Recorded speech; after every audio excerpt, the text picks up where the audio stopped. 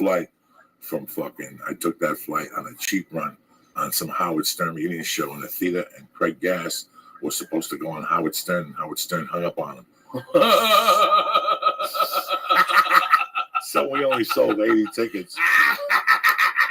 And I got a big song and dance at the end of the fucking show. It was horrible. Oh, about how we didn't sell enough, we can't pay you. Yeah. Man, there's always those motherfuckers. Usually it's a black guy.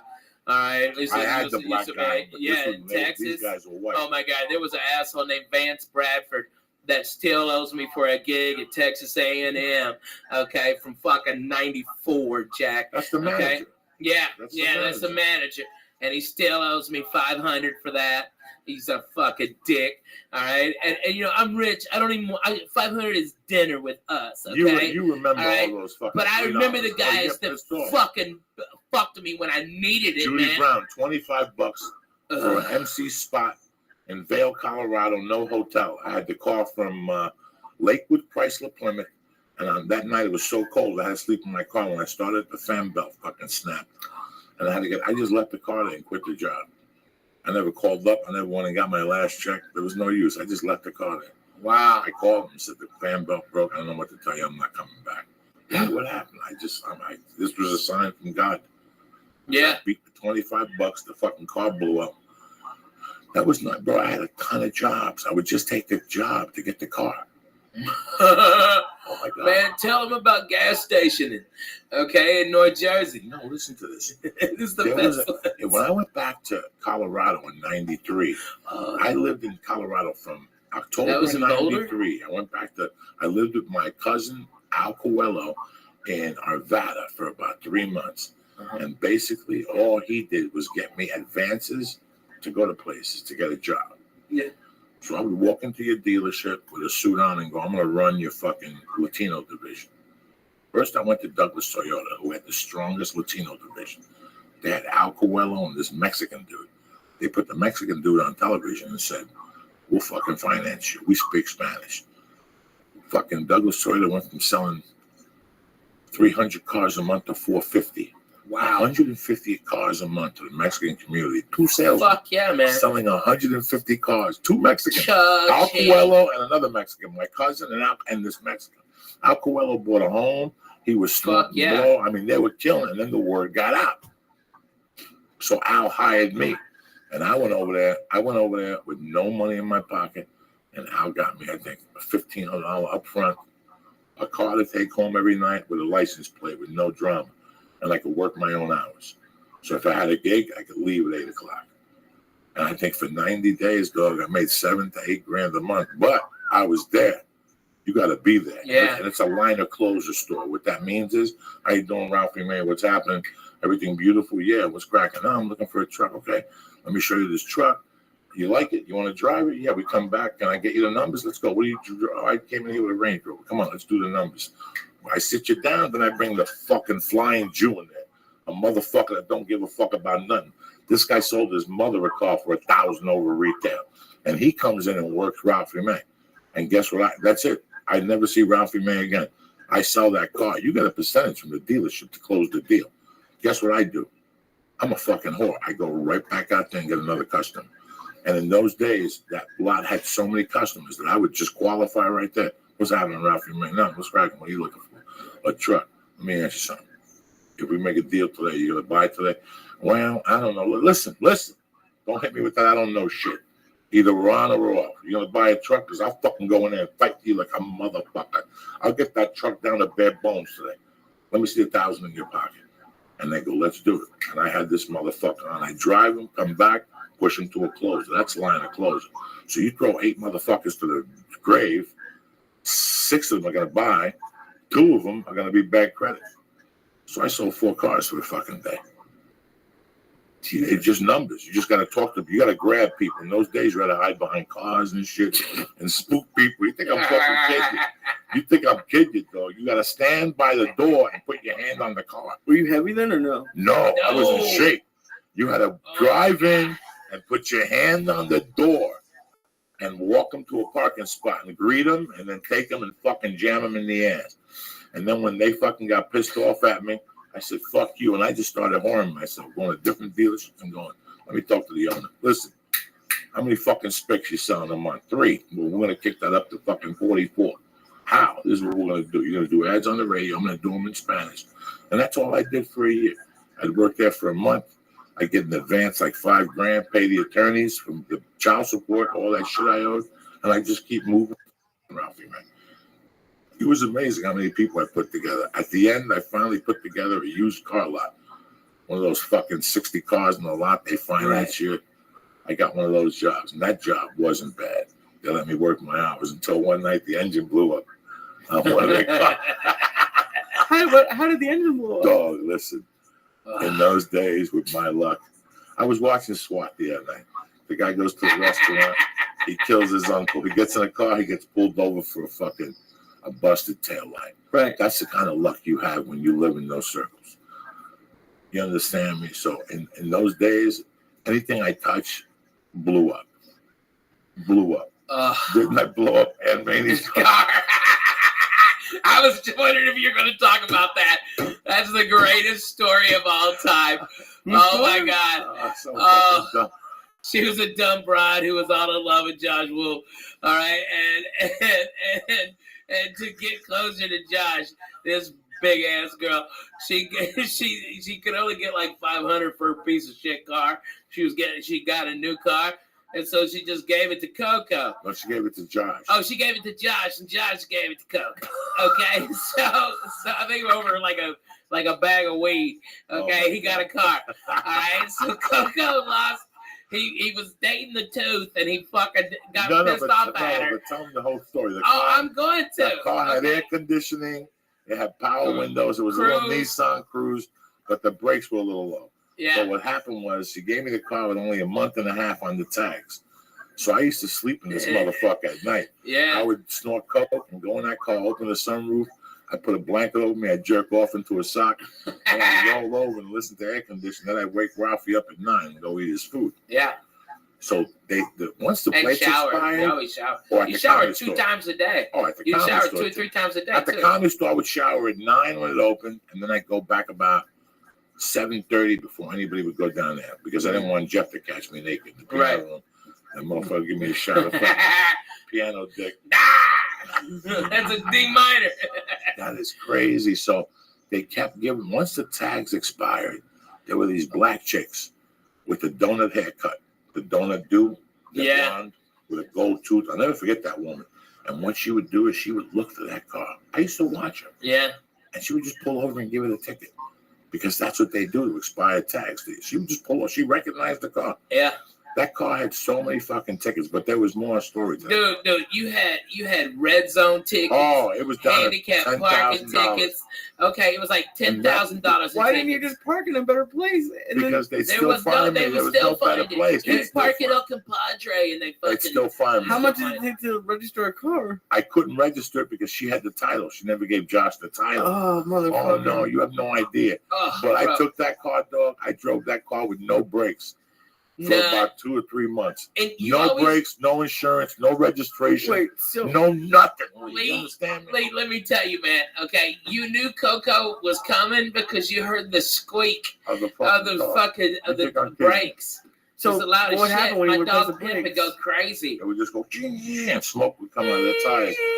And I go all the way every day to Redondo Beach and back because at that time I was living in Redondo Beach. And I do 60 with that dog. You have no fucking idea. I remember being. How do you do 60 in a car with no brakes? Listen to me, dog. I remember they used to do a contest in Redondo Beach on Thursday nights, and the king of the contest was Pablo Francisco. And when I would look at the schedule. When he was not in town, I go down there on Thursdays with fucking enough money to get me down there in that car, Lee. It was $100. It was $100, 50 for second place, or a pizza for third place. Yeah, and in the first place got free food and no. I just wanted the 100 because I had to come back. No, you got both. No, I didn't even eat. Oh man, we always did because and the winner is Joey. You ate plenty of time because you fucking eat it at my house on Thursday morning. Listen to me. In those days, when you put $100 bill in my pocket, there was no time for food. I shot to get the blow first, then we ate. Just to make sure the cocaine was there. Cocaine had to get. If I just made $100, trust me, there's no food on my mind. I could be a fucking one of those Africans that's skinny with his rib cage with flies all over him. And I'm still getting in my car and going to fucking Pancho's house and getting my grandma blow. Whatever's left over from the grandma blow, we're putting 10 in the gas tank. We're getting 5 for cigarettes. And whatever's fucking, that's the mentality. Now, I in your defense, I have to say that Coco, when they towed his house, he was living in my place. They towed the car. And then they towed his house. And so I got my car towed so I could go in and get it, okay? And when I went in there, I got all his clothes and everything. And by the way, I checked the glove box, and it was like opening up one of them can of fucking snakes on springs. You know what I'm talking about? And all them tickets fell out, motherfucker. It was like an encyclopedia fell the fuck out. I mean, it was just like it kept on coming. Like, it was like you clear a bunch out, and it was still fucking a shit ton in there. So it was like 1 a day for like 3 months? Dude, 3 or 4 a day. Because the car got towed. The car got towed probably November. And I started with that car in July or in fucking June. And they started ticketing me to mid-July. And then I lived by Sammy Medina. What's his name? Joey Medina. I'm fine. Yeah. Oh, bro, you have no fucking idea. I lived over there where Ralphie first lived. Yeah. Ralphie moved out, and then Joey needed a roommate, and I went over fucking there. Should have bought a new license plate or off something. Clinton. Dog, there was no money for life. Do you not listen? You're getting $15 a spot. You're getting 40 at fucking do a Mexican room, gig, Rosemead, fucking Alhambra, West Covina. You bought clothes on the road. Corona. You bought clothes on the fucking road, Lee. You took a bus. They used to drive me to take a bus to El Paso. That was the Joe Diaz Express. The Joe Diaz Express, Monday nights to be in El Paso, Tuesday morning at 1 in the afternoon. Do you understand what commitment is? For $550. Yeah. For fucking 1, 2, 3, 4, 5, 6 fucking shows in those days. You pay you $75 a fucking cent. If you bought a Southwest flight, that was half your fucking salary. There it goes. So for you to snort coke and go to Taco Cabana and party, you had to take the fucking bus. So he used to book me for 2 weeks, and I'd still come home fucking broke. Really? Fucking crazy. It's sickening what we did in the name of comedy and party. I'm not gonna lie to you, but the whole time I was serious about it. That's why I could have partied at the store. I was still serious about it. I just had the party element to me. And in those days, El Paso, they would give me a work coke. Yeah, man. There was. I would get offered coke like 6-7 times a night in El Paso, and I never took it. I never wanted to get a taste for it because I'm afraid I was going to love it too much. All right, and that kills fat people. Let me just tell you how weird the road is. So I'm in El Paso, and it's my birthday. You dig, Nick? I'm in El Paso, and it's my birthday, and it's a Monday. We just did the week, and I'm staying for another week. And I got a call on Saturday night from Ralphie May and Jody Furty. This is 1998. Mm-hmm. I get a call from Ralphie May and Jody Furty. They're coming down. They're going back to L.A., but they're coming down to hang out on Sunday with me for my birthday. So it was me and Noe Gonzalez opening up for Carlos Mencia. Mm-hmm. And that was like a good money week for me because you stayed on Sunday. And you did 3 shows on Saturday and opened up for Carlos. This is 98. What's his name really liked me? The owner. Bart Reed. Bart Reed. So he would try to put me with the bigger names. And he kept telling me, I'm going to have you open up for Carlos. I'm like, Carlos not going to go for it. He don't like me. Well, there's one time Carlos said, yeah, but I had to work with Noe. And I love Noe from the store. I love Noe. So it was perfect. I haven't seen Noe in forever. So it was my birthday on a Sunday. It was Ralphie's on Friday. Yeah. And they were going to come down Sunday night. Oh, yeah. And Jody got into a fight with Carlos. Yes.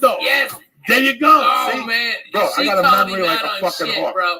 She called him out on her shit. I'll give it to her. They were playing Nintendo in our room.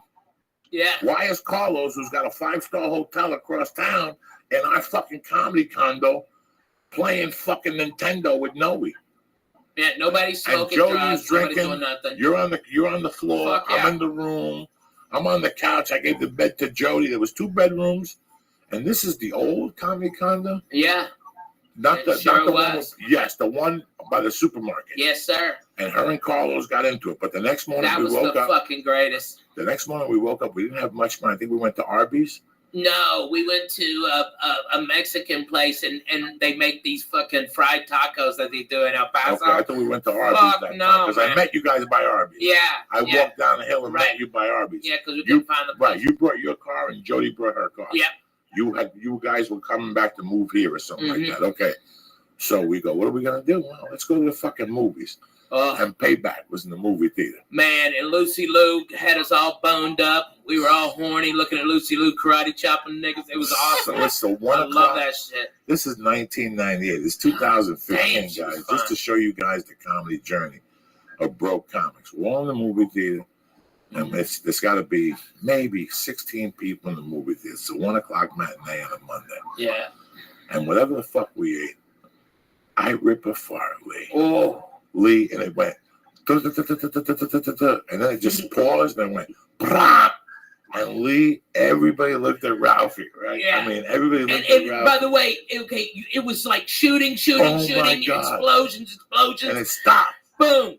Dead fucking silence. It was the greatest fart timing of all time. Oh my God, Lee. Okay, everybody's looking at me. Okay, and then Coco goes, "God damn it, Ralphie May! Jesus Christ! Jesus the fucking Christ, Ralphie May!" All right, he's yelling it. All right, and everybody's looking at me. And he's going, I didn't fuck, and we're fucking howling. I'm howling inside because where's Tony Bennett, that guy's like. So funny. And then we went to the movies in Universal City when I threw the M&M up. Hit that ball guy in the head. We threw peanut M&Ms at this motherfucker because his head looked like a peanut M&M, all oblong. All right, and we just see the movie, and every now and then you see just the big ass M&M fly the fuck up in the air. Bounced off the light. All right, and he was like looking back, like who done it? Oh my God! And we were leaving there, and his head had candy.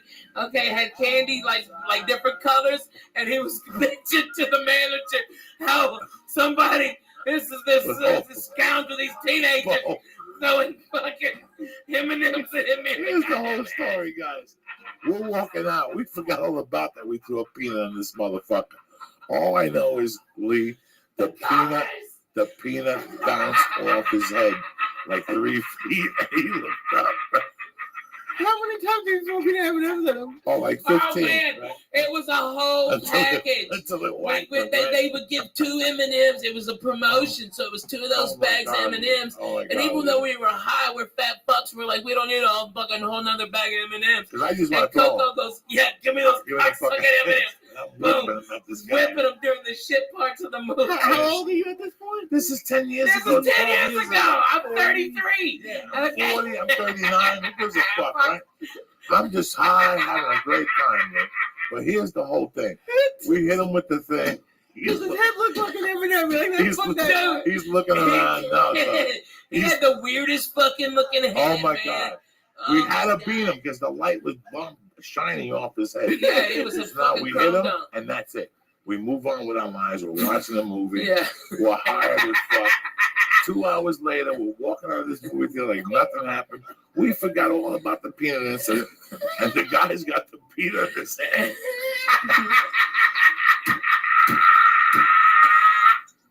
And he's giving the earbeat to the manager an earbeat. How these guys hit me with, and we're fucking howling. I'm howling. I'm fucking howling right there in the guy's face. He had to know it was us. I hit him with the fucking peanut. Oh my God. We Up were at Universal fucking City. crying. That's so funny. Lee, what the fuck? Didn't you ever hit nobody with a peanut? Yeah, but not. No, you I mean, didn't. it's hysterical, but I can't imagine you two just like whipping peanut M&Ms at this. Oh dude. yeah, man, we hit him good too. He was like, oh, and we were having a contest, like how far could we bounce the fucking M&M off his off head. his head? And it would hit him and bounce off his head straight up like 3 or 4 feet. That's what fucking kills you, Lee. Man, and you can see the peanut flying in the light from the fucking theater. It was beautiful. It was so funny. Let me ask you something. Hey, man, okay, I gotta tell you, how about the time that annoying fucking asshole was at the Comedy Store telling us he was a Fox TV guy, all right, and he's a producer, okay, all right, and we just got fucking sick of this asshole, always critiquing us, never calling us in for this, and you're like, Ralphie, look at this. All right, and you put like 1,000 fucking snots on this asshole's jacket. 1,000 snots. Okay, all right, and I'm laughing, going, I bet those snots are worth $85 if we grind them up. For years, I would put snots on people. It started with this teacher in high school, Mr. Zink, and I hung out with his daughter, Susie Zink. She was fucking a great friend of mine. We good old Susie Zink. But this guy had a suit, and I would tap him on the shoulder. I would pick a snot and tap him on the shoulder. And Mr. Zink, what's happening? And you would see the snots. He'd wear the same jacket every day. So that's the first guy I'm bombarded with snots.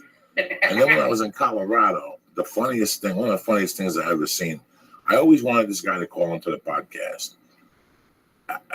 This is a guy that I didn't do comedy, but he became my friend along the way. He was a brother of a friend of mine in Colorado. And one morning, I did a Quaalude.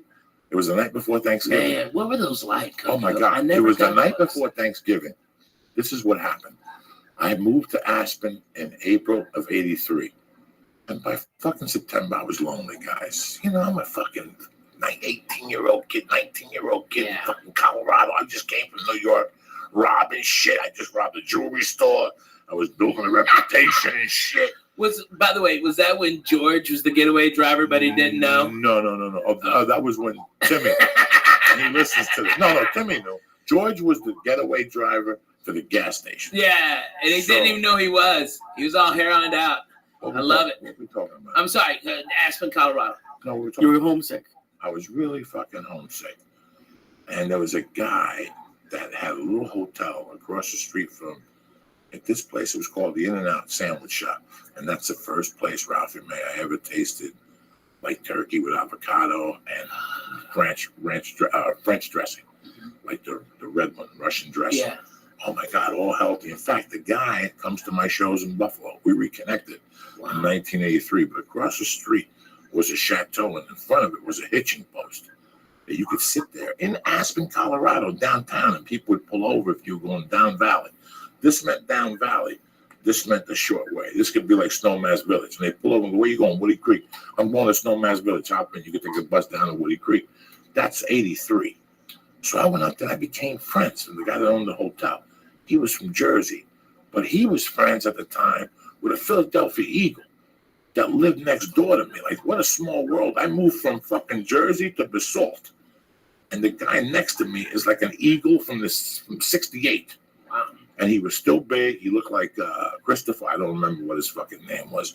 And him and his wife were good friends with my buddies from Jersey, so I became friends with them.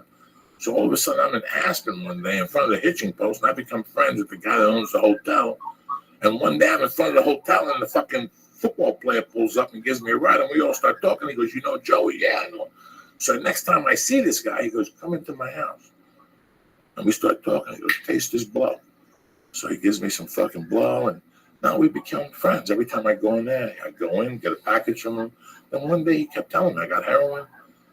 He had all those designer pills in the 80s. I mean, this guy was the guy. He had a hotel. And one night he goes, you know, I got Quaaludes. I was like, what do you want from him? At the time, I was paying 4 in Aspen. They were 10. And they were 6 for 50. So I said, give me fucking 6 of them. What a mistake that was. And I went to my own apartment. They were having a party where I lived. My roommate was having a party where I fucking lived. And I went over there. There was a keg. There was vodka. And I popped one of those Gorilla biscuits. And next thing you know, Dad, I woke up the next morning and I kept hearing an accent. A North Carolina accent. And I said, man, I'm telling you, Ohio State ain't shit. The Tar Heels is the only way to go. You all a bunch of motherfucking pussies. And I get up to see who's yelling in my living room. It's this kid from North Carolina. A white dude, tall, just a redneck. Opie Taylor looking, freckles and shit. And I started to sit down with him and argue with him a little bit. We always became fucking goombas. I don't know what the point of the story is. What I'm telling you about Carl Hall. I want to hear about Quaaludes, man. I wanted him to call in. Oh, yeah. What happened with about 5, 6 Quaaludes? I ate one of those fucking Gorilla biscuits. Did you wake up in, like, North Carolina? No, I woke up in Aspen. It's Nomad's Village in my living room. Oh, okay. Man, was it good? Was it a good ride, those things? He doesn't know. I mean, Fuck yeah, I know. Oh my God. Quaaludes were huge in the cocaine when cocaine merged with Studio 54. Right, the line and the lewd, right? It was the Quaalude, the Tumanol, and something else. There was something else in those days. But the Quaalude was the Aurora and the Lemon, but they're both 714s.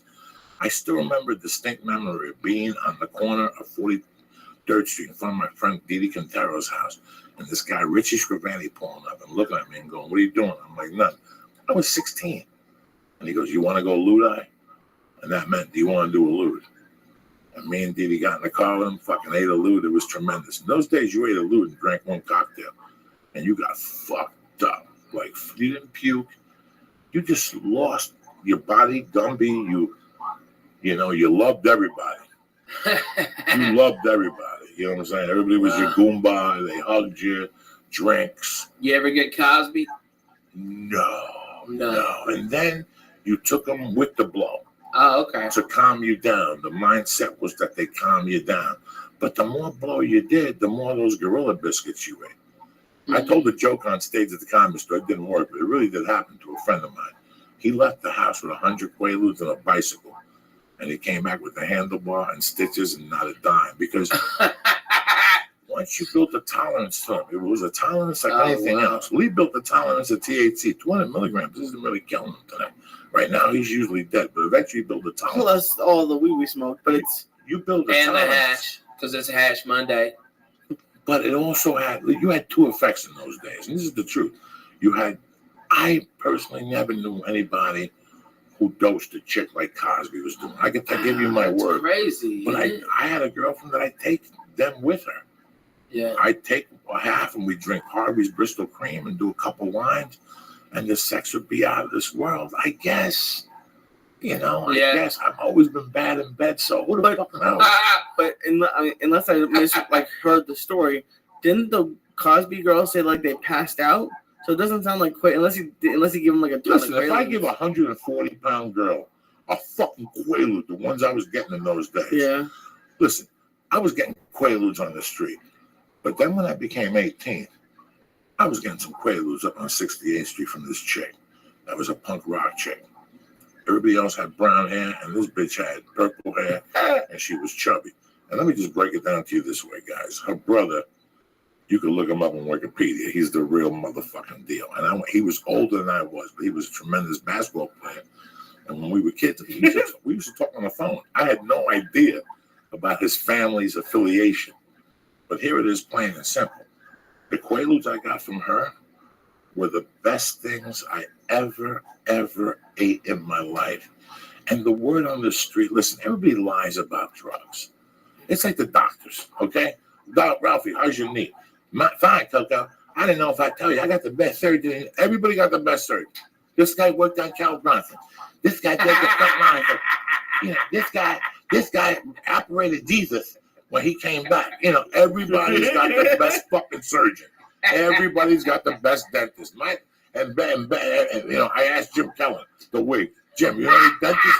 He sent me to a dentist that it cost you $300 just to walk into the office in Beverly Hills because he does the chicken mile. I've got my dentist is in Nashville, and he's helped a bunch of comedians and brothers of mine go in there and get their dental work, and he is fucking the best.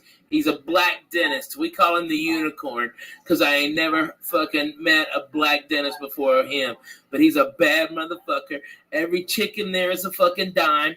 All right. His wife looks like Michelle Obama. All right. I mean, she fine too. All right. He drives old hot rods. He's a bad motherfucker. All right. What's it got to do with Quaaludes? Hey, I'll hook you up. You said about dentists. I actually got a guy. When you go to Tennessee, my point is, everybody always says. You don't go to Hollywood for a dentist. You gotta go to Tennessee for a dentist. I'm scared. I go down the corner from my house. The little Iranian guy, the Arabian guy. That motherfucker beats insurance every time. This guy comes to me and he goes, "I could get you this." Next, I see him next time. He goes, "Listen, I got you a fucking rebate. Don't worry about the fucking 200." That's what they do. They work the system. Yeah, right. The way you're supposed to. Yeah. But so this girl for years kept telling me, These things are pharmaceutical. I would meet like at 7 o'clock on Friday and everybody else wanted 4. In the mid 80s, in 81 and 82, this bitch wanted 6. But I mean, they came in a wrapper, Jack, like sealed. And she'd tell you they were pharmaceuticals. And those things, if you look at my eyes, I have veins that busted. They're from those things. Wow. I know for a fact. I remember that. The first time I ate one of her pills, I still remember uniquely that night. I stayed on 46th Street Hill, and it was the dead of the winter. And in those days, we barely had, we'd buy a nickel bag of weed, we'd buy a bottle of Poopah vodka or Wolfschmidt silver. Ain't nothing wrong with Poopah. I've gotten fucked up on that. We'd get a mixer, Gatorade or orange juice. And in those days, we didn't have enough for blow. So the kid I hung out with, his brother was a slinger. So we'd stay at his house. Our goal was to stay up till 2:30, because when Carlos would come home, he'd give us each a little line. We were 15. Didi was maybe 13. Wow. And Carlos would give us a little line and go, get the fuck out of my room. I got a girl coming over. And that was it. We'd do a Quaalude. But one Friday in particular, me and this kid ate one of those pills and went back to his house and we put on Led Zeppelin 3, particularly Gallows Pole. We listened to Gallows Pole 1,000 fucking times. Put on Gallows Pole, Lee. Such a strong Gallows Pole? Led Zeppelin 3. We put that song on, Ralphie, 1,000 times, and we sat in his brother's room with the lights dim, and we just drank, smoked dope, and listened to this fucking song over and over and over. I remember the brother coming and giving me a lot of coke. In those days, my mother had just died. I was living with the Benders, and I'd walk over to the Benders, fucking jazzed up at 4 a.m. What are they gonna say to me? They weren't my parents. I was just living there. All night I listened to this song. Quaalude up. The next morning I woke up, I had fucking, my eyes were bloodshot and there's veins that stayed purple. Like they just stay like that. And that was the end of, that's the story of the fucking vein in my eye.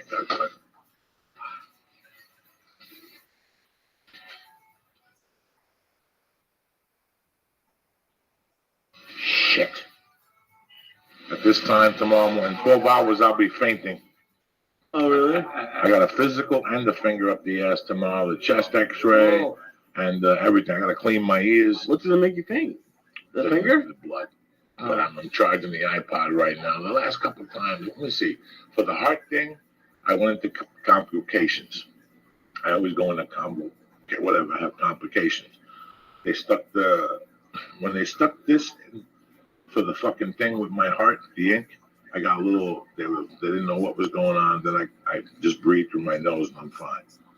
When I did it for the camera in my asshole, and they put the intravenous in, that time they had to turn the air conditioning on. I was sweating fucking profusely in there. Tomorrow, if they put me in a room with no windows, I have a hard time. But if they put me in the room with window, if I could see light, what I do is I go in there first and I set up the fucking cot how I like it, where I like the pillow. I swear to God, I run that fucking Bob Hope Medical Center. Dr. Waxler is my fucking main man. So he's not even in the room yet. When he comes, he goes, what do you want to do first? They throw a sheet on you. You got to take your underwear off tomorrow. It's a fucking nightmare tomorrow, Lee. And he'll look at my ears. He'll look at my nose. I got to trim my nose hairs today. He'll look under my armpits. He'll feel me for fucking lumps, whatever the fuck he does. He'll make me show him my dick, and he'll fucking grab my balls and make me cough. And then he's talking to me. He'll go, let me check your lungs with the breathe to me. And while he's breathing, he'll go, right, bend over. And while he's making me breathe, he'll go take a deep breath. And all of a sudden, I'll feel a cold finger with lube going into my ass. And you can hear him fishing in there, like looking for a watch. And all of a sudden, he's like, you okay? And after that, there's not much you could say. Yeah, right. Are you okay? It's going to be a fucking minute. Am I okay? You just fucking destroyed my hopes at 9:15 in the fucking morning.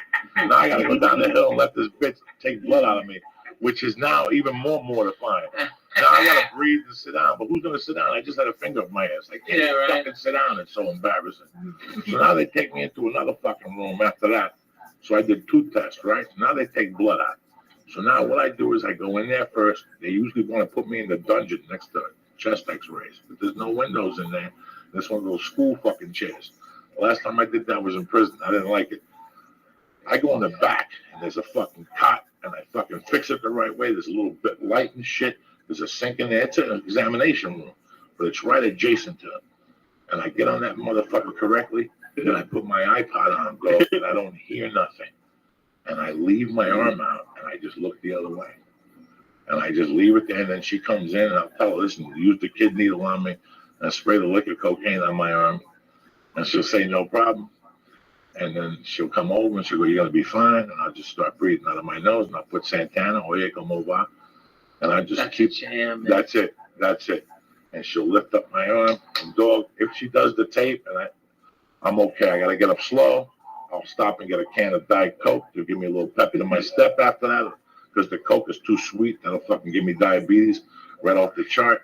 And then I walk down the hall, and they do a chest x-ray.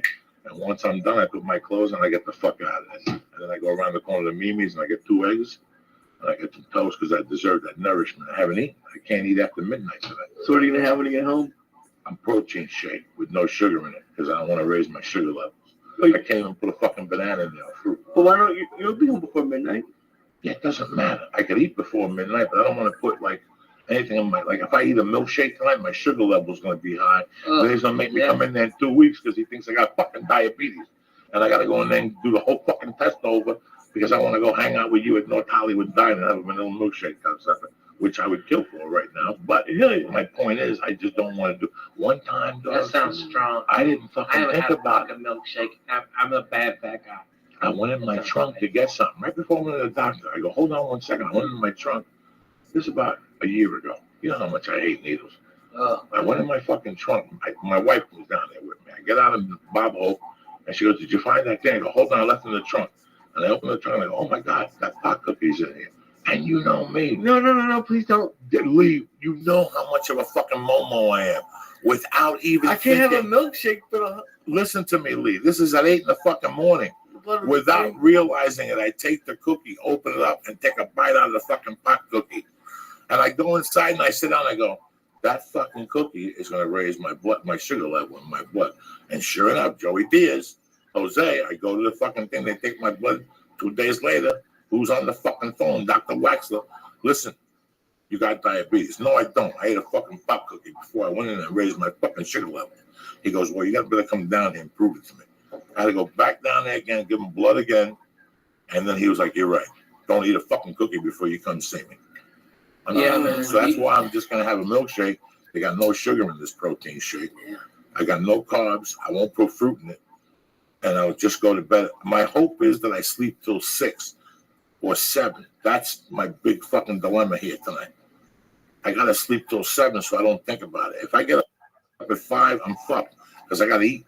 What's going through your head, like when like the taking blood and you pass out? Like what's going?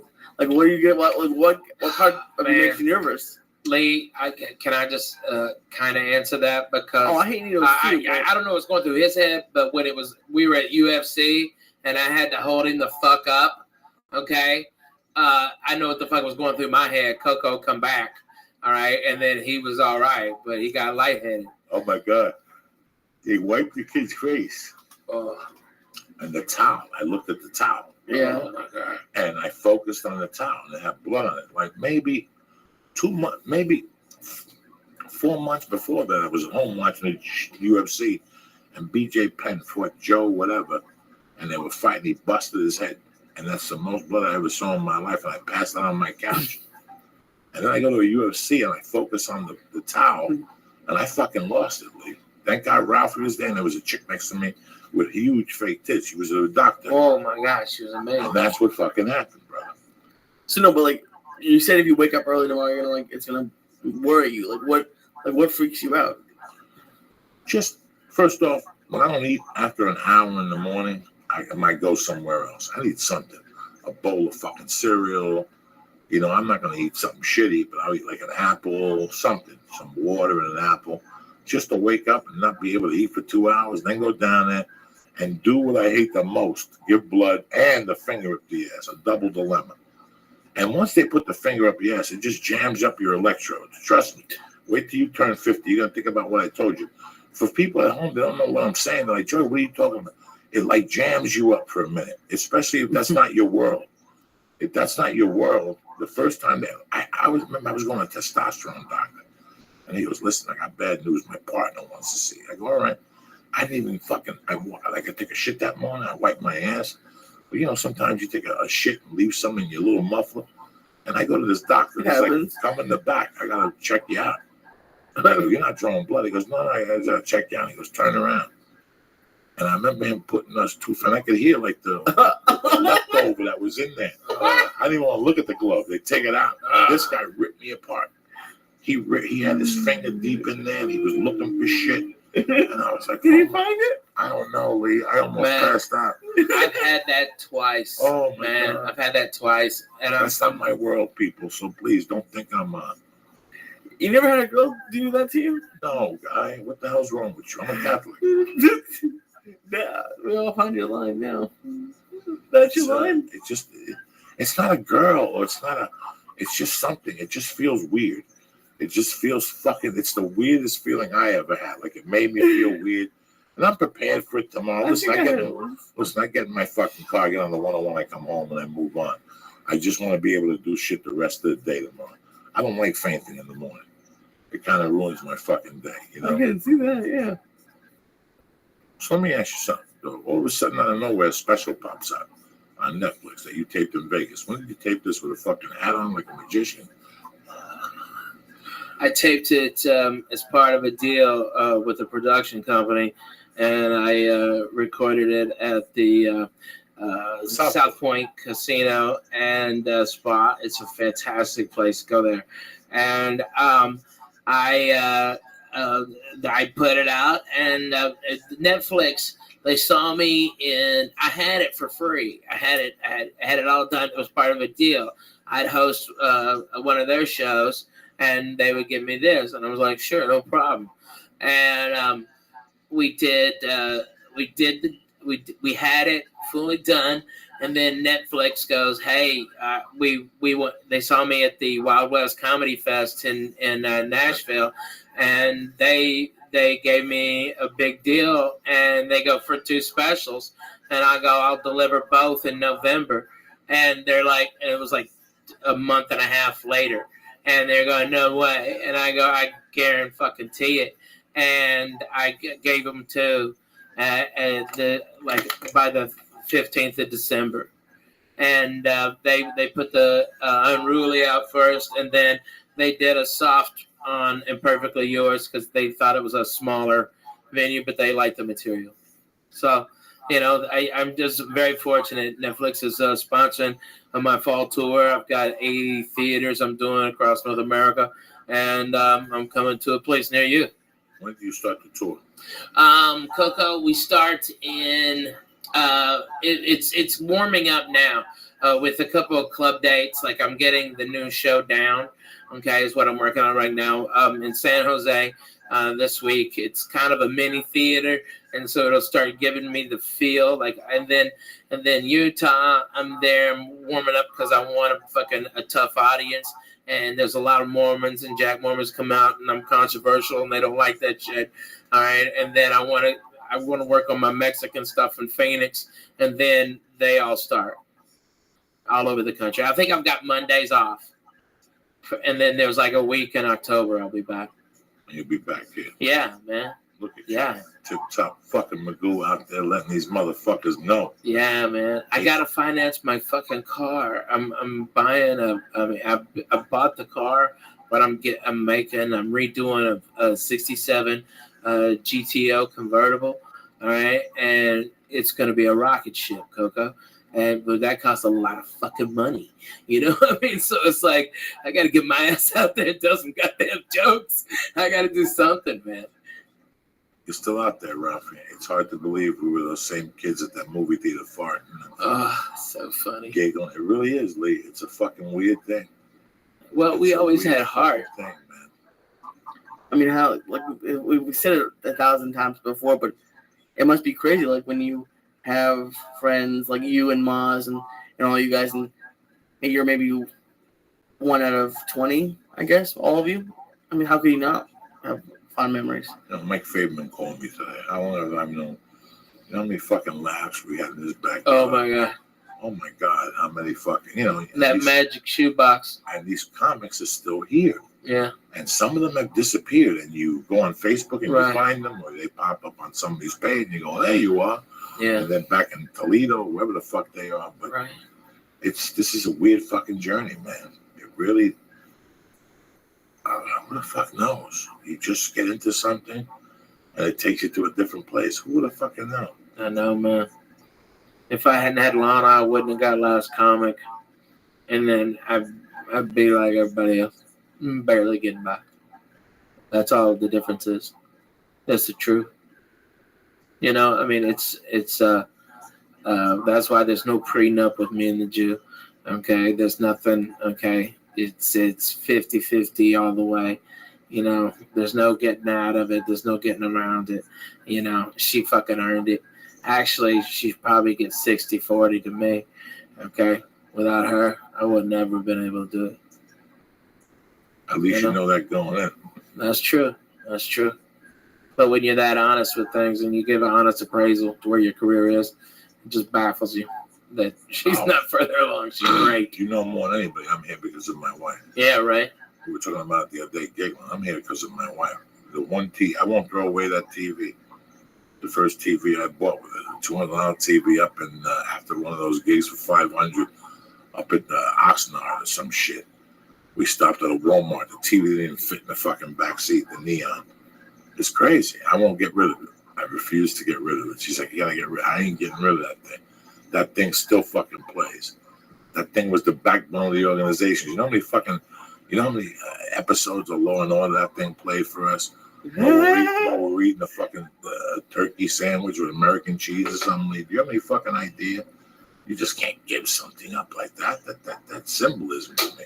I remembered all those things, man. I never forgot them. I don't know why. And I bet I did forget a lot of those road memories. But, man, did I luck out on the fucking road just putting pieces together as a feature act, going up to Boston and working for fucking all those clubs, 50 Bucks, Nick's, the Grill 57. I was taking buses everywhere. I would go online and catch Kowloons. Fuck yeah, man. Oh my God. I was going up to Rhode Island, Toronto in those days, all on a bus league, all the way down to fucking DC. Joe Diaz Express. I go to Tyson's Corner, Bethesda, then I shoot down to Myrtle Beach, and then I know Atlanta in those days. The Punchline hated me. So I shoot down to fucking, the other club hated me in Jacksonville. The Hilton, whatever, with the all-you-can-eat seafood. No, the Ramada Inn, dude. It's the Ramada Inn. What is it? And it's the Comedy Zone. And it's run by Mr. Fred. All right? And every time I go in there, they have a great fucking buffet on Friday. On Fridays. It's Friday night, It's fucking tremendous. Clams, oysters, all right? everything.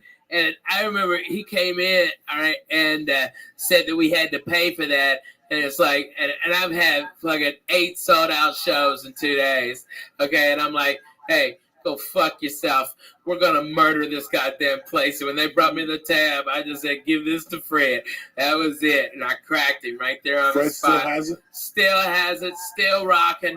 I think it's one of the nicest fucking hotels in Ramada's chain. They're fucking great. It's the Mandarin. Yeah, the Mandarin Inn. The Mandarin Inn, yes.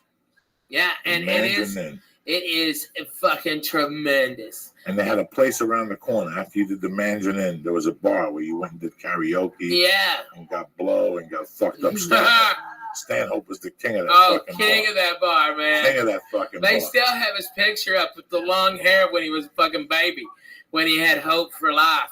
All right, when he had a lust for life and wanted to do something, aspired to greater things. And then I would do 1 or 2 coconuts to keep me alive, to give me change, to get me all the way to Miami. I did Davy. Coconuts were garbage. Oh my God, I did Davy one time. Wavy and Davy was the name of the club. No.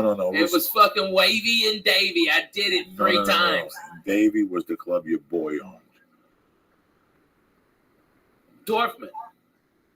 And he had the fat chick booking it. And I co-headlined. He had 2 of them. He had West Palm Yeah. And he had that one. I Yeah, the co-headlined Comedy it. Corner. In 1998, I co-headlined it with Jim Florentino, Weehawken, New Jersey. Yeah. And the Comedy Condo didn't have a fucking bathroom on a door on the bathroom. It was the worst Comedy Condo. I had to stay with like cousins. And they were living like animals, like 22 to a bedroom, snorting blow. It was tremendous. And then I finally got into the Miami Improv. Yeah. And then that was Joe Chadwick. Joe Chadwick. He's in Cleveland somewhere selling shoes. Good for him. His wife finally died. They got like They got like $3 million. They got that thing, Fen. Mm-hmm. They sued Fen and got like $3 million and went through it in 2 weeks. And then she died. And it's weird. This comedy stuff is weird when you get into like the people that are still around and who's moved on. Right. Like whatever happened to Mark Babbitt? He's hoteling it. He's hoteling. Let me give some shout outs and we'll do the sponsors. All right, man. Loving you. All right, my main man, Major Slander, Sean Taft, Danielle Gant, Omar Haboubi.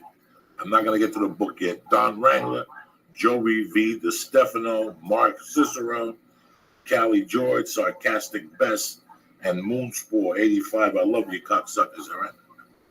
What's up with you, dog? What are you sitting there all hypnotized for like Biggie? 95. Did you know he shot some dude with AIDS blood? Who? What? Fucking not Biggie. Fucking what's his name? Who's the guy that got run over? My whatever shirt. What the movie? Who just Cat Williams' manager? What's his name? Suge Knight. Suge Knight. And he shot some dude with AIDS blood. Where'd you hear this? Paul was talking about the movie. It's like that rapper or something. Eazy-E? Yeah. Like one of the conspiracy theories is that Suge Knight did it. I don't know. You know, never heard about it? I just heard that for the first time. Yeah, you're blowing my mind. You didn't go see Straight Outta Compton? Not yet. Good reviews. I think we're gonna go tomorrow. What time are you going? I have no idea. You taking Paul? Yeah. Tomorrow night?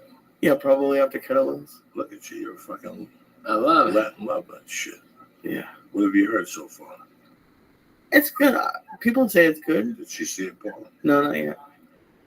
But I'll see it. I saw Dope. That was good. Have you seen that yet? No. That was really good.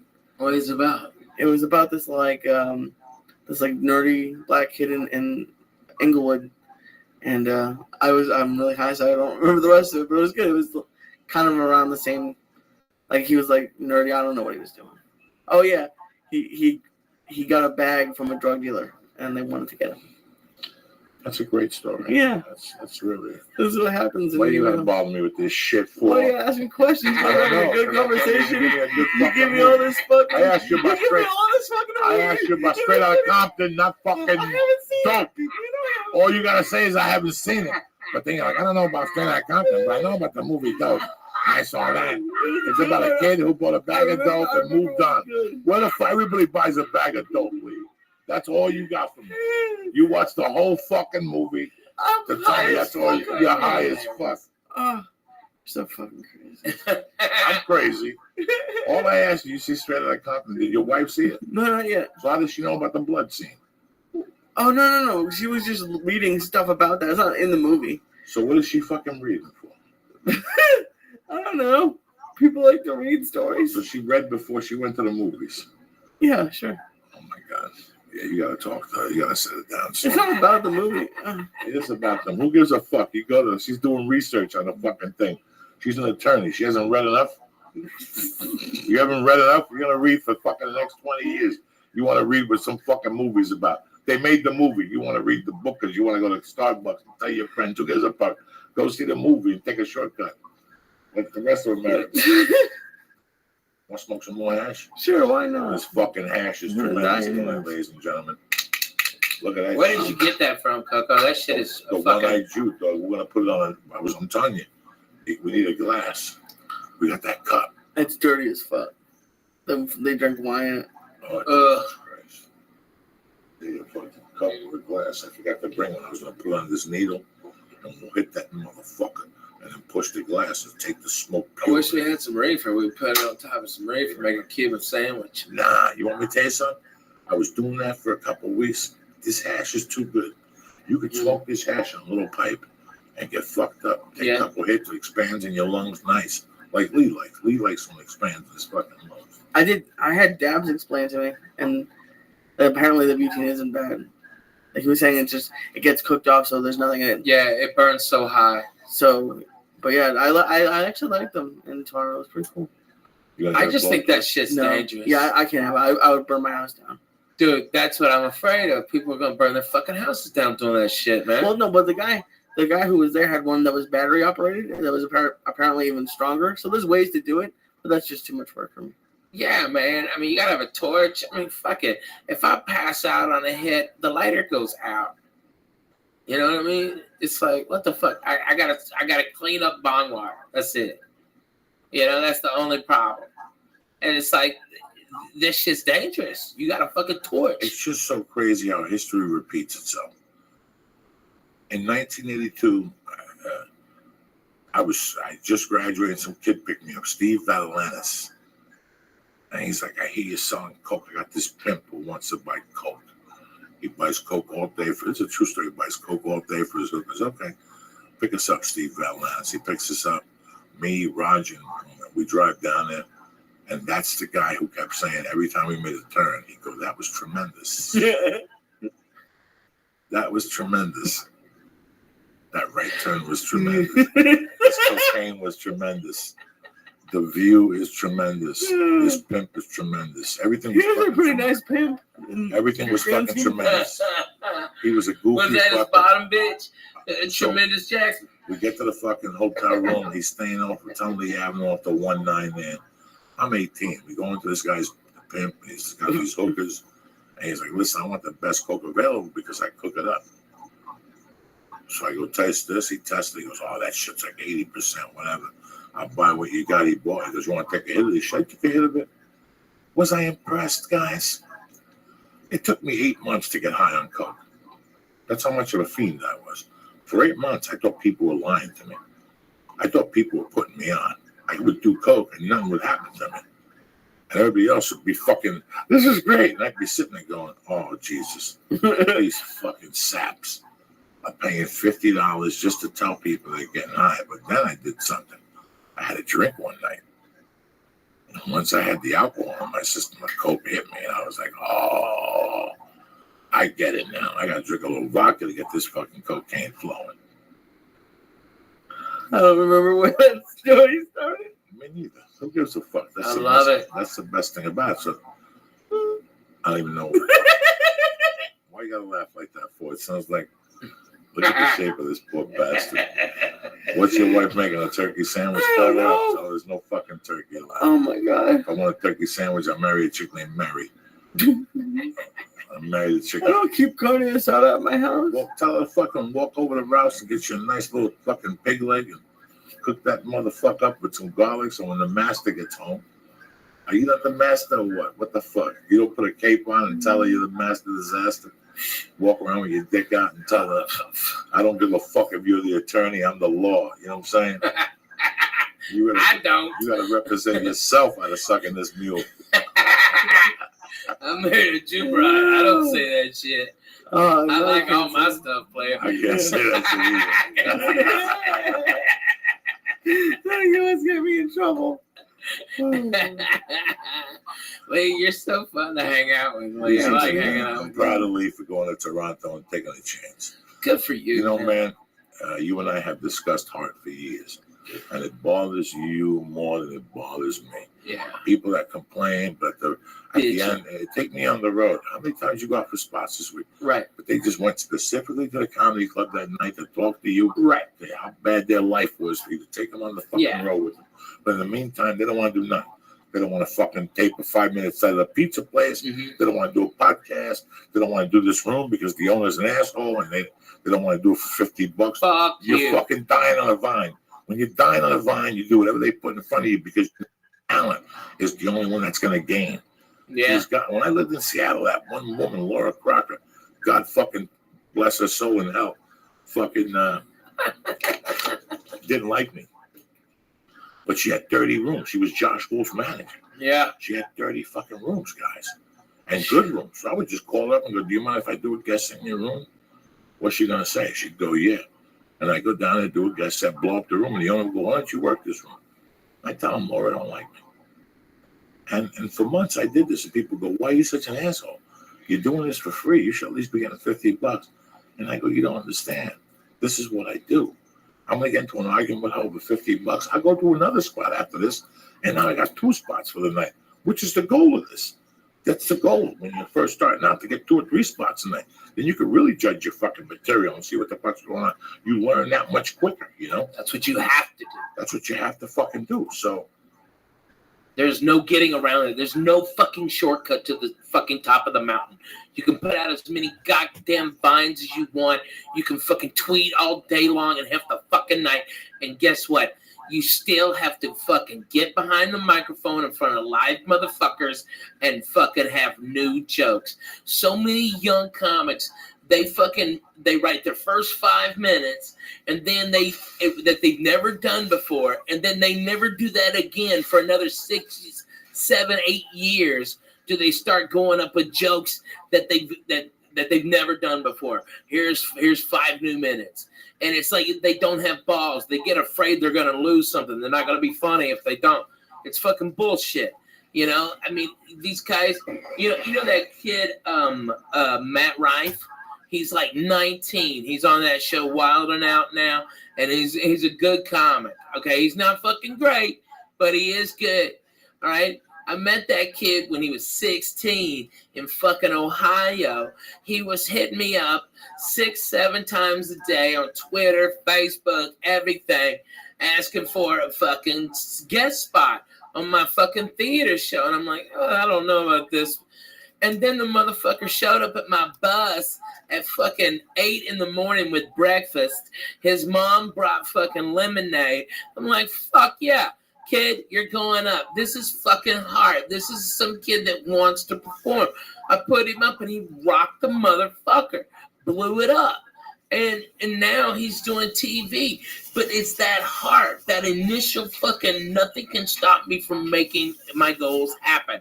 Okay? That is something that all these fucking there's bullshit young comics, they're just waiting for stuff to come to them. It's not even young without comics. Heart. I saw a lot of old Oh my God, a lot of my them. age Oh, that have popped back up, and they're like, listen, can you do this? And you sit there and go, where have you been for 8 years? right? You just stopped. You gave up. You didn't keep going up 3 times a week. I understand you got to get a day job.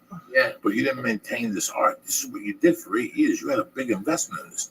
Think about if you would have put another 8 years into it, where you would have been right now. Where you would have fucking been right now. Why do you think I bug you about the jiu-jitsu league?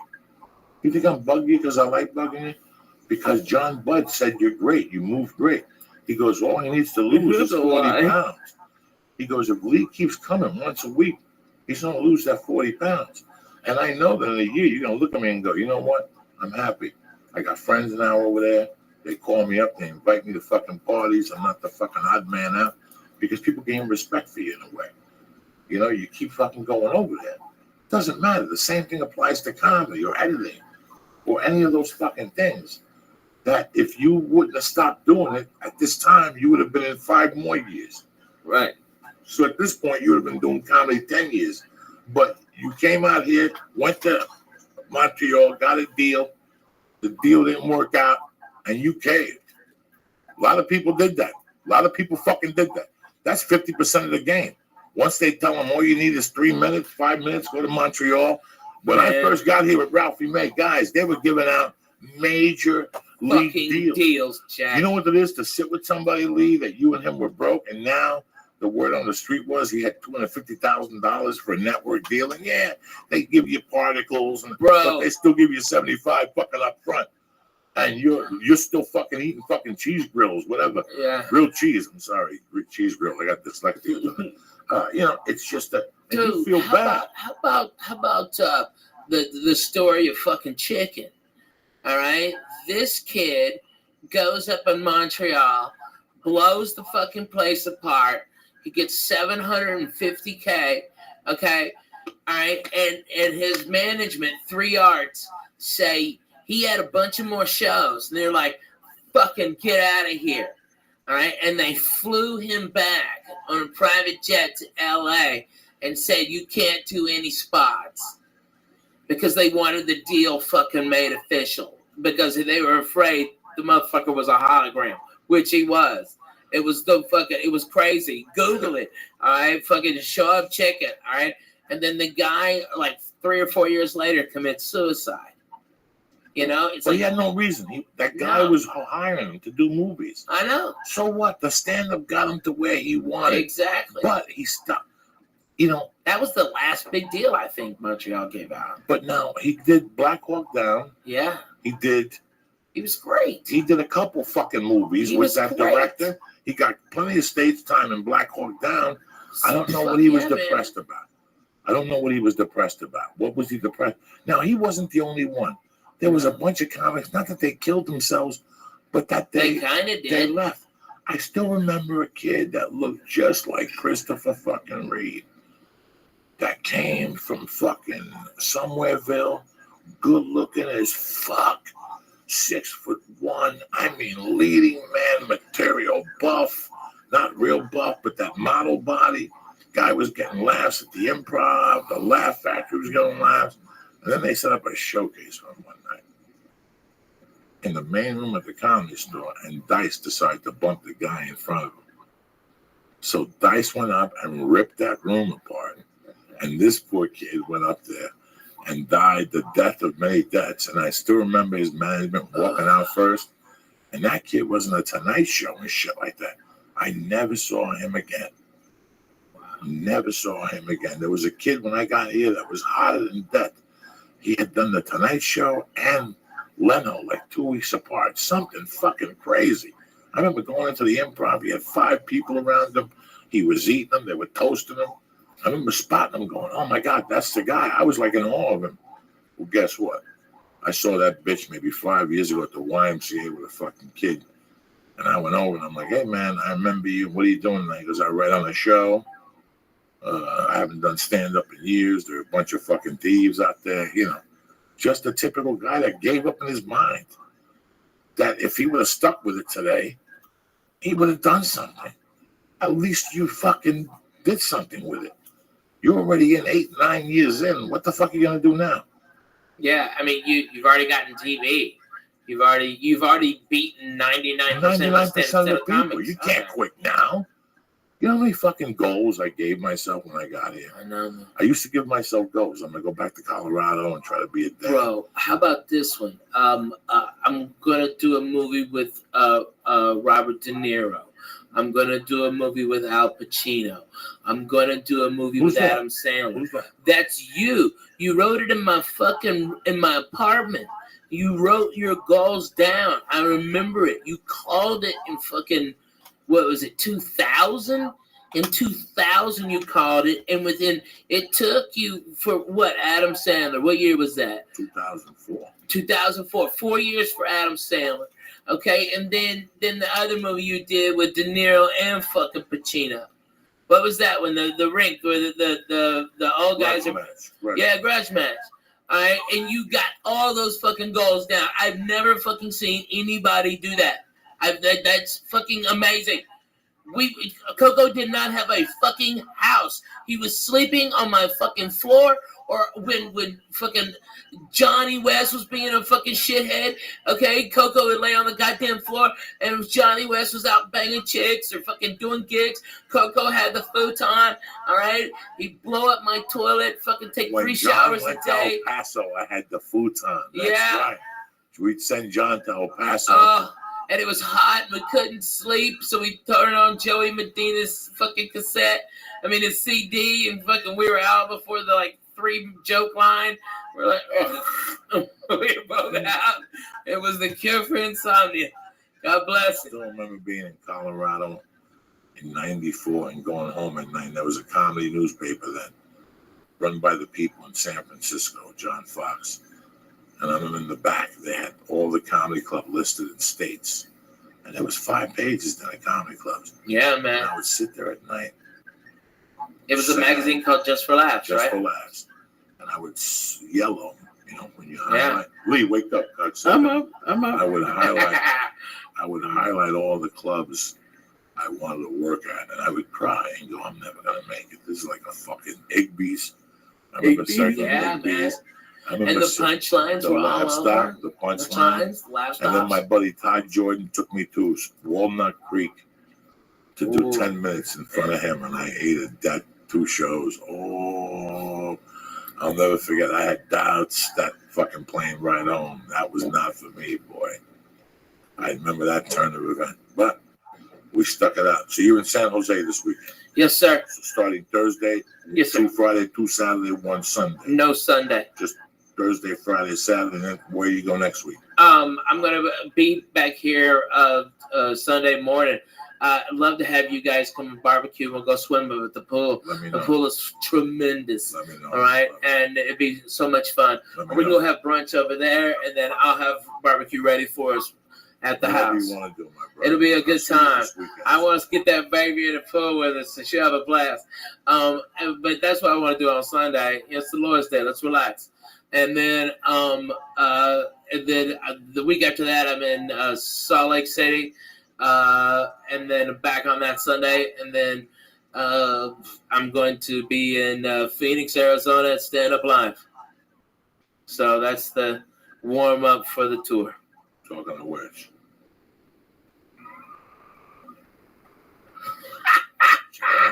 I love her. Let me see her. Oh, Mija. Oh, yeah, she's Look swimming, at this Jack. baby. She's a swimmer. Look at She's that. swimming, Jack. She's a That's fish. the real deal. That's the real deal, I bro. love it. She's at that pool in Verdugo Oh, with fucking young adults swimming, kicking. I love it. People, I my love wife it. don't even run out there in that fucking deep end. She's Check it out. amazing. Oh my goodness. Isn't that amazing? That's fucking crazy. Look at She her. was barely fucking walking. Ah, Now she's ah, in the pool on her back. She's on her back? Look, I can see that. Holy shit. she don't fuck around. That's what Nah. she's been doing since she was. How old 7 is she now, Coco? She's 2.5. 2.5. She's my fucking bodyguard. I can't shake it. Good for you, man. No, I'm I'm I so got a happy second for you. chance. Hey, as usual, my main motherfucker's on it. Go to onit.com for the best. I mean, the best. I read an article the other day that had on it in there, like toward macronutrients. I mean, that's how fucking good. I was blown away. And I'll tell you what, the staple, the Mac Daddy, Alpha Brain, 100% guaranteed, complete Earth-grown nootropics. We ain't fucking around. All your brain cells will be cooking on all cylinders. Who's better than you? And if it don't cook, maybe you're just retarded. But if it don't cook, send it back to us. We don't even want the fucking thing. We'll send you back your money. Who does that? Who gives you that kind of guarantee? Well, you But might be don't stop retarded. there. How about the tea for the fucking up your testosterone levels? They also have the coconut oil for your coffee. We ain't fucking around. New mood. I mean, listen, give it a shot. Columbus did. Go to onit.com right now and press in Church. CHURCH and get 10% off your first order. Or you could you need fucking alpha brain more than ever, cocksucker. You know what? I think I need a few alpha brains. Oh, second but not least, hitty6.com. The fuck you get? These are tremendous. Lee, I hope you have a bunch of these you can slip me, brother. I got a bunch of them there. I got some more. Fuck yeah. Eddie You're a Cigs, good the man, cigars Lee. are tremendous. The Tremendous. The e-cigs are tremendous. The best thing about them is 1,200 guaranteed motherfucking pups, okay? Oh, my dad ordered like 20 of them. Yes, he did. You know why? Because they're Your fucking dad's $10 cool, a man. piece. Oh, yeah. So you get 5 for $50 right now. Go to hitty6.com and press in Joey's Church. Joey's Church and get 5 for $50. Cheap way. You get 5 e-cigs and get a cigar. Get the 0, 8, 16, and 24, and you get quit off your fucking cigarette habit. Number 3, my main motherfuckers, naileditlife.com. Always there for you. Fucking whether you want to dab, blow yourself up, whether you want the Goomies or Mono, whether you want the best vapor pen in the business, that's what they do, Nailed It Life. Pete and fucking Dave don't fuck around. So do me a favor. Go to naileditlife.com. Look at that great selection of vapor pens, 100% guarantee. In fact, they have the vapor pen 20% off right now. You press in. Joey Diaz. Boom! 20% off. It's $50. You get it for fucking $40. You got a problem, you call Dave, your fucking piece is there. No ifs, ands, buts about it. That's why we work with them. That's why we're family, all right? Don't forget to go see Ralphie May next week in San Jose. And the Flying Jew, I love him with all your heart. We'll be back Wednesday afternoon at 3 o'clock. Stay black, cocksuckers. You're going to play Highway to Hell. Fuck it. Fuck yeah, man. Thank you for coming on, Ralphie. Man, I love you, Coco. Thank you for having me. I'm sorry, fans, if I was rude. You weren't rude. I'm kind of high. I apologize. You're just speaking your mind and shit. I love you, man. Hey, it's like feel like I'm talking at the kitchen table. I forget this is your show. My apologies, brother. No disrespect. No disrespect at all. You never apologize. You know what I'm saying? Yeah, but you're my brother. I don't want to fucking short you down. You're really good. I know, man. How hot is that Jennifer Garner? What is that Ben Affleck thinking? Did you see that fucking mistress? Oh my god, I know. She was really hot. Yeah, she's really hot. She ain't that shit Schwarzenegger got with. Oh Jesus! I'll tell you that, fucking Christ. Okay. That thing was brutal. You see that? No. Oh, good Lord Jesus. Looked like Coco with a wig on. Oh. That fucking Schwarzenegger made. Oh, she's ugly as fucking brutal. Got my tits though, so you know it ain't all of us. On that note, this show is brought to you by Onnit.com. Go to Onnit.com and use code word church to get 10% off. Wait, did you say your website? I'm RalphieMay.com and follow me, guys, on Twitter. I'm at Ralphie_May. It's really me. I'm sorry if you're mad. I love you anyways. Thanks for having me here. You know that you don't know when we were fucking high and you're living with me. You're like Ralphie May. You're gonna be the fucking deacon of the church. What's happening now? So I feel like it's always good to come back to the church. You know what I'm saying? I ain't mad at you, bro. You no, man, I love you. I love that you're back on a Monday night fucking around. We got high, and that's it. That's how we do it here. No editing, just straight up. What are you gonna do? We love you, cocksuckers. Read the final results. All right. Go to Onnit.com and use code word church to get 10% off all the great optimization. You got Highway to Hell? Yes. All right, let's do it. I'm doing it. Go to Onnit.com, use code word church, 10% off all the great optimization products. Go to hite6.com and use code word Joey's Church to get 5 Hit E6 for $50. Hit E6 better tasting, longer lasting, and the proof is in the vape. And go to naildownlive.com and use code word Joey Diaz to get 20% off the premier vape. I'm too high to get blood. No, man, you're gonna be calm. Breathe through your nose. You'll be fine. Okay. I spray my nose with Afrin and shit. Yeah. Daddy. It's all about the Benjamins. It's Passover. Puff Daddy. Yeah. Formerly P. Diddy. Formerly Sean Combs. Formerly bad actor. Formerly rich as fuck. Yeah, rich as fuck. I don't care. I think he made most of his money on vodka. Maybe. Something, who knows? Something. He had a TV show for a while. When he came out with a perfume that said he was the king, I thought, oh God. Next, this is too much. You cannot be mad at this kid. I'm not mad. No. I'm just not interested. No. In reality, I mean, he started. There was no silver spoon. There was nothing. So that's why I'm not a fan of his. Like, I don't go jumping up and down. But I have a problem with somebody that makes things, comes from a certain area, and then makes things that are so expensive, then he, PRs them to kids who can't afford to buy them. It just seems, I don't know. Hey, the same way cocaine took over. Everybody was smoking pot for $5. All of a sudden, somebody showed up with a package that cost a yardstick. Oh my God, that's why I'm doing cocaine. 95% fucking markup all of a sudden in 2 days. So yeah, I don't know why I stopped smoking pot and went to cocaine. And crack on Thursdays has just gotten to be too much. It's all too much for me. It's always been too much for you. Oh, I'm so tired. Now, you were born in New York? I was born in New York in the Bronx. How long did you stay there for? Until I was a baby boy, but I've gone back so much, and I'm so New York-esque. You know what I mean? I think because my mom is so Brooklyn that I think that it's very much a part of me. It's the way I grew up. I also grew up in an area of all Jews from New York. And then the black families moved in. And then that's when I got my boyfriend. My boyfriend's black and I'm going to be in trouble. Now, your parents, when they grew, they were both Jewish? Both Jewish. And both grew up in the Bronx? No. Mother was Brooklyn. Father was Holocaust, Poland and Russia. So my father came here in 1949, running from the Nazis. He wasn't in the, in the camps. He was in the discos. The ghettos, like in the movie The Pianist. And he came here. He says, "Jason, what are you crying for? Why are you so upset? Why you make a big deal out of everything? You're so stupid." I said, "Dad, I'm 8." So he ran from the Holocaust. Oh yeah, him and his family and my grandmother and my grandfather and my uncle, who's still alive, my father's passed 3.5 years now. Sorry about that. They stuck together as a family. My grandmother was sort of psychic, and they knew where to go, and they were sponsored in this country, and then they came here in the 1949. Yeah, it's so funny because it's always a part of you. You know, I am not a religious person. I don't even believe in religion, honestly, but I'm very Jewish culturally, and it's very much a part of who I am. When you say culturally, you celebrate everything. No, it's not about the celebration of traditional holidays or anything, because we make everything up. I mean, we do. Everyone does. If we had to eat the food that they ate, my mother would go, this is shit.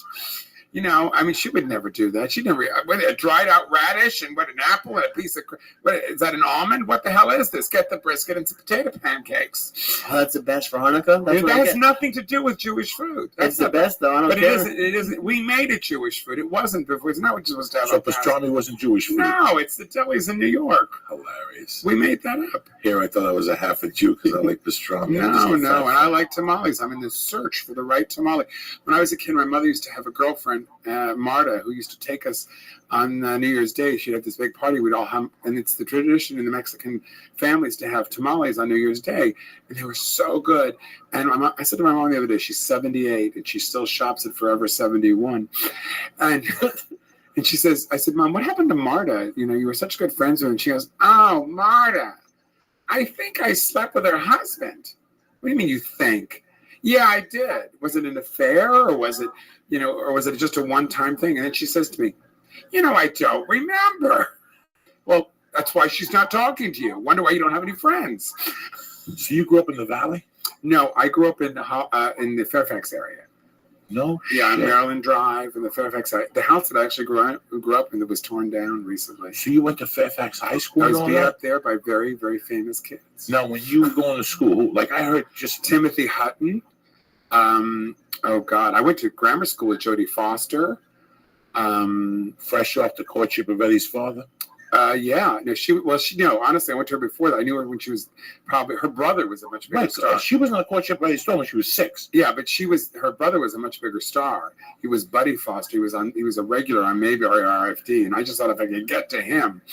I went to school with Michelle Green from LA Law, and it's so funny because I was guesting on an episode of Strong Medicine, and we're in the makeup room, and I was talking to the makeup person today, and she says, Jason? And I couldn't believe that she remembered me, because I went to school with her. Her and Michelle Tobin, who were in my favorite movie, Years, Mine, and Ours, but no one's going to remember all this because it's so obscure. But like a friend of mine, he was an agent of mine. He's in Vegas now, but he told me he went to high school with Paulie and the chick that's in... Well, me with Timothy Hutton, so that was, Right, you went to school. Now, you went to Fairfax High. Fairfax High.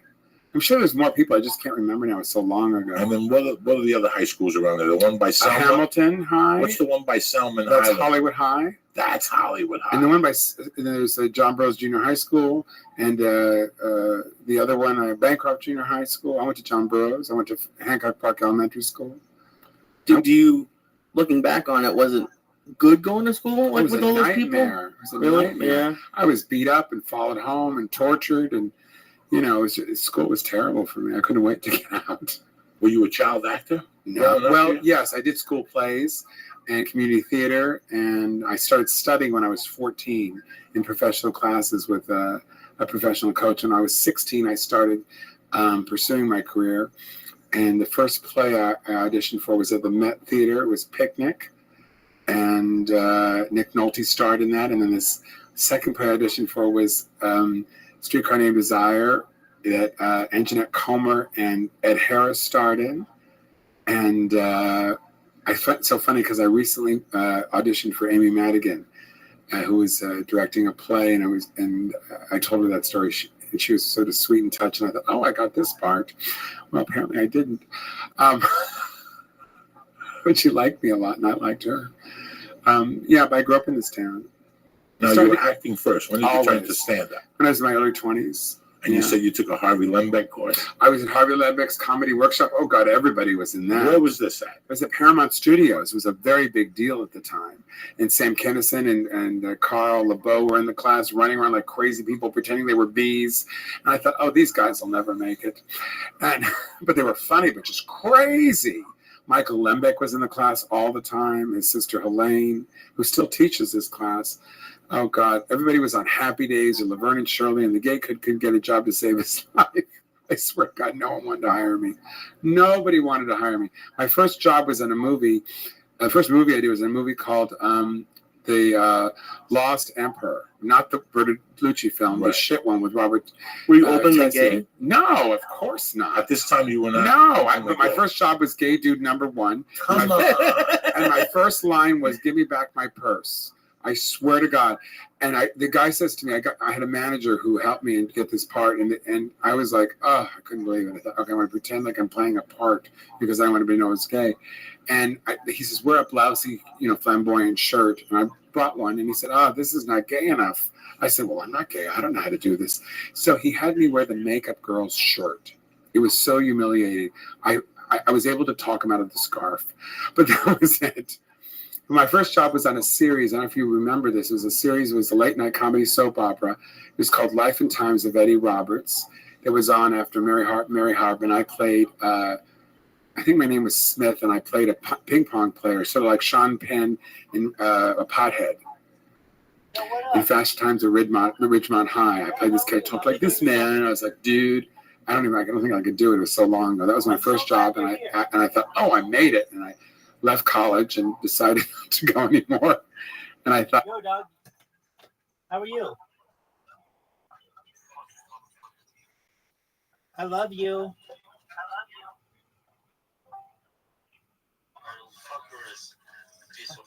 How are you, JBCX?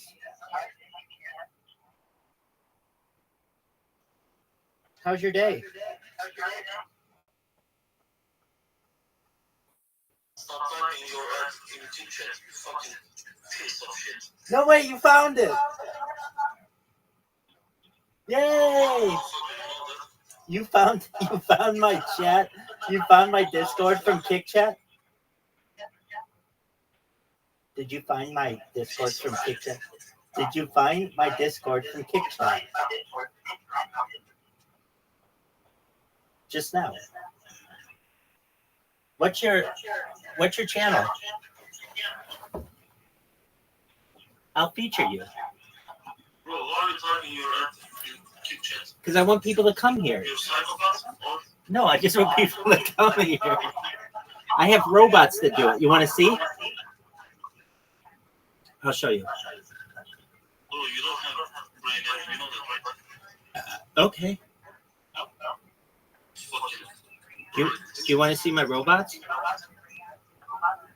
Here we go. I'm so glad you're here. So here are the robots doing their thing. You can see them just manly putting in the.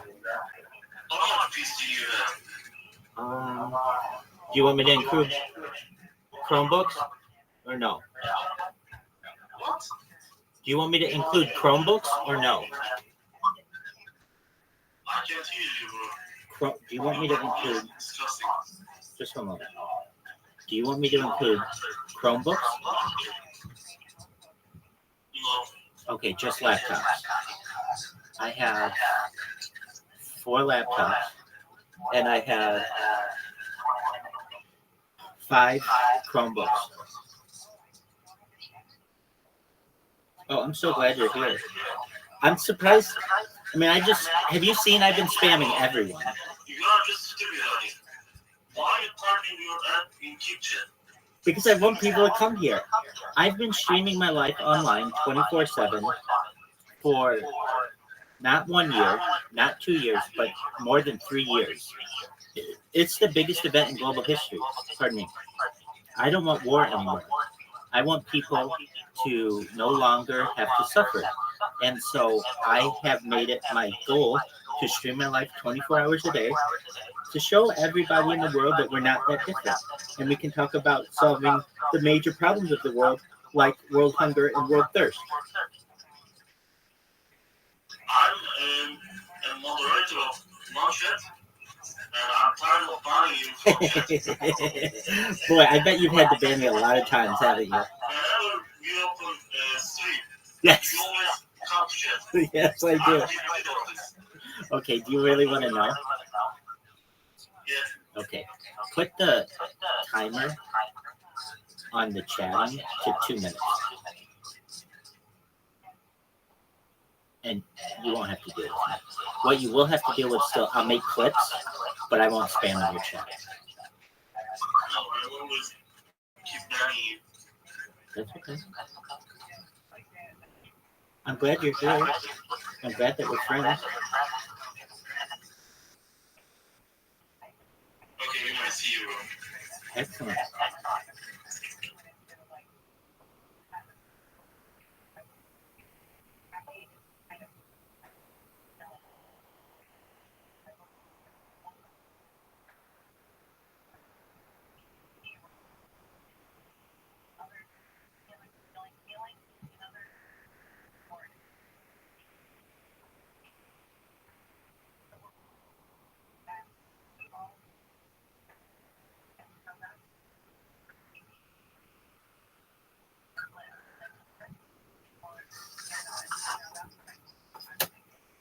Well, because It fits my insides. This is who the fuck I am. well, because people hated us, and you have the self-esteem of a straight man. No, but you lose. You're gonna lose. You're gonna lose. Hello again. I know. You have the self-esteem of as a straight man. I grew up in the 60s and 70s. I know. I remember looking in the World Book Encyclopedia, and for the kids listening at home, that's the internets. And I'd open it up, and it would say homosexual. It said mentally ill. I really? slapped that book shut, and that was 10 years of fucking therapy. Yeah. You know, I didn't want to be that. Did your mom know? Of course, mothers always know. Okay. Yeah, Did but you discuss it with her? oh yeah, it took me to lunch. I was in my 20s, and I said, "Mom, I think that I'm, I wanted to let you know that I'm gay." And she goes, "Well, what do you mean?" I said, "Well," she said, "Do you sleep with men?" I said, "Yeah, well, I'm gay." She said, "Well, what do you mean? What do you mean?" Yeah, she couldn't. Is it all the time? You know, it's like she wouldn't. It was like she goes, "I thought you were a little gay, but not completely gay." Everything with her is a question. I forget which Hollywood actor said it a few years ago, but he recommended that gay actors shouldn't come out, like it would hurt their career. I forget. It was Rupert Everett. Is that do you agree with that? Like, no, look at the career he's had. He's worked with some of the most incredible directors. He plays the prince in Shrek. He's probably making millions of dollars. He's king of British theater. I mean, he's done movies with Madonna and Julia Roberts and all these great people. Working with Paul Schrader. I would kill you and him to be him. He's 10 times better looking than me. So what if it wasn't for career? Like what? Stage Beauty is one of my favorite movies. He starred in that. I mean, I think people are just ungrateful. Not everybody's going to be Tom Cruise, but not everybody's going to be Angelina Jolie. We're all not leading men. Right. We're all not going to be that all the time. You get to stay on that street, that Tom Cruise street. That's what I call it. You get to stay on that street if you're a leading man for a very short time. On my podcast today, I had Penelope Ann Miller, who has a million. She's worked with everybody from De Niro to Pacino to Don Johnson. Johnson, everybody. Now, Armie Hammer, she's in a movie with me. Oh, I'm in a movie with her called Birth of a Nation about Nat Turner, the black abolitionist, and I play a plantation owner in 1831, a straight guy. And I have a wife and a kid, and I talk like this. It's hard times, the small farmers like you and myself. Breaking even's hard enough, but getting ahead's impossible. So I play this guy completely different than me. And finally, after, all these years, I'm getting to play straight roles or different kinds of roles. I got a film coming out called Hush Up, Sweet Charlotte, which is a comedy parody movie like Airplane or Hot Shots. I've never done one of those. Really very stylized. It stars Mink Stoll from all the John Waters films and the famous drag queen personality, Vala Jean Merman. And I play Mr. Wills. And I play this British journalist, and I talk like this, and I'm very special, very nice. And somebody said, "How did you think of playing that part?" I said, "I don't know. I'm somewhere between, Anthony Hopkins and Haley Mills in The Parent Trap." Because that's how I learned acting, by watching other people talk like this. Jerry, very nice to meet you.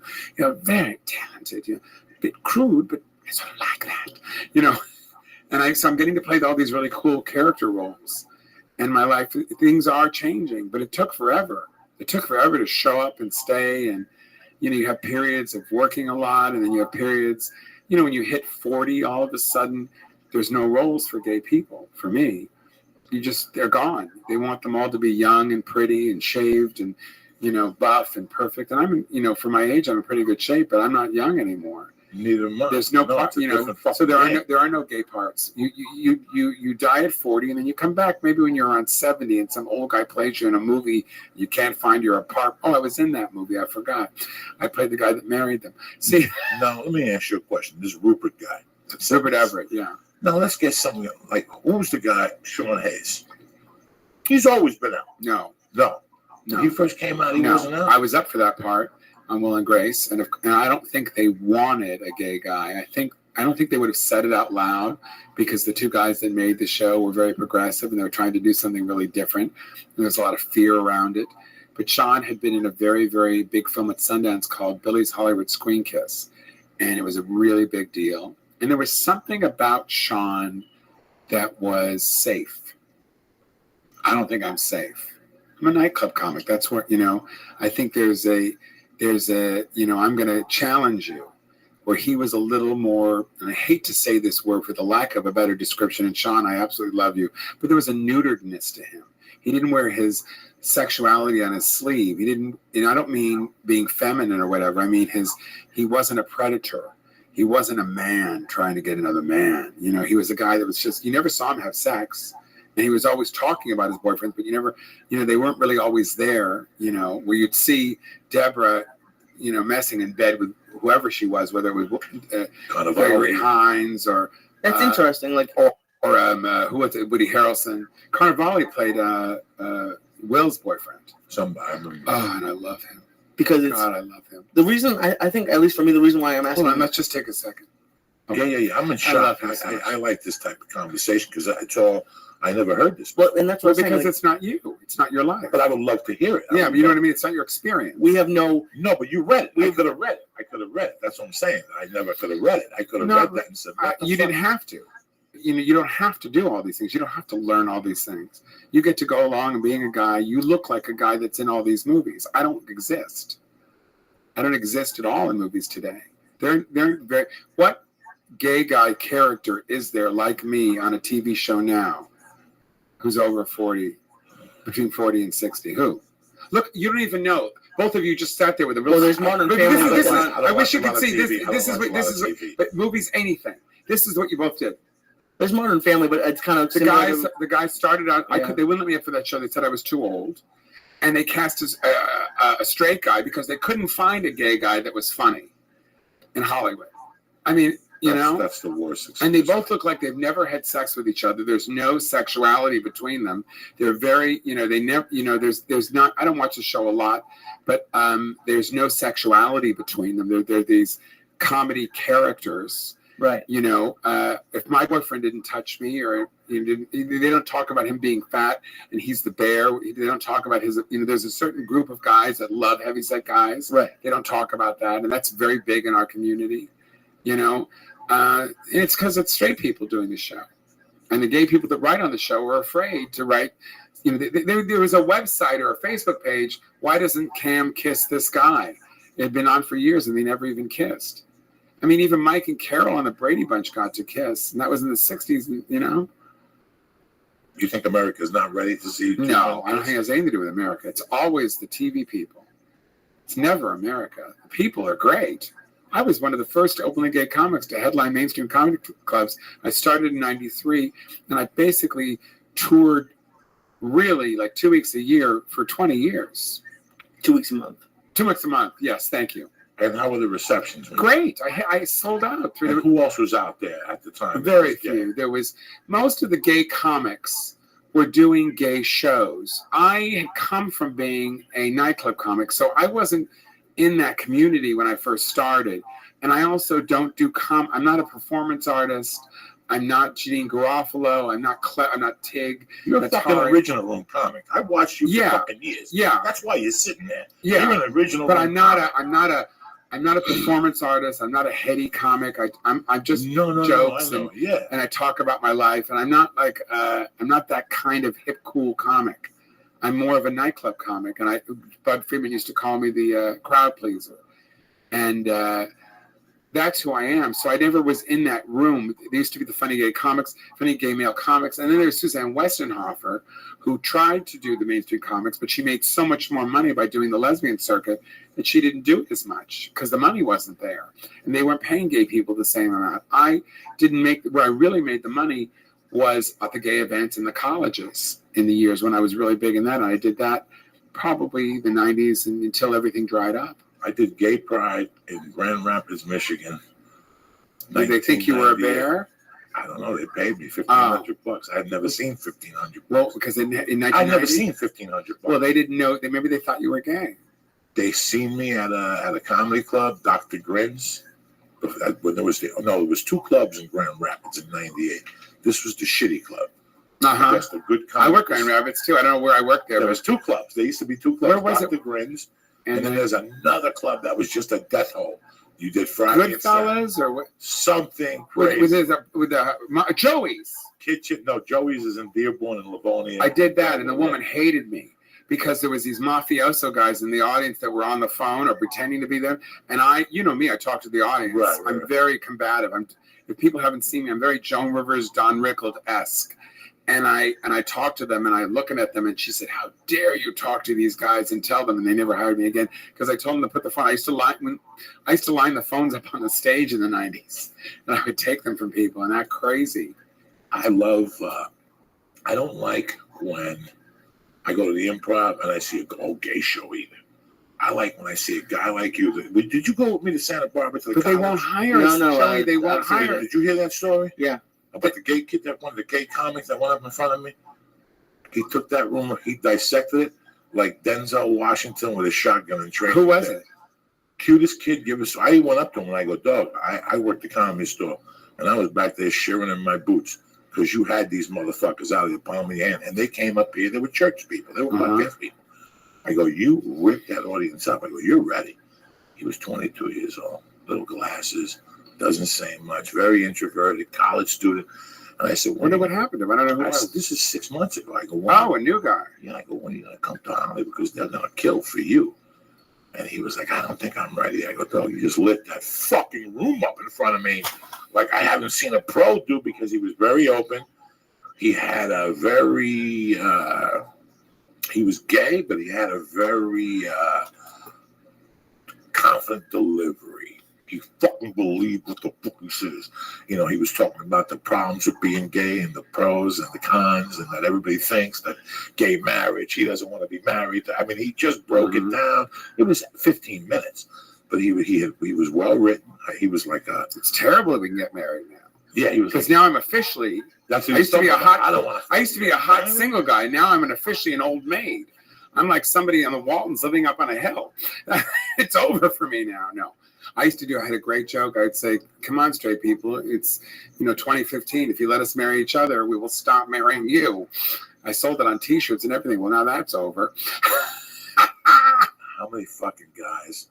I have like 3 female friends that have told me they dated a guy for 3 years. One day the guy took her out to dinner. Another guy showed up and said, "I've been gay all these years." She goes, Were they fat? No, the girls weren't. There's a show about that on Netflix right now. There is. I forget. What is it called? The Last Train? No, it has like really famous actors. There's Sam Waterston.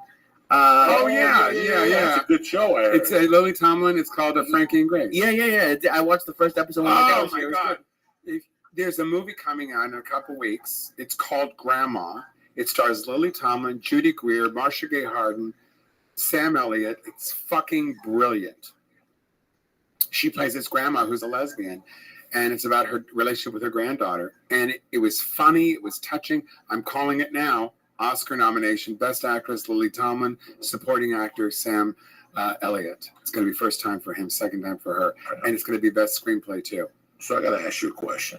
Let's pretend I go into, and it's a stupid question. I just realized that as I was preparing to ask you it, but sure, it's taking so long to ask. 70% of the people I go into to see from movies or television are women, right? 70-80% are women. To go to the movies? No. The fucking cast.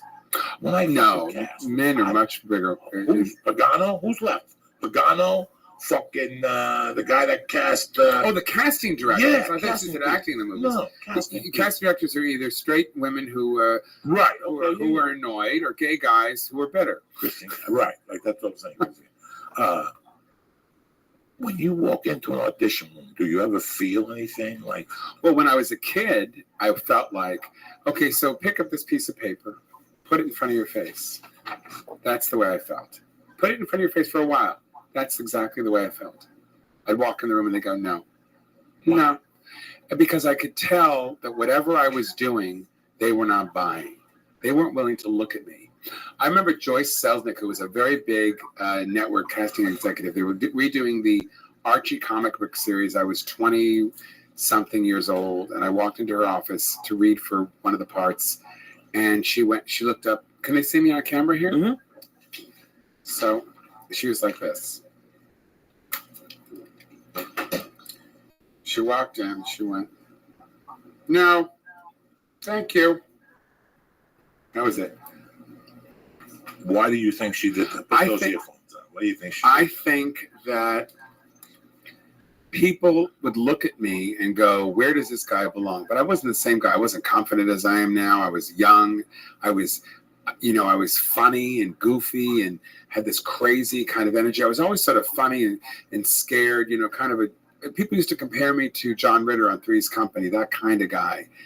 And I thought they just didn't know what to do with me. They had Jim Bullock was like the end of that kind of comedian, where you were allowed to be a neutered gay guy and you weren't allowed to, you played a straight character, but you were really gay. I mean, it was Monroe on Too Close for Comfort was straight. Who knew? Well, I've heard Joey talk about, and other comics talk about, they never really got good at comedy until they started being themselves on stage. Oh, yeah. Did you get better at acting when you started being my more whole yourself? life changed because it's finally you can talk about. All of a sudden I had a whole wealth of material now to talk about stuff, and now as I get older, mostly I talk about dating or politics or pop culture, or I talk about me more than anything, and my mother. I tell my mother a lot because I'm a mama's boy big time. I call my mom on the phone. I said, Mom, I met this great guy. She goes, is he gay? I said, of course he's gay. No, he's a fucking leprechaun. Of course he's gay. She said, well, I forgot. Doesn't matter to me anymore. She calls and she asks me questions. Like she said, I just want to know one thing. What? Is it true that gay people invented blowjobs? I said, Mom, that's so inappropriate. Just answer me. I said, no, well, we didn't invent them, but we did perfect them. There you go, Lee. If you ever think of switching governments. I mean, she's so inappropriate. I mean, it doesn't matter what she did. It's just, there are no lines. There are no, nothing. A couple of years ago, I took her to see, she loves Barbra Streisand, to see Barbra Streisand in the Guilt Trip. She says, am I anything like that at all? I said, no, Mom, you're worse. You're so past this. Did you watch the Seth Rogen movie with? Oh, that's the one I'm talking about. The Guilt Trip. Oh God, yeah, I watched that with my mom. It was.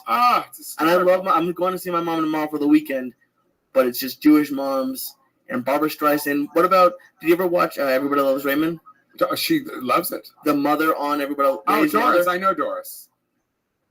I'm in a little web series with her. My mom hates it when I say it, and she's not. Obviously, that's exaggerated, but it's exactly the same. My mother's more on the nanny. Oh, okay. She's more Renee Taylor, but thinner and better looking. She says, say that if you ever say that. Don't say I'm fat. I'm not fat. I look great.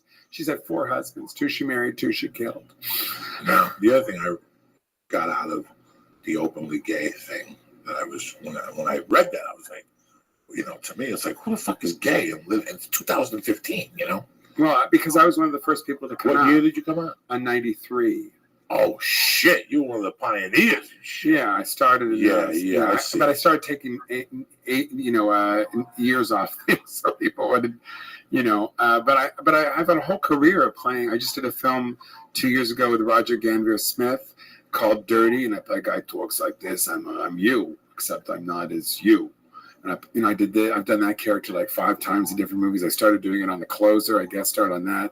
I played a nicer version of him, and then I kept doing that. And I started adding villains and British people, and you just start becoming better and better and better. And that's what I wanted to do, but no one would let me do it. They still won't let you do it in TV. On Sleepy Hollow recently, I was, of course, an art curator, so I made him a little erudite and very grand and talk like this. And how can I help you? Just different. There's different ways to do things so you can make it interesting for yourself. But I don't play gay characters anymore because rarely are there one for me. Now, rarely. And if there's maybe one or two, a funny scene in the gay movie that I'll play. Now, for years, I carried a gun. I used to carry a for fucking years. gun, right? For years. Oh my And God. one day I stopped carrying a gun, but I noticed something, that when I carried a gun, I made friends with other people who carried a gun. That's frightening. My point is to you Did is, you ever get shot? no, when you were in the closet, per se. This Joey, that's supposed to say. So when you were in the, so No, I no, used I to just carry wanna- a gun. Wait, No, no. when I used to Because carry I a gun, wanna- then I had other gun friends. I had to illustrate it for you. I know, So but when this you is were in the hysterical. closet, did you meet I'm so at the end of this other chart. men? No, they wouldn't. They wouldn't now come when to I you, like, when I was in the doing closet. blow. Oh yes, Yes, Oh. when I was doing blow, Jason, When I used to do people come up to me after the show and go, "Do you want to do a blow?" Now, for the last 8 years, 2 people in 8 years have come up to me when and I said, toured, when I used to tour, all the married men would call me, come to my hotel, find me. Now you wouldn't see a gay guy find me for miles that was in the closet. They don't want to get near me. I've never been asked to open for a big gay comic, ever. Someone that's famous, never once. Never once. There wasn't an equal to me, where we worked together, 2 headliners, never. "What the fuck?" It's the way it is. Nobody wants to be associated. Are they worried that you'll do like it sounds stupid, but all the gay jokes, like all the In front of them, or is it one Are of those? you when you open for a big act that's bigger than you, are they afraid you're going to do all the straight jokes? Yeah. No, that's what I'm saying. So yeah. So what do you think it is? There's they can only have one of us. You were saying, why do they have a gay night? Why do they have a black night? Because we couldn't get anything else. That's the way it is. No, I'm just trying to illustrate to you what I said about the guns. It's like living with it's like living with a secret. When I was a kid, It's just hysterical. When I was a fucking kid, Being in the closet, guns, same thing. when I was a kid, I'd go to my mother's bar and I'd go down to the basement. And every once in a while, I'd open up something and see fucking, this when I was 6. So this is 1969.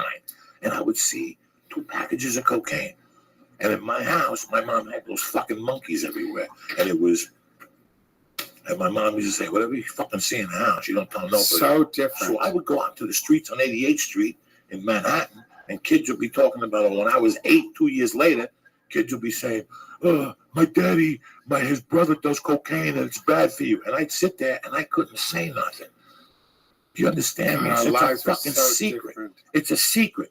When I went home and I saw my stepdad with guns, and they had blow, and they had reefer, and they had the gambling operation. Then 2 hours later, I'm at Carmine Balzano's house, and they're fucking detectives. He's a detective, and I'm hanging out with his kids, and they're talking about murderers, and did you see this guy? We arrested this guy with drugs, and I'm sitting there eating fucking spaghetti with them, knowing, Jesus, thank God you don't come into my fucking house. It's a secret. That's what, Oh yeah, we weren't allowed to tell anybody that my mother had tons and tons of, Sara Lee cakes in the freezer. Sure. We'd eat them and no one wouldn't tell anybody. I couldn't imagine, and that in the affairs. And yeah, sometimes when you're gay, people know it. Like if you walk in a room, whatever. I could walk in a room. If you didn't know me, I could walk in a room. You never know I was gay. That's what I'm saying. How the fuck weren't people giving you roles and shit? Because I think when I was younger, I didn't know who I was. I'm baffled by all this. I didn't know who I was. And if you are in love with Robert Redford, who are you left to be but Barbara Streisand? So if you want to get a guy, you think, I have to act like a woman. It's your only to get a guy. You don't have any images. I remember once I got on an airplane. It was around 10 years ago. I was getting on an airplane to go do a movie somewhere, I think it was. I was a stand-up. I don't remember. And Martin Sheen was sitting in the first class section. And when I was a kid, Martin Sheen did a film with Hal Holbrook called That Certain Summer. I don't know if you ever heard of it. No. It was about this guy who was gay, came out of the closet, went to live in San Francisco, Hal Holbrook, and fell in love with Martin Sheen. So that certain summer, and Hope Lang played his ex-wife, and in the previews it would say, she would say, what was the catchphrase line? If he were a woman, I'd know how to compete. And I watched this movie of that certain summer, and I remember that I saw him on the plane, and that movie completely changed my life because there was one scene where Martin Sheen is packing up to leave so he can talk to his son that certain summer. He would stay with him for the summer and tell him that he was gay. And in those days, it was such a big deal. And I remember he put his hands on his shoulders and he said, "It's going to be okay." I had never seen two men touch each other in an intimate way. I was like, oh my God. So I think I was, 11, 12, 13 years old. I thought, oh, so guys can be with guys. And they can both be guys, and they can both wear sweaters. They were wearing sweaters. I guess I should wear a sweater. That's the thing. So for the longest time, I would wear a sweater so this way people would know it was me. And it changed my life. And then I went on the plane. Oh, I was getting emotional. And I saw Martin Sheen there, and I looked at him, and he said, I know. I'm not the first guy at a certain age that came over to him and said, "You changed my life." And he did. And it was the possibility that I didn't have to be I used to think I was going to have a sex change operation when I was very little, because there was nothing. I thought, how am I going to be who I am? And you'd see things on the news about these people having sex change operations, and I thought, oh my God, am I going to have to cut off my penis? That book closed because I didn't want to be a woman, but I didn't know I didn't understand it. And all this was going on in my head. You weren't allowed to talk about it. Otherwise, people would call you mentally ill because it's in the Board Book Encyclopedia. So all this goes on, and you completely lose your self-esteem. So I'm running around being funny and goofing so no one will beat the shit out of me in school, which they did anyway. And then you get into show business, and there's no place for you. You don't exist. If I were maybe 10 years older, there might have been the Paul Lynde place. They had that place for people. Paul Lynde and the Rip Taylor and Charles Nelson Riley.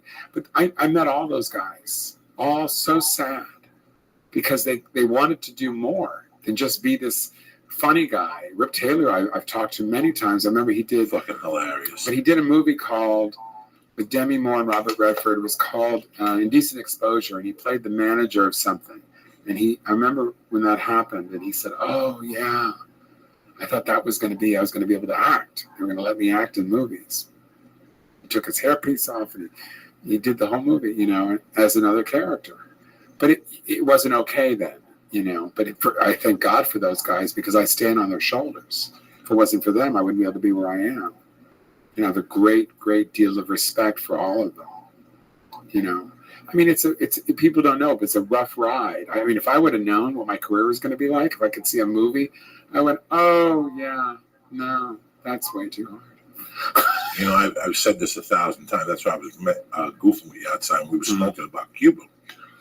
When I was a little boy, I'd comb my hair to my side from time to time. Now, my mom died in 79, and I told this story 1,000 times. But before she died, I'd fuck around, and I'd put like a scarf on, and she'd go, "Who are you, Rock Hudson?" And you didn't know what she was talking about.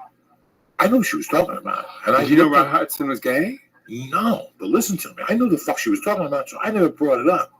For years, I would put my hair to the side, and she'd go, "Where you going? Hang out with Rock Hudson?" And one day, I finally said to her, I go, "What the fuck are you talking about? Rock Hudson's a man of men." She goes, "Listen, when I was a little girl in Cuba, on the weekends, the word on the street was Rock Hudson was coming to town. So me and my cohorts would go up to the hotel to fucking suck his dick. And he'd be in that hotel room locked up with a little boy. All the juice ran out of my body. I'm like, Ma, you're a fucking liar." And she'd say, "I'm telling you, we'd sit outside his window." And all you had to do was part your hair to the side and you could be gay? No. 19. My God, it's that easy? She would goof on I'm going to find some guys. She would goof on me. She go, "Where you going to hang out with Rock Hudson?" The day she told me this, she died in 79. She probably told me in 78. And I looked at her and I said, "You know what? This makes you officially fucking crazy." Or the coolest chick on the planet. She died in 79, 85, he comes out. He didn't come out. He never came out. What happened? He died of AIDS and he never came out. Oh, I thought he came out and changed the game. Oh, he never. said he had AIDS. He never even said he had AIDS. No. He refused to say it until he was on his deathbed, I think. Don't quote me, but I think. He would never say it. I read articles about him. He how never, they begged him to stop. ever. They begged him to stop. Like in the 50s, stop. Well, you know what happened. We'll take you to a church. Did you see Tab Hunter's documentary? I'm sure you did. No, I didn't. Of course. I don't even know what Tab Hunter, big teen idol star in the 50s with Sandra Dee and Randolph Scott, several actors whose careers were ruined by a magazine called Confidential. And there was a famous gay agent who I'd love to play him in a movie if they ever do him. And he had all the boys, Rock, all the name, Tab, Skip, whatever their fucking names were. And all these, what I call these Goyisha, guys, and would be, buff, and and he had all these guys, and all of them were gay. How he thought. Just like that. It's like there's no third. I love that motherfucker. All those guys, he had all these guys, but he traded them in. So because Rock Hudson was the biggest star at the time, he was an Oscar-nominated actor for Giant, and they were going to give him up, that magazine, but he gave them 2 other actors to out, which they did, and their careers slowly dwindled, and we weren't able to get as much work, and the word was out that something was. Rock, had, his career the talk didn't come until the 70s about him, because he was known for boys' parties, but so was Burt Reynolds, which is weird, and no one's ever said anything about him. I don't know if he's gay or straight, but all of his friends were gay. Earl Holliman, Dom DeLuise, there's so many of them. They used to have these parties, and I remember once I auditioned for a play that Earl Holliman was producing. He was doing Mr. Roberts, and I'll never forget it. And he called me at my house. He said, "You didn't get the part, but I'd love to invite you to this party." And I thought, what? And I knew that was what was going on. And I said, "No, I can't. I can't that weekend." Because I would always act stupid, like I didn't know what was going on. God, I wish I would have went. Earl Holliman. Oh my God, possibilities. He was so handsome in those days. I just thought that. Earl Holliman from Policewoman. Oh, okay. He's 26. I just thought that. In Hollywood. Well, there's still closeted guys. Come on. There still is. I'm not saying anything out of school. I've never slept with him, John Travolta, but I don't know if he's bisexual or complete. I don't know what his story is, but I've spoke to many people who've actually slept with him over the years, and he's been known. He certainly hasn't been closeted about it. He certainly has gotten in trouble and written about it and hitting on people. And I'm only saying what I've heard and people have told me. I don't know for sure anything. Obviously, it's all gossip and innuendo, but I've talked to people who actually said they slept with him, and no one seems to, I think there still are. There's probably some really bigger stars that are really closeted that never want you to know, and there's bisexuality, and sexuality for some people is very fluid. For me, it's not. I had a girlfriend from the time I was 16 till I was 21, and then that was it. There was one other girl after that. I think I've slept with 5 women in my life. I can remember them. Men? Who can remember that? And what is sleeping with someone? What does that really mean? I was always, as a young man, my mom had the bar, and then we're involved in Santeria, and we're Cuban.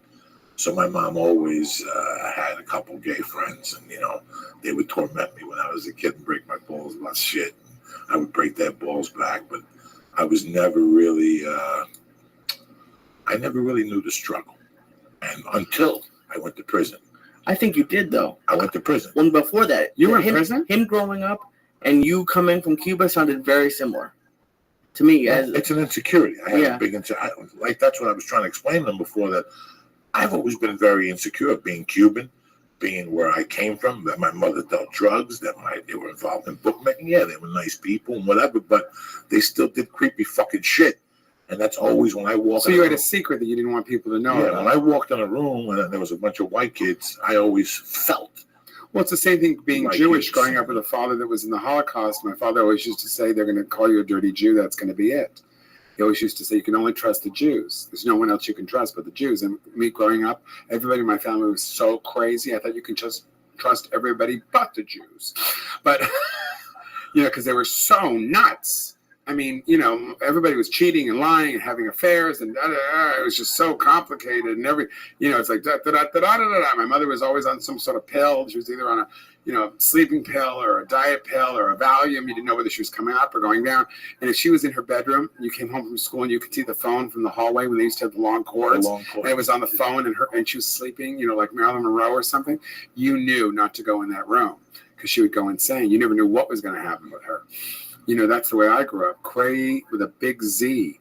Very emotional. People running out in the street screaming with a knife, or somebody slapping somebody, or there was always somebody acting, I can't take this anymore. It was always that. It was always so dramatic. Everybody in my family. There was a movie about my family called Lying, Cheating, and Stealing. Everybody, and my grandmother was a big shoplifter, and I said, why did you steal all this stuff? She said, well, they didn't pay me enough. I go, when she died, I remember, not when she died, before when I cleaned out her apartment and moved her into a retirement hotel, 100 scissors, just scissors. She was infatuated with scissors. 3,000, paper clips and safety pins all put together like in a mosaic. At least 200 or 300 earrings, 1,000 brooches. And napkins, plastic bags, salt and pepper shakers from everywhere, silverware that she stole, just pushed it in her purse. I mean, could you imagine her going to prison? What were you in for? Murder, rape, me? I stole some silverware. You're an amazing guy, man. You've been around for a long time. I didn't really know. Most people don't. Most people don't, because I think it's not something I talk about, unless you're being interviewed. But it's about, for people listening who want to be in show business, it's about showing up. So I'll tell you this, the thing that I think is so special right now. So I did this movie called Birth of a Nation. It's about Black abolitionist Nat Turner. And it takes place in 1831. Do you know who Nat Turner was? He was an abolitionist. He fought against the white slave owners, which I play one of them. And it's a movie about this man that had the fortitude. This is before the Civil War. And he could read, he could write, and the part that Penelope and Miller plays, she actually teaches him the Bible and to read. And in those days, it was almost illegal for Black people to learn how to read or write. They were beat, or it was really, they just didn't want them to have any sort of education, because then they wouldn't want to do all the work that they had them do. It was a terrible, embarrassing time of history. So I get an agent in New Orleans. I'm going to a gig, and I get a thing that says, hey, I want you to come in and put yourself on tape. For those at home, that means we put ourselves on videotape, but they mail it to people because it's being done in different cities and stuff a lot of the time. And it's a white plantation owner, a Christian, married, 1831, Southern accent. I thought, I'm never going to get this. So I put myself on tape the next day. I'm going to the gig, you get home at midnight, they want it by noon the next day. So I call one of my assistants, I get here at 9, we put it on tape, forget about it. That's it. A week later, they call me, want me to fly to Savannah on my own dime to meet the director. So I look in the cast, I see it on IMDb, which is the internet movie database, and I see that Roger Ganvier Smith, who I'd done a movie with a year ago, is in the cast. So I called him, I said, hey, I'm up for this movie. Could you put a word in for me? I said, I'm going to send you my audition tape. If you think I'm good, if you don't like it, please do not worry about it. And he liked it, sent it, and he called me right before I went. And he said, I talked to the director. He's an old friend of mine. And he said he liked your audition. And we didn't really talk about you. We talked about a lot of other stuff. Just go, be really good. So I go to Savannah, do the audition in the middle of fucking nowhere, in a strip mall in a town next to Savannah. And some guy in the parking lot, as I'm walking, I went and had lunch. I was like, 3 hours early. What was I going to do? I'm in Savannah, Georgia by myself. And I went in there, and some guy goes, I know you. I thought, I have a fan in the middle of a parking lot in Savannah, Georgia. And it was the director. I didn't recognize him. He had the beard and the hat. And he's also the star of the movie, Nate Parker. He's young, smart, activist, handsome, talented guy that wrote, produced, starred, and acted in this film. And I go, when you meet someone, it's always sort of, people don't know that we constantly have to audition and meet people. You're always meeting people you don't know, and you have to be so personal so fast. So it was like he said something nice to me. I didn't even hear it, but I knew he said something positive. I went in, auditioned. He said, "Do it again, but be funnier. You can be funnier in this one. You don't have to." I thought, funnier. I said, "Look, I'm a nightclub comic. You want me to be funny?" I did it again. I said, "Can I do the whole thing again?" I read both the two scenes. He said, "Yes." He said, "Thank you very much." I walked out. I said, "This is a great project. Good luck to you." That was it. I thought, I didn't get this. I get home the next day. I send an email to Roger. I say, "Hey, Roger, thank you for putting a word in, And the agent calls me and says, "How's your day going?" I said, "It's going fine." She says, "Well, it's going to get a lot better." Got the part. I started to cry. I really did. I could not believe it. I was completely floored. I honestly really couldn't believe it. I couldn't feel it. It was really weird. And then after that, I sent Roger another email, said, "I got the part. Thank you very much for putting a word in." And he sent me an email back, and in his own fashion, if you know Roger, he said, "Oh, shit, man, I knew you had the part. He told me you had the part. He said he loved your audition. I just don't want to say anything because I don't want to jinx it for you." Of course, I started to cry again because just it's lovely when you get a job that you audition for. It's love, and that someone, maybe you say, "Hey, Joe, I know this guy Jason. He's a good actor. You set me up. We help each other." That's great. But when you get something for your work and how hard that we work as artists to be who we were, and somebody can see you. Laurence Olivier had this great quote that said, "The worst thing to do is to walk into a room, show people who you are, and for them not to see you." And that's what it's felt like my whole life. And this guy saw me. I did this. I went in, and I can tell you stories. I was there for 3 weeks. It was incredible artistic experience, great people. It's no mistake that this film, that I'm cast by a black man that understands what it's like not to be, whoever it is that you're exactly right for the part. That you couldn't play just a dad that didn't have anything to do with the mafia. That you don't always have to. Not that you don't mind playing those parts, but occasionally, you want to do something different. I'm Absolutely. always, and because and I don't mind playing gay roles at all, but there aren't that many. If I have to wait around, I have to work. I want to work, and I'm also an artist. That's what I am first. And he gave me, it was just incredible amount of confidence, incredible amount of leverage and permission. I never did a film where I was shot at. I never did a film where, it was a period where you're wearing these costumes and you have to walk a certain way and be a certain way. It was a whole, I walked around different. I moved differently. I probably couldn't have done this role 30 years ago. But to me, if the movie never even comes out, it's changed me, and I hold it in my heart as an opening to my future in this business as an older character actor. And that's what I always wanted to do. I started as an actor, went to being a comedian, then was a host, and then writing, and this, and that. These 400 things you do in the business to make a living, whatever it is. And now I'm back. I think I'm back to where I really, really want to be. And the movie will come out next year. It stars Armie Hammer, and Gabrielle Union, Penelope Ann Miller, Jackie Earl Haley, and all these wonderful people. A lot of them are on TV series, and it's also when you're in an independent film, which I've done a lot of. It's a different experience because when you're in a real low budget movie.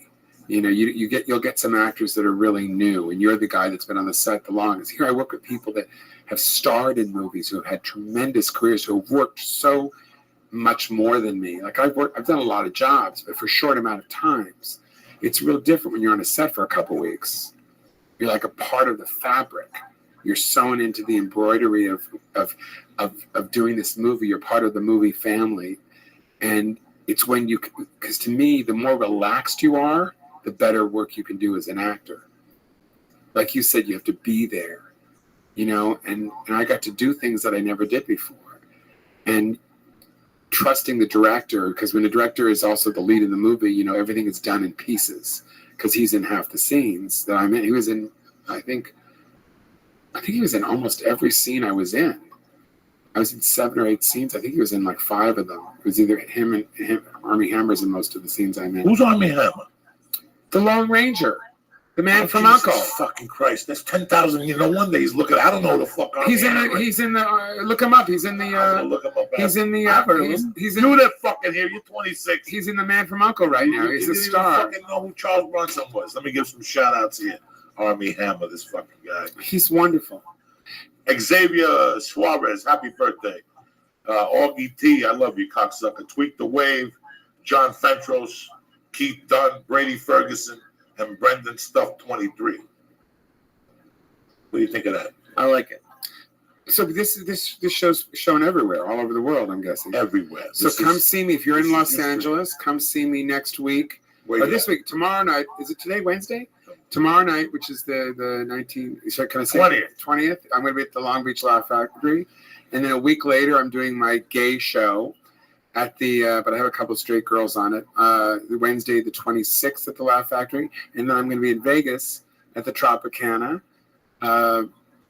I forgot what the date is. Just tell them your webpage. And they'll get everything, all that JasonStewart.com. work. That's it. Send them to the webpage and they'll kill it. JasonStewart.com. It's STUART. funny you were saying that. I did a movie when I first quit Blow in 2007. I got a call and I read for them. I did the table read, and they said we might like a name for that role, and I always bumped into the director. That's the hardest, isn't it? And then they got the budget, and it wasn't what it said, but they got the names, and he goes, "If you want it, it's yours." Wow. And the next day when I went in there, he goes, "Can I talk to you for a second?" He goes, "Listen, I know you have a problem.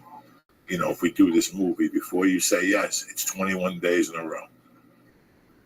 You have a problem with 21 days in a row? No. 21 days in a row, because you cannot miss, because it's shot in a room. It's about an AA meeting. So you're always in the scene. There's no days off on this.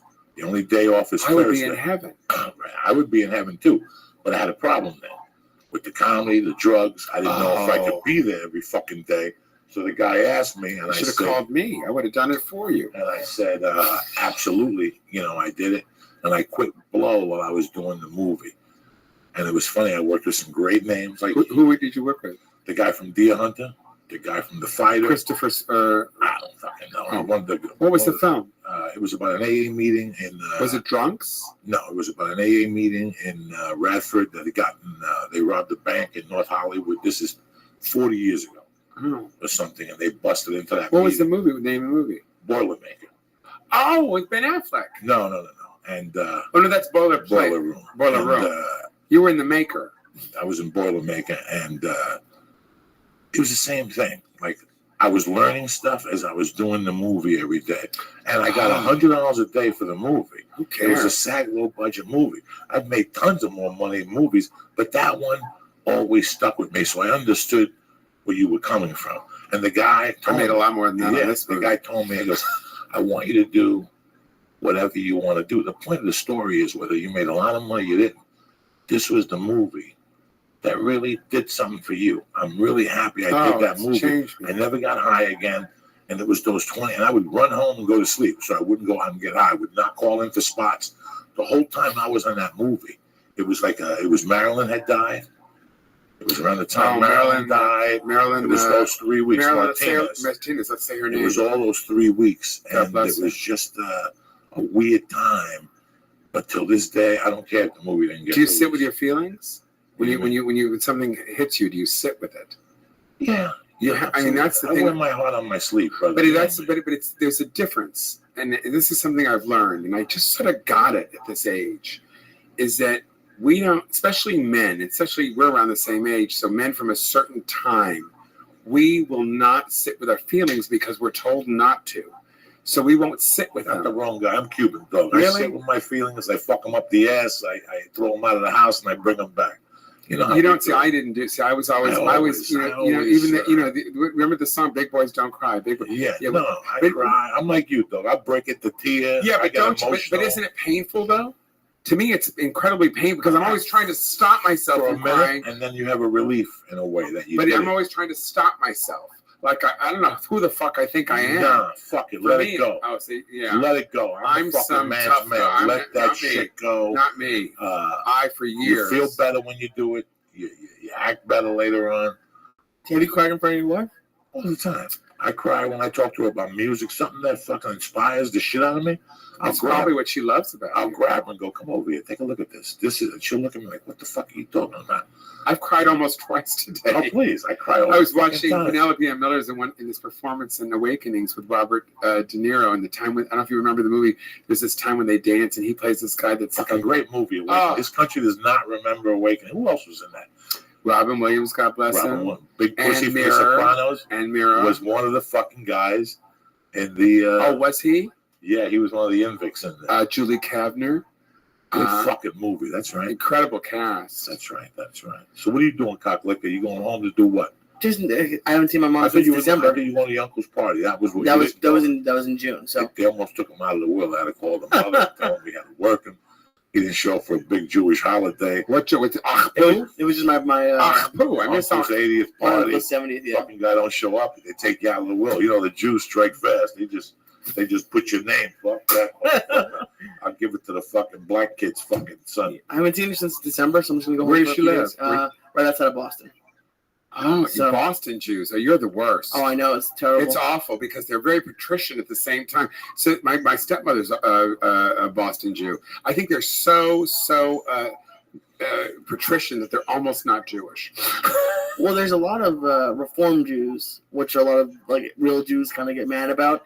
Like there's a thing now that they invented called a Hanukkah bush because all the kids. Invented? I had one when I was a kid. Did you It was really? plastic white Oh, my mom with hated blue you. bulbs. Oh, My father took that fucking thing yeah. and the cotton she put on the TV table around it that looked like snow and throwed it on the floor until he married his second wife and they had a whole big fucking Christmas tree. And I told my mother, she goes, he threw, and this is 20 years later, he threw my goddamn Hanukkah bush out and now he has a real green tree. Well, fuck him. That's it. No, yeah, but my mom would never, like I understand what you're saying when you say Jewishly, very spiritually, not spiritually, but the traditions of being. Well, it's not even a tradition. There's a certain culture emotionally of who we are. It's an ethnicity. It's the fact that my father grew up in the war near the Holocaust. It's the fact that my mother grew up, being beat up in school because she was Jewish. It's the same as Joey and I have a simpatico, especially since we're similar age. We understand. I can look into your eyes, you can look into mine. We know what we're talking about. I know what you're talking about. You just went, oh my God, blacks, Jews, Greeks, Latinos, those are my people. I mean, someone says, are you white? No, I'm not a white guy. I may look like a white guy when I walk in, but the minute I talk and my experience, that's not who I am. I don't consider myself a white guy. It's not, I didn't grow up like that. I don't have white privilege. I would be the way I look, so I say that very respectfully to anybody that doesn't, because I know that I do because of the way I look. But the minute I started to talk when I was a kid until I got older and lost my gay voice, whatever that is, somebody said I lost it the other day. You don't have the voice anymore. Now you sound like an old angry Jew. Thanks a lot. So from a gay voice to an angry Jew. Well, I just started dating a Mexican girl 2 years ago, and thank God. I know it's the best, but I grew up in a how much weight did you gain in this relationship? I gained, but I lost 100 pounds. Believe it or not. You gained and lost. That's a person. Pretty much, yeah. Oh my God. But I grew up in a place where it's not even that I just didn't know I had white privilege, and I've been learning through dating her. And then I saw Straight Outta Compton yesterday, and I just had no idea. Like you just how could you know? And I can imagine also for you going to interviews like this and having a lot of gay questions asked. It must get annoying. But it's just because you know why? I'll tell you why. Because every time I talk in an interview or something, there's somebody somewhere that says that's me, and doesn't feel alone. That's right. And maybe I'm able to change. This is why I was asking you these questions. I'm big time, been in a program. So I'm big time about service, about giving back. My web series is called Mentor, because I started mentoring kids 9 years ago, gay kids, straight kids, my whole series. If you want to see that, go to jasonstewart.com, STUART, press the word mentor. You can see it for free because it's on other places you have to pay. And I'm very big about giving back and paying it forward. And the idea that this is not just about me. I mean, even though I didn't even get to say the thing, this new thing, Black Lives Matter, is a big deal to me because I think it's so important that we start thinking about, I said to my mom, have you read about Black Lives Matter? Why do you have to do all this? I said, because it's not just about me. I'm so lucky and so blessed in this world in so many ways that I have to stand up for my Black brothers and sisters, especially any Black kids, especially Black men around under 30 who are now getting so completely demoralized by the police and so many different things in this country. And it changes who people are. It stops brilliant people from being brilliant. It stops people from having a life. I can't imagine if I had a son, if I had a young son now, I would be just crazy. I wouldn't want him to leave the house. I'd be so scared.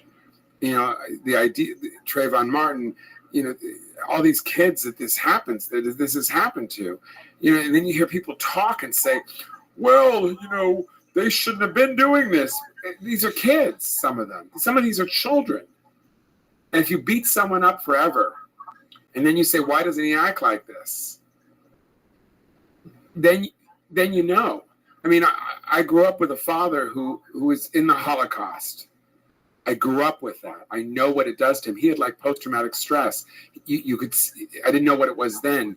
You knew that this guy had lost something. He lost a piece of himself. And we do that. And through this movie, we do this in history. It's a part of who we are. You coming from Cuba, everything that's happened around that is part of you. That we're not treated as equal citizens, that we'll look down upon us if we're not the same, that we don't get the same opportunities, that so many people don't get. I know that if I wasn't I remember Paul Rodriguez, I absolutely adore him, comes over to me at the Laugh Factory one night. This is how Mentor started the web series.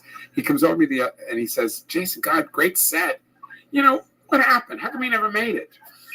And I looked at him like, Paul, he says, and comics, we all say what comes out of our mouth without thinking. And I looked at me and he saw that I was, that was really weird. And I said, what? And he says, no, I mean, how come you never got a series? How come you're so this or that?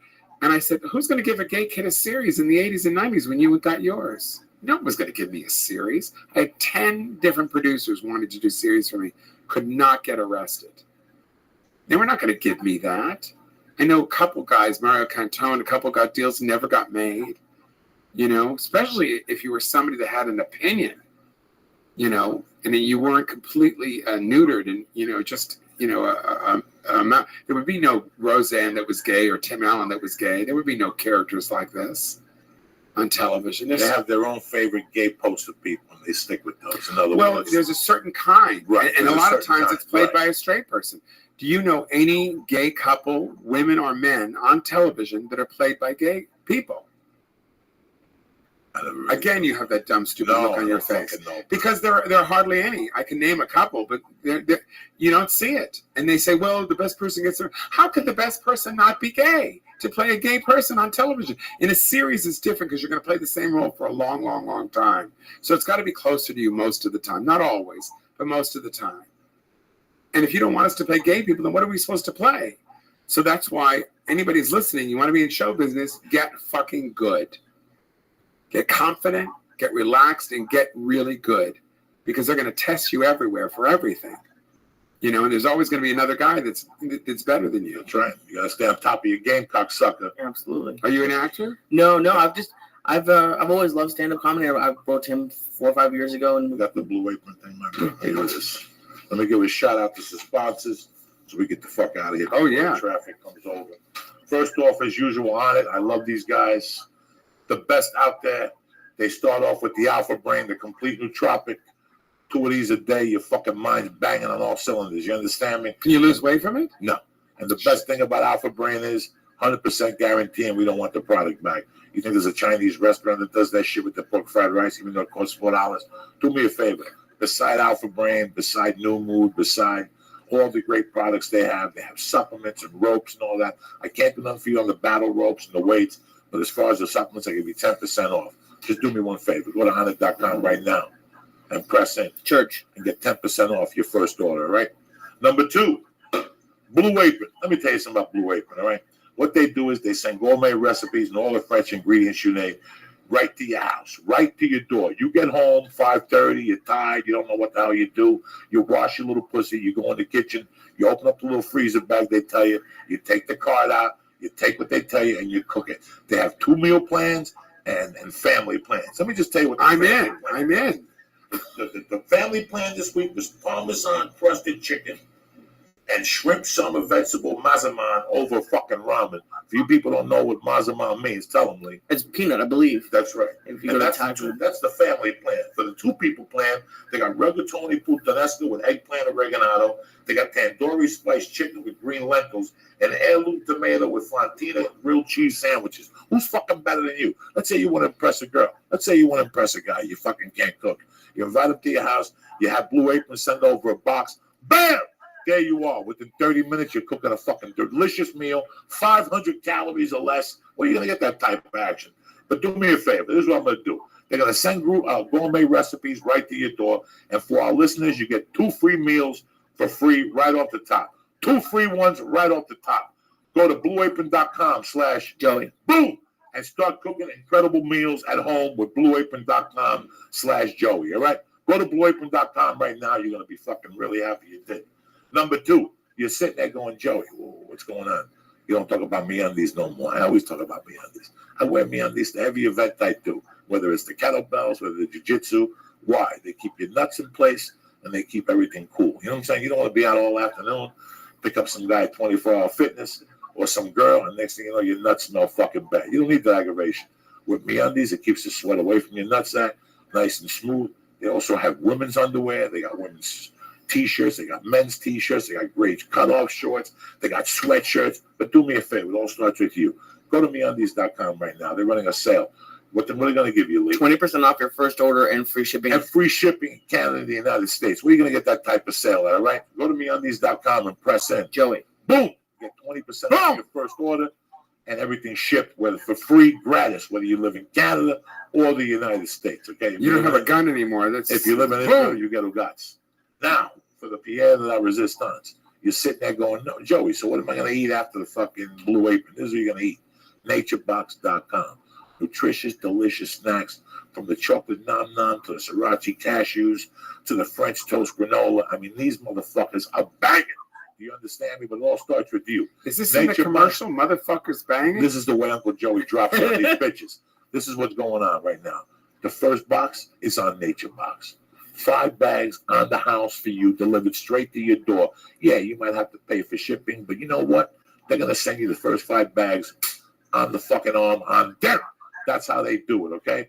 Via Uncle Joey. So do me a favor. Go to Nature Box, order your 5 bags, and press in. Go to naturebox.com/Joey. Boom! Order your 5 bags right there and get it delivered right to your house. Next to your MeUndies, next to your blueapron.com, next to your Honor. Because everything I'm pushing gets delivered right to your door. You don't have to get in your car. You don't have to deal with people. Do nothing. Number 2, I'm taping a DVD in Vegas, the 19th and the 20th, okay? Whatever night you come out is fucking fantastic. If you're not going to come to Vegas, I'm doing a warm-up show. No, September 11th at the Ice House at 8 o'clock. The same material I'm saying. At the end, we're going to critique it. It's all up to you, motherfuckers. Nobody's ever done something like that. What's a warm-up show? Like just to get the material out. And I'm gonna have a workout set. A workout set. Good. You know, I don't fuck around. That's good. That's always fun to go watch. I ain't got time to fuck around. No, but it's good. Right, it's a beautiful thing. So come on. He's gorgeous. New York City, Gotham, September 23rd to the 25th. That's all I got for you. Lee, have a safe flight to Boston. Thank you, buddy. And do me a favor. Jason Stewart's a good fucking guy. He's a little wackadoo from time to time, but he's a good fucking guy. And he's one of us. He's a street Jew. There's a big difference. There's these little white, little faggy Jews that hang out in Beverly Hills. They drive a BMW. They're traitors. We're old school fucking Jews. We don't fuck around with enemies. We take what's in front of us. We pick it up and put it in our pocket because somebody else will. That's an old school Jew. I'm up with the chickens and I go to bed. Fucking everybody gets mugged. You understand me? Support Jason Stewart. I love this motherfucker.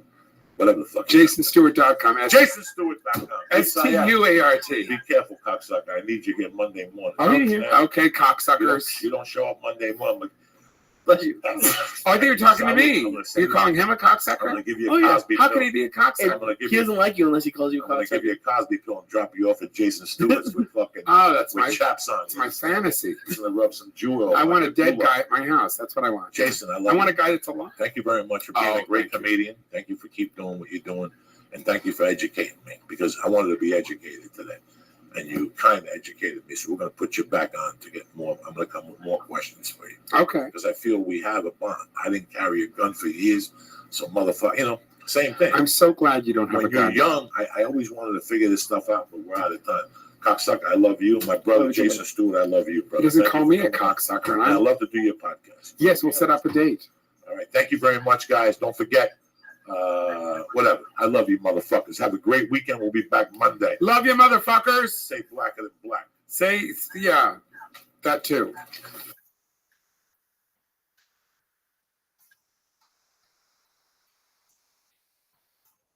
Story, though. Where you been? I've been in Boston. I had a great Boston. time. You come back with the flu. Not the flu. You I have sat a in little the bit of a back cold. a fucking plane, I did sit in breathing the that back. Hindu Oh my dust. God. And God knows what commemorates back there. What row were you in? 26. Jesus Christ Almighty! How'd you end up back there? Because what do you get when you fly Don't an you know American? fucking people. I don't know nobody. You know people. You give me some miles. I don't know, but God.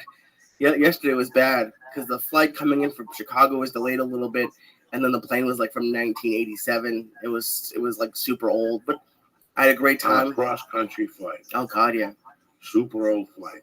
yeah, and it didn't have like none of the monitors. It still had the flip down screens. Whatever. I haven't been back to Boston since a year ago, last May, so it was just great. I hadn't seen my mom for almost 9 months, so it was just a good time to go home. You went to the museum. Yeah, we saw the Pixar exhibit, which was fun. We went to Fenway. I almost started sobbing. I had to hold it together because my mom was there. Because I had my mom on my podcast, and she told a story when they thought I had cancer as a little kid, and luckily I didn't. And then the kid who threw out the first pitch at Fenway was like the 6-year-old who was born premature, just like me, and had beaten cancer. And he's walking down the entire. The thing I love about Boston, and the thing that bothers me about Dodgers, and I know when they have big games they go out, but for small games when they're not doing that well, I've been there and it hasn't been that great of an experience at Dodger Stadium. Fenway, we're 10 games under 500. The place is packed and 40,000 people are cheering for the 6-year-old, and I'm just bawling. He threw a strike from the pitcher's mound. It was just I miss Boston sometimes. So you had a good time with the family. Hell yeah. Went to Legals, got some chowder, What else did you eat? Tell me fried the truth. shrimp, Chowder, isn't it? What else? chowder. Yeah, that's it. I got a Caesar salad too. Caesar salad. Look at you. Living like a With dog. shrimp or chicken? No, the salad. No, Just I got a shrimp regular later. Caesar salad. Yeah, I don't mess with stuff on the salad. That's weird. Beautiful. What about you? Do you have a good weekend? I had a nice weekend with the family. Went swimming. Did the whole fucking kid thing. What are you gonna do? Kyle Turley, what's happened? You How you 16 doing, man? motherfucker. It's good to be here. What's going on, man? Everything all right? You? Yeah, man, everything's great. Before the podcast, we're talking about billionaires. School started. School Yeah, started. first Traffic day today. is fucking back. Oh yeah, man. Traffic is back. People are stuck. They don't know how to make the Oh. left. Oh, But it's funny. We're talking about billionaires before the show started. What do you do?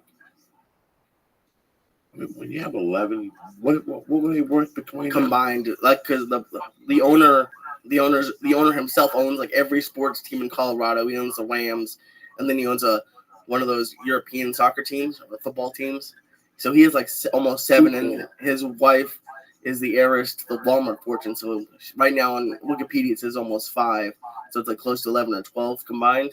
What do you do when you got $5 billion? I would go to the bank. whatever the fuck you want. Let's say the bank opens at 9. I'm there at 9:01. You never go to the bank. I go to the drive-through window. The bank comes to you. And the thing goes beep, and I go, fuck you, and I drive away. That's what I do, 9:01 every day. Just go to the bank and say, fuck you. Yeah, I own this motherfucker. yeah, pretty much. That's pretty much Yeah, $4.8 billion.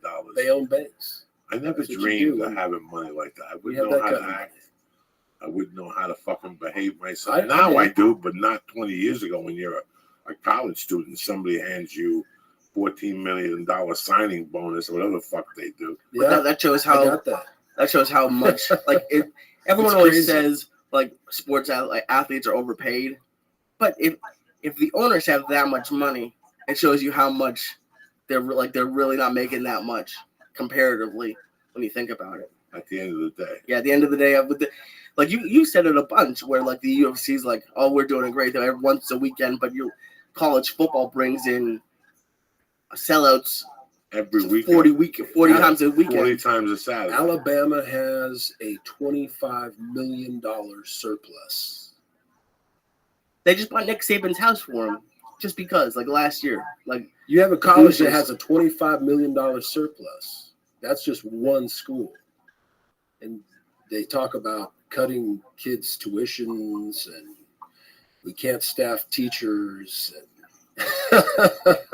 the NCAA is a racket. They're making, I mean, you got 32 NFL football teams, right? And they're worth $1 billion a piece, roughly.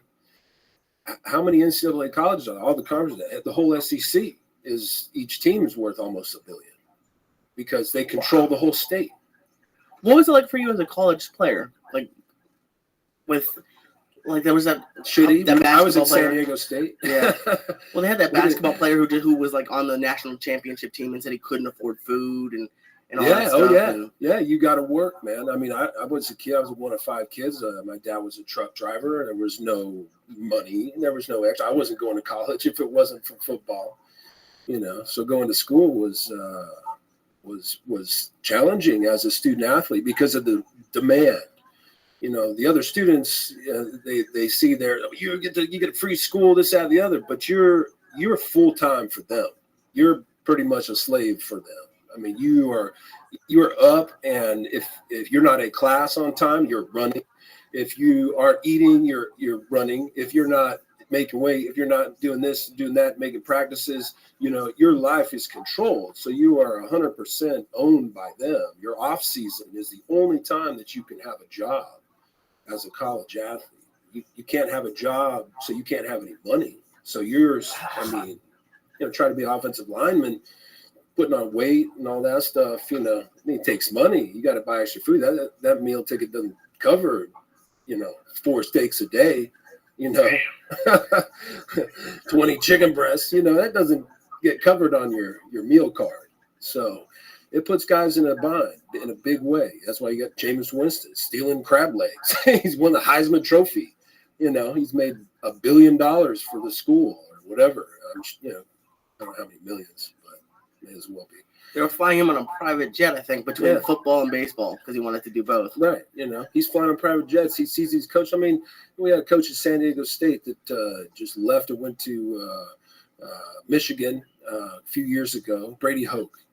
And, had 2 good years, brought the San Diego State Aztecs up to another, height of recognition where we were at. We came off of Marshall Faulk years. Then we had our years. We broke Marshall Faulk's record, the big-time receiving corps, number 1 offense in the country.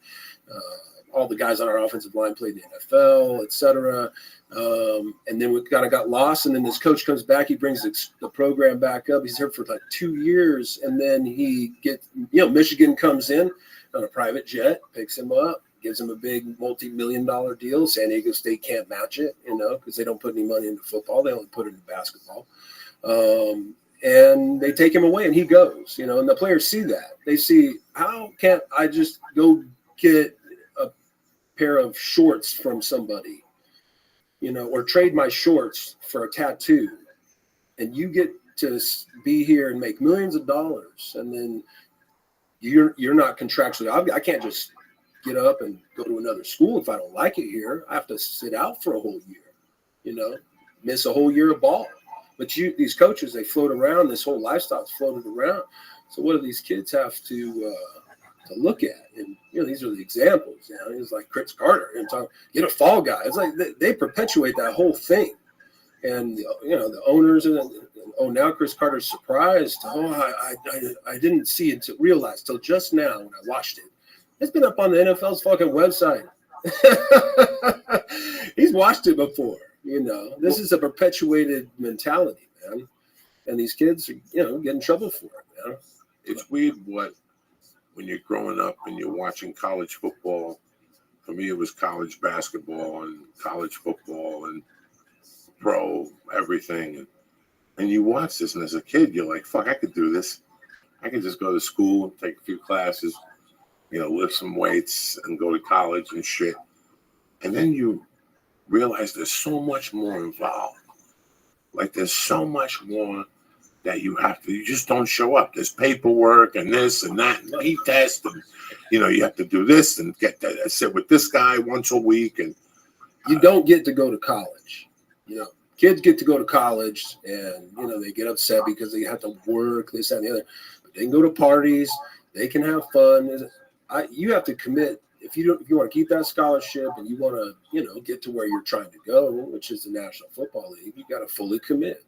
You got to give up spring breaks. You got to give up everything. I mean, you got to train constantly. That's your job. You have a job, and it is full time. If you are dedicated to it, you're one of the best, and you want to honor that scholarship. That's a full time gig. And being a student athlete was rough. I mean, and then there's the really stupid things like we just talked about. I mean, I had to pay back my last semester of my scholarship because I signed up for all my classes, credit, no credit, instead of getting a grades. And I had switched my major mid-career, so I was able to pick a bunch of courses that I hadn't taken yet that were all kind of general education type of classes. And I could take them credit, no credit. So, I go on test days and like every other student does, and I just show up and I, fail, I'm sure, because these are classes like science and English and all these, where you're reading books and you got to really study. And I'm just like, I got to focus. I committed to staying at the school. I could have came out my junior year. I committed to, stay and try to become a better player and get drafted higher and represent the school. I did, got drafted 7th pick overall. And, 7th pick in the first round? Yeah, 7th pick. San Diego State, offensive lineman. I beat out all the SECs, all the Big Ten, It was crazy, man. And they made me pay back my scholarship because I only went on test days and the days I thought, got everybody else away with it, and I just take no credit. So then it wouldn't count against they try to screw me over. I got a letter in the mail. Like, you owe us $20,000, like, okay. All right, then. So the day you get drafted, the fucking blue ink ain't even dry on the check. And they're the school, the first one of the first bills I got once I got drafted and made it to the National Football League was from San Diego State University for $20,000. What was the second? Columbia? That's the second bill that comes in. Remember when you all the parking tickets is what it was. Fucking parking tickets. The city of San Diego. We need all that parking money. Jesus Christ. 7th overall. That is just a. Were you in the Madison Square Garden or wherever they held it? No, it wasn't as big of a deal as it is now. It's really commercialized now. What year was this? 98. 98. So still Tagliabue, and it was just starting to get a little silly, with the media, but it wasn't as big a deal. So I just stayed out in Moreno Valley, out where I grew up, in the valley out there in the desert, man. And had a party in my mom's house in the cul-de-sac and invited everybody over. That's a great fucking way to do it. Nice and simple. Yeah, man. So now you got drafted by who? New Orleans. Yep, Mike Ditka. And then you went there you got traded immediately. No, I got drafted by Coach Ditka to New Orleans, was there for 5 years, and then they traded me to St. Louis. Yeah, unfortunately. Mickey Loomis traded me. And, that was how it went. What'd you think of the Saints when you were down? That's my team, man. That's I got fleur-de-lis all over me. That's a special place. It still holds a special place in my heart. I haven't set foot in the Superdome since I left. I've had plenty of opportunities and made a lot of excuses to get around it, and out of a lot of invitations just because it means a lot, man. That was a pretty special place to be in New Orleans. You've been there, and anybody who's gone there and experienced that city, can attest to that. It's just a different place. Were you there during Katrina? I went after Katrina. I was not on the team. I was in St. Louis. I had just gotten traded. I was down. I was after 2003 season. And then I was down in Mexico at the time. I had a house down there. And we saw the storm coming on the radar, on the TV, and it tore up the city. And so we flew back early and loaded up a truck of supplies and stuff. I raised a bunch of money and cleared out a Sam's Club and hauled it down in the 18-wheeler. My dad was a truck driver. And drove it from St. Louis all the way down to New Orleans for the cops and the firemen, because all those guys are my buddies. And I knew I couldn't get a hold of any of them. The phones were all down. Everything was down. And so we drove that truck down, got in, and they waved us right on through. And we spent about a week down there helping clean up and all that. The team was in San Antonio at the time. They moved away. All right. Okay, sorry about that. Katrina was fucking crazy, wasn't it? Yeah. Like it was Nuts. My friends were down there either shooting a movie or had just finished, and they did all this stuff. And they went back after the hurricane and they shot where they were shooting, like the dock where they had shot, gone. Yeah. Like nothing was left. Yeah. And now it's 10 years. I think ABC's doing some special this weekend about the 10-year anniversary of Katrina or whatnot. You know what? Oh, I can put You're it a mumbling, bumbling little fucking cocksucker. It's my fault. I didn't have the where it needs to be. No, he's always kicking over something. Just hitting the button when the music's on. He ain't even fucking high yet. He's straight yet. He's doing shit. He's just trips. A lot of wires, man. What's up, baby? A lot of wires. A lot of fucking Mission wires. control How are over you? here. Just Yeah. one moment. You're a fucking tremendous. We're watching Joey Diaz. How's your life? How'd you hear about me? Oh, it's silly. Yeah, it's sorry, I didn't see. How you doing, baby?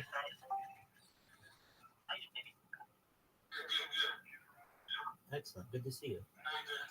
Well, so you can see, we've added some people, and we're just going to continue to get bigger. We're gonna see new members today. That's correct. That's phenomenal too. I wasn't expecting this much attention thus far, so really, really happy. I've got, I just had somebody in here who was like, It's hard to hear you.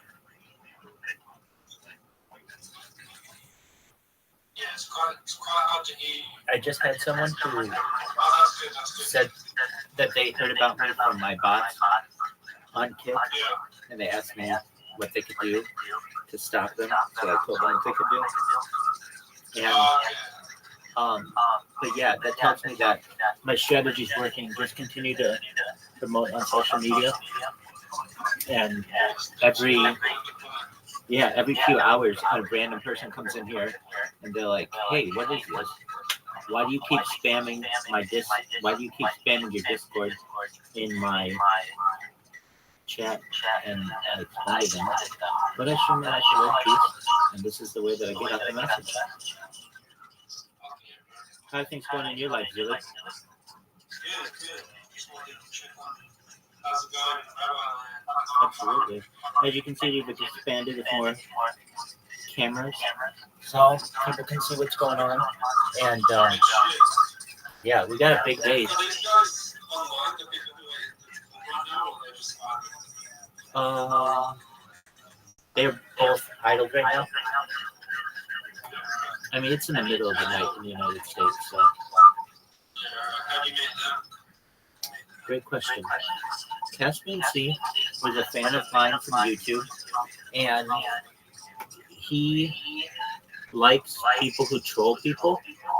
And one person who he liked tried to troll me and couldn't find anything about which to make fun of me. And so that was really interesting to Caspian C.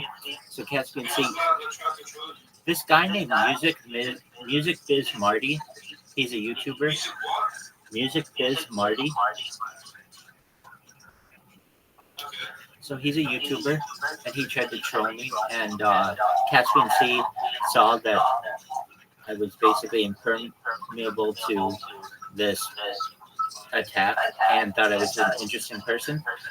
So he started following me on YouTube, and then one day he typed something in, and I told him, hey, why don't you join me in the Telegram we had? So he's been in the Telegram now for like at least 3 months or so, and then the other guy, Lemon, I met, I think, in the Aiden Ross.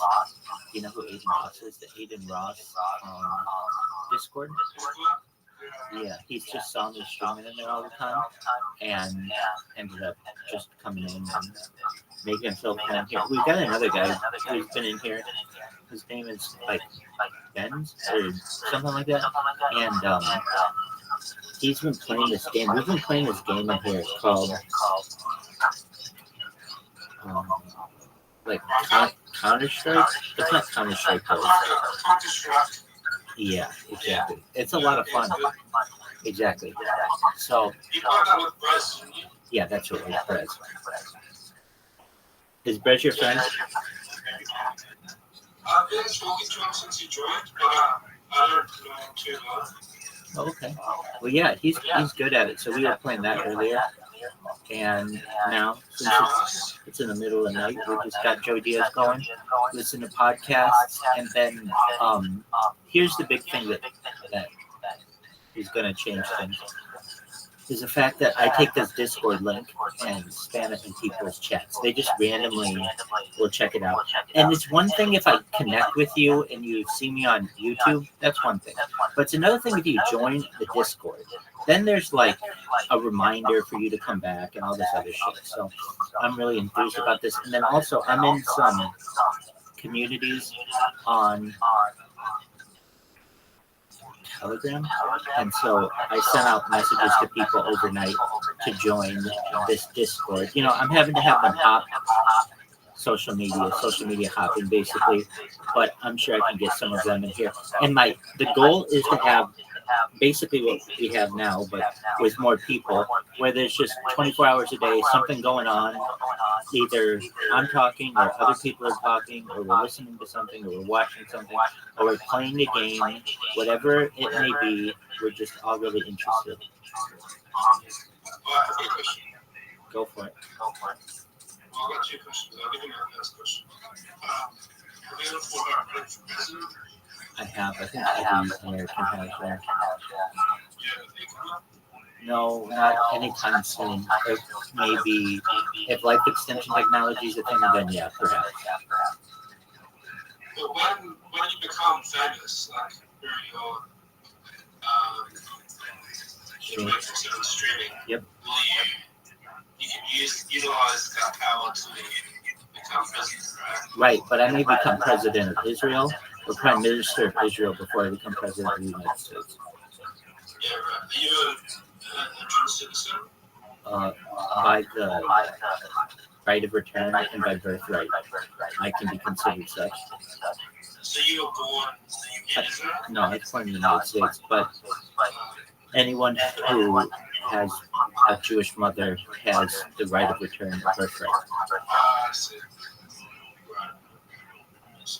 So I may take advantage of that. But as of right now, for the first 10 years, we would really get things organized from a philanthropic standpoint, ensuring that we had the correct not-for-profit set up to be able to help with world thirst, world hunger, help people with futurism, see what we can do about funding really good ideas in the world, like fission power, fusion power, desalination plants, cloud seeding in major cities of the world, and then expanding that, doing everything that we can do to extend human life, do everything we can to explore mind-uploading technology, faster than light travel, anti-gravity, antimatter, gravity control, perhaps moving into the world of like a Santa Claus machine where you can create anything that you want, Dyson spheres, just all kinds of future stuff. That reminds me, I've got another thing to ask you. So you have a monarch on each. Yeah. Do you reckon you could make me a monarch here too? So Oh yeah, definitely. Just don't ban anyone. If you have to ban someone, tell me who it is and why. I won't even ban anyone ever. You're good, baby. I'm sure when this blows up, we'll have to ban some people just because people want to troll. But in the meantime, yeah. Just for a moment, let me make you a mod. And the way that I do that is I go to rules.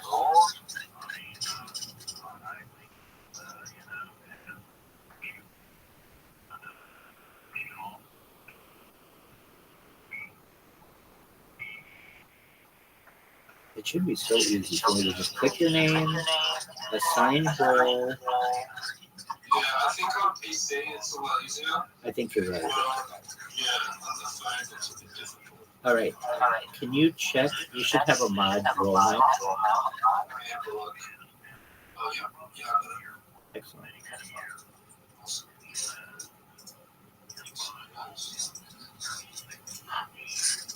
So I've just got, let me show you this little robot.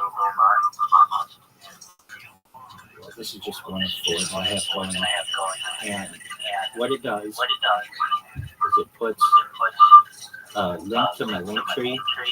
Oh, it's so fucking long. And then it is going to spam this person. Pardon me. So it just goes in there and it fucking spams them. And it says, and then like he just banned me. But that's okay. That means he had to make a conscious effort to do that. And that's just more attention that I just got on his stream. So I've been doing that.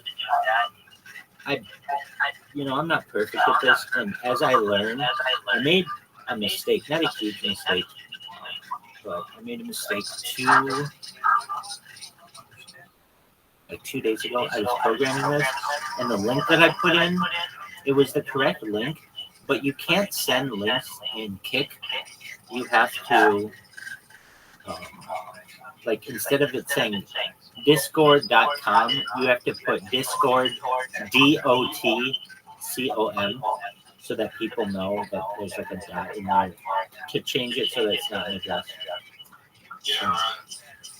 I found out some really sad news over the weekend. I had a friend of mine, he's a former employer of mine, who I just found out was murdered, and that's a serious thing. He was a wealthy individual, only 41, and he and I launched the world's largest car wash app throughout all of Southern California and the Sun Belt of the United States. Basically, with a push of a button, you could have a car wash at your door in minutes. And one thing that we did was we marketed this app and got it to be very successful. And so I started this around 2016, and around 2020 when the pandemic hit, the laws of the state of California changed so that we weren't going to be able to operate the way that we had previously operated. And I thought it was in my best interest to get another job. So I did. I got a 6-figure contract with another company and went and did that. And left him, with his business or whatever, and wished him the best for it and everything. But only to find out, as I wanted to find out what was going on. It turned out, remember I said that the state of California changed the law and that we weren't going to be able to operate? Well, he was a stubborn person and went against my advice and the advice of his lawyers and a lot of other people, and just continued to operate the business as he had planned. Exactly. And he ended up getting sued for like $47 million by the state of California. Huge amount. He was a wealthy individual, but not that wealthy. Not that he could just. No, he's Armenian. Not that he could not take that kind of a financial impact. So, he was fighting. Hey, what's going on, Cat Quincy?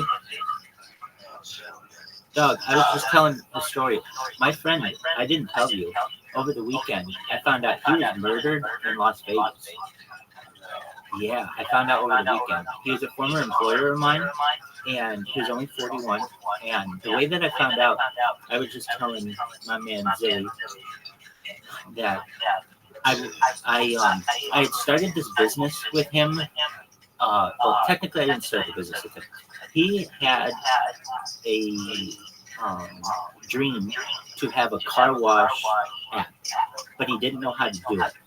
And so he hired me in 2016, 2017 to launch this app for him. He had struggled with getting the app launched and just basically needed, I'm not saying I was like I had a magic wand. It took a lot of work. But within 6 months, we were able to launch an app and made it into the most successful car wash app in global history. Okay, with that being said, in 2020, the state of California changed the law under which we could operate, and I went and got another job. I got a 6-figure contract after that because I knew we weren't going to be able to operate legally anymore.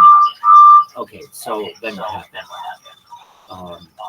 A couple years go by, and apparently this is just such a sad story. I mean, it's just we had like a love-hate relationship. I shouldn't say I ever hated him, but he could have been nicer and he could have been a better business person, more honest, and other things like that. Anyway, there were a lot of parts about him that I did like, and he had a beautiful family. He had a really pretty wife and 3 beautiful sons. And wouldn't you know it, this dumb motherfucker gets, this is how I read this article, that this motherfucker got caught with a sex worker at the Cosmopolitan Hotel and overdosed on cocaine and fentanyl. And so it's not like your traditional murder case. Like when I think of murder case, I think like, you know, there's a weapon or something like that. So there are 3 people now who are up for murder, and they are it's 2nd-degree murder, because there's that really hard law now that says like if someone dies and you gave them drugs, you can be charged with murder now, like as a dealer. And so the way the article was written, basically, my friend was playing the slot machine, and a woman came up to him, and they go up to his room. They're there for about an hour, and then she leaves very disheveled, and that's what the camera caught. Disheveled means disorganized and like in a hurried fashion. And so what apparently happened was, I don't know exactly, but this is what the article said, that they may have met like around like in 2023, like they met like on a Saturday night or something, and then spent a couple days at the hotel. He spent a couple days at the hotel and apparently wanted cocaine. So, and wanted hookers. So he got a hooker and had her get cocaine for him. And the 2 people from whom she got cocaine basically came to the casino as well. And so the hooker and the 2 people had Facebook messages to each other about like robbing my friend and stealing his car and like his other stuff. The most they would have gotten probably, I mean, I know this guy, I knew him so well. I can tell you everything he had in his wallet, and like they would have probably gotten $5,000 in cash on him. They're not going to be able to use his ID, or like he had a black card. That was the big thing. If you could get his black card, you could buy anything you want because it didn't have a credit limit. And then also they were going to steal his rental car. So they wouldn't have even gotten all that much out of him. And yeah, I just found out about this over the weekend. I was looking to see how this court case was going, that the state of California was suing him, and it had been going for like 4 years or something, and didn't really have an end in sight. And it is still going, even though he's dead. So I guess they're going after. They'll probably go after his estate. So yeah, and he was smart. So his wife has to deal with the fact that one, he's supposed to be dead. 2, he's supposed to cheat on her. Yeah. And 3, he's going to sue for 40-something million. Exactly. Sounds like a bit of a douchebag. Dude, no, absolute 100% douchebag.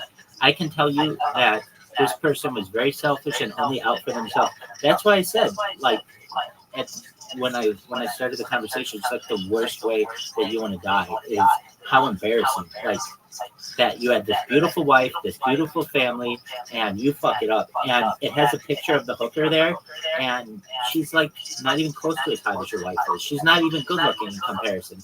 So it's like, what were you even doing? It's just, it's kind of like a lesson for life that what happens in the dark will come to light. And, you know, who knew that like the last thing that would be written about him would be an article about his death and everything. So it's really unfortunate. And because it happened in Las Vegas, it wasn't like a big LA story, which perhaps it could have been a much bigger LA story, but because it happened in another city, there weren't any articles about it until an article was written about 2 months ago, and that's how I found out about it. And when I first read it, I was like, no way. Like, yeah, that's my friend's name, and yeah, he would have been 41 or so at the time, but I don't believe that what I'm reading. And then I read like cocaine and fentanyl, and like, oh wait, all right, that's kind of how he rolled. And then a hooker in Las Vegas, and then oh, actually, yeah, that's probably him. And then I tried to, yeah, I had met her. Yeah, her name's Natalie, and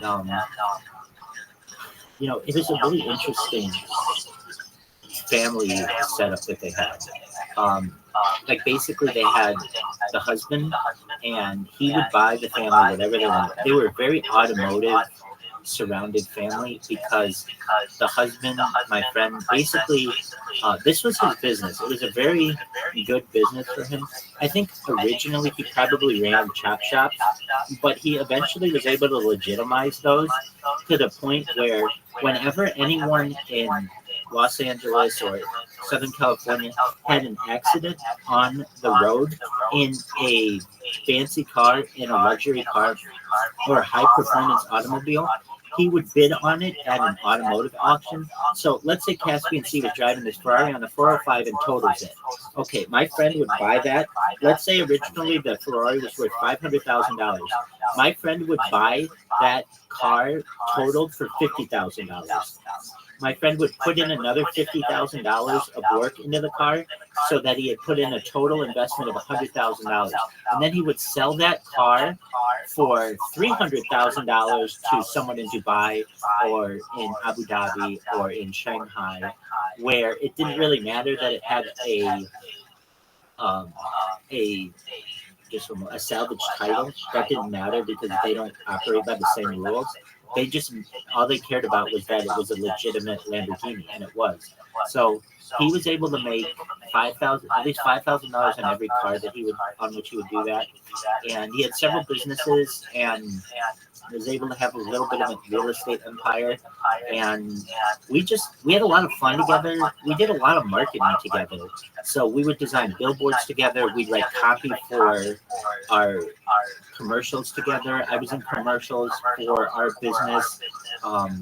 We would make advertising for like banner ads and like app store ads. We just did a lot together, and to find out, like, but don't get me wrong, I'm telling you this first and foremost, this person was not to be trusted, and you know, kind of the story ends sadly for him, which I think is unfortunate.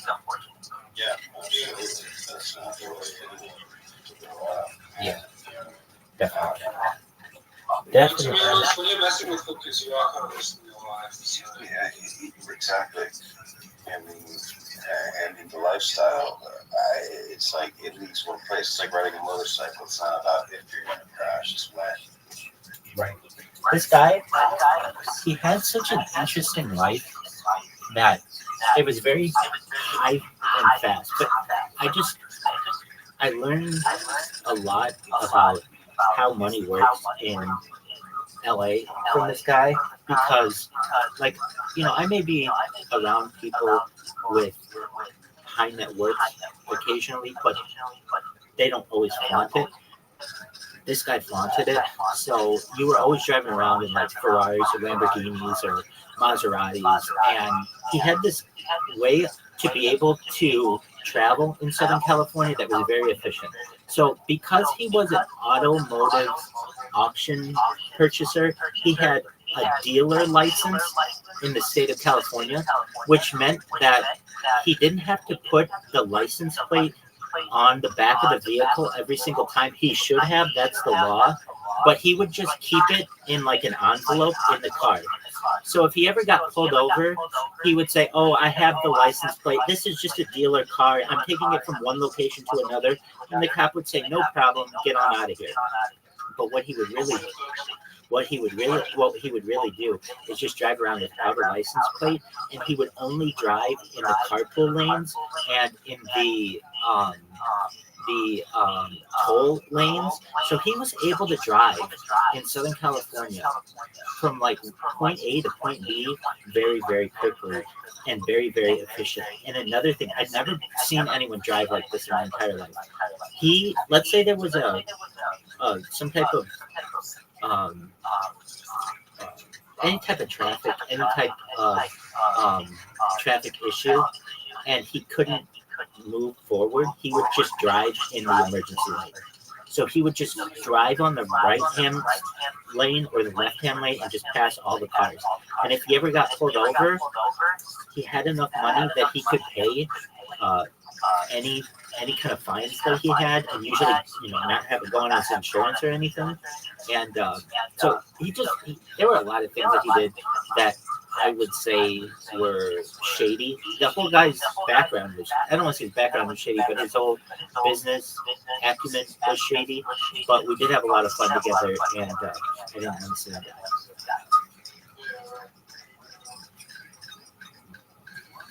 So, my man, Zilly, do you know Caspian Sea?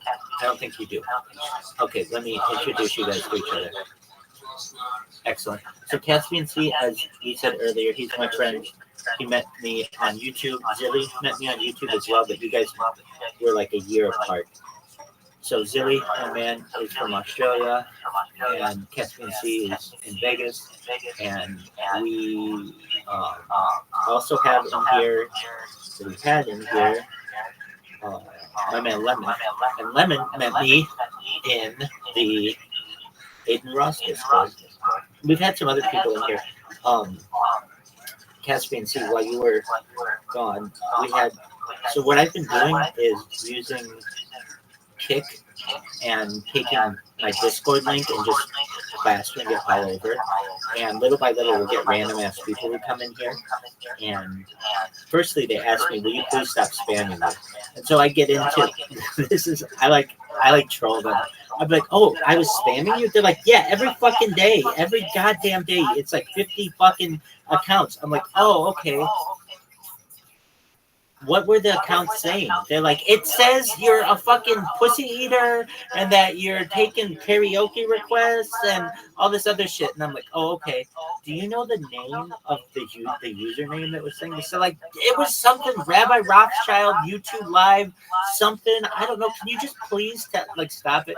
I'll get all these questions out of them. I'll be like, all right. So how many times during your stream does this bot spam you? They're like, it's every single day. It's every 15 minutes. I'm a moderator in this person's stream. Please stop it. And then at the end, I'll tell them how they can stop it.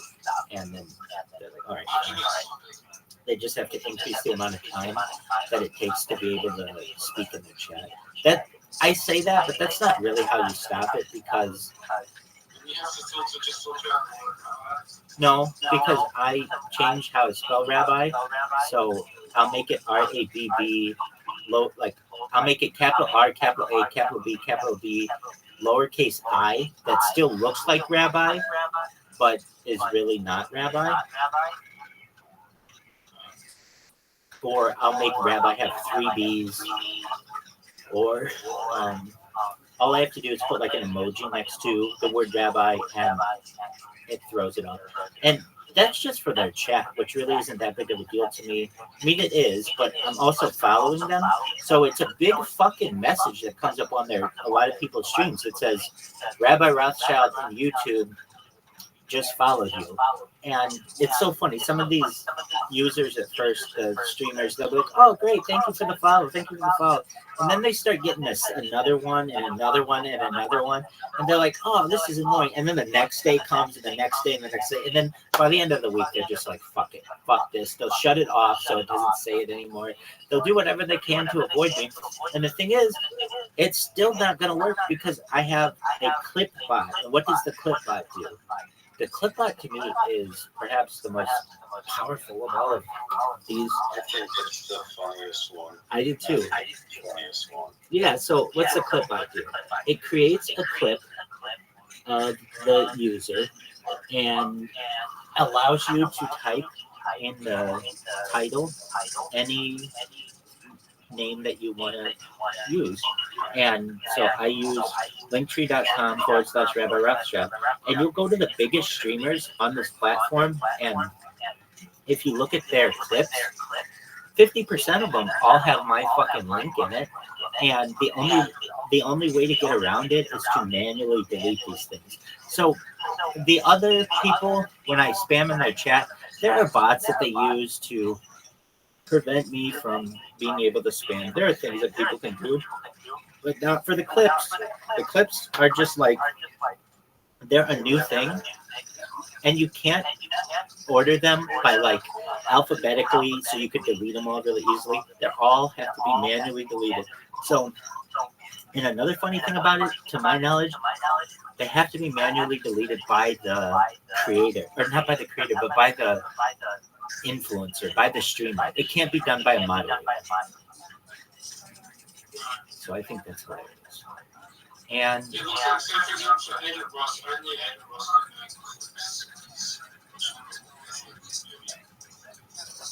are you sure about that?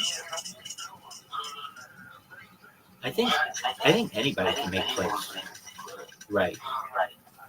Yeah. What's the streamer that you click a lot? Okay.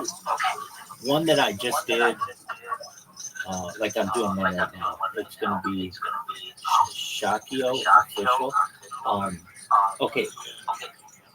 Yeah, just a moment though. If you want to see one that has a ton of them, oh, here's one. I know it off the top of my head. Hold on. Oh, damn, what the fuck is this guy's name? It's okay. I'll tell you how to spell this one in a second. It'll show up. You know, just a second. Okay, it's SHOKKIO.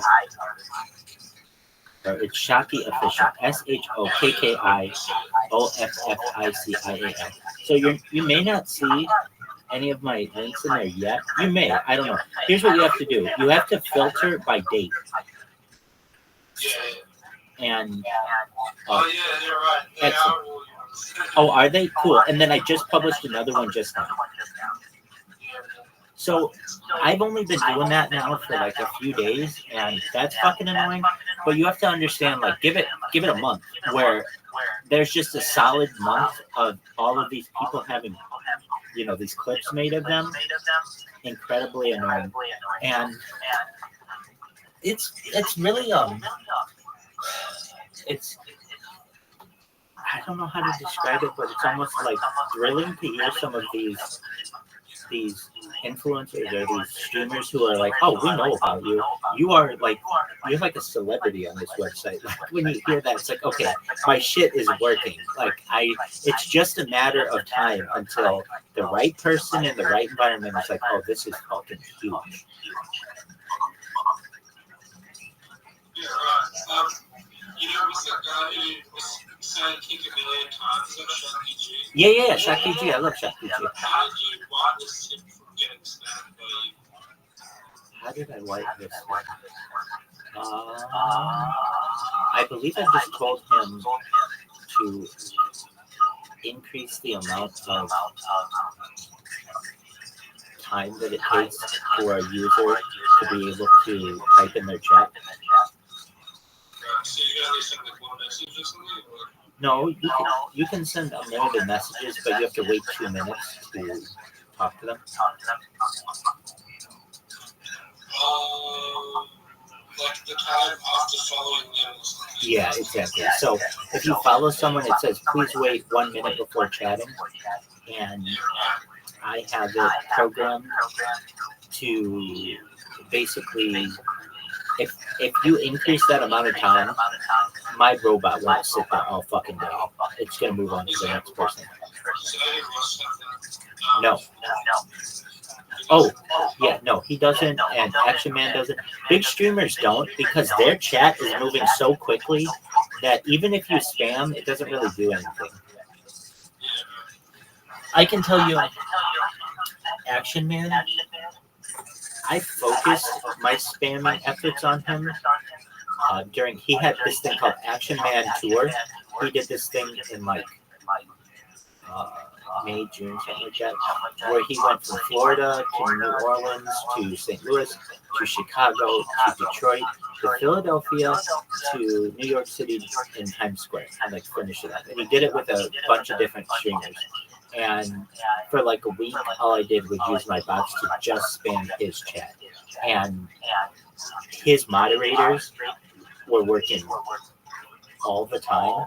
And what would end up happening, since he had such a big stream, a lot of times one moderator would think another moderator is taking care of it, and he would end up not having any moderators there, particularly at night, and all fucking night my bots were going. And he was doing, Action Man was doing a 24-hour stream at the time, so I got a ton of different publicity just from that little project, where today people will come into my chat or whatever and they'll be like, yeah, like, how'd you hear about me? They're like, oh, I'm an Aiden Ross moderator. And if they tell me that, I automatically feel sorry for them, because I know that I have really made them look overturned. Have you ever had incident in reference to like Jack Future and then Lindsay? Yeah, I do know that guy. I did a shout out to Jake Future, or somebody with the name Future in the name, not too long ago. Aiden Ross was in my stream. Did you know that? He was in my stream. Like in May, it was interesting. It was in the it was like 6 o'clock in the morning, and all of a sudden I see some people typing to me, and they're like, hey, do you know who Aiden Ross is? And I'm like, no. And they're like, oh, he's a streamer on Kick. And I'm like, all right, so what? Oh, welcome. Hey, dude, did my bot stop? JVCX, did my bot stop? Doug, and we have Chef here. Altas? Yusuf? Dude, this is phenomenal.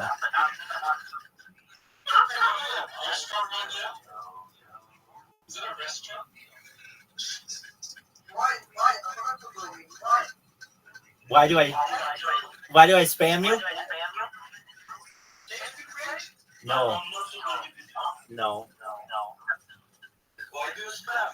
I want world peace. I want world peace. I want world peace. Yes, we're talking about it right now, aren't we? Oh, it will be peace. How does who feel for me?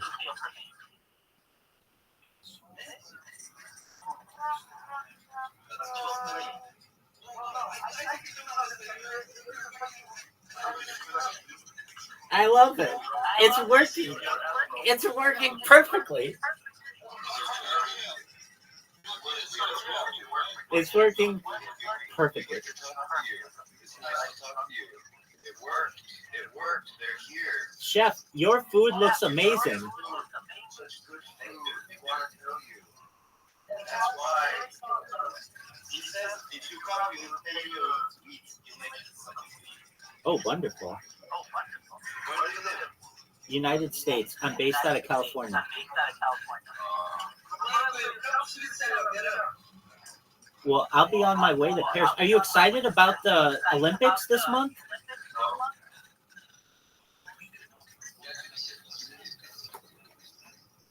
Hey, Look at this. This is what happens when Kick bans your account. This is the message you get. You never want to get this message. It says your account has been temporarily suspended. Please check your email for more information. So watch this. Watch this. We're gonna have it create a new account. I have to press one button and everything is automated.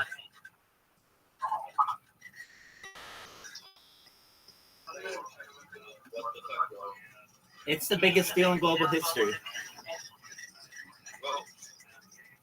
you join us for World Peace?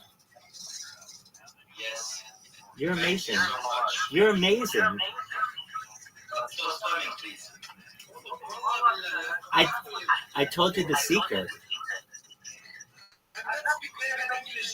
That's okay. We love you.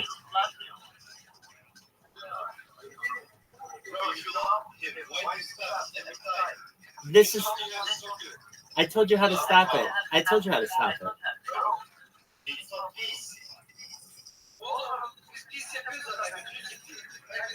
Peace will come. We continue. Keep telling people. More and more people will come and we'll talk about peace more and more. So let me tell you, I am not just a random streamer. I have more content online than any person ever. I have been live streaming my life 24/7, 365 for more than 3 years. This is more data than any person has on the internet. And it's a big deal. And we're starting to make people aware of it. And the more people who find out about it, the more popular it gets, the more people talk about world peace. They talk about world peace and ending world hunger and ending world thirst. And I think these are good things.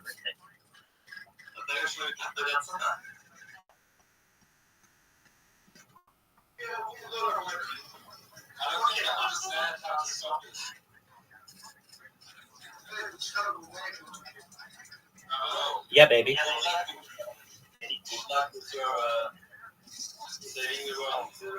Thank you. Thank you so much. You're wonderful. Come back whenever you want.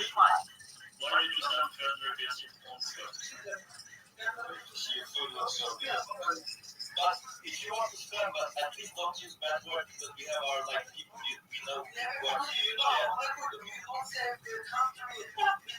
what Okay, I'll remove all the cussing just for you. All of it is gone. Okay, thank you. You're welcome. Thank you. Absolutely. Hey, now that you say that, I'm changing them all right now. The worst they'll see, it'll say, join Rabbi Rothschild's Discord. Please share to be a trillionaire. Nothing about pussy eating.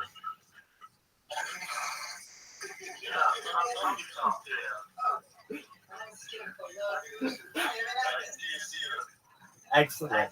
Bye-bye. Thank you. What nice people.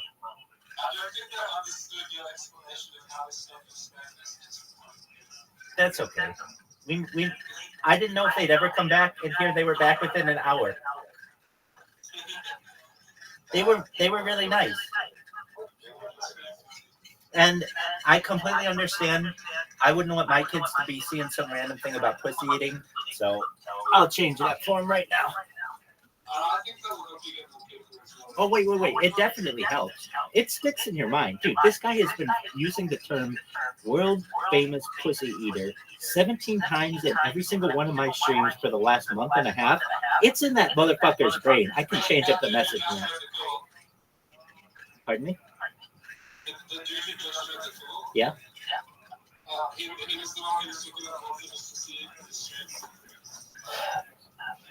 Well, he asked me to change the just so I wouldn't cuss, and I knew what he meant.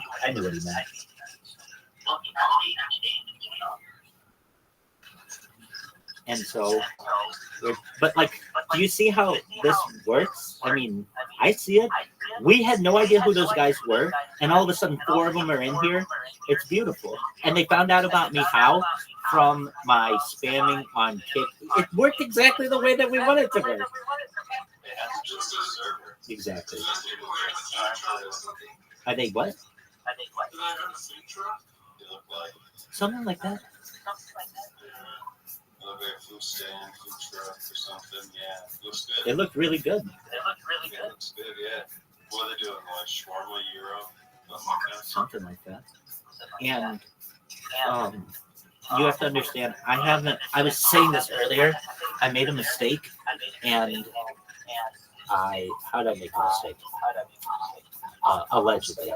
When I was putting the link in, instead of putting Discord, DOTGG,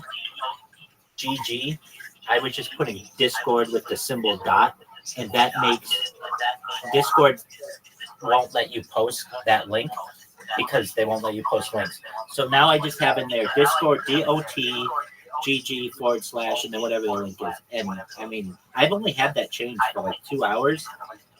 We just got 4 people in here. So that's cool. I'm very psyched about that. I mean, let me put it to you this way. Imagine you are someone who you get into your routine. You've been live streaming on this platform for the last year. Great. Then for the last 2.5 months or so, every single day, somebody comes in and spams you. I've now become part of your life. I am now part of your culture, of your stream. I'm part of your community because you've talked about me, you've banned me, you've complained about me. I'm almost as if like I'm like a surprise that's going to show up and you just don't know when every fucking stream. There you go. There you go. You're 100% right. And I use that phrase all the time because that's what I do. There are people who come to me and they're like, I can't stop thinking about you. I'm like, okay, well, that's your problem. They're like, no, you're everywhere. I'm like, okay, well, what do you want me to do about it? I mean, that's good marketing. They're like, I know, I just hate it. I'm like, okay, well, do what you want to do. I mean, I can't stop it. What's that troll streamer that you watch? What kind of trolls is it? Oh, I was telling him how we met. Explain to him the Music Biz Marty story, please. So, if you've never heard of Music Biz Marty, there's in America there is a particular locale who goes by Cyrax. Have you ever heard of Cyrax? No, I only know like what's his name? The one that is Gothic. King Cobra, JFS, yeah, King Cobra. Christian. So I actually don't think that, I don't think that King Cobra belongs in that group because King Cobra does not do anything. He's not a deviant. He's an eccentric. He's a god. Like, he doesn't do anything that is like bad. All the other people usually who are considered locals, they do something wrong in their life. They're using the internet to try to get kids or something, or they're hiding a very dark past. So Music Biz Marty is somebody who, and he does it for his own personal amusement. He's not on some holy mission to save children by any means. But for his own personal amusement, he harasses pedophiles. And so, Hold on. He also harasses other people too. Don't just say that. Apologies. Just for a moment. Hold on a second. It's not just pedophiles. Because when I watched him, it was foodie beauty. So anyone, also people with mental disabilities sometimes who just like are completely aware. Usually it's like crackheads. Like there's these new Los Angeles crackheads that he's making fun of as well. And so, nobody's really safe, but for the most part, people who are considered lolcows, a lot of times they have some sort of dark sexual history as well. And so, Music Biz Marty really made his fame. He found someone called Cyrax. Cyrax is, he's physically not normal, but he also preys on children on the internet. He sends dick pics to kids. So, that was fucked up. There's more to it, obviously, but So for years, Ms. Marty's been going back and forth with this one guy, Cyrax, and every once in a while, Cyrax actually takes the advice of the internet and stays off the internet, which usually is only a couple days, because the guy is just addicted to the abuse. It's the only attention he gets, but he's also a bad guy, so it's like he creates the negative attention. Anyway, during like a lull where he wasn't streaming, he took this party who has made his name by making fun of people who's trying to find a new person to make fun of. And somebody said, hey, Marty, you should go check out this Rabbi Rothschild guy. He's got a million accounts. They told him about it. Music Biz Marty comes over, and I was watching Music Biz Marty, and so he spent about an hour, like, looking at Rabbi and, like, talking to Rabbi. He brought, like, 100 people in the Rabbi's fucking street. That's right. And, you know, like, we were all sitting there watching Rabbi, and at the end of it, Marty said something that I've never thought I'd hear a troll ever say. And I mean, Marty's a troll king. He's like, I gotta be honest, guys. I don't really think I've got much to work with here. I'm moving on. And he clicked away, and he fucking he left, and he doesn't talk about Rabbi at all. Now, maybe it's possible that Music Biz Marty, who's really Nicholas Biegler, is a Jewish man who, I will be completely honest, should have preferential treatment for the chosen people. But at the same time, I mean, Rabbi has like 1,000 fucking accounts. Yeah, I'm an easy target.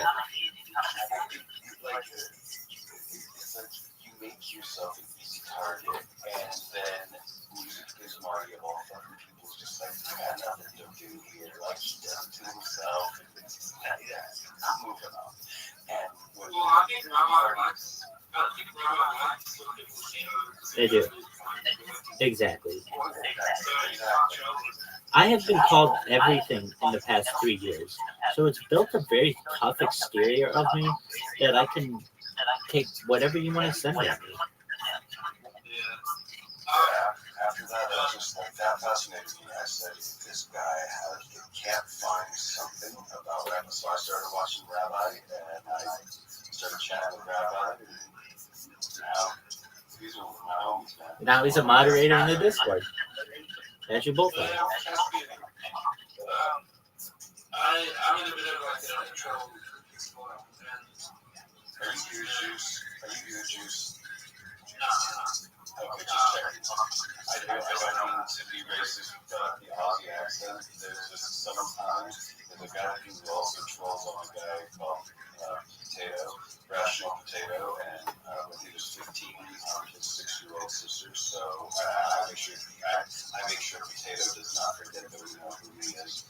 No, I don't know what that is. No worries at all.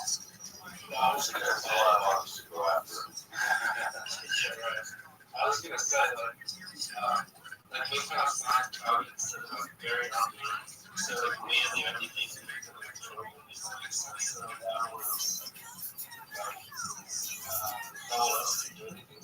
it's pretty funny. I find people that will do this stuff. Chicken are just like shit. Yeah, definitely.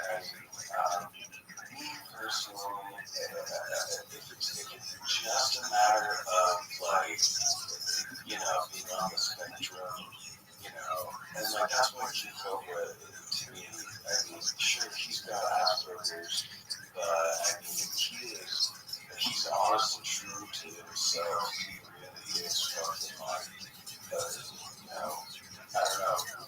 He's an absolutely original character, and I like him. I think he's cool. He also is very much against any kind of harm to others, especially children. And Yeah, I don't know much about Cobra, so I don't really like know anything.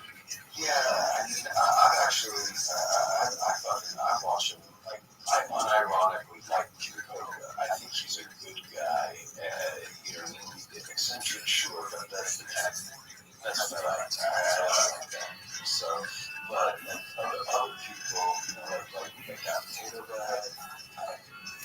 somebody has a dark past and they're on the internet and they don't set it to, 18 plus audience, then I see a problem.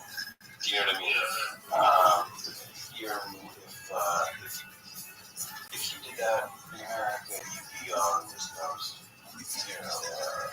sex registry, list exactly, and so at the internet, you can change your name to Rational Potato and start preaching peace and honesty, and then lie bold-faced to the world and say, I didn't do anything wrong in my past, so usually that is what will get my ire up to want to vote somebody.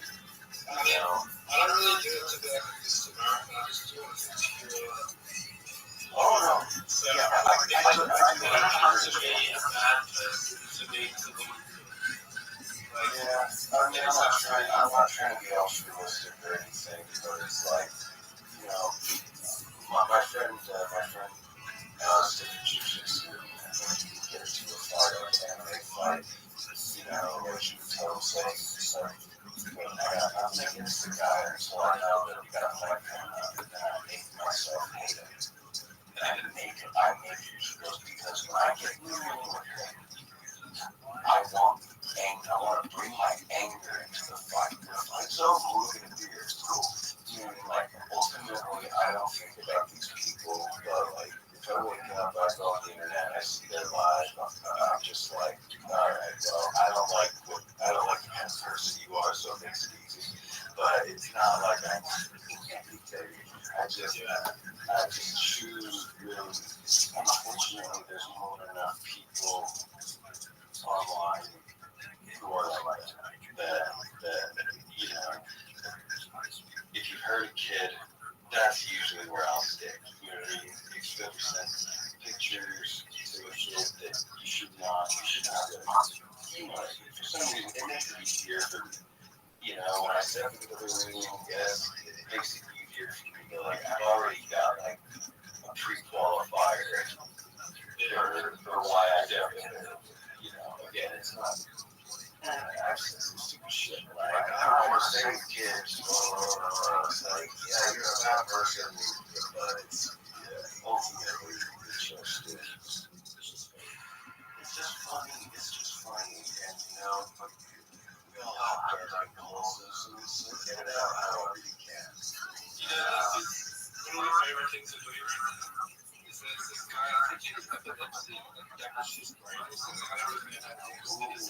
He looks like this, and guys, explore, he looks like a race man, and he's just so basically,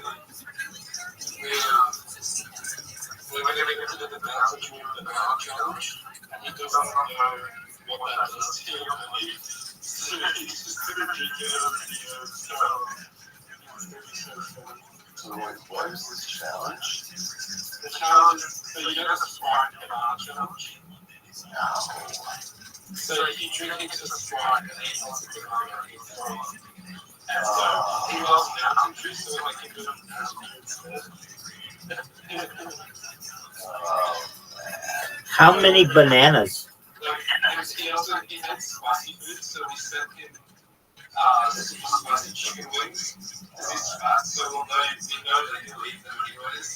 So he ate it and he's like, guys, I told you no spicy food. And then he starts throwing up.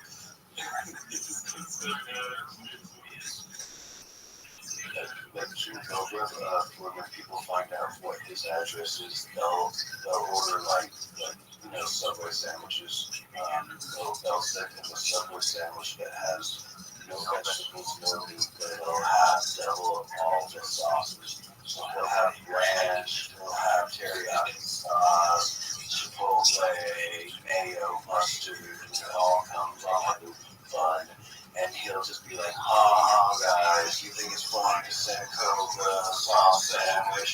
Well, I'm going to own you trolls because I'm going to eat this sauce sandwich. That's hilarious. So it's just like a bag of mush? He just, like, I don't care care what anyone says. I think that he owns his trolls. I think he does. He says he owns his trolls. He just say he's trying to talk shit, but I think he does. Just hit 100,000 subscribers on just really cool. I got really happy. But subscribers, talk a lot of trolls that unsubscribe. They fuck with them. Like, just 100,000. Rock down to fucking 90,000. From like another month. Like, you're like, actually get 100. But I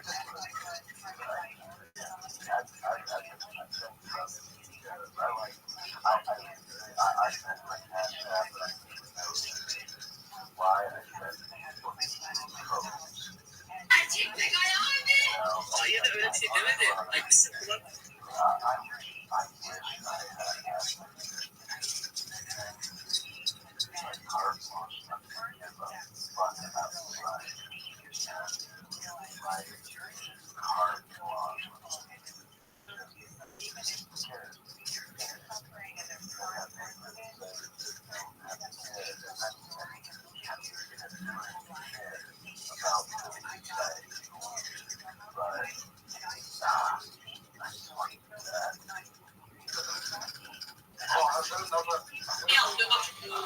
하겠다가 사용 중이라고 뜬 거야. 그래서 내가 아무 아이디를 또 만들어봤어. 근데 아무 아이디를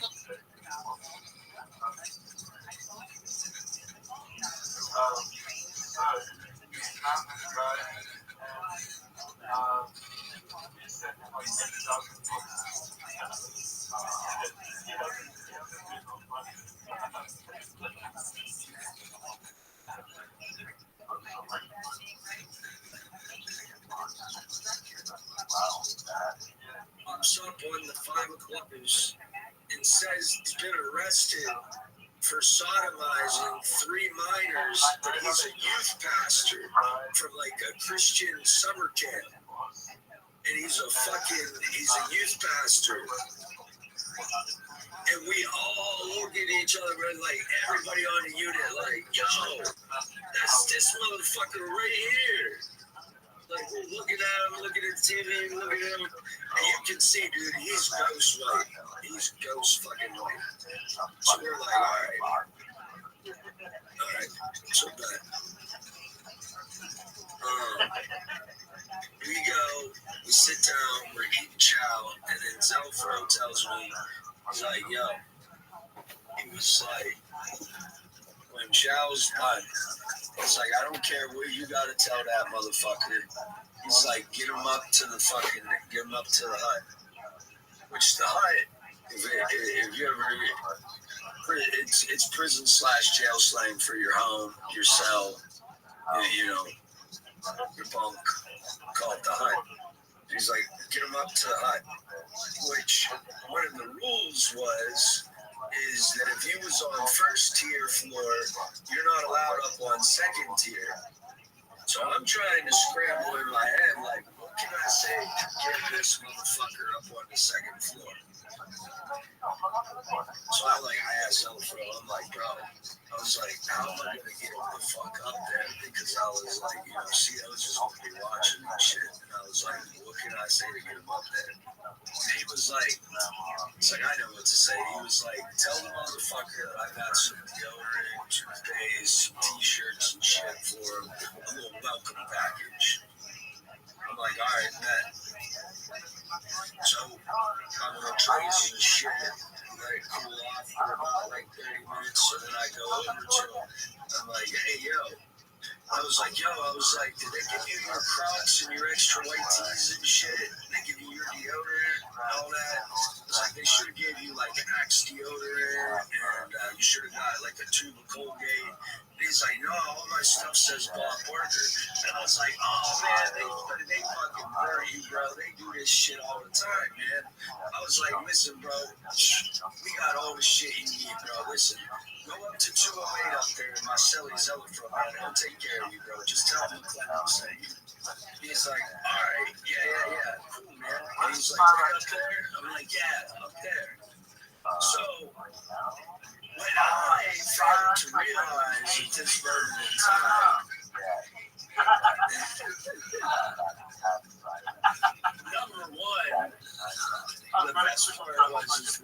show that was on at that moment. Bailey was his name, C.O. Bailey. This motherfucker, he was a real CO. Like, he let us get away with a lot of shit, and he would just kind of turn the other way, you know what I mean? He knew this motherfucker was a pedophile, because I watched Bailey watch him go up on the second tier, and Bailey just fucking picked his newspaper up and started reading his newspaper like he didn't see a goddamn thing. So I knew, I was like, oh, we're greenlit. I was like, this is happening. So I'm thinking Zelafro is gonna fucking just pull this motherfucker into cell and just beat the living hell out of him. You know what I mean? Like that's what I'm thinking. You know what I mean? So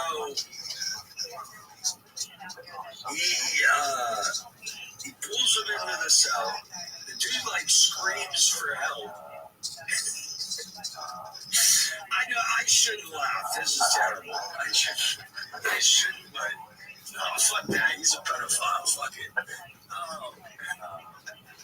But he's like, this dude is screaming bloody murder. We all know the deal that Zelafro's putting in the work, right? Next thing, the hot door fucking boom slams off the wall. You hear the door fly wide open.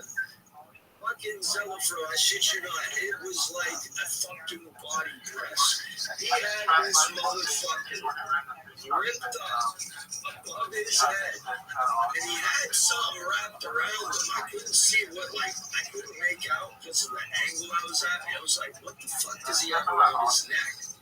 This motherfucker rose up right off the second tier, and like 5 feet before he hits the fucking ground, he stops midair, his head stretching and shit. I swear to God, he went ET for a moment. Like, I don't know how this dude's neck didn't break. Like, I truthfully don't know. But Zelafro had crafted up. He tore apart baby. my bed sheets and his bed sheets, and he tied it. Just one moment. Just one moment. I'll be there in just 1 second. He fucking made a fucking noose and put it around this motherfucker's neck and threw him off the second tier. I mean, dude's fucking eyes like lumped over. He looks like a mongoloid.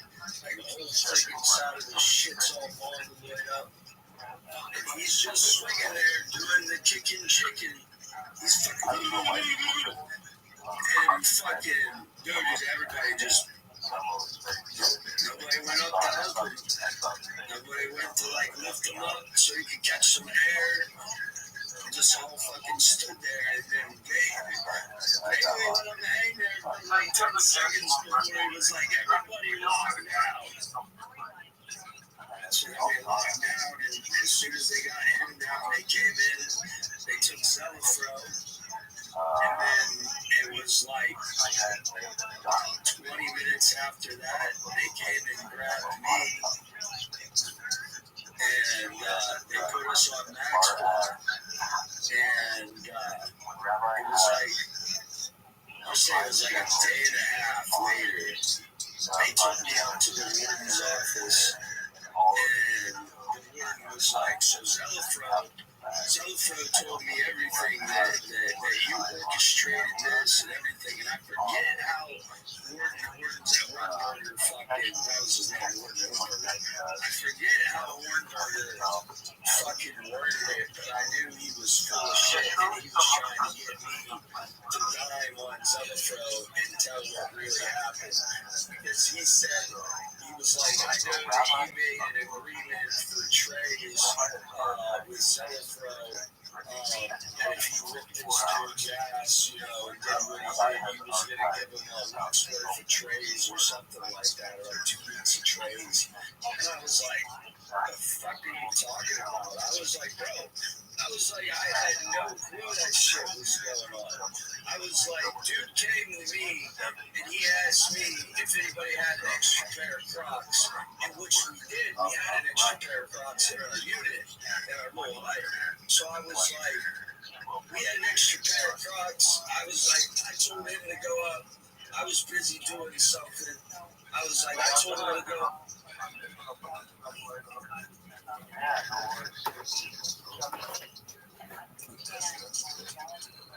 Apologies. Oh, we'll take care. I couldn't hear you. I can hear you now. What's going on?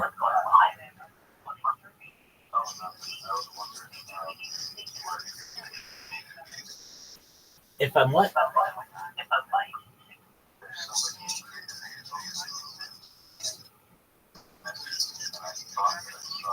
Oh, yeah. She's trying to sell her services. She's like an artist who's trying to sell her services.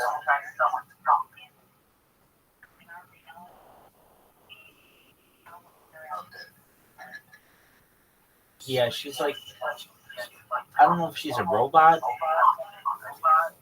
I don't think so. I know she doesn't have an OnlyFans.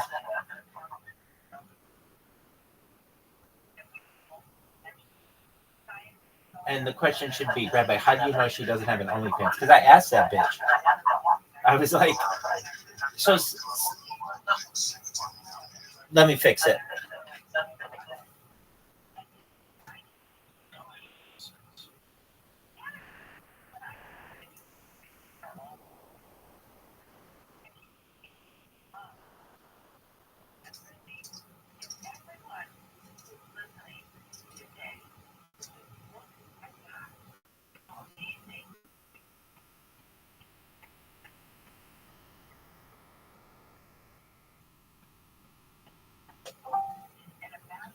Yeah, so sometimes when I don't know if these bitches are real or not, the way that I go about it is I'm like, do you have an OnlyFans? I don't always say that. In fact, I very rarely say that. She's the only one I can think of who I asked that to. But I just want to get right down to the point. Why are you coming to me? What do you want? And she's like, and I didn't say that right away. I'm like, what do you, she's like, hey, do you know I have services or whatever for you? Did you take a look at them? I didn't look at them. I didn't give a shit about any of the bullshit she was talking to me about. It took like 2 weeks. She finally, I was like, okay, what are you doing now? She's like, I have artistry services for sale. And I'm like, oh, all right. And to me, just thinking it's a funny thing because I'm literally saying just about every girl online nowadays has fucking OnlyFans. I go, hey, do you have an OnlyFans? And to be honest with you, I don't think I've ever, well, I know I've never subscribed to anyone on OnlyFans, but I think I might have only been to the website 1 or 2 times. And I've tried to sign up myself now more than 2 times, and I get rejected every time because my social media doesn't make the cut. But nevertheless, this girl's like, no, I don't. So that made me realize, okay, maybe she's not a bot because she, I don't know. So just know that she is in it for the money, baby. All right, dog. It's time for you to continue to sleep. And I'm going to continue with Joey Diaz. That they have in place that make decisions on who gets disability and who doesn't is set up with guys that aren't even doctors. They're just ex-football players that have personal opinions, you know, and Roger Goodell. Well, what the fuck do you know about it, asshole? You played in college for a minute. Your daddy was a politician. You held coffee for fucking Pete Rozelle for I don't know how many years and sniffed jocks around the locker rooms.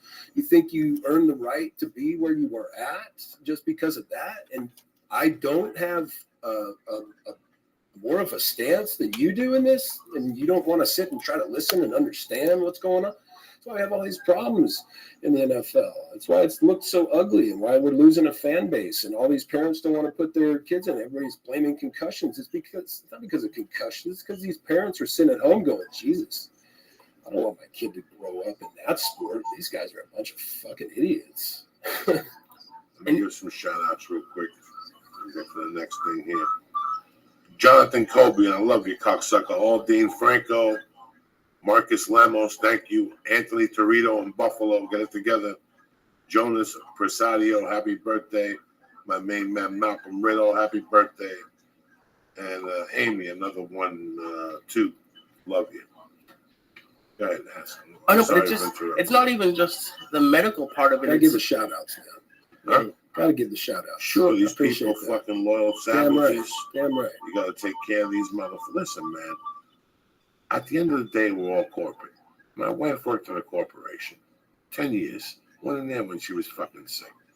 You know, I used to talk to her at night. I used to tell her, calm down. She's a fucking American. She believes in her job. She gets knocked up. We have the kid. She goes back. She asks for a raise.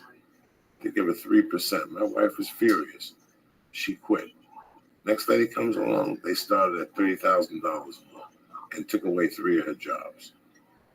We live in some fucking weird times with no loyalty. Mm-hmm. And at the end of the day, you realize you're a fucking piece of meat. You're a fucking piece of meat. And that's the world, though. You know, I mean, that's the real world, and that's what people need to understand. But And these that unions, type of they shit, stop fighting. These that type fucking of shit people. shouldn't exist in football, man. It shouldn't exist in the NFL. It's too great of an accomplishment, you know. I mean, not to lessen, you know, anybody's accomplishments, you know, how long they work at companies or anything like that. It's just to achieve that physical greatness just requires such an unbelievable dedication that people don't understand. To be in the fucking NFL. They just see little things and it just kind of looks easy. So most people just kind of take it for granted. The amount of dedication that goes into accomplishing that dream to make it to the NFL is unreal. There's nothing. I've surfed waves the size of buildings. I've, you know, done anything. I've been in shark waters. There's nothing that compares to playing in the National Football League. That adrenaline rush and that sense of accomplishment. I mean, I've had kids, and you know, of course, my kids are unbelievable.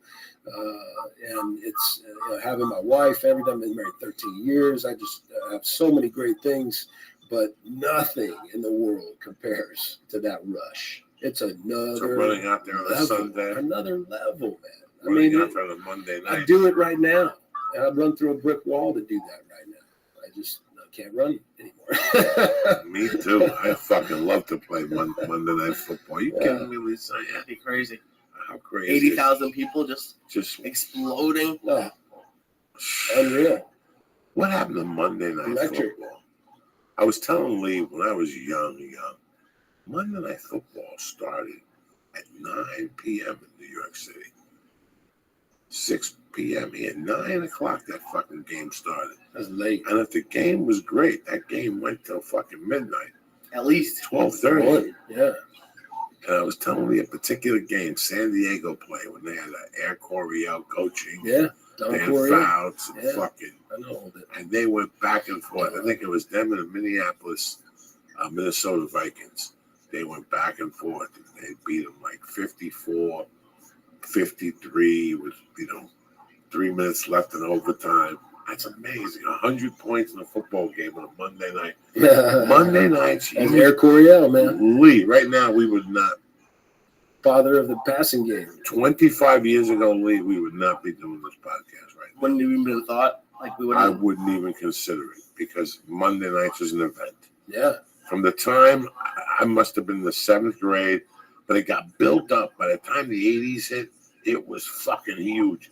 People were having parties in bars, or you could eat, or you could drink, meatballs, this, that. So you went to the bar who had the best food. Some people had buffets for Monday nights. Monday nights? Drink specials. Fucking women were out. People were out doing blow. People were smoking dope. Monday night, you used to as an entertainer, it became you couldn't book shows on Monday night. No, nothing. Nothing with nothing. Yeah. Lee, you went out and got so fucked up for those 2 hours that you didn't do comedy after that. Like I always sit there and go, what the fuck happened to Monday night? Thursday night even. I don't like Thursday night games. But for a minute there, it was huge, whatever night they wanted to pick, man. Football became America's sport, it really did. In 1994, I worked for a sports betting service in Boulder, Colorado. And we'd work, Lee, Jew hours. These guys were Jews. These guys were Jews, dog. They worked fucking hours. So the only day you had off during football season was Wednesdays. That's it, Wednesdays. And you had to work starting Friday at 7 in the morning. You went till about 7:30 at night. Saturday, big college day. If you could be there at 5 in the morning, you'd be there till 7 at night. Sunday, big pro football. Again, 7 in the morning to fucking 6 o'clock at night league. So Monday, guess what? You were in there. It's your biggest day of the week, Monday. Monday's when people lose $800 and you got to get them back and they call you for a fucking winner. So this is the day you work your ass off. At that day, the guy who owned that place on Monday nights would rent out the bar. Every Monday would be a different fucking place. And we could eat for free till halftime. Whatever the bar used to eat, like those potatoes you like with bacon and shit in the middle, like savages. Which one? Like the baked potato, like the loaded baked potatoes? Sliders. Yeah. Like all that type of shit. But Monday nights in this country were huge. There's too much now. Well, I don't want to say too much. Then There's it went just so to much more. Then it went to ESPN. Right. Then It's still big. You know, it's not what it was. Do they even have Monday Night Football? Yeah. Yeah, they got money. They have They two do? games. They have two Yeah. games, I'm pretty sure. Yeah. Don't they have an early game and a late game sometimes? I think so. Yeah. I I'm mean, not it's sure. still a big deal. It's just not what it was. You know, now it's just super commercialized and all about your house. I mean, people are just staying at home now. They're capitalizing on because all the TVs and everything. You know, people are going out still and watching Monday Night Football. They'll go out to sports bars and stuff, but not like it was. Now, tell me this: was there as many commercials as there are now? Because there's a ton of commercials in football games. It's There's almost only all commercials. that's the beauty. That's how brilliant they are. They you know how many minutes make up an average NFL football game of action? You know, of actual play. How many minutes do you think? Well, it's a 60-minute clock. For an entire game, how many minutes of actual action do you think there is in an NFL football game? 10? Yeah, like between 10 and 14 minutes. Between 10 and 14 minutes of playtime. That's it. That's all the action that's balled into this experience because there's so many commercials and they replays, and they've just become the masters at keeping people's attention without providing, you know, a consistent game of action. You know, it's literally 12 minutes or something like that's the average of an NFL football game of action. That shows how exciting it 3 is. fucking hours you're watching this thing, and at the end of the day, it's 12 minutes. Every play is only a few seconds, you know, so. You know me, I used to go to people's houses, but once the fucking onion dip was done, I gotta go, bitch. Fucked up. Where's that fucking right out of the container too? That fucking French onion dip. That's good, yeah. With some ruffles, potato chips when you Oh, you gotta have the ruffles, gills. yeah. 64-ounce bottle of Coke, just fucking dipping. Well, that alone, why wouldn't they legalize marijuana? Why would they be promoting it? We used to get fucked up. Yeah, How much money do you think, like, if you could look at it, like, money spent, like, I used to not want to watch it. I'm still heavy, but I lost a lot of weight. I used to not watch a football game without pizza and wings. Right. Like, how much money do you think is made throughout the whole thing, including, like, what does it generate? Yeah, just between billions. pizza, people taking cabs That's to why they control the media. stadiums, people taking fucking cabs to bars. I was thinking, I went to the Red Sox game, and it's in the middle of the city. It cost like $50 to park. So we took the subway in. How much money do you think? There's 81 Red Sox games every year. How much money do you think the subway makes just those nights? I don't know about that, but I know one thing. When I was in St. Louis, a guy stood outside. They did an article on him. He said he was tired and he was going to quit, so he wanted to give up his ghost here with what he was doing. This guy stood outside Cardinal Snowbush Stadium, only during baseball stadium, and asked everybody that he would come in contact with if they had $1. And he sat out there only during baseball season, home games only. And he said, on an average, he made during every baseball season like $70,000 to $80,000. Oh. Just asking people for $1. He drove a Benz and lived in a nice house, everything. And he got to the point where he was doing it all the time. Lee, we're sending you up to Dodger. I was just going to say, I said I was going to be loyal to you, but I quit. I'm moving back to Boston. I'm going to go ask for $1 Oh outside. Yeah, it's crazy. The amount of money that's generated in that business is unreal. Merchandise, I mean, you know, merch, selling T-shirts and shit, man. I mean, They're selling them for $50. $50 At for a least. T-shirt. An You know? NFL jersey is $100. At least that's for a shitty one. You know, You don't get a piece of that. players get a chunk. You know, Really? but it's all profit shared. So, but at the end of the day, the players have to pay for their own medical and all the other people. You know, everything. You pay for all. The players end up paying for all the benefits. At the end of the day, it comes out of the player pools. The league contributes very little money. How much of a pension do you get from the NFL? How many years do you have to pay? Pensions are shit. They're the worst. Football pensions are the worst. And you don't get it till you're like 50 or 55 or something like that. You know, it's like you're probably like 35 when you retire. The average life expectancy of an NFL offensive lineman is 55 or 57 or something. You know, I don't know what it is. It's ridiculous. You know, they've adjusted some of those things, those rules with retirement benefits and stuff, but it's still shit. Baseball's got way better benefits packages and everything. But, you know, they've got a lot of good things set up now. They just don't like giving the benefits to people. They'll fight them till the end, you know, to keep them from getting their benefits. They won't accept your 10-inch thick medical file over some third-party doctor that is working for them, you know, knowing that he's going to say that all these new cognitive issues you're having didn't stem from football, you know.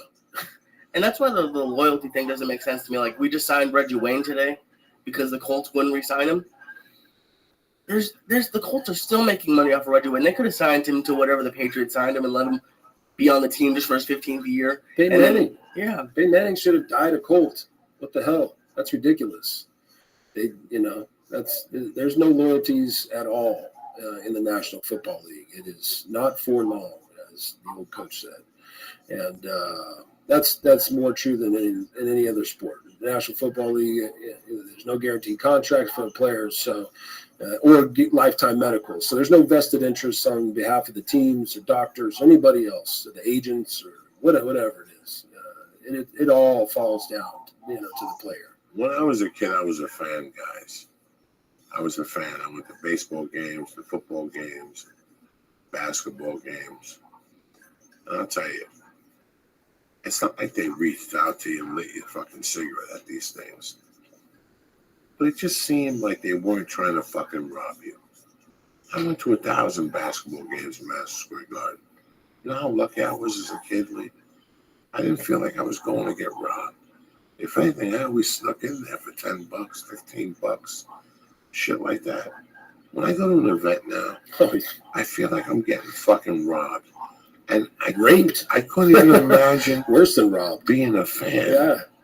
You know, with the fucking Laker games, with the fucking just regular. Yeah, and there's some organizations that are giving out dollar tickets. I don't think they're. It's never the good ones. Not in football. In Boston, the lowest tickets can be like 20 something for the bleachers. What'd you pay for those tickets? To? I paid like $44 each, and they were the ticket price was $56, but the Red Sox sucked this year. But even still, I paid $44. We were sitting. Like pretty good seats, like kind of behind home plate. $44 picture. Looked great. But we were like in the seats that were literally there from like 1930. But only $44. That's for the front row. It's like $500, $600, $700. My buddy just tried to buy some tickets for him and his boy. They're huge Saints fans. They live out here in the Valley, and they wanted to go see the team in Arizona when they play the Cardinals this year. And so he goes to look online for tickets. And the cheapest tickets with at least a decency was like back in the corner of the end zone, $500, $500 off the company ticket. Well, that's what I think. That isn't that when like tickets are scarce and people are selling them on eBay and stuff. Or still, you've created a system here that doesn't allow fans to go to the game. It's just a party. It's a who's who. It's it's back to. They only let so many tickets, I think back in the day, go to, out in the market to, just bulk purchases like they do now. I mean, they allow these companies to come in and purchase blocks of tickets that then go on these websites and, people are selling them all over. We didn't have social media like we had, so now it's just become this bastardized deal where it puts the little man out of the game. So ultimately they can say, well, we only charge that much. But at the end of the day, you set up the system to fuck the little guy, you know? Well, they're guaranteed to sell all those tickets because they don't. Once the StubHub or whatever buys those tickets, they don't give a shit if the tickets get sold. And you got to wait until the last minute, you know, and hopefully get a deal. But, you know, right from the beginning, I mean, it hasn't even started yet. The season, I mean, they're not ready to go that game. I don't know when that game is, how far out it is. But, you know, he looked out, thought what he thought was plenty of time to get tickets. And, you know, they're at $500. I mean, a month's away from the game. And he's looked to buy him tickets for him and his kid, you know. And it's, yeah, I get it. It's entertainment. And you got to, but at the same time, they've priced out real football fans, you know. The game changed. I saw it change over my career. 98 into the 2000s became the shift, you know, where the media and the whole entertainment thing just kind of took over. And it wasn't about the players anymore and the history of the game and the loyalties and all these other things. It just became about this huge party, Monday Night Footballs, and all these things that were just going out of control, and the amount of money that was getting thrown around. And so it just kind of lost its meaning, you know, where people used to go and sit and, you know, dressed up and watch the games, and now it's chugging beers and eating popcorn, and I paid $500 fucking bucks for these tickets. You're not going to tell me to shut up, lady, type of stuff, you know. And you know, that's what the game's turned into, you know, a reflection of the time, a reflection of the way they've, you know, wanted the league to go and the way that they've created it. A lot of times, like a lot of companies will have suites and stuff, and that's why tickets get so high, because these companies can pay a lot of money, and real fans aren't there. Like, my dad worked at a seafood place in Boston, and they had seats above home plate, right where the press box is, like behind glass, and there's waiters, and it's great stuff. But I hated it. I didn't hate it. It was cool to watch the game from there. But my favorite place to watch the game from is the bleachers. Sure, it's such a different experience, and it's so much fun. It is, but it's not anymore. You know, I mean, it is, but it isn't. It's just a big spectacle. It's fun to go see the whole deal just for the experience, because it's so massive now, and all the bright lights and big screen TVs. I mean, hell, Dallas Cowboys Stadium, you can't even see the field. You don't have to. They got a massive screen in the middle of the stadium there. That's as big as the field. So that's what it's turned into. It's unfortunate, you know. As a player, it just sucks, because all this is fine and this is great and all, but at the end of the day, you see all this growth, you see all this money and wealth and power and all these things just growing, and you see the guys that built it, and they're down here and they're in wheelchairs and they're fucked, and their wives can't take care of them because they're a spouse. I mean, guys have gotten divorced so that they can get the money from the NFL to be the primary caretaker, because it can't be a spouse. You know, guys that have had Alzheimer's, dementia, bad situations, ALS situations, and the league, the union doesn't care to honor their disabilities and allow them to, you know, live a decent life after that. These little kids, you know, that are getting these spinals and these wheelchairs, you know, they can't walk anymore, and they just go away, you know, go away. And if we would only protect that, and put a priority on honoring those individuals that sacrificed, you know, and for the dream, we wouldn't be where we're at with all the negative talk. You know, we'd be praising football still and wanting all our kids to play it, because at the end of the day, it does teach some great things, but it's gotten lost completely on the whole entertainment aspect of it. It's created a monster that they can't control, where all these kids now, it's not about making it to the NFL to honor those guys that you saw coming up. You know, I mean, it was Danny White, Tony Dorsett, for me, you know, is the Dallas Cowboys, and then watching Howie Long, I mean, just made me want to be like him. You know, I mean, watching those guys, and I'm sure these young kids today are, you know, the same. They're watching their favorite players, but because of the commercialization of it and how the league doesn't really how, and the kids, they see this, how they don't have the players' backs, and this whole mess that's gone on. These kids today, I mean, they're showing up with earrings on. That all kind of started with Deion Sanders and then just trickled down. And you still have it today with guys like Chris Carter that are going to say, "Get yourself a fall guy." They don't want to hear from guys like me. They will never bring me to the rookie symposium because I'm going to tell their players what the fuck they need to know. They would rather bring guys like that to the rookie symposium so they can tell them what they want them to know. And that is, we own you, motherfucker. So do what we say, and we'll take care of you. If you don't do what we say, and you don't keep in line, and you step out, and you say a few things here, or you don't act like you want to go along with this, then fuck you, And that, at the end of the day, is what all these kids are seeing, and that's corrupted football, and it's just a big old entertainment industry now. All these kids are out for that money at the end of the day. Like ballers. Ballers. Let's wrap this fucking up here. Get talk to us sponsors. That was fucking great, man. What's up, Lee? How you feeling? You ain't even I'm high as fuck. No, you're not. You gave me like an entire tip. No, Sorry. we'll finish this brownie up here in a second. You're fine. Jesus Christ. Look, I can see it in your face. You got no blotches. You're looking good. The Boston there, did you eat pizza? No. What did you get hot dogs? No, just Yes, legals. Don't be bullshitting me. You guys you need them kettlebells in here. Shit. That'd be fun. Yeah. I'm really liking that class. Put them in here? Yeah. But to do it nice? Get microphone. Shit. You guys are eating enough edibles. You need to burn that shit off. That's good. Like eat edibles and I'll fucking pass out. I almost passed out here 10 minutes ago. I swear to God. Oh yeah.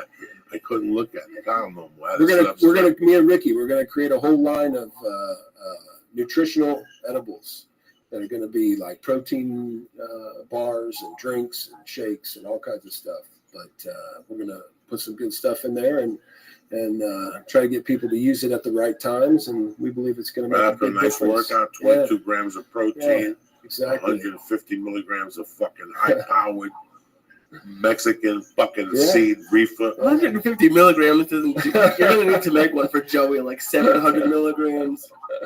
150 doesn't even. It's a drop in the bucket to you anymore. 150 to fine, refined, whay fucking THC reefer protein mix. The exact amount. The right amount. Some Gonzaga juice from the jungles of Brazil, and the Peruvian nut, a specialized nut that flies in twice a year. From the jungles of the jungle, they fly the fucking thing in from the jungles of Tuimbamba, Colombia. They use it for energy. When they run out of cocaine, they eat this thing. People will fucking drink those protein shakes up. You make a nice chocolate espresso, chocolate. It would make the gym nicer if everyone was high. Sure, and a super duper looper fucking special Kyle milkshake with peanut butter, wheat germ, fucking almond milk, the whole thing. Tell them, dog. Yeah. With 150 THC milligrams. It's called You Ain't Going Nowhere protein shake. In fact, I'm not going to say nothing. You just cut my commercial. There you go. Who the fuck think you're dealing with? Some fucking novice from yesterdayville? Let me give some shout outs here to my main motherfuckers. On it. Always fucking keeping me together. You didn't take that stuff to turn around 180. I know. I need at the house. You have to blast. Listen, man. I've spoken to 3-4 people in 2 weeks that told me they've flown and they got sick. I fly all the fucking time. I used to get sick all the time. And there's a reason why I don't get sick anymore. It's that fucking on it, that turnaround 180. I blast a baby fucking pill. I blast 2 fucking those things. I put that powder in the thing and I stir it up and I drink it with water. I'm going to start traveling. We'll have to get some. And I avoid anything. I wipe the table down with the towelette. I wipe my fingers down. I don't touch shit on that fucking plane. When I come off the plane, there's nothing but a shower in my future. I check it. I swear to God, I don't fuck around. I hear you. These motherfuckers walk around after they fly and mingle with people. Ain't no mingling. No. They ain't no mingling. I forgot about that. There's screens now that I was touching the entire 3 of the you just been at the airport. I'll tell you though, I've been off of pharmaceuticals for 6 months. My family, my wife, my kids, I got little ones. They've been sick a couple times. I usually get sick when they get sick. And since I've been out to pharmaceuticals, they've been sick a couple times, and I've been around other sick people, and I've not gotten sick once. I've been on airplanes, and I've been run down, and I've been kicking my ass trying to get myself back in shape. Your resistance is top notch. And I believe that I don't even take an aspirin anymore. I don't take a Aleve. I don't take aspirin. I don't take anything with any chemicals in it whatsoever anymore. And since having that lifestyle, I've been healthier, I think, than I've ever been in my life. I mean, I'm not getting sick at all. I'm like back to being when I was a kid with all the growth hormone pumping through my veins and not getting sick. It's been actually quite eye-opening to rid yourself of pharmaceuticals and to trust cannabis. It's something I think everybody should do just to give it a shot, because for me, it's created a whole nother life for me. Take a chance, Columbus, Dick, cocksucker. Throw away the Viking and listen to Kyle Turley. Damn right. Stop fucking around. Go to Honor.com. And press in your code 10% off your first order. You press in church. Listen, go to Honor.com. Let's be honest with yourselves. Go to Honor.com. They got great supplements every day. I get great fucking reviews from people. It all starts with the Alpha Brain, 100% nootropics, 100% money back guarantee. They don't want the fucking product. That's belief. That's why I fuck with these people. Not only do they have that, they have to have protein, the testosterone booster. I can sit here and bullshit you motherfuckers because I don't know the chemicals. Do me a favor. Go to Honor.com right now. Look at all the great line of products they have. I can't help you with the bodybuilding shit and kettlebells, but I get you 10% off on the supplements, all right? Go to Honor.com right now and press in church. Boom! And get 10% off your first order, right? And if you like it, send them your credit card number and get to stay on the program. It gets delivered to your door on a monthly fucking level. You want to put your credit card out there, that's up to you. I'm not forcing you to do nothing. Don't listen to me. I'm just telling you, you got options. Do they have CBD products? What's that? On it. Do they have any CBD products? I think they're working on it also. I'm not fucking 100% sure. Well, they need to get on it. We'll call them after the podcast. I'll connect you with the guy directly. Yeah. Call him up and tell him all your gripes. All right, that's the fun. Here's the beauty, all right? Your time is precious, and you want to feed your mind what's best out there for you. And who has the time to sit through all this nonsense on the fucking internet? So for those of us who want premium content and don't have time wasting it, there's Next Issue. Next Issue is the mobile app that lets you tap directly into the world's most popular magazines anytime, anywhere, using your phone or your motherfucking tablet, all right? Here's what you got to do. This is iconic magazines like People, Vogue, Esquire, Time, and a lot more. And Next Issue lets you dive deeper into the story with interactive content for a richer reading experience. Sign up for Next Issue right now. You'll get immediate access to all the top magazines, including back issues and exclusive videos and photos, all right? I used it on the flight. It was great. I know that Lee downloaded it, but let me tell you what they got. My favorites are Rolling Stone. You got Runner's World. You got Self Magazine. You got Teen Vogue if you're a fucking pedophile. You got Men's Journal. I mean, you got everything here. LA Doctor. Plus, you got, Lee, don't call for around me. I got shit to do this week, cocksucker. Plus, you got premium titles. US Weekly, Time, The New Yorker, Star, Sports Illustrated, and a lot more. So do me a favor, all right? This is what I'm going to do for you motherfuckers, all right? Next Issue is offering a free trial right now. Go to nextissue.com/Joey. And again, try Next Issue for free right now when you go to nextissue.com/Joey. Lee, talk to these people about Next Issue and what you thought about. It's great. So what you do is you download, you go through all these magazines, and they ask you for your favorites, and then you go and you can. They have a back. It's not even just like the most recent issue. They have backlogs. That's a beauty. And you download it, and you can. It's not even just like the text. Like sometimes when you go to websites, it's just like the text of the article. They have like the full magazine. I didn't get any with the extra video content or anything, but I got one. You get to like scroll through the stories. Like you don't have to flip through all the pages if you don't want to. You can just like see what the stories are.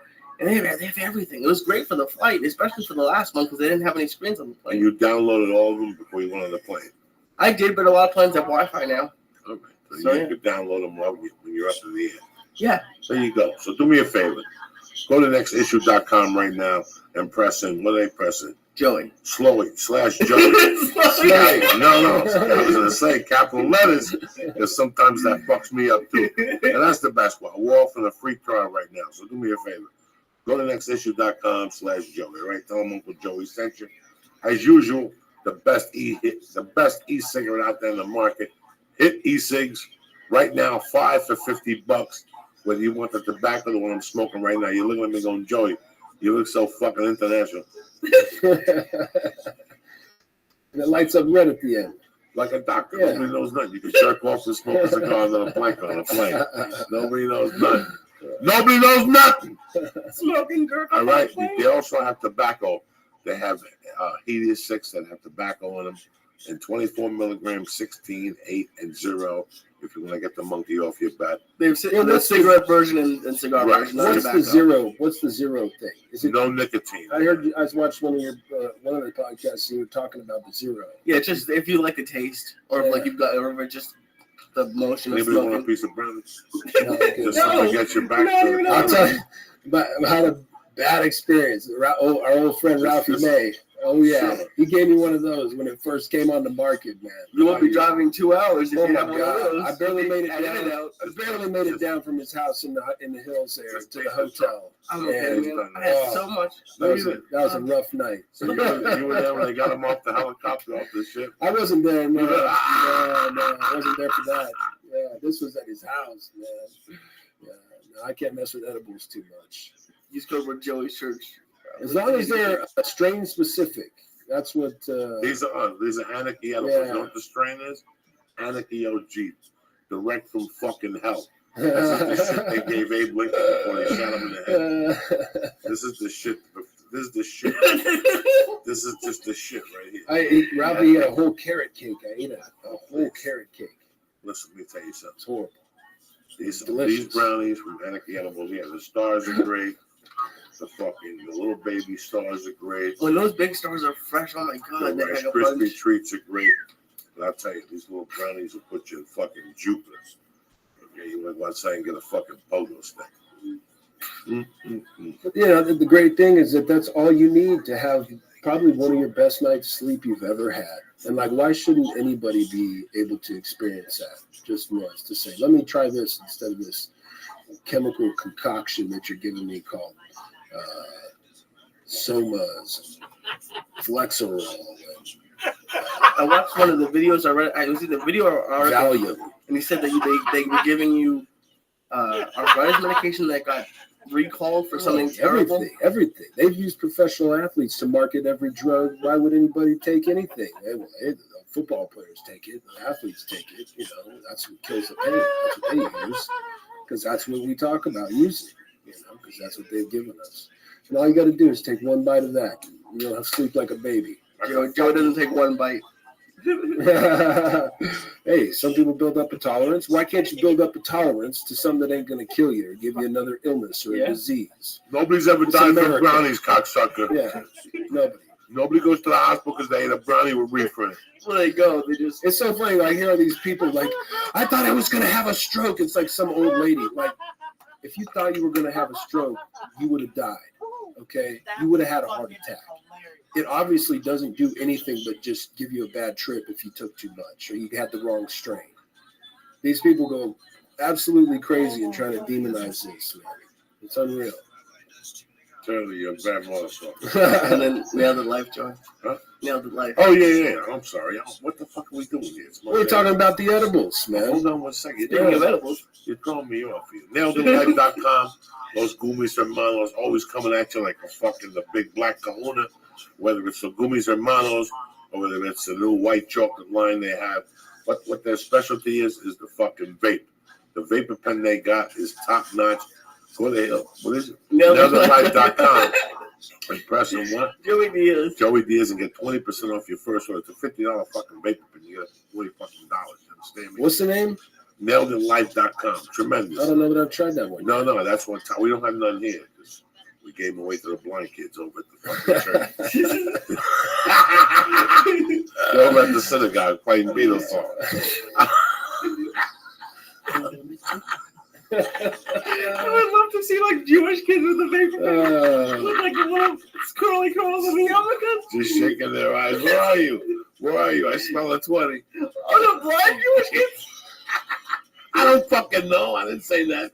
Did I fucking say that concept? It does wonders for eyes. Why are you putting the kiss of death on me? You never know. Blind Jewish kids. I don't know blind Jewish kids around. Last guy who had blind Jewish kids around was Jesus. Look what God had. Jesus used to walk around like 3 little Arabs with no eyeballs and shit. Look what happened. They put the fucking eyeball of death in him. Yeah, they did. And look what happened to him. Poor Jesus. Poor fucking Jesus. I love you. Only Henry for. My brother. Baby Jesus. Tell him the name of the organization. Those brownies are good. Well, Daniel got me here.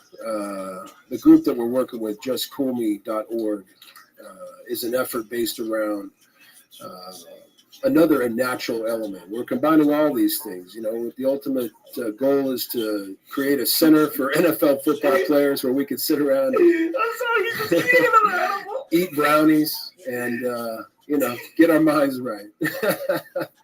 We're tired of all this, man. And justcoolme.org was a group started by Daniel Martinez. And He's a nice guy. He's emailed me a few times. Great guy. And he created this foundation, Unreal Foundation. And he's kicking ass, man. It's really hard to find people to do really well with charitable projects, and this guy's out there hustling, man. Thank God you like weed because you're big, man. Yeah. I know where you're at. It's cool. He would eat me. Can you imagine? Just laughing at a guy who could kill us. Hey, hopefully, at the end of the day, with the other group, the Gridiron Cannabis Coalition, we can resolve these issues and get the right levels that can be perfect, so you don't go over. And we can get to the science of this thing and resolve some issues. So we can keep playing football. That's right. We believe in that fucking right here. Your shoulder hurts. Have a fucking TAC lollipop. Hey, why not? I'll put you in your hotel room. We'll get your little Chinese girl to come over and rub your feet. Honor your benefits and give your players the medicine they need. Where do you keep finding more brownies? Yeah, he's like pulling them out of anywhere, like everywhere over here. He's got a brownie. You should see his bag when he comes in. It takes like 5 minutes down. Yeah, in the kettlebell class tomorrow. 11 a.m. Gotta sweat this shit out. Yeah, right. And I'll start all over again. So I say you gotta get him those kettlebells in here. What's up, everyone? How you Yeah, you need a whole cage and a trainer. Do you work out while you're high? Nowadays it's so medicinal that yes, because I have to build up my tolerances to a level where, because if you work out and you train hard, then you sweat a lot, then you're bleeding out THC, you're bleeding out, CBD, everything else that's in the cannabis plant. So it's coming out of your system. It doesn't stay in like other drugs do. You can rid yourself of marijuana by going to the sauna in a day. It's going to maybe stick around in your hair, but it's going to get out of your system. I mean, I got guys passing drug tests left and right in college by just drinking a gallon of water the night after they smoke, and go hit in the sauna and get a good workout in, and just sweat their balls off. So, I work out. I now with certain strains, I get myself right before I go to the gym and train, because I know I'm going to be getting it out of my system, and I have to go through that whole process again to get it back to where it's good. There's optimal levels to this as a medication, and if you train hard and you work out, you then get sobered up real quick, and you're not high anymore. You're not necessarily high. You just, certain things start to creep back in. When you got ailments, you got depression and anxiety and all these other things that start to weigh in on a sober mind. You got to medicate, man. You got to medicate. So now it's a constant deal. You start hearing voices. You're like, where did I fucking go wrong? Like, what the fuck is this guy talking about? Jesus Christ, he won't shut up about No. Technicalities. I just want to get high. No. Oh my God, I'm just howling. See, I can't do that no more. It sucks. Why not? I passed that level because I'm very strain specific. This brain injury has caused everything to become ultra sensitive. So anything caffeine or chocolate or other things that just spark things in the brain, omega-3s that thin the blood, stuff like that. It preys on the brain injury in a big way. So I think this. I'm very strain specific. What strain are you looking at? In the sativas, I've found Jack Herrera and Dutch Treat are highly medicinal. And then my indica strain is San Fernando Valley. It's in the family of the OG Kush and department, Well, you know what? And that's a badass indica It's strain. your lucky fucking man. Because the Star of Death is right from the Indica Valley that you want. You got the San Fernando Valley? Listen, this fucking Star of Death was invented in the San Fernando Valley. You eat a piece of that. It's got to be that strain, though. Listen, though, you eat a piece of this Star. I'll take a piece home with me because I can't drive with it. You go home, you eat it tonight before you go napping no time. Yeah. You wake up in the morning, you're gonna be jumping up and down like fucking. Love it. I don't even know, like a blind Jew. Like a blind Jewish kid. Like a blind Jewish kid. Singing the Beatles. This is the shit. This is the shit right here. This is what they have to pass out in all the locker rooms. Anarchy edibles. Stars of Death. No, like if you were a Charger player and you had a medical card, could you smoke weed or no? Or Broncos or Seahawks. Nobody.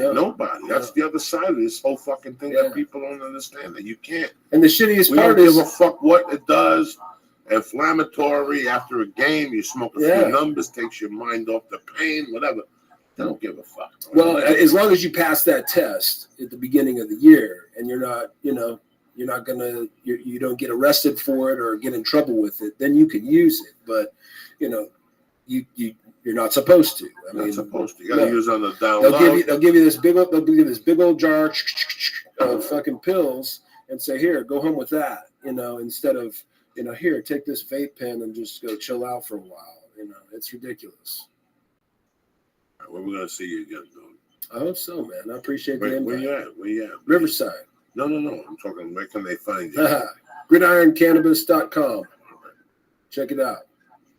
You got a headache, you get to this website, he'll send you a fucking joint of some shit that forget about it. This is what they gave the Vietnam kids. We're working on it. We're going to Israel. We're going to go talk to that guy over there. Take Lee with you. Yeah. Lee's Israeli. That's why the flag is there. Escort. Cover a hole in the wall. Yeah. Lee rides deep. Just don't tell him you eat hummus. If you eat hummus over there, just keep it on the down low. No, he'll do a hummus test on you.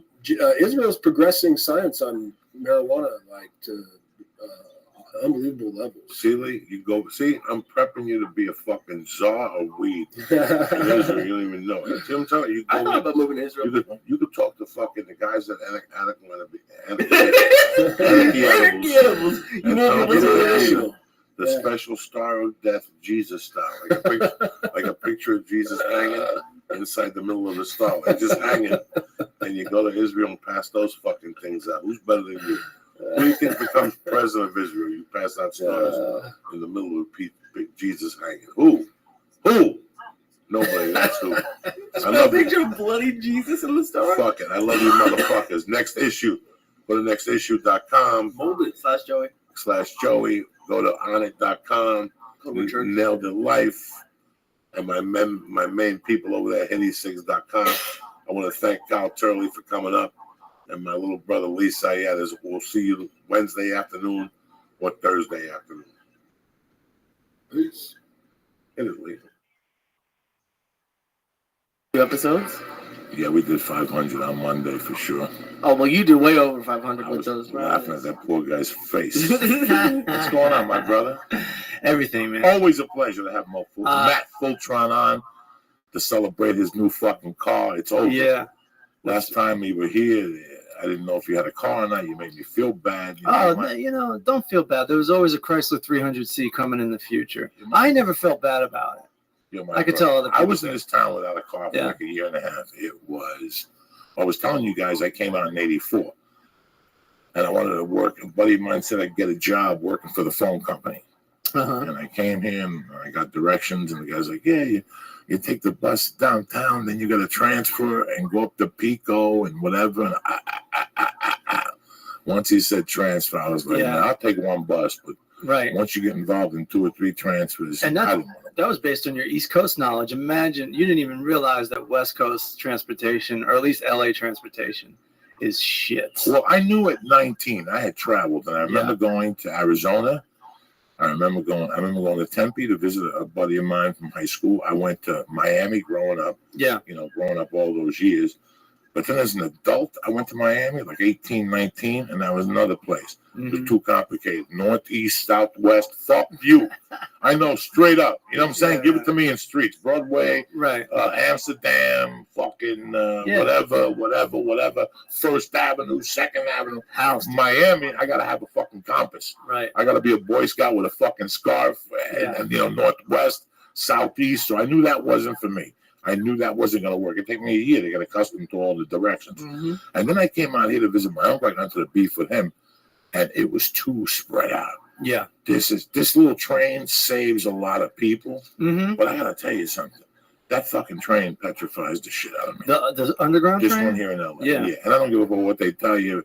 It's got springs. If there's an earthquake, listen, if there's an earthquake, the door's locked and you're stuck with just so much fucking air. No, you're dead down there. If You there's think an so? earthquake. I'm pretty sure if you get stuck down there's no cell phone coverage down there, and there's no fucking security either. The place is kind of a risk.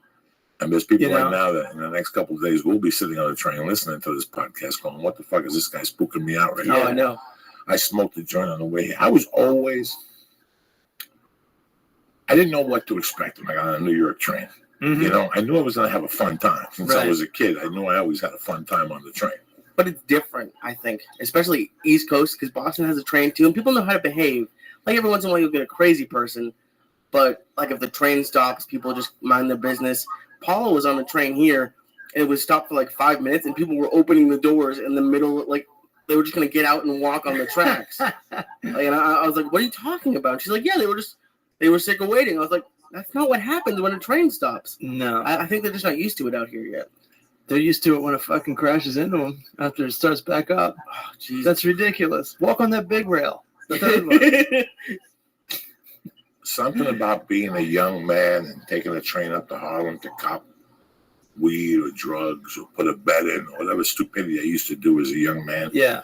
I really dug it. I really gave me a sense that I was an adult, running the train when I was 15 and 14.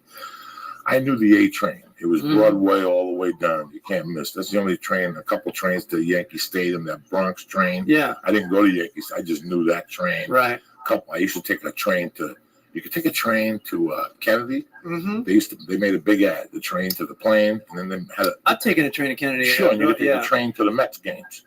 Okay. Takes you right to the fucking Met game, like in Boston. I'm sure that the Metro goes whatever. Do you remember the first time you took the train by yourself? All right, so I moved to Jersey when I was 10, and I got to tell you, it had to be before that. Definitely. So, I probably took a train from I didn't tell my mother. I didn't tell my mother because I used to always go up to 143rd. And, in those days, if you want to get music, you had to go to 100th Street or 103rd, So you always had to walk. But if you get a token in those days, we jumped the rails. Yeah. That's of course. You go under the fucking rails. Short enough, yeah. Hop a turnstile. Yeah, I had to be under 10 the first time. It's fun, and especially when I grew up in Boston. It's not like New York or Jersey where it's like right there. Like you had to get dropped off. It was like a 30-minute ride to the train. It's a lot of fun. It's freeing, especially in that big of a city. Like as soon as you get on the train, it's all open to you. And let me tell you something. That Jersey New York train is not a bad train. For people who don't know it, right. I've taken it. Now don't quote me on this. I know 10 years ago when I was on the road full time, I took 1,000 trains out of Penn Station. Yeah. And I think it was Penn Station that at the end of every train there's a bar, before you get on the train. Uh-huh. And you get a drink, a Bloody Mary, or vodka tonic, whatever the fuck you're drinking that day. And you get a newspaper or a soda, for people who drink. I would just be stoned with a fucking, not an iPod. This is Walkman days. I'm an old school Walkman. But I've taken the train from the Jersey Shore all the way to Hoboken to New York. Mm-hmm. That's not a bad train. Right. And I heard I heard the train from LA to San Diego. Isn't did bad. that? I thought Lee did it. I haven't done it yet, but it's really expensive. Like, it's getting up there to like $40-$50 each way. Each way. Well, So at that point, it's not even worth it. Well, when you consider gas and the traffic you're going to sit in, That's true, I guess. full But charge is calling it worth it. I'll tell San you, Diego, LA to San Diego is a shit it's drive. a shit drive. It's a shit drive. And Lee, tell the boy how long did it take us to get back that night? Because Lee's my witness. Tell the boy. probably under an hour and a half, like right around there, I would guess. Yeah. After midnight, you run that fucking road. Right. And I told Lee, it's going to be between 90 and 100 the whole way. Right. You prepared? Yeah. He thought I was fucking around. I got him down on the come home. Uh-huh. That daytime drive, just blow. My brother got delayed yesterday at the airport. Called me and said, you know what? I'm starting to think you're right. We're taking the first flight out. Joe Rogan got stuck yesterday. 4-hour delay in LAX. Ugh. That 2 o'clock flight, those 2 o'clock flights, Yeah. torture. Yeah. Always till 5. Let me tell you something. You get delayed from 2 to 5 at LAX, Yeah. you get pissed. It's awful. My boy here bailed. He got his luggage. It's something about getting stuck at LAX and they come to you and you go, 4 hours. There's nothing I could do. If I call Lee, my fucking Goomba, and said, come get me, it's going to take him 40 minutes to come get me. Oh, yeah. And what are we going to do? What the fuck are we going to do? And then when you don't call him and the flight's delayed again, now you're steaming. Yeah. You're steaming now. You're like, what the fuck? I'm 10 minutes from my house. And they won't tell. Like, I got delayed a little bit coming back from Boston, and the app told me which flight was coming in to get me. And it was like there was like those hurricanes on the East Coast. I was worried all week, but then like it was like an hour and a half late coming from Chicago on a fine night. But they won't tell you anything, and they just say it's just terrible. But it's the issue with the early morning flight is when you're booking, when you see 7 in the morning, you just don't want to be up at 4 in the morning. You need to have something where people, if they try to click at your face pops, they'll be like, take the early morning flight. Listen, man, this is my psychology on this point, though, okay? All right, so I got to go to Toledo. Yeah. All right? This is the decision I'm making right now. I got to go to fucking Toledo. It's a Friday, Saturday room. You ever do it? Toledo Never Funny done it. Room, supposedly really cool. It's a Friday, Saturday room. They want me in for Thursday night press. I got a couple options, but the viable option is leaving here at 2 o'clock. For me to leave here at 2 o'clock, what time do I got to be there? 1 o'clock. You know what kind of driving that is on the fucking 405? So the dilemma I have is, you know what? Since I'm never here Thursday anyway, I'm just going to take the 6 a.m. Because I'd rather fucking, it's going to take me 3 hours to do this when the 6 a.m. I got to be there at 5. That's a playground for Uncle Joey. Yeah. I get in the HOV like a motherfucker. And I fucking, I put the baby seat up. They think that I got like a little baby in the back. And there was no traffic at, 4 a.m., 4:30, it's 30 minutes. I'd rather do that 30-minute sentence than do that sentence. I got to leave my house at 11:30, be down there at 1 o'clock. And it ain't delayed that much in the morning. It's never delayed. Yeah. Not the first one out. You'll get a text Mm-hmm. that'll say, hey, boom. If I wake up and there's a text from American Airlines or there's a problem. Or I got upgraded. You know what I'm saying? I got upgraded to the upgrade like a motherfucker. Either a problem or a solution. Oh, a solution. Coming at you. But do you ever get, because whenever I'm going to LAX, I always leave more than an hour because sometimes that security line's out the door at LAX. But you usually go through even when you're not in priority, so like you just walk through. Even when I'm not in priority, I'm in priority. You understand me? You got to make yourself a priority. Because by the time you get up there, what are they going to say? Get out of the line? Right. No, they're not. Give me your ID. What are you talking about? Yeah. What are you talking? The lady told me to come in here. What are you talking? And you start raising your, all right. And boom, you go in. That Southwest thing where they have the players club and they have like fucking mutts. Right. And you look and there's 10,000 mutts and there's 3 players. Yeah. Really? You got on the player line. You don't know nothing. But you're there every week. You never worried you're gonna get like found out. You don't know nothing. I don't know nothing. What are you talking about? Me last week? I haven't been to this airport in 10 fucking years. I was talking to Tom Segura, and he said the first time he met you, you had just been on a plane and were fighting with somebody in the seat in front of you. Columbus. And I'm Karen, in those days, I'd have fucking an ounce of weed. Yeah. I didn't think I An could leave ounce? LA. Oh, I would leave for 4 days with an ounce. God forbid I got cut short one day. That was a different Joey. That's when Rogan shot the special in Columbus. Uh-huh. And I got on this plane, and here's the funny thing. I saw that guy a year later on a flight to Columbus. No shit. He's some Hollywood guy. Mm-hmm. He's a Hollywood guy. Right. Not an actor. He's like a producer, a director. And these guys, they leave LA and they don't get, they still have that entitlement. And listen, man, I'll tell you when I'm a fucking cunt. Mm-hmm. I was a gentleman to this guy. Right. I asked him nicely and he looked at me and turned his head. So then I pushed the seat up and then he ran up and got the stewardess on his side. Yeah. I'm a nice guy. So when I got there, the cops were waiting for me. Uh-huh. And I told the cops the truth. I said, listen, I fly all the fucking time. Mm-hmm. I'm working for the UFC, Yeah. What the fuck? And they're like, okay, misunderstanding. Guess what? A year later, I'm sitting in fucking first class on this side, Yeah. and he's got an aisle and I got an aisle. So he's in 1E and I'm in 1D. Or whatever the fuck. Right across the So aisle. every time he'd look at me, I'd give him like the fuck. I was giggling the whole flight. Did he recognize you? Oh, yeah. He knew Come exactly on. what happened. Come What time on. it was. Fuck yeah. You're not gonna forget Joey Diaz. No. That's mad flavor in the He seat pissed next me to off you. because nothing, all you had to do was turn around and go, the chair was broken. Right. Sometimes you put your chair back and it's fucking broken. Yeah. And he knew it. This is what pissed me off. He even turned around and looked at it and was trying to pull it up himself. Mm-hmm. So when I just said to me, just pull it up a little bit more, this will work out. He got cunty. He got all of a sudden, he was like, I'm not fucking turning around. Yeah. That's the second. One time in Newark, Uh-huh. I had it out with some Germans or some Austrians. They told me to shut my phone. Remember, there's people who actually believe you got to shut your phone off. Right. They're gonna trick you. The pilot says there's 3 phones still on. You're like, oh my God, he don't know. You fucking dummy. If he knew, what seat am I in, bitch? Right. Call the seat, motherfucker. He's just playing with you. Yeah, of course. But you're a pussy. You watch CSI and believe it. Right. They found the hair in the window. No, they didn't. No, they didn't find no fucking hair. They just profiled your ass. There's 22 fucking hairs, and each test is $10,000. Yeah. They're gonna after 3 hairs, they're gonna go. They're all the same hairs. They belong to the Chinese guy. Yeah. This ain't no fucking Puerto Rican hair. I leave my phone on now. Like I try to get, because I have a buddy's dad who flies every week, and what he told me is that those like all those things are going off of cellular towers. So everyone's on a flight now. I'll just check to see if I can get 3G, and I've gotten it before. Like on the flight back from Boston, I was able to check the map and see where we were because the plane was like 20 years old and didn't have the little maps. And no plane's ever gone down, and they're like, it was a cell phone. Well, private jets. You don't see private jets saying you can't use your phones. I'm sure, like, what's the difference? They don't. You're right. I've never flown on one, but I'm assuming they're not telling Beyonce you can't use. Well, I have, Lee, and it's fine. You've flown on a private jet? Yeah. What is it like? I'm a full charge, man. So you don't fuck around.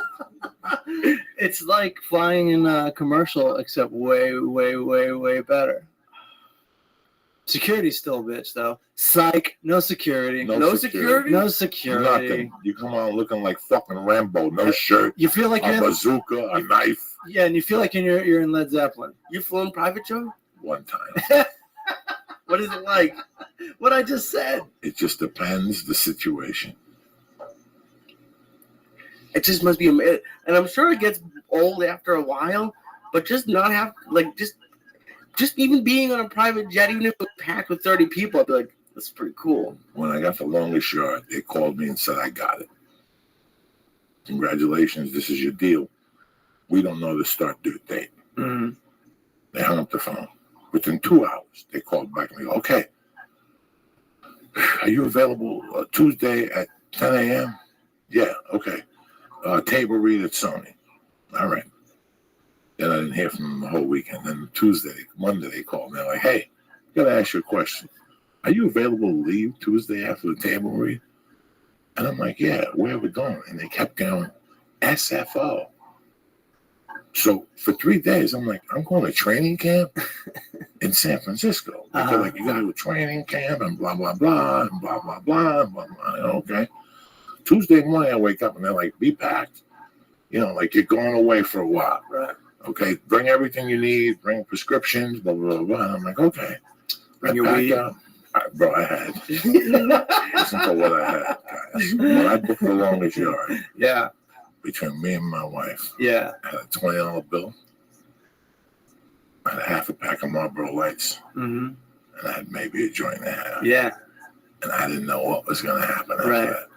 I went to the store on the corner and I got 5s. And I tipped the limo driver $10. Yeah. When I got to Adam Sandler Productions, I had $10, Yeah. 12 cigarettes, and a joint and a half. Yeah.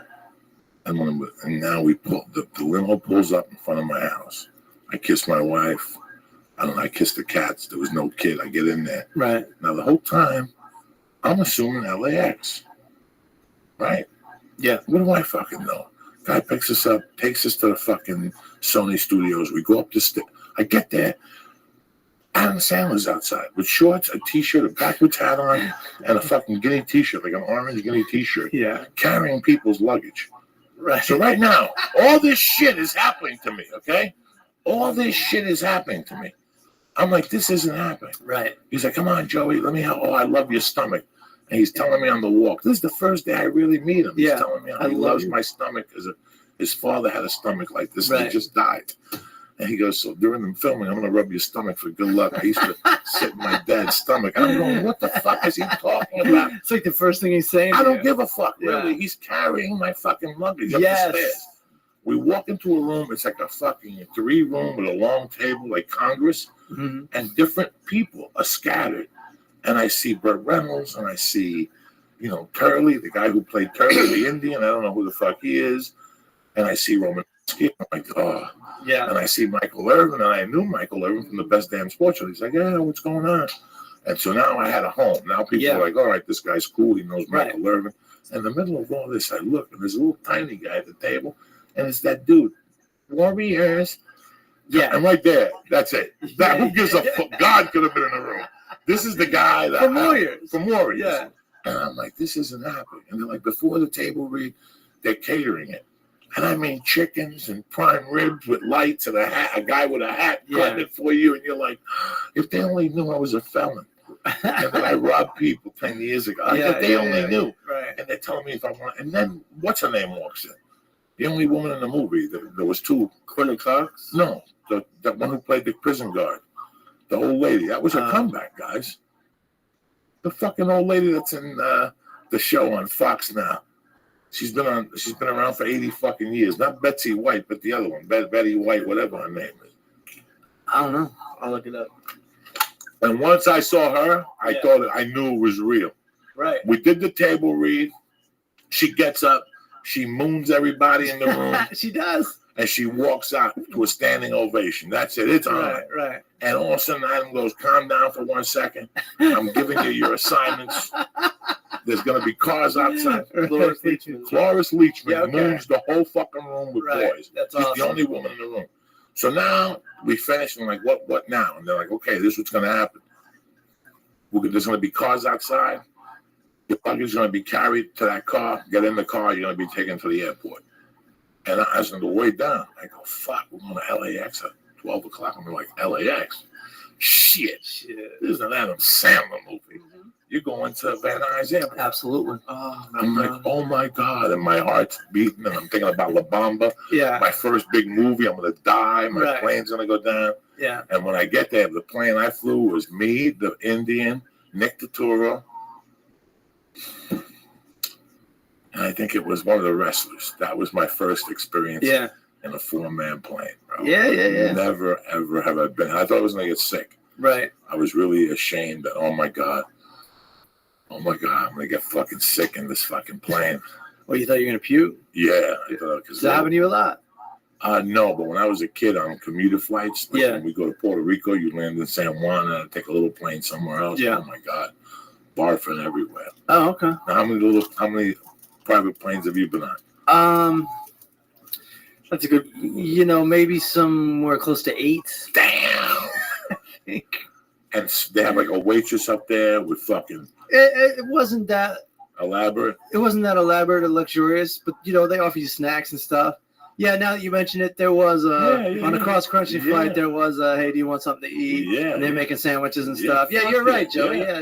Because my friend flies, and he goes that what they do is, it's not really that expensive. that sometimes there's somewhere that you go to. They have a sign up by the Van Nuys Airport. I used to live up there. It's like something like 20 grand from here to New York.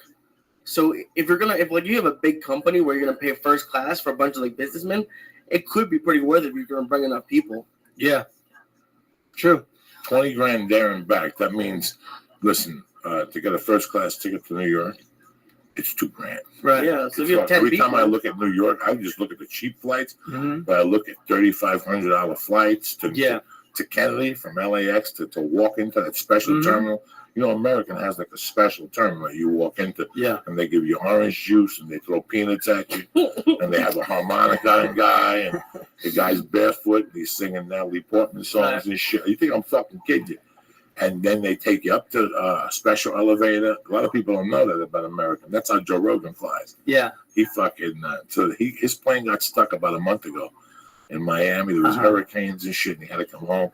That pimp rented a private plane. Yeah. So he went and got a steak at the best steakhouse in Miami, and him and the kids. He goes, the kids love it. Yeah, make the best of it. If you get stuck in Miami, just get a private plane. Just get a kilo. I always tell people this. Yeah, get some cocaine. A fucking private plane and drive around in circles. There's no dog sniffing at the private plane.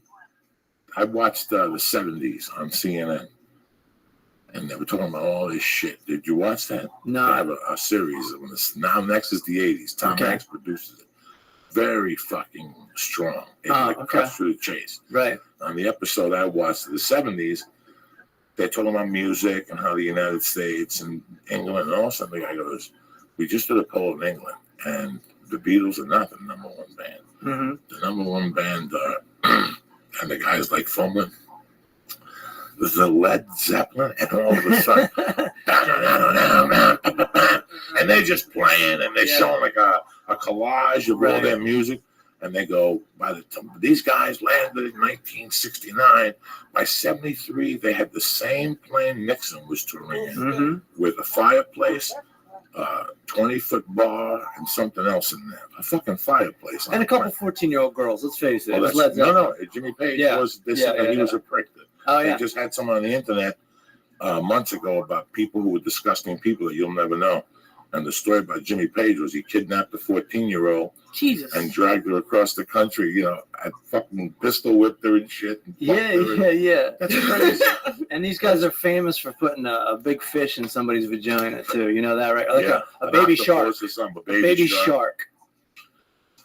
Listen. Want a whole lot of love. Listen, man, you know, in 1973, we did $2 billion in music ticket sales. Wow. That was Led Zeppelin, the Stones, the Who, you know, you name it. Everybody was on the road. Right. John. Right. John was killing it in 1973. Yeah. He was the Michael fucking Jackson of Jackson. Right. He wrote the book. Everybody else followed his fucking lead in 73. Did you know? Are people crazier now, or is it just with social media, it's more in our face? What do you mean crazier? Just like that sort of shit, like dragging a 14-year-old across the country, and now like the Jared Fogle thing happened. It's just like, I'd say there might be more crazy back then. You weren't going to get caught. No, all right, here's the deal. For you to find out, unless 20 people got machine gunned in the fucking head at a concert the night before, you didn't know what happened until 3 days later. Okay, so let's pretend Led Zeppelin played in New York on Monday, whatever. Today, there's camera people there, there's reporters there, and there's always one guy that doesn't get enough drugs or something that's going to go on this line and say, look, Jimmy Page is traveling with a 14-year-old fucking girl. You could do that now and get busted out. Yeah. Back then, nobody gave a fuck. Right. Even if they did know. Did you see Led Zeppelin's manager? Did you ever see the song Man's the Same? Yeah. He's I've seen this guy. 6'9", 400 pounds. Right. He's cursing, calling people cunts in New York. You think I'm kidding you? It's the best. It's the best. It's the fucking best. When he finds out that, because what the mafia was doing was taking the Led Zeppelin shirts the night before and printing 1,000. Like they'd send Lee, go to the concert in fucking Boston tonight and go get a T-shirt. This is how fast they worked in those days.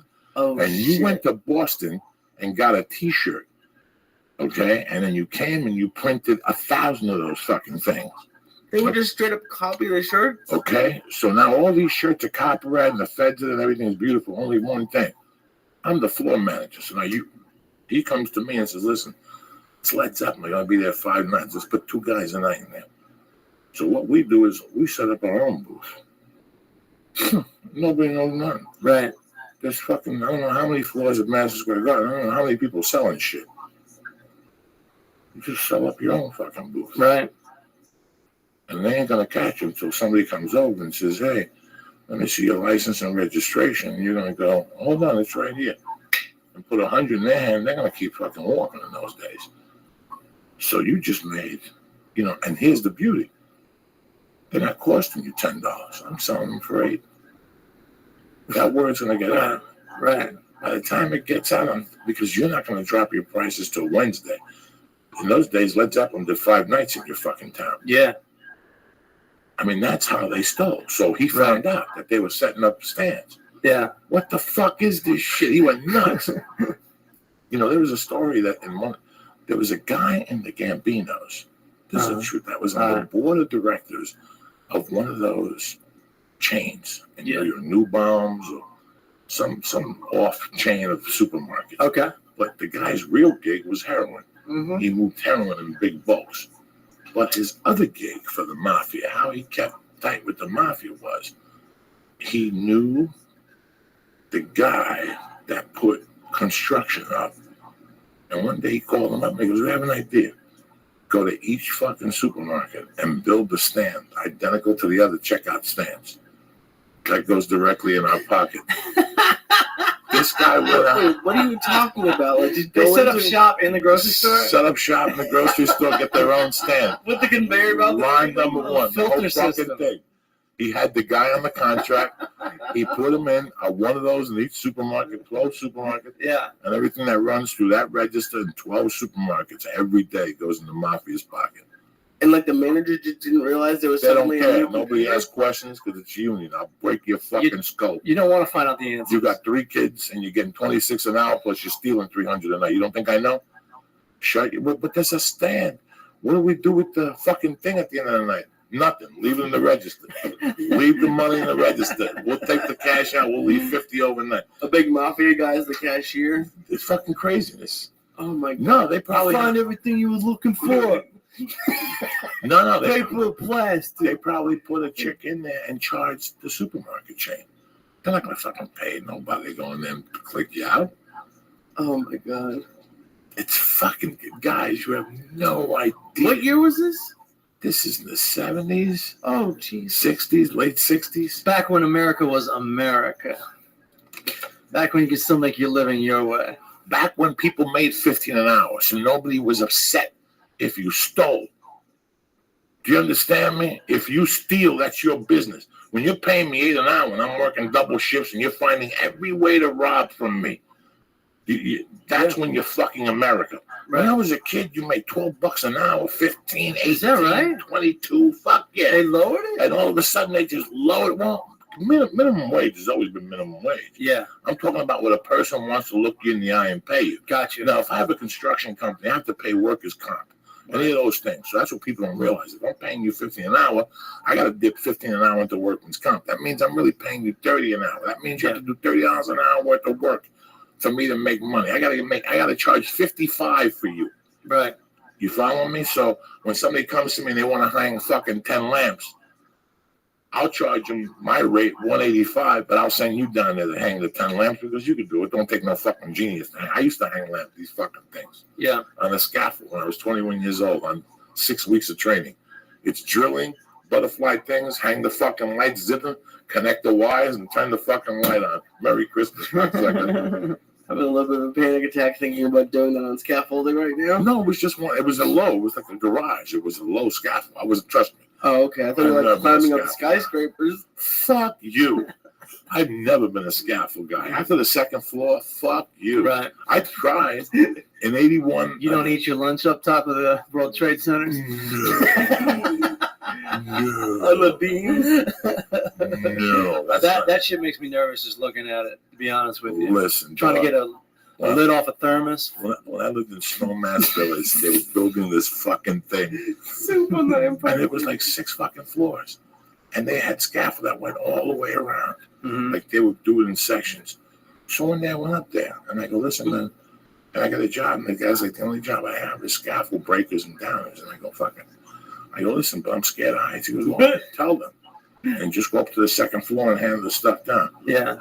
Fuck you. Fuck you. I went up there. They had me on the 3rd floor. Yeah. You know, putting the shit down, putting 2 pieces of wood, getting on top of the wood. Yeah. And up to the 3rd floor. Now you're by yourself, really, on 2 pieces of wood. No way. Find out who you are. No way. I told that guy I got to go home for lunch and never came back. Usually I go back a week later and tell him I got sick and I need my paycheck and they give me like $30. I didn't even go back and ask. I was scared looking at the fucking building. Was he like, my guys eat their lunch on the scaffolding? You know, fuck you.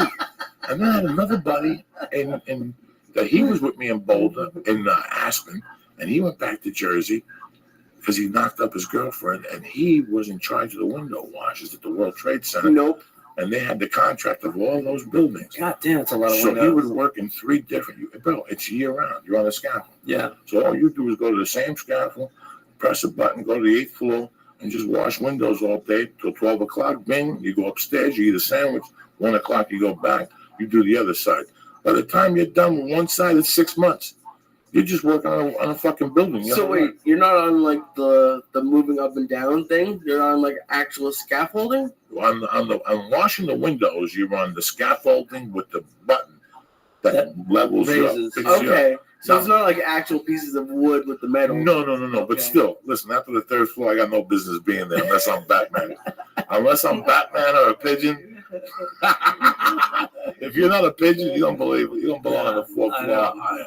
Fuck you. No, I don't like that walking around on heights. And I did it when I worked on a roof. Then I got a job. Oh yeah, how do you do roofs then? Because by the time those ladders are connected to the buildings, it's commercial roofing. Okay. So all you do is back your truck up, put like a ladder, Puerto Rican, rig it up, Yeah. and close your eyes and climb that one, and then go up the other 3. Close your eyes. Yeah, because that's all you could do. Because if you fall off a fucking ladder, You don't want to see it. oh, that's terrible. Yeah. Are you okay with like roller coasters? I like those, but I can't do like the heights thing by itself. Let me ask you something. When was the last time I told you I was fucking sitting in traffic for 4 hours to go on a roller coaster? You like roller? If there's no traffic and if you're next to a It roller is coaster, the you'll dread go of my on. life. The dread of my life is having to take my daughter to Disneyland in a year It's coming up. and be like all these people that wait online for 45 minutes per ride. Just get scared as fuck. I'll go. I'll ride. My daughter won't sit there. No, I don't know what kids do. I don't know what you do as a parent. What do you do? Give them cotton candy and hold them there? There's nothing you can do. I dread all that shit. Well, is she tall enough to get on those? Like, don't bring her if she can't get on the big rides. I don't know, Lee, what the fuck? You think I go to I haven't been in Disneyland. I'm 52, 45 fucking years. No, last time I went was 10. The fuck do I have business? Well, not even in Disney? Disneyland, but like Six Flags are the good roller coasters. Like that's like the fast. I don't know. I like this that. week doesn't like. Listen, I like those I like those Disneys and those other places because you know me. I'm a Cuban Jew. I'm always thinking of the bottom half. Something happens here, you're collecting a big paycheck, or you go on fucking Twitter and tell them how the thing broke. You go on 60 Minutes, whatever. Yeah. You fall out one of these Puerto Rican fucking carnivals, you deserve what you get. You're a fucking moron. If the pipe lands on your head and you're fucking retarded after that, you deserve it. Because there's one this week in North Hollywood Park. They're setting up right now. There's one this week. They have them in my But those neighborhood, are too. different. Those are scary. Oh, those are scary. You ever see the people that work in those things? Yeah, that they're travel? called carnies and they're garbage. Oh my God, these people. That's the only time I ever got sick on a roller coaster. I used to date a girl that said that she was on that. She was like, my ex-boyfriend is a carny. We lived together for 3 This was in Boulder. You could tell this girl had been hit in the head with a pipe like 4 times. She didn't shave her armpits. But she was fucking beautiful. But that's what she did for like 2 years. We quit college together. We've been in love and went to work for a carnival, slept on the floor, and other people watched us fuck. That's a great career, huh? Jesus Christ. Walking around with dirty feet, grease on your hands and shit. It's disgusting. That's one of the few times I thought I was really going to die. I went on this thing called the Super Duper Looper. Because I was at the real King's Dominion, which is like a Six Flags in Virginia. Yeah. And I could go on all this upside down shit. I fucking loved it. I wasn't scared of any roller coasters. So I go on the Super Duper Looper at the St. Mary's County Fair. in Maryland, and there's these fucking meth heads are just holding it upside down. That's happening. And there was no good seatbelts in it. Like, there were seatbelts, but they weren't really that good. Me and my brother thought we were going to fucking die. No joke. Because the windows were, like, open. Like, we thought we were just going to fucking die right there on that fucking farm field. I got stuck on a Geronimo and I did the same thing, like turned you upside down and then the other way. And that was the only time I ever puked. Now, let's get something straight. I'm not Johnny Rotten. Before I left Jersey, I was always a great adventure down in right Wires Air Force Base down there. Right. Always. Twice a fucking month sometimes. 3 times in some me, the Undertaker, the Assemblyman, Veneri. I remember we double dated. Me, Veneri, Tizio, and she brought a girlfriend that had a mustache. For Veneri, he almost had a heart attack. The whole drive, we kept looking at me. What do I do with the mustache? Nothing. Pick it up. When she's sucking your dick, don't call it Tony. What are you bothering me for? Right. I used to love all that shit. And I went on rides.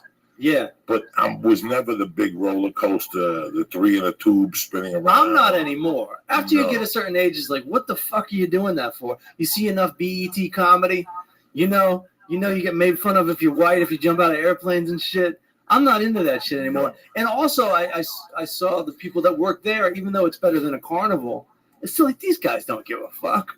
I know, like, they still don't, like, check the seatbelt that hard or anything like that. I don't trust it as I get older. Like I said, the Puerto Rican carnivals, I'm not even going. The food's bad. Everything is bad. Yeah. No disrespect to Puerto Rican people. I'm just saying, I'm just saying. But your animals. But the good parks, I like the good parks. I just don't like like in Jersey, for example, in October, they offered you deals because it was cold out. Only animals go to an amusement park when it's cold out. Me. Because you're just walking through fucking things. In those days, we get a bottle of booze, too. Towards the end of it, before I left Jersey, 18, 19, we had a bottle of booze and go to Great Adventure. Now you're talking. A smoke a number right there, Great Adventure. Even greater adventure. Paul and I are going next weekend for the LA Fair is coming. Where is it? I have no idea. You going to LA Fair? For one day, yeah. This poor bastard. He gets talked into the weirdest fucking Your lady talked you into that? Yeah, he was reading the newspaper and he saw it in there and he thought to himself, let me go to the LA fucking fair. That sounds like fun. Be surrounded by fucking gang members and people selling rims and shit. The fuck is wrong with you? Bail out of that right now. More neck tattoos per capita than any fair in the country. Crazy? People selling pipes. You think so? I know he knows so. What the fuck is wrong with you? Just use your imagination for 1 second. Yes, that's exactly what it's going to be. A lot of Dodger jerseys, yeah. You tell Paula you're going to go to the fucking farmer's market in Studio City with white people. You're going to walk back and forth. You get a watermelon juice. It'll be just like home. They got the hot dogs with the fucking bacon.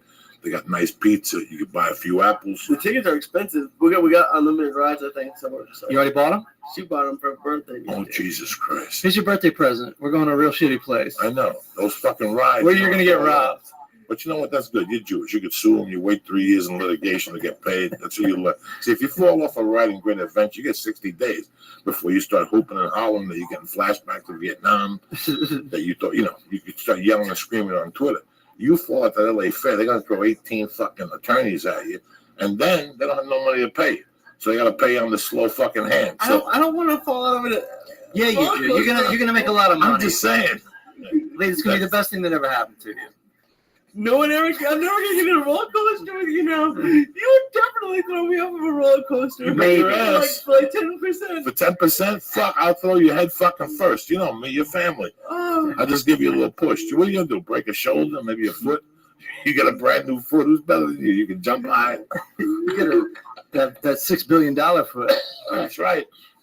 When you got a new foot and $6 million in the bank, who's gonna love you more than you? And who's gonna thank you? You wouldn't even tell me before. You'd be like, "Hey, wait a minute." No, because then you'll tighten up and break more bones. If I tell you, you'll tighten up and break more bones. You gotta stay loose. You gotta have a lot of edibles. You gotta have a lot of alcohol. Drunk drivers. They always say drunk drivers always live because they're drunk. They're loose. The people they hit are always tightened up. They see the car coming. Yes, you're loose. That's just a metaphor for life, right there. That's right, dog. A drunk driving accident is just a metaphor for life. Get you one of those blades like that dude that killed his girl from Australia. You'll be fucking Lee the Blade. Forget about it. Lee the Blade Syat.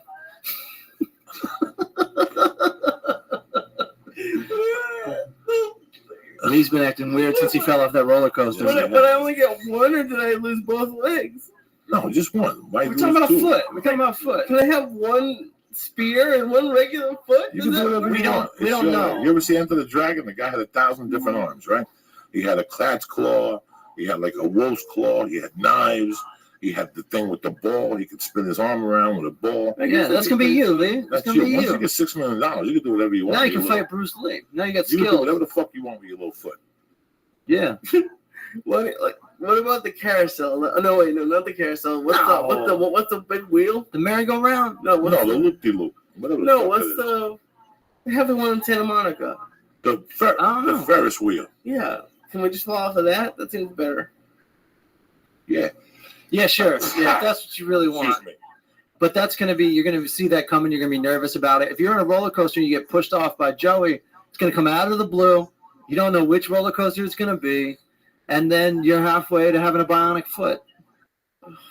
How good does those legs look on that fucking steak? Fucking Can you fantastic. imagine right now being somewhere? But that's a fucked up steak. The steak, yeah, there's a reason why they're dressing it up with They eggs. gotta take the bone out of the steak. But if you just have the steak without the bone, 2 eggs, some potatoes burnt, Yeah, 2 pieces of nice wheat bread with heavy butter, yeah. some water, hmm salt and pepper. Who's better than you? Nobody. Unfucking believable. Hey, look at all those bags of Coke right there, too. I don't want that shit. That's the front of my house I grew up in. I just looked at that and saw that was that, and it just stunned me for a second. That's a fucked up place. Where's that? That's in North Bergen, New Jersey. There used to be a window here. Yeah. You know that's where my family's from, right? What? I don't know if North Bergen, but Bergen County. Bergen County. Yeah. Which is still close by. Yeah. That's a fucked up looking door. That's not the original door, but what are you gonna do? Sayat, what do you got going on tonight? Tonight, well, yes, Where you going tonight? You got bitches? I got nothing tonight. You're not picking her up and giving her a sausage? No, I got work tomorrow. What work? What are you gonna do tomorrow? I'm trying to work more. And you didn't go to jiu-jitsu today. They called me saying, where's Lee again? I'm embarrassing me. I'm sick. What's sick? What's sick? This is your last year with your real foot, and this is how you're treating this exercise What class? sick are you? All of a sudden you're sick. Since when? Since I don't see no sniffles. Okay, You ain't sick. You're fucked. They gotta call me and embarrass me and say Who's Lee didn't calling show you? up. You know who. You know, no, I don't think anybody called you. you know who, cocksucker. Lee, are you on drugs right now? I know. What the hell? Frankly, I'm insulted. Why don't you take a piece out of the ball and calm down? Huh? He's Insulted coming about down. what? Oh, but then anyone would assume that I'm currently intoxicated. Nah, you're okay. What You are you look doing this good. weekend? What's What are happening? you doing this weekend? I have no idea. Nothing. Nothing. I have a consultation tomorrow night. A consultation tomorrow night. What are you gonna do? Huh? What kind of consultation? He wants to start a podcast. And then what do you got this weekend? Nothing. All right. I ain't mad at you. What do you got? I gotta go to Austin with Rogan That's fun. and Ian Edwards. Remember when you got me high on the way to Austin? No, I don't remember. I don't remember that It was conversation. terrifying. Why? What happened to you? What did you Because we eat? had to take that bus to the Plane? plane. And what happened to you? Who took care of you like me on the But plane? then I was all the way in the back, and I was really worried. Did you smoke or eat an animal? I think we did both. Sure. When we At go, 4 we in the go. morning. That's the combo. That's the early flight. I gotta switch it to that because he's got me going at like 10. Oh, that's too late That's for too you. late. That's too late. They got a 6 a.m. I could be there. I'll fucking go to sleep early Friday. Oh, yeah. There ain't shit going on tomorrow. Not so far. I What's got- going on with you, dog? I'm going to Coeur d'Alene, Idaho this When? weekend. Saturday. That's a good place. Come back Sunday. It's a ski resort. Yeah, I've never been there. I've been there. I Yeah. did comedy there. Yeah. I mean, 20 years ago. This is part of the Triple Run days. No. There was an independent guy that booked rooms up in that part. Okay. We always had different people. Tribble, I worked for Tribble. Me too. Tribble had the 2 Idaho runs. He had the Oregon run, like Salem and Eugene. Grand Bend. Grants Pass. Grants Pass, yeah. Where they do the Shakespeare Festival. Right. Astoria. And then they had the one because they have 2 Vancouvers, Vancouver, Washington, and Vancouver, Oregon. Right. A lot of people don't know that. So he had 2 Red Lions Yeah. right across from each other that did comedy. He had the potato. So listen, Yeah. man. If I ever see Tribble again, Yeah. if you know anything about me, I'm always very thankful. I would give him a big fucking hug. Right. I watched Gerard Carmichael's show, and this morning I got up and I called Tiffany Haddish. She was great. Yeah. I'm that type of person. I'm cheering for you. Remember the gay kid we were talking about? when Jason was here last week, Ian, he called me. He said his friend heard this on the podcast, and he called me. He lives in New York now. He moved to New York to pursue comedy. I'm so fucking proud of him. You should get him on a podcast when you're in New York. He's in New York, but I'm not going to do a podcast. Okay, yeah. I'm not going to No, you've always been a good guy. Fucking getting on board with me for years, you know? Listen, man, I was taken care of when I became a comic. From fucking day one. Not taken care of. But I had people that told me, gave me direction, and said that joke was funny. Right. When somebody tells you that joke is funny, that keeps you in for one more week. You have no idea what that means to people. Right. And Lee, how many times have we get in the car and I go, that was fucking horrible? You and I have great discussions on the way home that we giggle. I don't think you fuck you. That was fucking terrible, you know. Yeah. But when somebody takes me somewhere, I want to suck their dick, whether it's a man or a woman. Right. When somebody takes, at this point in my life, because you see all the smoke and mirrors. Yeah. When you do them, you see them. Right. So when somebody takes you for a psychological ride, when I'm in the comedy store and I just smoked a joint on the way down with Lee, and Lee's sitting next to me, and Lee doesn't know what I'm thinking. I don't know what Lee's thinking. We just sitting next to each other. Yeah. And somebody's saying something like Papa a couple of weeks ago took me on a ride. Tom Papa. Yeah. No, that's what I want to see. Right. When I go watch a movie, I want you to take me on a ride. Right. Even if the movie blows and you win an Oscar, you should be taking me somewhere. Mm-hmm. That's why after I saw Mission Impossible, what's the first thing I said to you? I said, that dude from Jeremy Renner, he's a good actor, but he ain't no Oscar guy. You know why? Because I saw Mission Impossible Rogue Nation, and he didn't stand out. He did nothing. He played a fucking montage. That's not an Academy Award winner. Go, what am I going to do? So even if this movie blows and goes down in flames, they'll remember me for something. Right. Something I do, they got to remember me for. Yeah. That's what a movie's about. Mm-hmm. Dennis Colangelo, 1981. It's not whether you win or lose, how many points you score. You know what I'm saying? Exactly. Taking it back, Lisa. Yeah, no, that's true. That's your opportunity to fucking do That's your own opportunity thing. to shine. So when I watch a movie, or I see or I watch a TV show or a fucking Saturday Night Live, I'm watching it with an open mind. Right. I want to get entertained. So if I happen to bump into you, you bet your ass I'm going to pull you aside and say, listen, the shit you said on that show, because it's a TV line. Yeah. She was funny on it last night. The dude from David Allen Greer was very funny. His wife was funny. Gerard Carmichael had moments. Yeah. I enjoyed the show. Good. And I see Gerard, and I was cheering for him. Right. When I saw it was coming on, I fucking stood up and cheered for him. I was like, you know what, man? This could be us. Yeah, no. How can I cheer against them? No, you can't, because they're your friends anyway. You know, we know these people. They're comedy good people. is tough enough. Right. When you walk around, there's two ways to walk around comedy. I bumped into somebody at the store the other night. I know him for 20 years doing comedy. Uh-huh. And he was eyeballing me, and I talked to him. I opened my heart to him. We're talking. And the first thing he says to me, he goes, let me ask you a question. How do you walk around knowing you don't have a TV show and all these non-funny motherfuckers have a TV show? How come you don't walk around fucked up? And I go, why would I? Right. Think of all the opportunities that I've had thrown at me. Because you know people that have TV shows. Not even, because how lucky are we to be at full trial? Oh, I know. There's, I don't know how many comedians there are, Lee. Take a fucking stab at it. Well, How many comics are there, Lee? 500? Okay. You're the worst numbered Jew I ever met in my life. There's 500 comics at the comedy At the store. comedy tonight. store. Are you serious? Let's say Yes, 50,000 walking around and comics. What's shit. the population of? 50,000 Let's say there's 50,000 people. Let's just say subjectively in the United States, 100,000 comedians. We're in LA. Yeah. This is the major leagues, okay? Everything else is AAA ball. You got AA ball. And I'm not putting down anybody's market. I'm just explaining to you, New York has great comedy to develop. Yeah. But to get the deals and to do all that shit, this is the major league of comedy. Yeah, and everybody's competing. If you don't Everybody's believe here. me, go on comedystore.com and look at the schedule tonight. Yeah, Look no. at the schedule from 9:30 to 12 to 11:30. It's out of control. It's out of fucking control. It competes with the Cellar, and that's it. Those two clubs are elite for that shit. Yeah. They probably got Louis C.K., Jim Norton, and my boy there, you know, fucking what's his name? The one that's married to Bonnie McFarlane. Rich Voss. Rich Voss, and you know that's the home to some fucking seasoned Colin time. Quinn. Colin Quinn, you know, Jerry Seinfeld. He'll be there some night. Comics that work on their shit, that take each word. Chris you know. Rock will Chris Rock. So now you go to the con. That's the major leagues. They're pitching movies out of here. They're doing this out of here. God forbid you have a good set in front of the VP of some fucking movie company. You're here. How lucky are we? Absolutely. I get to wake up every morning and go, holy fuck, I got a spot tonight.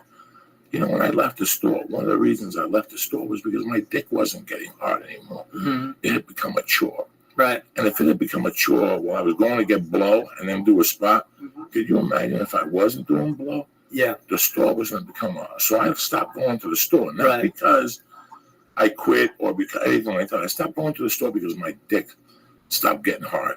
And when you're at the comedy store, your dick can't be soft. Right. When you walk into the store, you're a fucking Marine.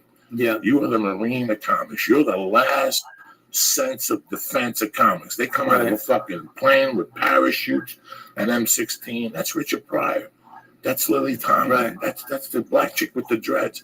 That's Sam Kinison. That's Andrew Dice Clay. That's Jim Carrey, who was at the store last week, 2 nights. No shit. These are fucking people that were in my position there 25 years ago that I have to walk their shoes in a way. I had to go in there and start with 12:45 spots following Paul Mooney. Yeah. And you work yourself way down to fucking 11:45. Right. Then Rogan would call up and say, put Joey in front of me. I used to get 10:45 spots 10 years ago and go, I don't want to go down there. That sucks. Why not? Because you just had to. You didn't feel like being a trooper. Listen, man, how many times have you walked into a place that they do comedy there, and somebody comes up to you and says, "You want to go out, Matt Fulton?" And in your heart, you're like, I'd say all the time. Not really. I'd say like I always. Me too. Yeah. But there's certain places you go to that once you know it, that you start losing that edge. You don't belong in there. No right. You just don't belong in there no more because I need a place to light me up. I need to walk in a place and at least say, what's happening? As I'm hugging you, I got to hear Matt Fulton killing. Right. And then that goes into my ear and it works itself up to my brain. Right. And then I go up to the bar and I get a water and I give the waitress a hello and I talk to the bartender, how's it hanging? And all of a sudden there's a schedule hanging on the refrigerator. And I look over to the refrigerator and it's Neil, whatever, Sebastian, Mark Maron, Joe Rogan, and Joe Diaz. Now, what you heard, the laughter mixed with what you see now, that sparks something. So you should be right there. I don't give a fuck who you are. I don't care if you're Charles Bronson doing stand-up. At that point, you should have a little bit of fear. Mm-hmm. Your body should just you're go, gonna get boom. Your body even shifts to the left a little bit just because your central nervous system goes, it's your chance to run right now. Yeah. You could run and say that fucking your cat died. No one would question you. Nobody will question you. They put somebody else and up. And that's right there. Yeah. That's when I need to go on stage. Right. That fear. That anxiety mixed with fear. Fucking Matt Fulton's in there. Fucking kill him. I can't wait to get up. Yeah. You know what I'm saying? I finally have embraced the anxiety and the fear too, and known that it's not something negative. It's something that's going to push you a little bit when you get up there. You know, I used to try to ignore it. Now I'm like, fuck it. As soon as like a minute is up there, all the extra energy is going to be gone, and I'll be in the zone.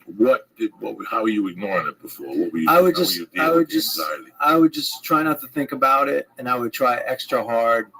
I would like somehow, and I don't know how I did it. I still do it a little bit. Close off, or just slow my body down, slow myself down, so as not to have that nervous, fucking energy. I would fight the nervous energy. I would ignore the nervous energy, and I would consciously just move slower. And it's a good tool. You know, you have to learn to relax during all these things. But then I learned that the anxieties, I've been doing it too long that the anxiety and the fear is not going to fuck me up. So then I can just let it in and just kind of, you know, have a little bit more energy up there. Like it lends itself to having more energy, more passion while you're up there. You know, you can embrace it. It's not going to fuck you up. After a certain point, it's not going to fuck you up to be nervous. I was always a Dr. Doolittle dumb fuck on stage. And then what happened one night was... What does that mean? Like I was just a dumb fuck. Like I didn't have an identity. At this point, I've been doing Dr. Doolittle dumb fuck. I've been doing comedy like 6 years. I had no identity. I was a cross between Dice and something else. Yeah. I didn't really know where I was at. I know a lot of young comics listen to this, and I'm telling you this, man. I was in it 6 years, and I didn't know who the fuck I was on stage. Uh-huh. And I used to date this fucking stripper, let me light a pussy on fire. This is 20 fucking years ago. I still talk to her. I just posted a picture on Facebook when I wrote something. She's crazy. This girl was just crazy. So she would get back with me on a Friday when I had like $800 that I scammed from that gambler that I was sitting on his fake bets. Right. And she would hang out with me till Monday, till I was down to $30, and then tell me how some guy invited her to a dance and she wanted to go. And did I mind? What do you mean I mind? I'm fucking dating you. Right. And she's like, I'll be home at 6. Nothing's gonna happen. You're a fucking whore. You're a full-time whore. Right. You give hand jobs at a strip club, you know? Are you gonna let him light your pussy on And fire I'm like, too? are you fucking crazy? And she'd say, well, if you don't like it, you can leave. So one night I packed my stuff. I had Josh Will pick me up. Yeah. And I went up to the club. And this is when I found out about what this was, you know? And I'm sitting there on the side feeling like a fucking putz about myself. You know, like, what the fuck am I doing with my life with this fucking piglet? And, Right. you know, I'm crazy. All I care about is stand-up at the time. And my daughter, who at the time was maybe 6. And I'm not doing good with the stand-up. So I'm coming to the stage. And I was like number 9 on the list. I had moved up. At the Seattle Underground, they started you at Carl Warmenhoven would start you at like number 1 or number 2 spot. And as well as you did, you'd move up. I was there like a month and a half. And I was up to 9. There was only 15 contestants. Yeah. Your goal was to be from 12 and up. That means you're one of the headliners in the show, and you could tell people, you know, I'm headlining the open mic. Right. I don't know if you know that, ladies. You know, I'm That's when headlining. panties drop. Shit. It's all over. That's when you got that bionic dick. Fuck a leg.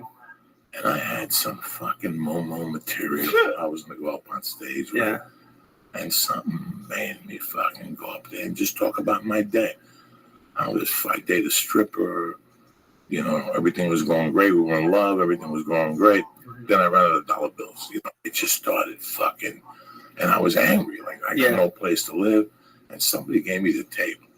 And like a week later, I hated watching my tapes. I watched the tapes, and I'm like, that's it. Yeah, right. That's who I am. I got to go up there and not talk about that dumb shit I'm talking about. I got to talk about what the fuck is bothering me. Yeah. Tell the audience, and that's how you make it funny. Right. And I got glimpses of it over the months. Like, I wouldn't do it for a month, and then I would do it, and then I wouldn't do it for a month. Then I'd do it, then I'd do it twice a month, and I'm like, all right, I'm on to something. Yeah, you know? yeah.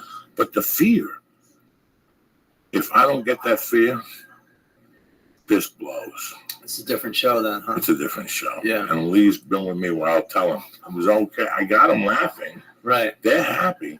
No, I've seen that. I've seen you go up there and do very well and then get off like, that wasn't for me. I was doing. That wasn't for me. You're like, I was doing old But there's a jokes. style that I have that I really like. There's some Right. nights you got 80 people. It's a 200-seat room. They're cool as fuck. Yeah. You just go up there and start talking. It's like that. It's like that type of rhythm. Yeah. You know, because comedy is really a rhythm in a lot of ways. Well, yeah. To really kill, if you look at your set, you're working in a rhythm. There's no doubt about it. And then you stop, let them breathe. You're at the end of your 10-minute cycle, and the elliptical goes beep, beep, beep, beep, beep, beep, beep. Now we're going to kick it up to 75%. Yeah. Now you go in there slowly again, and it becomes a rhythm again. You give, they give. It's music. It's music. It's music, man. You can read most people's jokes off of paper, and it's just really not that funny. I don't like that. It might be I don't even humorous, like writing, but you got to see the way people sell that motherfucker. Yeah, and how it and dance flows through around them. it. You know? Yeah, how it flows through them. How it's weird. I love when somebody acts out a joke. Dane for a while had that, you know, but God knows. Is it hard, if you start off poorly, and is it really hard to get it back? Because especially with the 15-minute sets, if I see somebody really start off poorly, it seems like they have bad sets. But especially with you, when you start off really well, you can go for 15 minutes and not stop. Now I can't. But 15 years ago when I got to the store, those 20-minute spots, I'd come out gangbusters till about 9 minutes. And at the 9-minute mark, it'd be the longest 11 minutes of your fucking life because you don't know how to balance it. Right. To have that style, you're not even worried about what's coming out of your mouth. You're worried what's coming out of your mouth on the 16-minute. Yeah. There's a lot of comedians at clubs who go, oh, this guy was here last week. He's good for 20 minutes, and then the show takes a fucking horrible dive. By the time they're paying their tab, they pay double to get the fuck out of here. Right. Because he takes you for a psychological ride for 22, 25 minutes.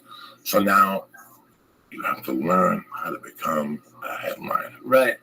That's a huge muscle to exercise. That's the ultimate final position. And every comic hits 40 minutes and they're a headliner. And I giggle. You've been doing comedy how long? 6 years. He's headlining me already. Okay. And I'll just sit there because I know. Yeah. I know that you have to put work in. I know that it's 8 fucking good years, and that's if you do 30 sets a fucking month. Yeah. And you bang, and even then, you're not a headliner. Right. Once you start getting paid that dough, and you get into that flow, and you know how to build the set, how to come back. Let me tell you something. That's why I love jiu-jitsu. And I didn't know till now. It's all the same. Okay. When you're fighting me, Lee. Let's do an act out right now. I could throw 2 punches at you. And I connect with 2 punches and I could break your nose. Your job for the rest of the 2 minutes is to avoid me and get your composure back and get your head thinking you're still in this. Right. Okay, that's your composure. So now you got your front foot, you got your hands up, you're breathing. Your nose is busted. You don't want to breathe through there because that'll clog up. So you got to breathe through your mouth. But you got to survive for 2 minutes to go back to that corner, have them fix your nose. That's the mindset of a winner or a loser. Right. A guy like me gets punched in the face. I'm out of there. I'm tapping out. This is over. There's no more punches that need to be thrown in this match. It's over. Okay, I got my nose broken. How do you come back from that? Yeah. Listen, you're at a 3-minute mark of a routine. It's not working for you. Right. It's not working for you. My face is as red as this shirt. Right. Okay, your face is as red as that shirt. You got a fucking quick decision, and it's not about the joke that's going to come out next. It's about how you're going to get your composure back and start from square one where you were supposed to start. Yeah. It's like telemarketing. They give you a pitch. When you use that pitch, you'll sell whatever the fuck they're selling. I'm selling flying saucers from Bolivia. Really? If that pitch is good, you read it effectively. Right. It's when you start improvising. Yeah. But then, they want you to improvise it, but they want you to censor yourself in that script. Right. A lot of, like when I first started doing comedy, I learned as an improviser. It was a 50-50 shot. No. You have no idea. People write jokes. I didn't write dick. Right. I would get one tag for a show and think I was Johnny fucking Rotten. Right. I was going to go up there and riff for 20 minutes. Some nights it worked. Yeah. But most of the nights it didn't. But I stuck with that for my first 3 years of comedy. So I always had that to fall up on. If my material's not working and the story doesn't work, I'll fucking riff off your ass. You got to. You really got a problem. There's only one decision. I'm talking about eating pussy and sticking fingers in your ears and all that shit. And I'll grab you. And once I grab you, now I go back to my step one. Right. To whatever I wanted to tell you from the fucking originator. Right. So you're reselling that joke. Hey, you did that joke right. Not like this, motherfucker. You follow me? It's jiu-jitsu. Even though he passes your guard, if you can slip your leg back in there, boom, put him back in your guard, and take a deep breath and hold him for 2 minutes. Now I got this motherfucker. He's not going to punch me. He's not going to pass my guard. And now I'm centralized. I have a plan. I'm going to put my knee up and get to the side, and I'm going to go to work. And that's what took me years to understand. Once I got folded in the 4-minute mark, I died after that. A couple weeks ago. I get to the store, I'm a little fucking high. You know me, dog. I tell you how it is. Yeah. Fucking Joe Rogan goes up in front of me and lays a beating on those people. Right. Now, I'm good psychologically like that I could be myself. But that happened to me. I went up there and went gangbusters for 9 minutes. But I couldn't take the taste of Joe Rogan out of their mouth. Right, sure. I started throwing some left jabs at him. Yeah. The show went fucking kaput. Oh, yeah? I went up back to Laurel Canyon that day. Was I depressed? I was a little upset with myself. Yeah. Because I let the heat get to my head. Right. The lights, I let the heat, and it threw me off my game. It's going to happen. But guess what? At the 20-year mark that I've been doing comedy, it can't happen. And I made a decision that night. It's not going to happen again. Right. And you go up there and you look straight and you focus and you believe in your material. And sometimes it's not going to work. And now you have to take it back to square one. Yeah. You rest, take a breath, rest your legs, and take them to the guide again. Even if you had to break the fucking joke down. Listen, when I said that joke before and you guys didn't laugh, let me break this down. And they'll go, look at this motherfucker bringing this back. But that's what your goal was, to open them up. Once I open you up, once I fucking throw that hook on your right side, and I cut that eyebrow. Guess what? You see blood in your eye. What's your natural instinct gonna do? I'm paying attention to you. You're gonna pop that fucking elbow up to block that eye. Yeah. but you're going to leave me a 4-inch opening that if I could get to, I'm going to kick that liver or whatever the fuck is on that side 4 times. Yeah. With comedy, you're always looking for an opening. Absolutely. You're no different than a fucking fighter. You're no different than a jiu-jitsu guy. You're on your back. I'm on top of you. You've got me under control. Yeah. Now you're going to twist and go for a leg or whatever the fuck these dudes. I'm not talking about me, people, hypothetically. I'm just thinking about how I think about everything now. Yeah. I know I got to get back to a center point. I'm giving you motherfuckers that are comics free information that Pay attention. it took me 15 fucking years to get right. Just go back to the center. It's like yoga. You go back to the center in yoga. You do your exercises, then you do those things, sun salutation, and you breathe, and you go back, then you attack again. But you're always going back to that. You ever see a comic that does a callback, and he does it brilliantly? Yeah. Todd Jordan, one of the most brilliant comics I used to work, he used to take you on a fucking comedy ride, and every 8 minutes, he'd look at you and he'd go, "Excuse me, does it hurt yet? Oh my God. Oh my God." And he'd blast you for 8 minutes and he'd go, "Does it hurt yet?" And he'd do something with his fucking stomach and his hand that you would die. And then at the end, he had to close it to "Does that hurt yet?" That's a headliner, guys. Right. That's a headliner. That's a when show. you see that, you're like, "Oh shit." Anyway, what the fuck do I know? I'm just a fat fuck that's struggling like everybody else. You're the youth of this fucking comedy. I don't know that. You're the soldiers right now. You're the foot soldier. You're out there. I'm doing it, man. I'm doing How long have you goddamn been doing stand-up. it? I started doing open mics 17 years ago. Jesus Christ. Yeah. You feel it up there. You feel what I'm talking about. I feel it very recently that I actually trust myself, and only very recently. And I know I'm nowhere near the level I'm going to be one day. I still feel like a student. You're always a Big student. time. But you're always a student right now, even in life. You always learn something every day. I didn't know that shit. I didn't know that you cut people off.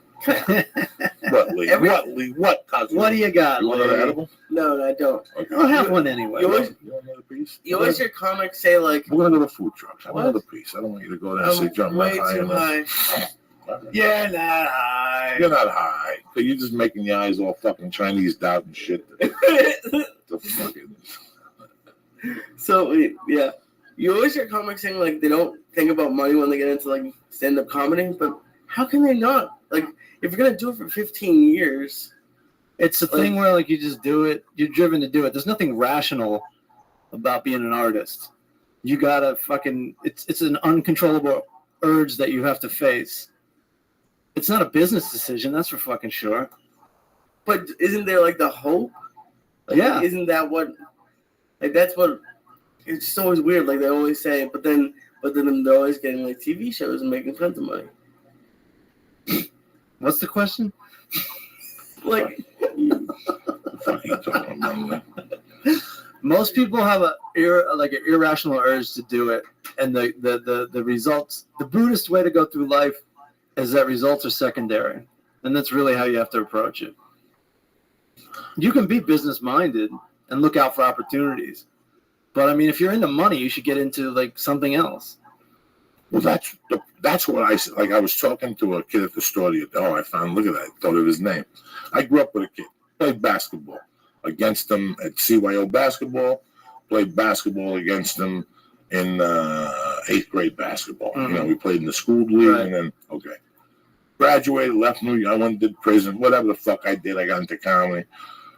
15 years, no, 10 years ago, I'm at the Laugh Factory. Latino night, I come off the stage on a Monday night. The kid goes, "You remember me? My name is Ba Ba Ba." Fuck yeah, I remember you. You played for right. Washington School, and you played for nice kid. But after a month of talking to him, I'm like, "So what do you do?" "Well, I do stand up." "But where did you start in Jersey?" "No, I started out here after college." And he was looking for a payday. Oh, the last time I spoke to him was maybe 3 years ago. This went on for like 7 years that he tormented me. In fact, he did do a movie with Stephen Bauer and Rogan and the girl from My Name is Earl. Yeah. You know, Rogan's manager took him for, if the movie was a $3 million budget, I guarantee they gave Rogan $2.5 million, knowing his manager. He just ate them up alive and left them sore. I don't think the movie got released. The movie just went on video. Went on video maybe 8 years after the movie was shot. Yeah. She wasn't even on My Name is Earl. Right. He was one of the producers on it. I don't know what happened. After that, him and his wife got into a beef, and he was writing. Then he wanted to do a New Jersey tour. Me and 2 other morons. I didn't want to be involved. I was like, nah. Yeah. And then the other guy dropped out, and then he did it by himself. Like he went to a couple bars and did it by himself. Oh man. And I heard from sources it was a horror show. Why? Because he didn't respect us. He thought that he was going to walk in and make $10 million and be like everybody else. Mm-hmm. And then the last thing he called me for was some movie he was making about some guy, El Cholo or something like that. And I go, how much it pay? Oh, it doesn't pay nothing, but we'll take care of you. But back end, listen, if I know you, there ain't no back end. The point being, Lee, how old are you when you found love the first time? I don't know. I don't know, probably like 18, but I was gonna say now. The first time you found love, did you sleep with her? Yeah. How long did it take you to sleep with her? Don't cry. I'm not crying. What? Sounds like you're How crying. long did it take you to sleep with her, Lee? Oh, a while. Okay. Years. A couple of years? Yeah. Now, between you and I and his family, did you yearn it? Yeah. You'd do anything to fucking sleep with her. Yeah. Anything. Fucking anything. There were nights that you were making out with her and your dick was so hard, your heart was beating, your head was hot, you couldn't fucking think. You'd sell your soul to fuck her, and she didn't fuck you. When I was in the 6th grade, I fell in love with somebody that didn't fuck me at all. But I would do anything to be with her. That's how I knew I loved comedy. Mm-hmm. As soon as I talked to somebody, hey Joey, how you doing? My name is fucking Lee. I just started comedy. Any advice? You know, if their third question, how long does it take me before I make money? They're not gonna last in this game. You're not gonna last in this game. I'm telling you this from fucking hearing it 50 times and going, you still do stand-up? Nah, I'm a producer now. You're a fucking idiot. Right. You work at a hamburger store. You know? Because this takes work. This takes patience. It's like anything else. It takes work. It takes patience. It takes getting up every morning and doing it again. I compare it to falling in love with a woman that has your favorite body, that you love her from your feet to her fucking head. When you look at this woman, you do anything to crawl in her and suck her pussy from the inside out. Right. That's love. That's when you want somebody. When you want to suck her toes and rub her ass and you light cigarettes for her. And you don't care if she spits on you or whips you or pisses on you. Right. You'll do anything to have her fucking love. Yeah. You relate to this, man? Well, yeah, it's the same thing. I can't describe it to you. It's in you and you're drawn to it for no rational reason. You're just going to go there. It's like nature. You're just going to go to that place, and that's the only way that's the only way comedians can survive. Fucked up. My life was fucked up in more ways than one. Never mind the felonies, never mind the blow, never mind the fucking confusion. Something was not right. This fucking job shit. Fucking taking shit from people in the daytime, working all week to have 2 days off like a fucking moron. Something didn't ring right with me. And I had the world by the balls. And I went and I watched that stupid fucking Punchline movie. Uh-huh. And I fucking called comedy clubs the next day. I wanted information, the yellow pages, and looked up all the comedy clubs. And I asked them about new talent night, or do you do one? No, fuck you. We don't do that shit here. And they hang up on you. And the Comedy Works finally did it. And this was January. Yeah. It took me 6 months before I fucking got on stage. Yeah. Okay, from the fucking fear that I had. But one day I went to get coffee for the boys. It snowed. And I said, you know what? Let me go over there. I got to get green chili and some eggs for everybody. I'll get some coffees. And there was a Rocky Mountain News, and I opened it up, and there was a comedian in the middle. He goes, do you want to be a stand-up comic? And they were talking about the resurgence. What's her name? Just became a star out of Denver, and blah, blah, blah. And all of a sudden, comics are flocking down there. And I didn't know what to do. They said you could take a course for $37 fucking dollars. $37. I was spending $50 on a half a gram of blow. $37. Right. At least give it a fucking try. Yeah. And just talking to the guy 3 weeks, asking him questions. And at the end, he made us get on stage. And I remember getting up there and doing a stupid joke about fucking Godzilla. And on the end, he goes, listen, man, this might be for you. These are the words I wanted to hear in a way. In a way I didn't. I wanted him to go, you suck. And then I never had to think about this again. Yeah, right. But he's like, this is something for you. Have you ever worked as a doorman? He goes, what if I get you a job as a club? And I go, okay. And he goes, go do paperwork. And I'll call him tonight. Sure enough, he came through for me. And I watched, and it was okay. And I would ask stupid questions, and this shit about living on the road, and they only pay you $400 a week all week. Yeah. What? And gas? How the fuck? And and all of a sudden, that all changed the day I got on stage. I remember going on stage, having money in the bank, being on federal probation, having a wife, having a baby. But after I left that stage, all bets were off. Yeah. I didn't give a fuck about nothing, Lee. I had found what I wanted to do, or at least try. Yeah. And I knew that if I got involved in it, that this was it. I had to go for broke. I remember the ride home from the first time I did comedy, and I go, wow, I think I could really do this, because I got some laughs. But then the other side of me said, but it's going to take a lot of fucking work. That's exactly what I told myself. I was 23 years old, and I knew that. It was very obvious that it was going to take a lot of work to get to be good at it. Because I got laughs, but I was not good. No, me neither. I had stage presence. Yeah, right. I had stage presence. And I remember this was two things. Like I had credit cards, I had no wife, no child. And it was like, when I came home that October and she told me she didn't want to be married anymore, that we should take a separation, I can't tell you how happy I was, except for the kid leaving me. Yeah. I can't tell you how happy I was, because I knew I was getting a second chance to do this, because I knew you couldn't do this in the beginning with a wife or a girlfriend. The first 2-3 years of this, you don't need somebody telling you you're a loser and you're never going to make money. Well, it's not practical. Yeah, you already know it. Yeah. And you know what? After a year, one day you look at your boss and you're like, I'm not doing this no more. Right. I don't care what you pay me. You know what? I'd rather be broke than do this. I'm going to go for it. Yeah. There's a day that your mind clicks and says, I'm losing my day job. Fuck the insurance, fuck dental. I'm going for this. I'm going to be a star, and all you're going to suck my dick. And part of you is delusional, but part of you, that's the mindset that you need. Yeah. That's the mindset that you need. I'm not worried about the $8,000 for that fucking car. Someday I'm going to buy 10 of those. That's the mindset that you need in many ways. I mean, yeah.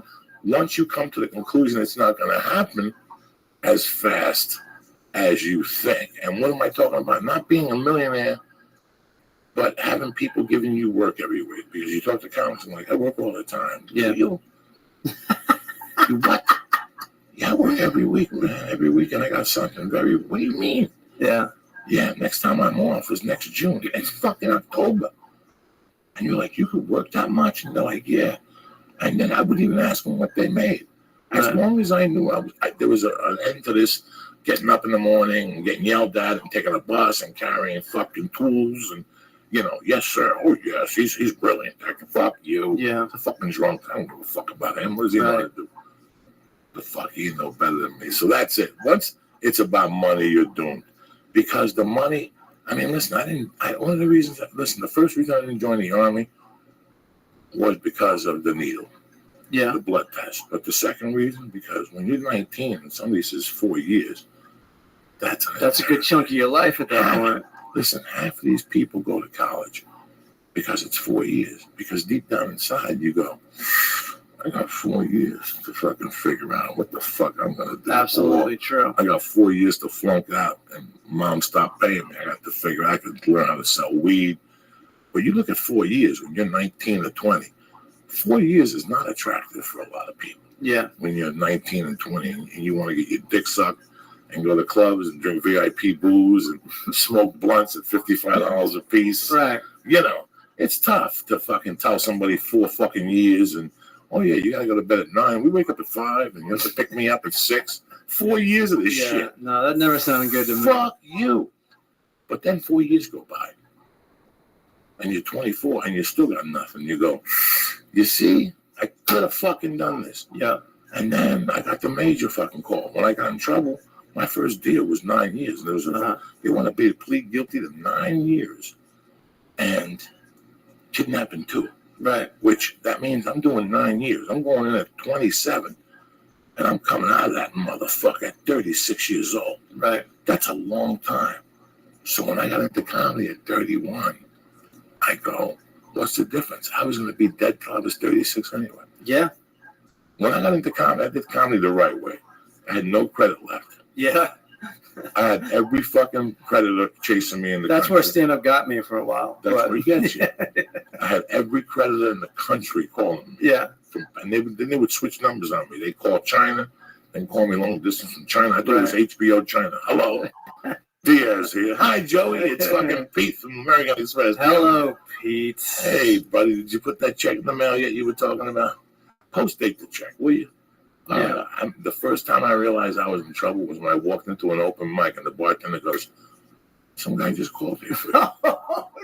And I'm like, really? And I'm like, oh, shit. I made this bitch. I've had people call my family before because there ain't a lot of Fulcherons out there. Talk about embarrassing, man. You know? And they'll call your house and go, do you know, man? Call my folks' house. These motherfuckers. Yeah. It's fucked up. About fucking 7 years ago, which would put us at 208. I booked 2 national commercials. I booked 3 commercials in 3 weeks. Nice. I booked Sprint, Carl's Jr., and one of those cable companies. Uh-huh. I did the cable company first. I did Carl's Jr., and then I did Sprint. It was an Italian family commercial. Right. About 6 months earlier, I go to a dentist, and he goes, you need a root canal, and I can't do it. Just do me a favor, walk 3 blocks. And he's going to do it. He's waiting for you right now. He's great. He'll put the root canal there. I trust the dentist. I go to the root canal, pay the fucking copay. He goes, we'll bill you. I never get a bill. I called down, the guy goes, no, we billed your insurance. You're fine. All of a sudden, I'm on this Sprint commercial, and the phone rings. Hi, this is Pete from Associated Collectors. We're collecting. I go, what are you talking about? He goes, the dentist sent the $98 bill to collection. I go, what are you talking about? I just hung up on him, called my wife. I'm like, this dumb fucking, my wife called. They sent the bill to the wrong fucking address. They didn't know that. They had 2 different Jose Diaz. Right. So you sent me the fucking collection? You didn't even call me and ask me for 98 fucking Oh my God, I was so embarrassed on a fucking set. Yeah. No, hey, listen, comedy takes you to some weird places. It's how you respond to it. I was sleeping on a towel in Seattle.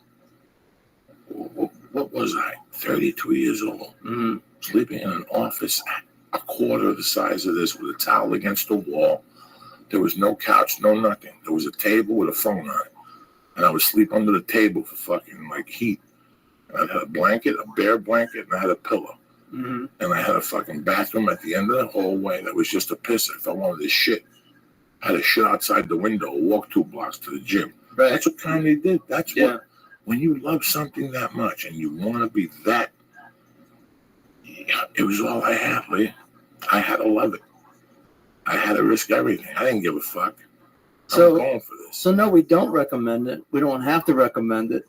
If you want to do it, you'll do it. I recommend you get into stand-up comedy. But I also recommend that before you jump in, you know you're going to jump in. And you're going to have an adventure. And you're going to write a book afterward. Yeah. Because you're going to meet crazy people. And if you do it the right way and go on the road and ride buses and sleep on floors, if you do it the right way, at the end you sit back and one day you just look up in the air and go, this was great. There's a couple times a week right now where I go, this is an amazing life I live.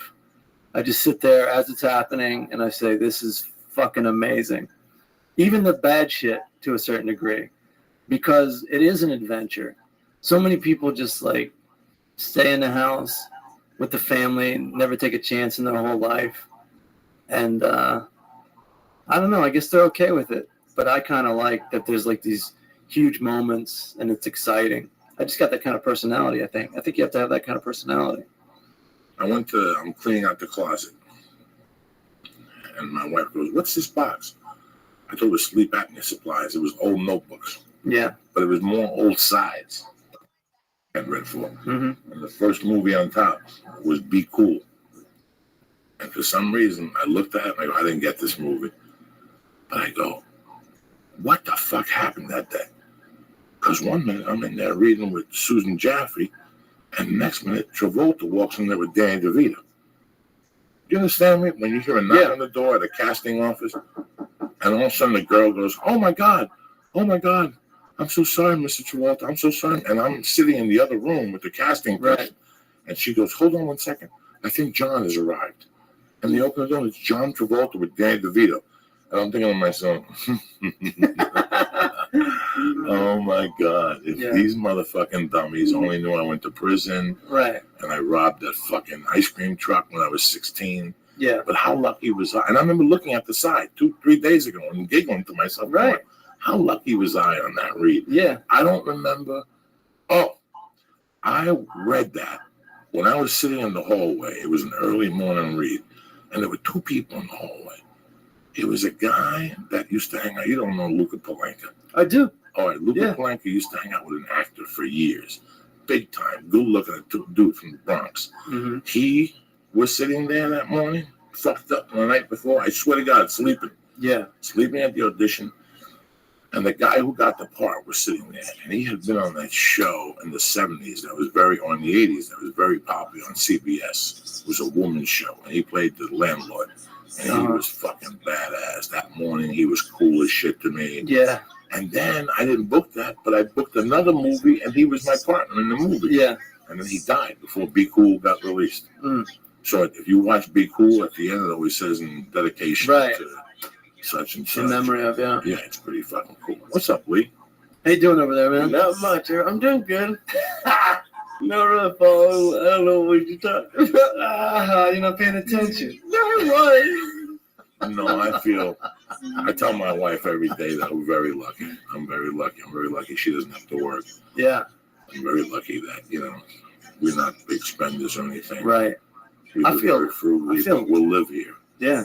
I live today. The sun was gorgeous at 8 in the morning. I had to walk the baby to school, and I'm like, right now I could have been doing so many things. Yeah, I wanted to be a salesman, and I wanted to work as a stockbroker, and I wanted to lay brick. Growing up, I wanted to do all those things, but in a way, I didn't want to have the day job. Right. I always wanted to lay brick, but let me show up at 2. Yeah, you want your own business. 2 to 5. I'm gonna do the footsteps or a fireplace or something. Right. But to do that, you have to work with somebody because they have to teach you how to do it. And today they have the unions. They won't teach you unless you're an apprentice. And then you also have just small companies, and they pass that down from generation to generation. But now, since white people do not want to apprentice and carry buckets of water, it stops right there because the Mexicans don't want to learn how to lay brick. Maybe one of the 3, you know what I'm saying? What happened to white people? We used to work. I think white people got lazy. Well, somewhere they said, why go for those jobs if I'm going to have to lose it for a Mexican? I can't work as hard as a Mexican, which is like a tap out. Yeah. It's like going, I can't, I'm not as good as a baseball player as he is, so I'm not going to go down there and swing the fucking bat. Well, I'm not as good as when these white guys go in the NBA and they got to go up against 6'4" black people, what the fuck are they thinking? Right. They're thinking there's going to be a cakewalk. I'm going to jump over fucking Doc Afro. No. Yeah. So people tap out. That's one. They go, well, Mexicans do it for $8 an hour. Think of the fucking balls they have then. Mm-hmm. What used to happen with me coming up to you and going, Matt, how you doing, Joey Diaz? Listen, man, I want to be a hot carrier. You're like, Joey, you're white. It's not going to work out for you. I'm like, really? What are you paying these guys? Let me do 2 days for free.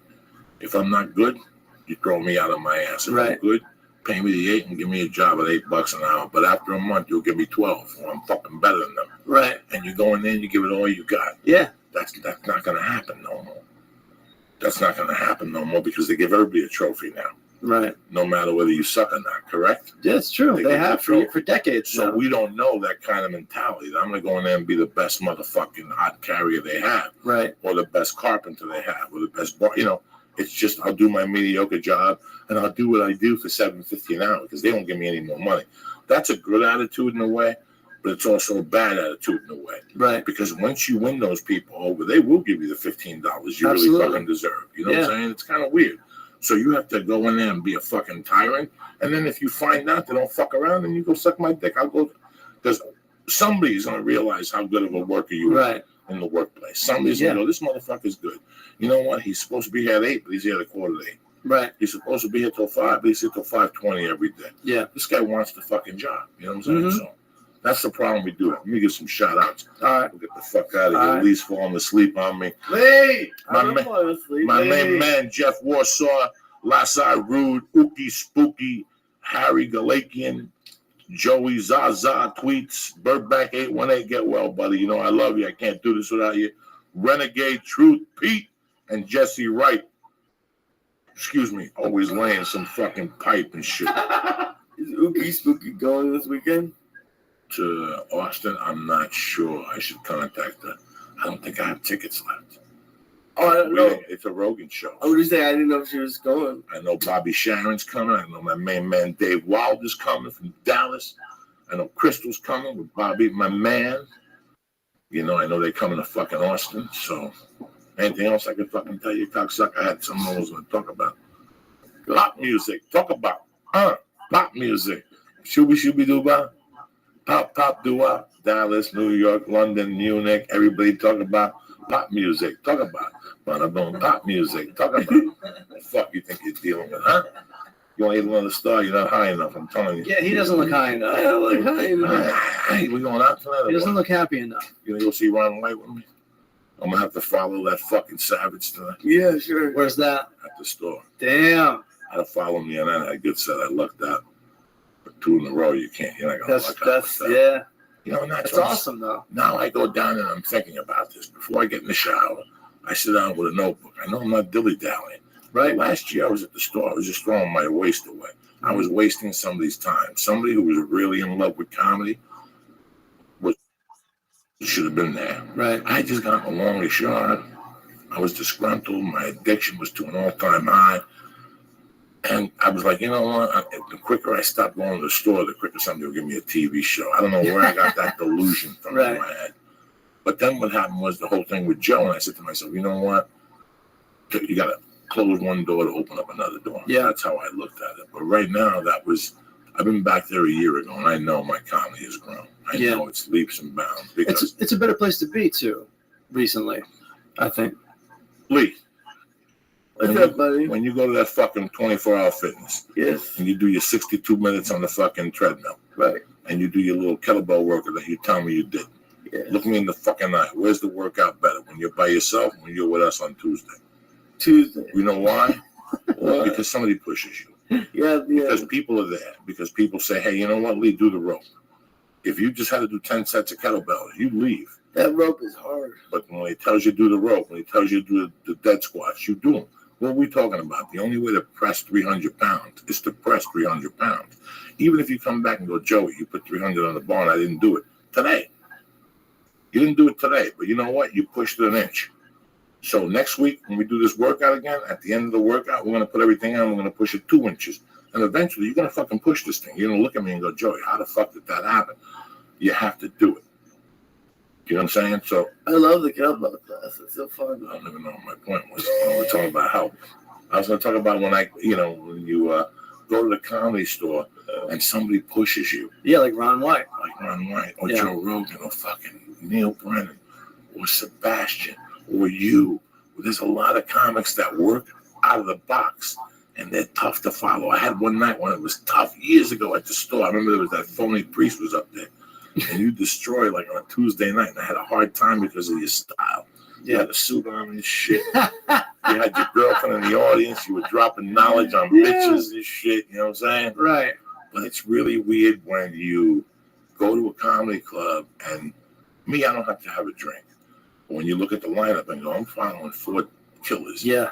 I better come out there with. So I go for the energy trick. Right. I just come out there yelling and screaming because that's what I'm going to have over the 4 people. Yeah. And am I funny in them? No, I'm going to trick them with energy. Right. But it teaches me that when I go on the road, if I go out with the same energy, it's like John Butt. When I get to class, jiu-jitsu class in the mornings, John Butt always goes, all right, Joey, show me what you got. Right. I get on top of John Butt and twist my body. And I put my arm behind his neck and I push my fucking shoulder into his jaw. And I get on one knee and I push everything I got into him. It's 300 pounds of fat Cuban. Right. That becomes 500 pounds. The Cuban press. I know he's in the bottom appreciating that because he knows it's like working out with a 35-pound kettlebell. Yeah. And then you switch to a 45 and you go back to the 35. You're like, damn. Yeah. This is 2 different worlds. He knows he's going to go up to John Jocks. And when somebody 170 gets on top, he's going to fucking throw him off like a cookie. Right. Because if he throws me off at 300 pounds, don't take a guy that weighs 170. That's the same thing the comedy store does to you. Yeah. When I go out on the road and I do the same kind of energy as the comedy store, I'm a way better comic. Right. Way better. Because you don't have to follow 4 Vets. You know, there's a place that always calls me to go down there. I love going down there, but when I go down there, as I'm sitting there, I get depressed. Like, why am I here? Right. I can't believe I got to follow this guy. I don't want to outshine him and go crazy and kill the rest of the show because the people behind me are not going to be able to even compete. Right. So I stopped going down there because it's a waste of my time. It doesn't get my heart pumping. Right. Yeah, I remember one time I had to go up after Norm Macdonald went up, then David Tell went up, and Kathy Lewis was supposed to be up after them, and she goes, she made an excuse like, I got bumped, so I'm leaving. And then old Fulcheron had to fucking deal with it. But you know what? It was fun. I was nervous as fuck, but it was fun. It was a good show. Every fucking night on Twitter, some moron puts the schedule at the Comedy Store up. And I look at it and it says, Joey Diaz right before Joe Rogan. And I never thought of fucking canceling. I never thought of lying and going to have another gig. I'll be there 20 minutes late. I go down there to face this challenge. Yeah. And like I said, I died a couple of weeks ago. I had to throw an awkward joke in there that took me away out of my set. Yeah. I threw it up as a fucking safety net. Uh-huh. But I went home and I realized what I'd done. And now you got to prepare yourself to follow Joe Rogan or Sebastian. Right. You got to really prepare. Oh, you got to get ready. Or Gerard Carmichael. There's a couple guys. You got to get ready all day. There's a couple guys down there that are fucking killers. You know what I'm saying? Yeah. You got to be prepared, Lee, cocksucker. Get prepared, Lee. Where you going on the road next, brother? I'm just going to that Idaho gig. Okay. And I think I'm doing this gig in Idaho. Is it a bar? Is it a private? I think it's a fucking Best Western. Okay. But you know what? I'm this. Some kid I know who opened for me in Scottsdale years ago puts me up in Idaho once a year. So, fuck it. Why not? It pays. Yeah, no, I ain't mad at you. I'm not here to criticize you. I'm just saying, it's great to fucking listen, man. The whole comedy game is to get out of your comfort zone and to go rock in other neighborhoods. Yeah. Thursday night is my favorite night because it's do and die. Yeah, I love Thursdays too. This is Gladiator. Let me believe I'm Russell Crowe. Right. I'm going into that fucking thing and I'm going to go fucking, oh my God, I'm getting high as fuck. I'm starting to get anxiety. I'm hearing noises and shit. I'm hearing Pink Floyd. Us and them. For some reason, one of these Russians in the building have it on. I love it. It's been going on for a while for me. For you? Yeah. What, you hear Us and Them? Or? Dark Side of the Moon? I don't know what song I'm hearing. All right, we'll just sit there and meditate for 10 more minutes. We'll get you out of here. An unspecified song is going on in Lee's head right now. I love stand-up. And if you're thinking about it or you're doing it, man, it's a fucking journey. Yep. And listen, I wish you luck. I wish you do get seen at the new comic night and they take you to Montreal and give you $500,000. But the beauty of it is the 10, 12, 13 years when you put into it. And you're like, now I got 13 years in this. I'm invested. I might as well go for 20. Yeah. And you still become that much better. You become that much better. But you're still shitty. Like in the back of my mind, right. And I can't imagine if I'm having no sets. Like I just heard the CD I did in D.C. Not badly. I sent it to Lee. He didn't listen to it. He don't care. Didn't I send you 2 copies when I was in D.C. and you in Toronto? 2 times? Yeah, I listened to them, but they're like 3 seconds long. Yo, fuck. Look at you. It wasn't a whole track. No, but I'll send you a new track. But I listened to it and I was like, I can't believe that's me. Yeah, I right? can't believe that was me. Exactly. Yeah. But then I'm like, 20 fucking years. I should have 22 CDs out. I'm the one that fucked up with doing all the blow and not doing it the right way all these years, Yeah. What are you going to fucking do? You're going to keep going. That's what you're going to do. Yeah, no, man. You're working with me the night before Thanksgiving and everything. Yeah, it's going to be dope. I don't know what the date is, November 20-something. Just be prepared to rock. Yeah, I'm ready. 2 Wednesday night shows, Stars of Death, Lee Sayat. We're doing do a little dog bark for your Uncle Joey. Look at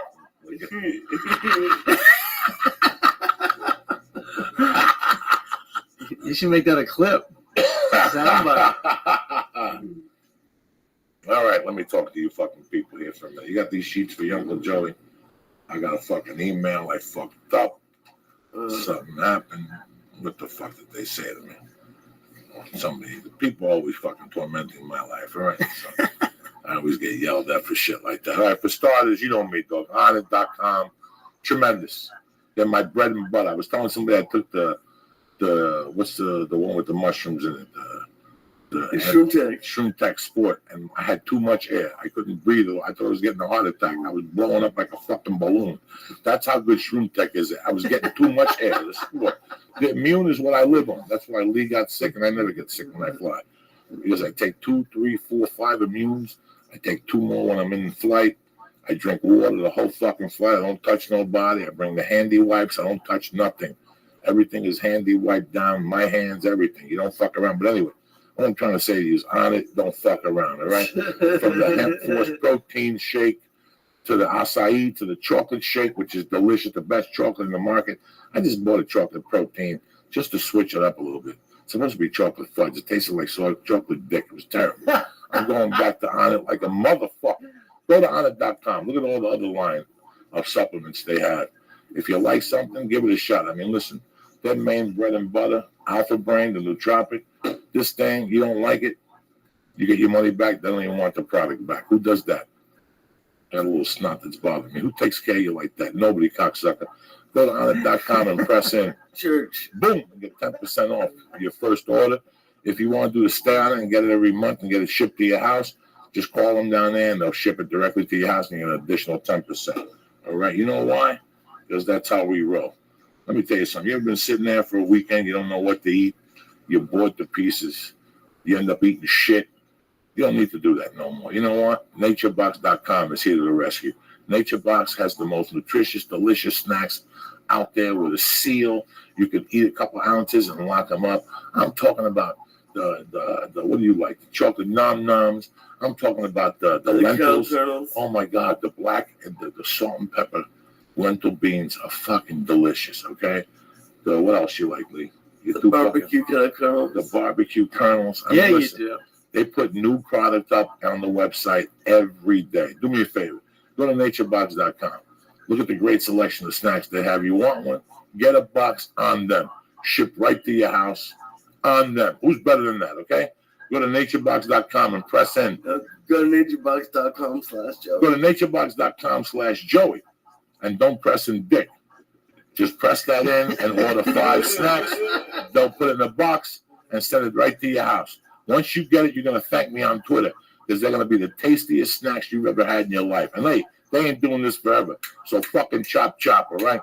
Go to naturebox.com right now and get the first box on them, all right? Who's better than Uncle Joey? Hooking you up with snacks. You can do 22 fucking bong hits. Who's going to be there? Nobody. Uncle Joey's there with Nature Box to the rescue. Dun, da, da, da. You know what I'm wearing right now? Not only do I have nature.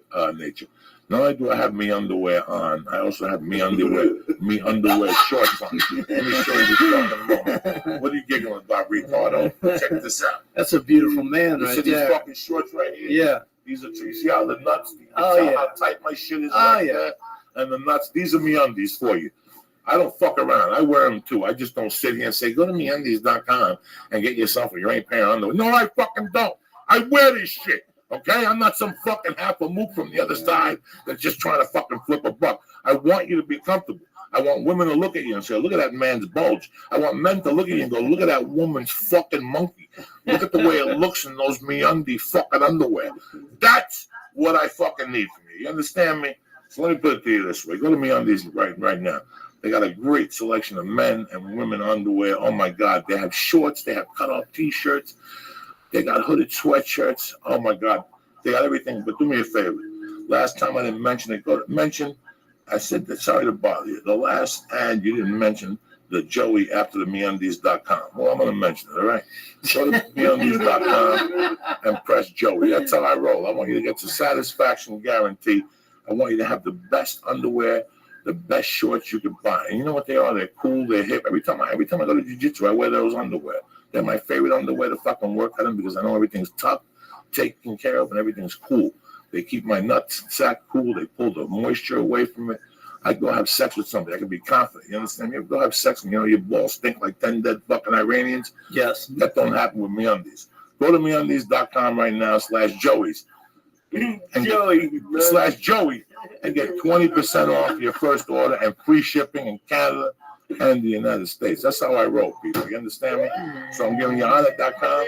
I'm giving you naturebox.com. The first box is on them. And MeUndies.com /Joey to the most comfortable underwear and men's sportswear on the market today, and they give me 20% off and free shipping. That's me undies for you, right? Boom. And that's how we fucking do it. I want to thank Matt. My pleasure. The fucking Anytime. Full charge. Full charge. Fultron. Oh shit. This is how we fucking do it on a Monday. On a Thursday, I'm sorry, I'm all fucked. Whatever day it is, it feels right. Whatever day it is, it feels right. Look at this. I get a hotel. Celebrate our grand opening. What fucking grand opening? I don't even know these people. Why would I fucking go to your We ain't celebrating your shit. Yeah, what the fuck? What do people We ain't going to your grand party. openings like I know people and shit? I don't know about it. I barely got my own fucking problems and dilemmas. You know what I'm saying? Yeah. What's up, Lee? What are you going to do this weekend without your Uncle Joey? I'm coming back Sunday. We're doing a special podcast Sunday night at 8 o'clock. Well, you'll be coming down from this edible around Saturday night, Lee. Yeah, probably around then. I don't know, man. We don't have that much planned. To be honest. You're not going to get bicycles and go to Marina Del Rey without helmets or something like that? What are you going to do? What's your girl got planned for you? I don't know. He's always got something. Nothing. When's the fair? Next weekend. You're going to go to the fair. You're going to rent bicycles. Be careful. No, I rent bikes. Next thing you know, fucking Caitlin's down there, run off the road with you. And there you are getting hit by a transgender fucking. That's how you're going out. Terrible way to die. My brother, thank you for coming on. My pleasure. My pleasure. Anytime, I wanted man. to chill fucking dude today. I didn't want no drama. I wanted somebody to come in here and drop knowledge like you always do. Of course. And you did it. That's it. That's Thank all you. I need. I don't want no fucking drama. I don't need no celebrities. We got family here. What the fuck is your problem? Yeah. Paul? I don't have a problem. You ready for the food truck? Mercy. I can't go to the food truck, man. Yeah, Why you not? can. What's the matter? I can't go to the public like this. Why not? You have a cute little daughter. I can't. No. You think she's gonna judge you? She knows. I judge me. She knows her uncle Lee. That's all she. No, I can't. She wants to see her. She'll know the difference. Just don't talk. Yeah, I'll give you another piece. You want another little piece? No. You want a little piece to go? I'm good. I'm good. I got a lot at home. I'm good. All right. Thank you. I'm always off. Oh, you know what? I'll take some. You will? Fuck yeah. You want Fuck a little yeah. piece here? This Fuck is yeah. tremendous. I'll give you 100 milligrams. Good. This will put you right. Perfect. I can get on Lee's page. Get up to Lee's level. No. I'll call you, man. I'll be like, you know where you were this afternoon? I'm there right now, bro. You eat this tonight. All right, cool. You'll be on another fucking planet. You understand? That's where I want to be. It'll be a little hard. Every once in a while, I get a little tired of Earth. What is this shit? What are you doing, Lee? Why are we here? I love you, cocksucker. Stay black. See you Sunday night, 8 o'clock. Did we just forget that we were recording? No. No, nothing. No, nothing about recording. Thank you, Joe. We're just here to fucking tell people I love you guys. Have a great weekend, Ookie Where are Spooky. you going to be? Punky, I love you guys. Cleo, my girls. Where am I going to be this weekend? No, next weekend. Are you going to New York soon? No, I'll be home the next couple of weeks. September 11th, I'm doing a run-through of the special set up at the Ice House. Oh, beautiful. 8 o'clock on Friday, September 11th. The following week, I'm in Las Vegas at the South Point Hotel. And the following week, I'm in Gotham, New York City, Friday, Saturday, 11:45, 2 shows in and out. Oh, and I talked to the guy at the South Point. If you want to go to this special, tell them that you want to go when you're booking the room. You're gonna get your room for cheaper. See what I'm saying? They're always taking care of you people, always trying to help you out, $10. Hey, man, you want to come out? We're going to have stars at death. We're going to get fucked up in Las Vegas. Old school. By the time we leave, we're going to have Lee fucking 69 with 2 dead hookers. Yeah. Part of my contract is you need a stretcher there at all times. And you're going to eat some strawberry shortcake. Oh, God, yeah. Oh, you're already thinking about it? I'm taking You don't want to switch to another one? What? Maybe the brownie? Maybe fucking brownie. I want a brownie without weed. Like, you know what I'm saying? I don't give a fuck about brownie. Oh, we ruined brownie. Oh, shut the fuck up. I'm going to eat some piece of shit brownie. It's got almonds in it, organic. No, they were raised in a plain cage. chocolate. I don't give a fuck. If that thing don't have 500 milligrams, I'm sick of brownies. What about My chocolate brownie. cake? Put the fucking music on already, please. I love you, cocksuckers. Have a great weekend. Stay black. I got shit to do and people to see. Put the Where's music. the music? I got to do the ads. I'm so stoned right now. I need this. What's up, dog? No, I'm not as excited as you are. Where the fuck you been all weekend? I had a great weekend. I went to La Jolla yesterday. Sure. Just for the day. Sure. Yeah, it was fun. I wasn't gonna do anything at home. Walked around. Yeah, our buddy owns a burrito place down there, Don Carlos, and we just went. We had a burrito, went and got some gelato, and walked around the cove. It was fun. Come on. Yeah. What am I gonna do up here? I live in California. Might as well go down by the beach. You bad motherfucker. What did you do today? Today, we watched a new show, which actually you might like on Netflix. I'm sure everyone's hitting up. Narcos. Have you heard about that? How is it? It's actually pretty fucking good. We've got like 3 or 4 episodes of that, and that's it. Man. Just had a fun weekend. You got a little sun today? Not today. Yesterday I did. No sun today. Not today. Jews, no sun on Sunday. No sun. I went to the mother-in-law's for dinner. It What was she cooked tonight? garlic shrimp. Oh, it's Jesus. so good. Good shrimp. Well, she get those little small. They're ones. smaller, but they're good. The ones out of a can. No, I don't think I have a can. You never fucking know. These people, they're savages nowadays. They'll give you a little dollar shrimp. You gotta eat it. Next thing you know, you're shitting while you're eating. That's so hot. What's happening? You That's hot. sexy motherfucker, Kate Quigley. The talented. Thanks, Joey. Not much. I chilled all day. I was lazy as fuck. I sat around my house. I didn't even go to the gym, which I do every day. Do you really? You go to the gym every day? I do something, or I like play volleyball, or I play outside. I hike. Yeah, I would nothing today. Now, where do you live? Hollywood? I live in East Hollywood in Thai Town. You know it? Yeah. Like Right Hollywood from and what? Western. Okay. Western out there? Yeah, it's crazy over there. But I Levi like. say he goes for dumplings over there and shit. Do you? In Koreatown, not Thai Town. But Yeah, there's good food in Koreatown. Thai Town too, actually. That's why I like it. Joey said I'm not allowed to eat there because there's no stray cats walking around. You have to look in those neighborhoods. You have to look for a stray cat. That's how you know the food's authentic. Is that it? Well, that you know, because if there's no stray cats, that's what they're cooking. That's what they Oh my god, That little white meat. that's from the hilarious. I haven't seen any cats cooking, but chicken. How long have you lived over there? I've lived there 2.5 years about. And how long have you lived in Los Angeles? Since 2006. I moved here in 2006. But I didn't live here the whole time. I moved here, and then there was 3 years when I had this job where I used to MC events, actually, for Sports Illustrated and for NASCAR. So I used to travel, and I would be like the girl on stage, basically like interviewing athletes or drivers and like throwing T-shirts out to the audience. I did that for 3 years, full time on the road. That's fucking nuts. It was super fun, actually. I met so many cool people. Like I'm not really a NASCAR fan, but I love NASCAR fans because they're crazy. So that time I spent on the road, I got to meet so many like crazy drunk guys and their wives. NASCAR wives are the coolest women. Have you ever been to a NASCAR race? Never. It's insane because I worked with Miller Lite and I was like on a NASCAR Miller Lite poster at the time. And so I would go to all these events, I would MC and sign posters.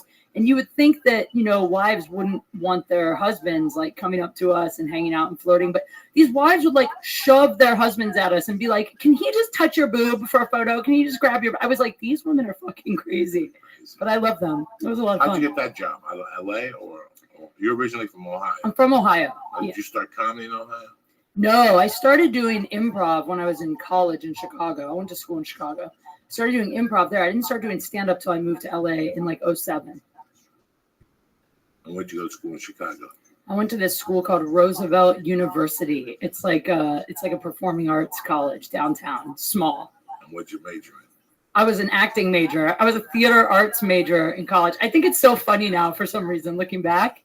Because at the time, I was so serious about like dramatic. You know how theater people are? They're very like intense about like being an actor. And it's very like. The fucking hat with the loop-de-loop. Yeah, totally. I will never forget my first day at Roosevelt because I got a scholarship there, actually. So when I went to audition for my scholarship, they gave me a tour of the school. And I'll never forget, I walked into this class that was happening. It was called Vocal and Physical Prep. It was like 20 actors, like 20 kids. Basically, they're playing music and the kids are blindfolded. And it looked like an orgy. They're all like crawling all over each other and like their hands are on each other, like feeling each other's body. And I asked the teacher, I go like, what are they doing? And they were like, they're getting in touch with their insides. And I was like, this is a college class? Like, this is what's going to happen here? And she was like, yeah, this is one of the required courses sophomore year. And I was like, I'm going to this school. Like, this is insane. So I went there. But now looking back, I just find it hilarious. Did you go to performing arts high school? Don't they have those now? Like, what the fuck is it? I never knew what the fuck that was. Somebody told me that their daughter's transferring. I kind of did. No, a charter performing arts Yeah, school. yeah. And I'm thinking to myself, it's like fame. People were running around, jumping up and down the hallways and singing, breaking into dance. That's how my college was for sure. My high school, I did go to I kind of did. Like my senior year of high school, there was an option to like go into a vocational theater arts program that was, it was basically a whole bunch. All the schools in the county came together and there was a theater arts program you could specialize in. So I did that my senior year of high school. It was the only reason I graduated though. I would never have made it through because I dropped out. I was so bored of school. I dropped out of high school actually. And then the only reason I went back was because they had that program. I was like, all right, I guess I can make it through if I can be in there. I took one fucking performing arts class all 4 years of high school. Intro to performing arts. My freshman year, the teacher was a lesbian. She was pretty fucking cool. She was short. We fucked around, like we fucked around the class. Like we went in there basically to fuck around. And one day she goes, I have an assignment for you guys to pass. You have to do an assignment. This is not just jokes and shit. Yeah. You guys cracking jokes, you have to do something. Huh. You have to go up on stage and do a reading or do Shakespeare or do stand-up comedy. And I didn't know what the fuck to do. And I said, okay. And I went up there and I put on Shattered by the Stones and I lip-synced it and danced like Shut Jagger. up. She gave me a fucking A and I blew the class up. I would love to see that now. Fucking A. Jesus. They don't tape none of this. But after he said this performing arts thing, I remember driving to the airport yesterday morning thinking of where did I pick this shit up? Like, where did this thing start? In the 6th grade, we had this teacher named Mr. Levito. He used to have a wig. And Mr. Levito, for years, you thought he was one of those, he was a feminine guy, But he was married, he had kids, and he was just a sweetheart of a guy. So he was also part of the ecology club. So if you were part of the ecology club, you left school at 1 o'clock. You had options. You had options on Friday. Yeah. So on Fridays, you could leave at 12, but you had to go to Holy Rosary and take CCD class, which is sit up there with a priest and they talk to you about the Catholic religion for 2 hours before confirmation. Or you could be part of the ecology club, or you could sit in a class with a bunch of dunces and Levito would talk to you. So I was part of the ecology class, but I also fuck around with Levito's thing. And one day he's like, let's put some music on. One of the girls said, let's put music on. This was like a wild type independent class. And we put music on. And I went up on stage on the front of the class by the desk. And I just started singing Frankie Valli. My eyes adored you, right? And that was it. Like every Friday. What year? This is 1975. I'm 12. Wow. I got to be 12. It just clicked 11. For you? That was it? You were like, I love this. I love doing this? No, but it was with music. Yeah. Like I would just put music on and go up there and sing Frankie Valli with music and people would clap and shit. And then I would switch it up to Michael Jackson. And then I got put in a band with Dean Dupree, John Benton, and this dude Ray Canella, who calls into the podcast today still. He worked for Sci-Fi for 30 years, Ray Canella, and quit and opened up his own Sci-Fi fucking YouTube channel. So this is how far back we go, the 6th grade, these 4 morons. That's awesome. And we used to go there, play Beatles songs, and just play over the beat. Like that was our band. And one day we had like this big show, and these girls came in, and we started playing. They're like, cut. Like, what the fuck, guys? You guys aren't a band. You're playing song. And they just walked out, and we fired the bass player, and that was the end of our fucking band. Hilarious. Because it was his idea to put the fucking songs and do it. That's so funny. But I didn't know anything about performing arts. I didn't even know I was performing. I had no fucking idea. I just thought that everybody did it. I don't know nothing. Because on paper, it doesn't seem like something you'd enjoy, performing arts. Like I know you act now, but just knowing your personality and what you did in your younger days, it doesn't seem like you'd be going up for plays and all that stuff. I like the acting. I really, really do like the acting. But I don't like that part of the acting, the breathing exercises. Well, that's the thing I was going to say, and yeah. The 4-year universities here on Santa Monica. And, even acting classes. There's some acting classes in LA that are basically cults. Totally. They're just little cults. And Ivana Chubbuck is the main one. Yeah. She has what she does over there is like fucking brutality to kids. It just shocks you because they're not tough skin like us. We have stand-up skin. Right. Stand-up skin. To have stand-up skin, you had to go through shit somewhere along the line. So true. Okay, that stand-up skin is a little thicker than acting skin. Oh, for sure. Acting skin, they run around scared. We're stand-ups. You do what? Go fuck your mother. I got the club down the corner. I'll stand in that club until I get really funny, and I'll still eat your fucking lunch. So stand-up skin is a little thicker. These kids at this place on Island, she abuses them. Like they have to intern for free. They have to pay for fucking classes. You know, she tells you when you're ready to audition. What? No. Like that's so funny. Like that. It's so funny that you said that because I always say, when I first moved to LA, I wanted to act, right? And I used to go on auditions, whatever. And every once in a while I'd get something, but it wasn't like going great. And I started doing comedy, and then I loved stand-up. And I really just stopped caring about acting. I mean, I still like enjoyed it, but you go to auditions and you'll still fuck them up if you have to. Yeah. But I just didn't care. Like stand-up became like, I was like, oh, this is what I'm supposed to be doing. This is what I love. And then what happened is I did stand-up for a few years, and I really kind of pretty much quit acting. And then I started getting a lot of auditions because people would see me doing stand-up. And then when I started going to my auditions and completely not giving a fuck, I swear to God, Joey, started booking everything. I remember the first, I think it was the first SAG job I booked, actually. I went in. I wasn't supposed to have an audition that day. My agent called me at the last minute. She's like, can you be there in like 15 minutes? I was like, I just left the gym. I look like shit. It was supposed to be to play like a sexy college student. I'm like, I'll go, but and the girl was supposed to have like a Jewish accent from Brooklyn or something. It was totally the wrong role for me, right? I'm like, I mean, I'll go. I'm right there. I'll just swing by and do it. I took a headshot. I wrote on the back of the headshot a couple credits with a Sharpie and my phone number because I didn't even have a resume on me. And I went in and gave it to them. I was like, sorry, I was at the gym. I didn't know about this. And I read and I left and I got it. And forever after that, I would always go into auditions with that attitude, which is just like, I'd read over the lines a few times, I'd give it my best shot, but I really just didn't care anymore because I care so much more about my stage time and down. And now I almost always at least get a callback. Like it's so crazy. It's really interesting when you make that transition and the stand-up skin helps you later on. Stand-up skin, you could tell when you meet people and they're like, this isn't going great. I don't know how long I'll make it. And they disappear and they pop up on Facebook. They're mowing lawns in Kentucky or something. And you could tell, stand up, tough. It's a different. You know, I used to go to the first acting class I went to was this guy on Monday nights, Frank. And he was on Gardner stages, not downstairs, but on the side. It's still there. Monday nights, 7 to 9. And he was a great teacher. You know, he taught different shit. And then I said, fuck this shit. Because I couldn't sit there. Monday nights in the late 90s was the hottest stand-up night. Oh, yeah? You had the Laugh Factory Latino night. You had the fucking improv was Freaky Monday. Freaky Monday was a white show that turned into a black show. I love that. Okay, so it started from 8 to 8:35, white guys went up. At 8:35, a strong white guy would go up. Yeah. And then at 8:50, it became fucking, Def Jam. Yeah. And it was off the chain. Awesome. So Tucker, like all those guys. And then the Monday nights, and then what you strive to do in those days was to get a triple crown. Like I would get the improv, and then I would shoot over to the store.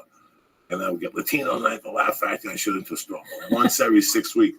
You got the improv, the Laugh Factory. Wow. And 8:05 and 8:20. Are you kidding me? I'm out of there by 9 o'clock. I mean, I could play all 3 clubs. So Frank used to get pissed. So I stopped going to Frank. Huh. And then I hooked up with a black gay guy that had AIDS. And he was way towards the end. He was on Hollywood and Gower. Up that street. Like if I'm on Sunset, instead of making a right, if I'm going east, instead of making a right towards the studios, I make a left towards Hollywood Boulevard. He was in those little shacks. And he had a couple guys, and he'd go in, he'd be coughing in a napkin. He was towards the end. He had the HIV. Is this a joke? This is not a fucking joke. Do you lower his prices? $20 an hour. He was fucking tremendous.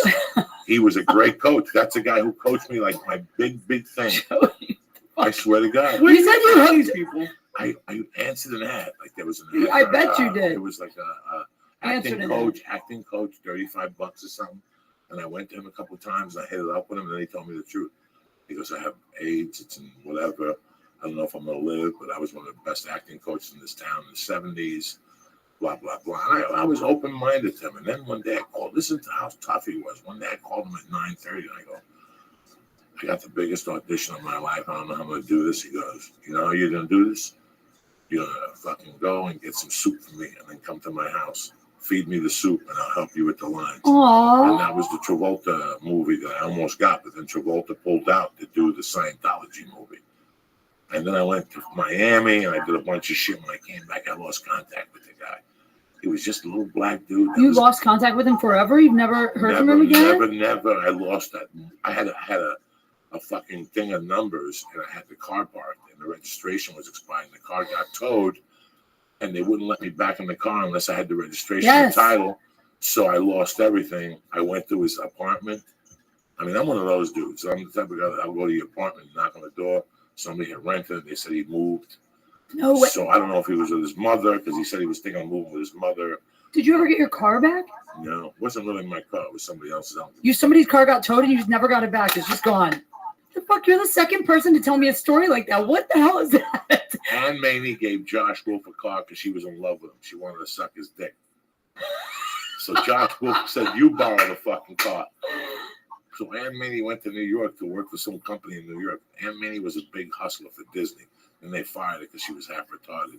And then she went to work for Fox as a talent scout.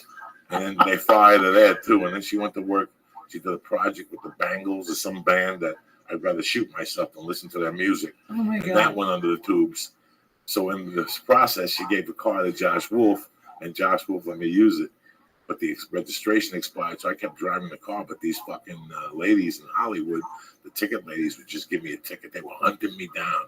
They would give me tickets. I must have had 10,000 tickets. Shut up. Finally, I was dating this little dirty stripper chick up here in Sherman Way. And I went up there to give her a stabbing. And when I was taking a shower, the car got towed. To give her a stabbing? And I got fucking, and I used to live in that car. So in other words, my apartment got towed. So I had everything I owned in that car. Headshots, boxing gloves, resumes, clothes. Everything. From 1995 on. Do you think it's still in some impound lot somewhere? No, it was over at fucking Gower for like a month or two. What's the one on Gower there? It was there. This is 1998, 1999. That car is still fucking there. Holy shit. It's going to cost more to get it out. It's not. Than what it's worth. It's like a time capsule. I would just love to open it. Like slip some guy $20 and just see what you had in your car in 98. Headshots, boxing gloves. I probably had a Coke mirror under the seat, rolling papers.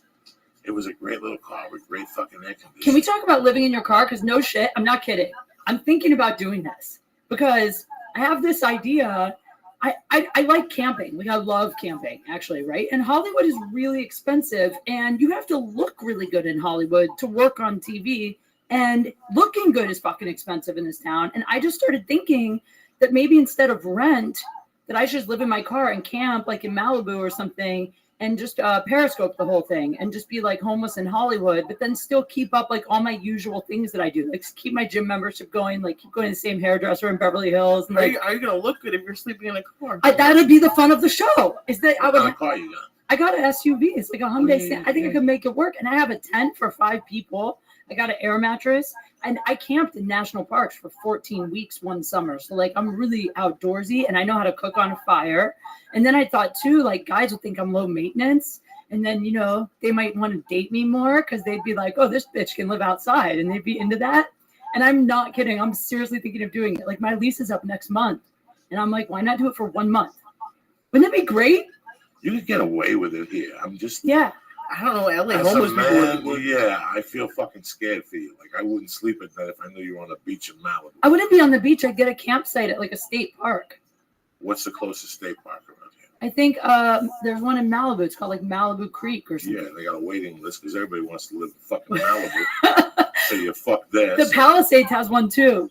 The Palisades. Okay, so after all your sex and shit at night, right? You have to fucking drive to the Palisades to set up your campsite. Get the fuck out of here. But Joey, then also sometimes I could crash on people's couches, and sometimes maybe I hook up with somebody and I sleep at his house. I know that never happens, but in this fantasy, that happens all the time. And then I'd periscope the whole show. I could get sponsors, like I could get like camping companies that like maybe REI would sponsor me or something. You lost your fucking. Do you have a gun? I have a squirt gun that looks so real. That's not gonna fucking work. You squirt me with a squirt gun, I'm gonna even get double pissed at you. It looks real. I keep it in my nightstand in case someone breaks in. It'd be great. Is it filled with water? How fucked up would it be? No, if it's empty. Somebody jerked off in that thing and squirted you. Fucking drove around squirting you. You didn't even know it. How fun is that? I would love to do something like that. What is this ice cream? You know, I don't fucking know. The best part of it is that I keep my fake gun in my nightstand right next to this purple vibrator that I have. And I always imagine that like an intruder breaks in, I accidentally grab the wrong thing. But then I figure like that actually if a girl grabbed a vibrator and like waved that at you when you broke in, you'd probably be more freaked out and you'd probably leave. Do you think she was like psycho? You're like, what the fuck is going on? I came to and she's pulling the vibrator out. Fuck it. You just broke my train of thought. That's what would happen. Right? How you doing over there? I'm trying to imagine someone being homeless and like Periscope. I'm trying to figure out how it works. But there are a lot of people here who do the RV thing, and I think it's really interesting. It's very interesting. I would, if I did it, I wouldn't do it at North Hollywood Park. Yeah, why would you in Santa Monica? I'd do it at a fucking beach. That's what I'm saying. I'd sleep on the beach. And think about it. Get an RV. Just get someone to give you an RV for a month. Yeah. Plan this out. But I mean, then you wouldn't be homeless. Yeah, I wanted to be homeless for real. And I think it would be so funny. Imagine, like last night I went out for girls' night with my friend and we like dressed up on purpose because we wanted to like go out and meet guys. How funny would it be to like do all of that but still be homeless, but have like hot dresses and heels and makeup, but be living in your car? You have disadvantages because I know you too. What happens if you can't wash your monkey for 12 hours? That's got some wang to it. What are you going to do then? What happens if you meet Johnny homeless? And now your monkey smells homeless. What are you going to do? It wouldn't, because I would keep my gym membership and I would shower at the gym. Yeah, but the gym is fucking 10 miles away. So what are you going to do if Johnny's on the spot right now? How are you going to put some water in that cat? Go to the beach? Yeah. Shower. I haven't thought that far. Yeah, you got to think of all this shit out because I was homeless. So I fucking know this. I don't like being swelly and my ass to stink. I like taking showers. I take a shit. All that. When you're fucking, me too. Yeah, so when you're homeless, you can't do that shit. Well, so I was homeless. I lived 2 blocks from the gym. I had to piss out the window and shit out the window because I didn't have a shower there. What? And, oh, yeah. Where were you living? In an office building over Josh Wolf's restaurant in Seattle, El Lobo Loco in 1995. So I paid $125 a month for the office. And I would walk to the end. They had a little bathroom, no shower. So I would piss out the thing and I would shit out the balcony. Or I would walk 2 blocks and go to the gym. I took 2 showers a day, and I also worked out like a motherfucker because they didn't have a bathroom. You said they had a bathroom, like a pisser. So why didn't you just shit in the pisser? I don't know why. I think I liked it. You just like shitting out the window, is what we just found out. You just like shitting out windows. Do you still do that? No, I'm an adult. I can't shit out windows. I'd be afraid that I was gonna fall out. Every time you tell that story, I would just imagine him falling out a window as you're shitting yourself. I just think that, I mean, you're right. Some of it would be complicated, but for the most part, I don't think it'd be that bad. And if a guy, say you are going to hook up with someone, you're not going to do it in your car. You're going to go back to their place, and then you just, real quick, like, oh, yeah, use your bathroom, freshen up. Will you hook up with a homeless guy? I have. I mean, I kind of dated a homeless guy for a little while. Are you fucking nuts? Well, I mean, it was for just a couple weeks. And where'd you pick him up? On the corner? Bring him home, give him a stab, and drop him off on the corner? In his fucking tent? He wasn't homeless when I met him. He was living in an apartment. And what happened? And he got evicted, like right after we met. He got evicted and he had nowhere to live. So he was living in his car. And so I just kind of would let him crash at my place, every once in a while and take a shower and stuff. He's really hot and we had amazing sex. But that goes a long way. No, it doesn't. No, how'd you get up at the same time? I just had this realization I might be coming off as crazy.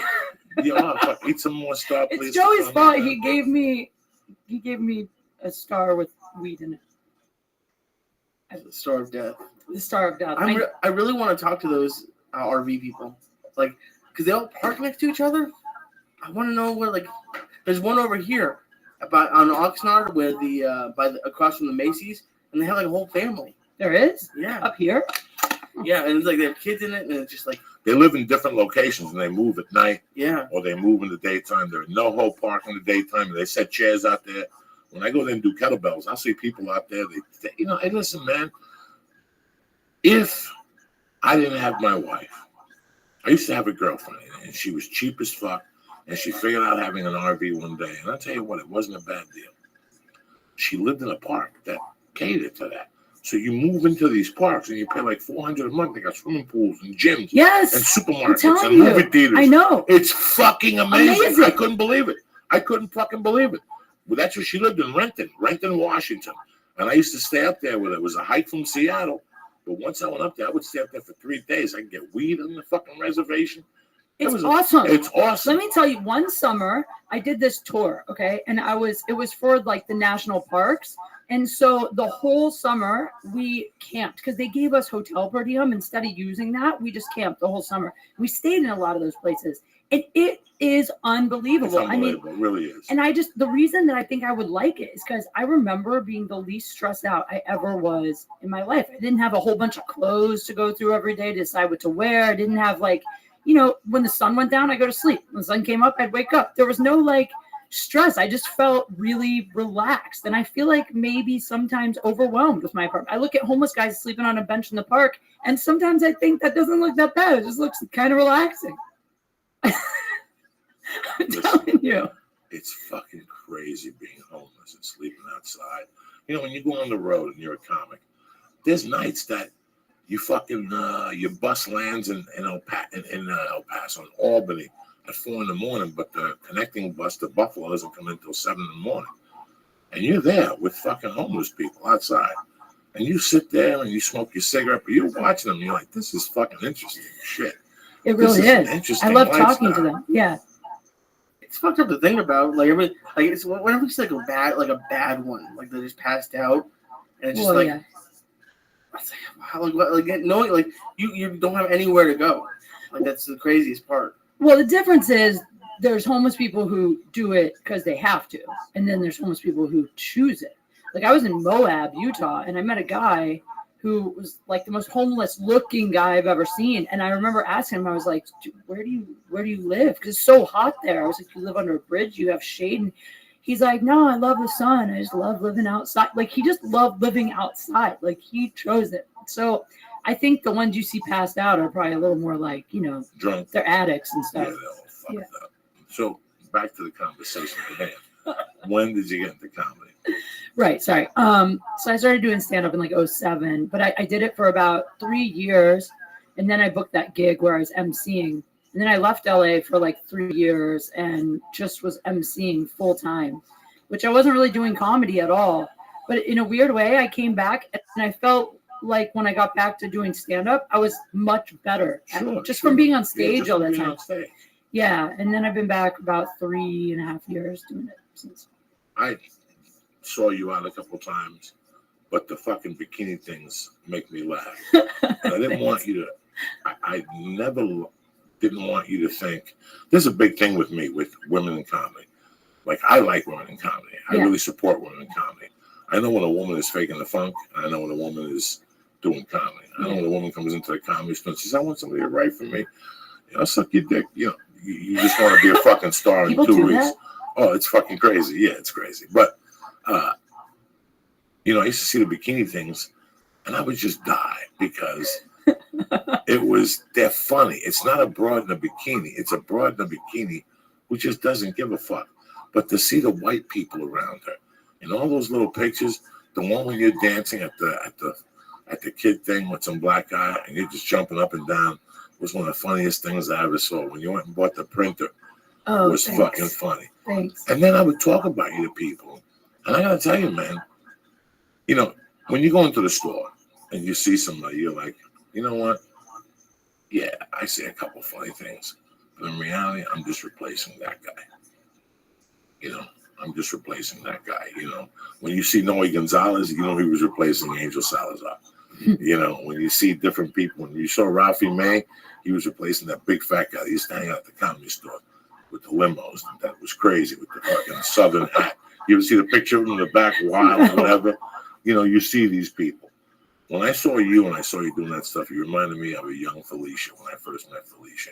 And then I caught you some night at the belly room. I went upstairs for something, and I caught the last 3 minutes here. And I remember telling Josh Wolf, I go, that fucking girl, Kate Quigley, she's not just a fucking bikini. That girl's fucking funny.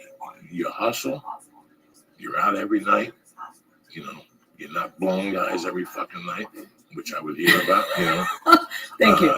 And that takes a lot to be a woman comic. You know, we had somebody in here a couple months ago, and I know a girl, Georgia, who I love from Australia. She used to be a comedian at the Comedy Store. And she made a statement, you know, they were talking about all these women that get abused doing comedy, how it's a boys' game, and blah, blah, blah. Excuse me. She wrote, you know, that's why I quit comedy. You don't know what it's like to get sexually harassed every night. And I thought about Kate Quigley when I read that. I go, you get sexually harassed every fucking night. I mean, you get sexually harassed everywhere, Kate Quigley. I love you to death, but if I would have met you 30 years ago, I would have asked you point blank, let's get a rock of coke and put in your pussy and shit. Put Thank that you. bikini to the side. You know what I'm saying? Because Yeah. you don't look at women like that. Now I look at you, and like I said, I've been at the Comedy Store. I've seen comics come and go. I've seen guys come and go. But I know a woman when I know she's trying to pull a fucking quickie. You know, they come into town. They think they have they think I could do this. I could be, you know, Natasha Leggero. I could be. They never think about the work. Yeah. And they come into town, and they do this and this, and you see them, and they make a little hedgeway, but they're sucking this guy's dick. They're sleeping with this guy, and then you see them 2 years later, and they're just fucking beat up. Like they're just beat up emotionally, and then they just disappear. Yeah. I mean, the thing is, I don't know. Well, thank you, first of all. It is funny, the sexual harassment thing. This is the thing. It does happen. Every once in a while, it'll actually annoy me, but then I have to go, well, I kind of bring it on myself. I mean, I post these photos and stuff. There's a double standard if I'm like, oh, my Instagram, you know, 1 in every 7 photos is me in a bikini, and then I don't expect guy comics to. Well, here's the thing, though. Like, I just started hearing about you a few months ago. I spent like with the Periscope show. Uh-huh. And when a guy hears about like girls in bikini, you're gonna go look. But even with your Instagram photos, it's not super close up. But like, there's girls out there who do Periscope, and it's just all boobs, which is great. But it's almost kind of when you Well, first you have a start looking little at your dignity stuff, to you, and that's why you're sitting But in it's that not. chair. But it's That's not why I about the love you bikini. to It's death. not about the bikini. It's a joke. You're right. It's supposed to be the reason they're like the way they are. The bikini photos I do is, and for people that don't know what I do, is I go into random places where you shouldn't wear a bikini, and I take photos of people's reactions. Basically, like I did the Church of Scientology or like a cemetery, whatever. And there were no people in the cemetery actually. That one I felt weird about. But the thing is that the point isn't for it to be sexy. What it was originally was just, you know, I am not an ugly girl. And so in my mind, I was like, well, I want to pick up Instagram followers, you know, using some sexy photos. But since I'm a comedian, there needs to be a way that they're funny. And so the whole in a bikini thing was just a way to try to kind of merge those things. But when you look at the photos, I don't think they're sexy. And like, I know some guys do because it's a bikini. But what I love about those is I get more comments from girls usually when I post those that think they're so funny, which I love. Like everything I do, guys are easy to get. It's like you're a chick with tits. Guys will follow you anywhere. But to get girls to like you, that's really more what I care about. But I have fun doing those. And when it comes to stage and when it comes to like my stand-up, the truth is I'm a perfectionist and I love comedy, you know, and I love watching comedy and like I want to be a great comic. And so for me, like getting on stage and putting in the work, like it's work, but it doesn't feel like work, you know, because I really like love doing it. If I get up 3 times a night, I would get up 3 times. I mean, we all would get up 3 times a night, but there's nothing better than when you put in the work and you can tell you're getting better and it just feels awesome. It's just, you see so many people, like I've been here 18 years and I've come across people who want somebody else to do the, what's that expression? Some people walk the walk, other people want you to walk it for them. You know, I never heard it. Sounds good. The one that I like they say it. on the black dude with the piano, the pimp. It takes a hard. It's hard out here for a pimp when you're trying to get the money for the rent. Remember that? You know what I'm movie? talking about, but I don't. He says it in that movie. Some people like to walk the walk. Some people like other people to walk from. You know, at the store I've been at. When I first got to the store, I was crazy. I was doing blow every night, and I could pick out crazy chicks. And they come to the store. Yeah, I want to do this. And you're sitting there going, you know, where are you coming from now? And they're attacking the career from the sexiness part. Yeah. And I go, and in my head, I go, this chick is not going to make it. There was one Asian girl in particular. One Asian girl who, I mean, wanted it so bad, but she wouldn't go on stage. And Sure. What? like, it was fucking crazy, What do you mean? right? What do you mean? Like, she just, I want to do stand up, but you know, you meet these fucking people, but the women are really out of their minds. There was this one blonde that used to come to the fucking comedy store and pull me aside and go, you've got to fucking help me. Like, you've got to help me. And I go, I don't know what to tell you. Where did you just come from? No, I got to be a regular here. I got to sign with 3 yards. You know, I'm running out of fucking time, you know. And those people always creep me the fuck out. This chick was crazy. I mean, I'm crazy. But not like desperado. Or no. But the thing is that, I mean, for me, when my stand-up turned a corner, when I felt it turned a corner, is when I just started having fun. That's it. That's what it. it is. You know, because I remember at the beginning getting on stage and you're like, I have to be funny and my jokes have to be good and someone might see me that likes me and whatever. And I remember one night that I got on stage and I was just really fucking tired and I really didn't feel like going up. And I felt like it was kind of almost like I threw it away. But I had so much fun. I just didn't care. I went up. It's kind of like what I was talking about with acting. It's not that I don't care, but it's like when you don't care so much about the audience reaction, you're like, I think this shit is funny. I'm just going to have fun up here. Then they like you. Then they think you're funny. And then that's when, for me, it like turned a corner. I was like, oh, this is just, I'm going to just have fun up here. I'm going to start having fun up here. And the more I try to have fun on stage, the funnier my shit gets, you know? Kay don't understand this a lot. Maybe some people home don't understand it. Sometimes you go in for an audition and you have to have sheets in your hand, you know. And I was good. I always knew how to take an audition and go to the first one. And then while I was doing the first one, I would write the notes for the second one because I wanted the second audition to be different and better. So when I was going for my first audition, I already knew what I was going to do in the callback. You understand me? That's how I set my shit up. So they're like, this motherfucker came in with 2 different fucking reads, both of them meaning the point. But what I would also do, I would study these sheets. And I remember going in front of maybe 5 fucking producers, like the guy from Drugstore Cowboy, the director, Gus Van Zandt. I remember going up in front of, Reuben Cannon with Wesley Snipes in the room for the movie fucking Undisputed. And meanwhile, in the audition, this is what happened when I cared. My fucking hand shaking from the nerves. Yeah, me too. People at home, you don't have no idea what that's like when you care. You're so right. And you're going for broke. And all of a sudden, your hand will not stop fucking twitching. And this annoying piece of paper you hear is what happens to you in front of your future. Yeah. This is your future. You have these 5 people that are going to decide on that. And right there, the director's like, listen, if he's cracking in the audition, what's he going to do with Wesley Snipes is looking at him? And there's hot cameras and it's 2 a.m. Done. You don't know how many movies I blew because I cared too much. Because in the back of my mind, in the back of my psyche, I put that this was it. This was for all the marbles. This was going to change my life. I stopped caring. Yep. Once you stop that caring, and then once you stop caring, you learn how to formulate your 6-minute comedy routine into those auditions, which now it becomes fucking lethal because you're bringing in a weapon that nobody else is bringing in, even if it's a drama, even if it's a fucking drama. There's times I go in for a drama and I won't get it because the comedy leaks through, and they're like, well, we can't bring this motherfucker in here. I do that too. Oh yeah, the comedy leaks through. But when you're really focused, the comedy won't leak through. You know, my eyeball will be straight. Whatever fucking happens to my eye will be straight. But that's what happens when you care. Because you think this is the end-all, be-all. And it's really not. It's about having fun. And okay, the first time you read, your hand might twitch like that. And then the director calms you down and says, listen, let's just have some fun here. Fuck all that noise.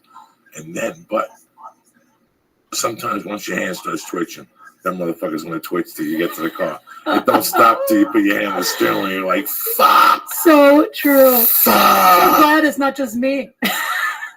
It's so true. Oh, God. And it happens with stand-up. When I want to go out there and kill, I'm not going to kill. Give me 2 of those fucking stars. And let me watch a fucking TV game, a TV show before I go on stage and there's nobody talking to me. And then 3 minutes before that, somebody come into the room and annoy me. and it's all over because I'm not feeling it because of the star and I'm not thinking about it. You're dead.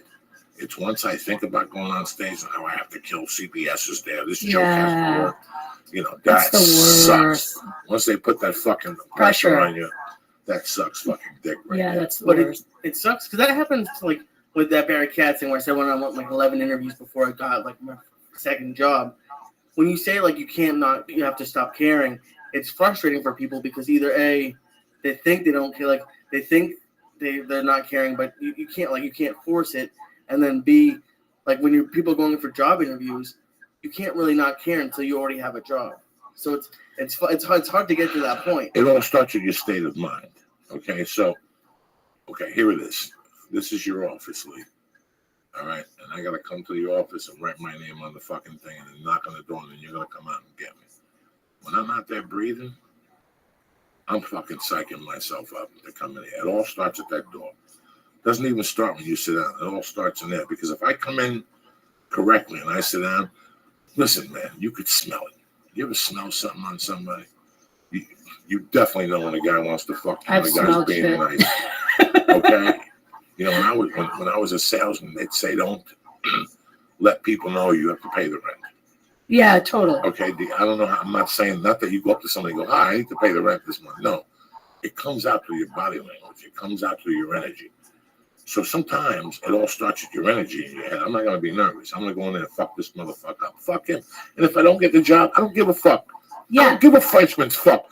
If you tell yourself that before you go in there, then you might be a little bit more loose. There's like a difference between wanting something and being like desperate for something. Like, look, you could want, like maybe there's a gig that you want, so that's okay. But I think what it is, like for me, this is gonna sound so fucking cheesy, but for me, what it is I'm really happy. I finally figured out what makes me happy in life, and I don't base my happiness on whether or not I get this TV show or whether or not I don't even base my happiness on like my next, if I go on stage, I'm happy. I got to go on stage. I have fun on stage always. And I'm happy when I get to go surfing. I found things outside of the business that make me happy. So then I look at the business as a job, and there's like parts of the career I'd like to have more than other parts of the career. But at the end of the day, that's my job, and that's one part of my life, but there's all this other shit that makes me happy. So if something happens and I lose that job, that would suck, but I still have these other things. I think so many people in show business are just like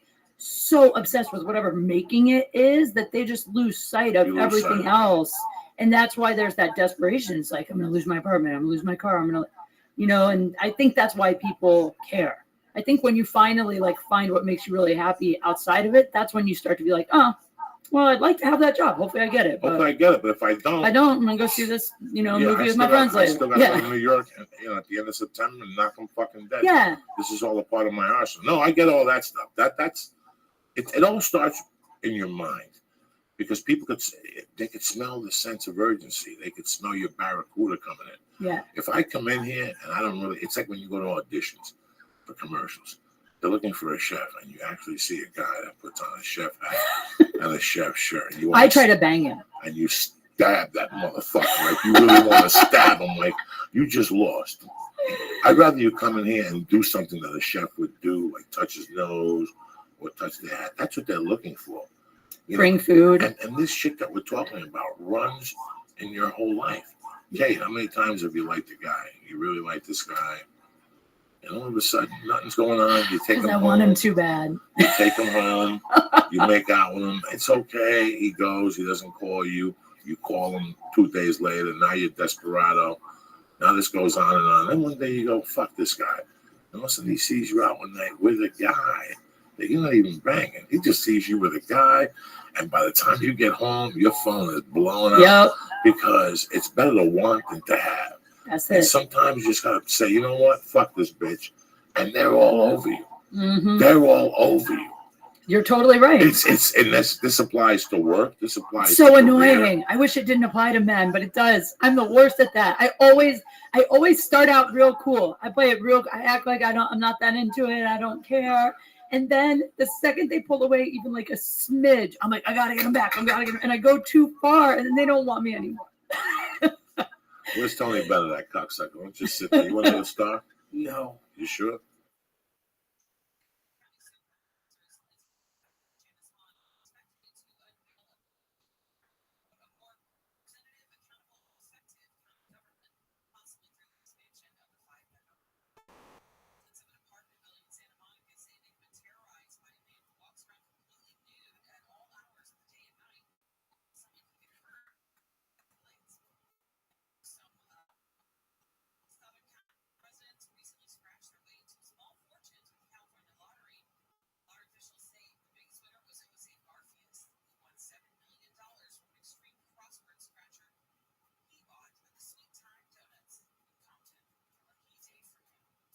Your face. You got agile. You ate that bad fucking wholesale sushi you've been eating. Oh my god, I'm fine. I'm just really fucked. You give me so much. I gave you nothing. I gave you 2 little fucking stars. Do you guys eat these stars every episode? We do something. I really like these. I gotta get some Are you of gonna these. finish it or what? You gonna leave that? I've been eating bites of it every like 10 minutes. Like a little orphan. Well, I don't do so. I seriously, in the last like 6 months, I've only smoked weed like maybe 3 times. Perfect. But I want to learn. I actually asked. I saw Ben Glebe the other night. You know Ben, right? Ben's a great. Yeah, I asked him if he would like take me to the weed store and teach me about because I need something that's like a little bit of like an upper to help me concentrate. But They have that. They'll just tell you there. Oh, I don't have to take a comic with me. No. They'll tell you what. It depends. I don't know what to take, and then I want a sleeping aid. You need a little They're all indica. sleeping aids. Yeah, you need a little indica in the daytime, a little sativa to calm you down, to flip it. Like when I was a kid, there was a kid in my neighborhood who Lee and I bumped into, a little crazy rich. He used to jump off roofs and he got stabbed and shit. Guy from Chan's? The guy at Chan's. They used to give him like speed when he was 12 because that would calm him down. I think the same thing will work for you. Your mind's everywhere. You're always thinking. You're always working. You just need something to slow you down, to organize your mind maybe a little more, to slow you down. That's it. There's nothing wrong with you. You don't need to matter or nothing. Sometimes I feel like my brain is going to explode. Like there's so much going on. Thoughts. Yeah, totally. I know you have insomnia too. You can't sleep. Once you go to bed, that's when the movie turns on in your head. Your life story turns on at 1 a.m. Yeah, you're right. You see yourself with Ben Affleck as his nanny and shit. God. Next thing you know, she fucking Did I tell you beats you up. this? I know. I just know this shit. I know, but that's me. But that's what you have is a great compliment, man. And I've heard it from a couple guys say that not only is she really pretty, but she's getting funny or she's fucking funny. That's really nice. And then I see the other half of you. I see you out there hustling. I don't see you complaining on Facebook or bitching about, I went for an audition. The guy wanted me to suck his dick. Listen, all these people that suck Cosby's dick, when Cosby's offering you a drink, it's like side control in jiu-jitsu. You fucked up 4 steps ago. You know what I'm saying? Oh my God. If Cosby's offering you a drink, you fucked up 4 steps ago. You didn't fuck up with the drink. Right. Yeah. 4 steps ago. What's the first? Back stress that motherfucker 4 steps. You know what the 4th step was? When you even talked to that black Lucifer. When you even talked to that black. Come on, you Lucifer. wouldn't have talked to Bill Cosby if he came up to you back before listen, all this. Let me ask you a question. Yeah. Okay, half of them were in relationships, half of them are married when it happens. What's rule number 1? If a guy talks, I like you. I love you to death, Kate. We Yeah. go on the road. I take you on the road or something. You're never gonna go in my hotel room as much as. Of course not. I want to Totally. see your little flying pussy. Thank I'm you. never That's- gonna go into your thank room. you. Okay.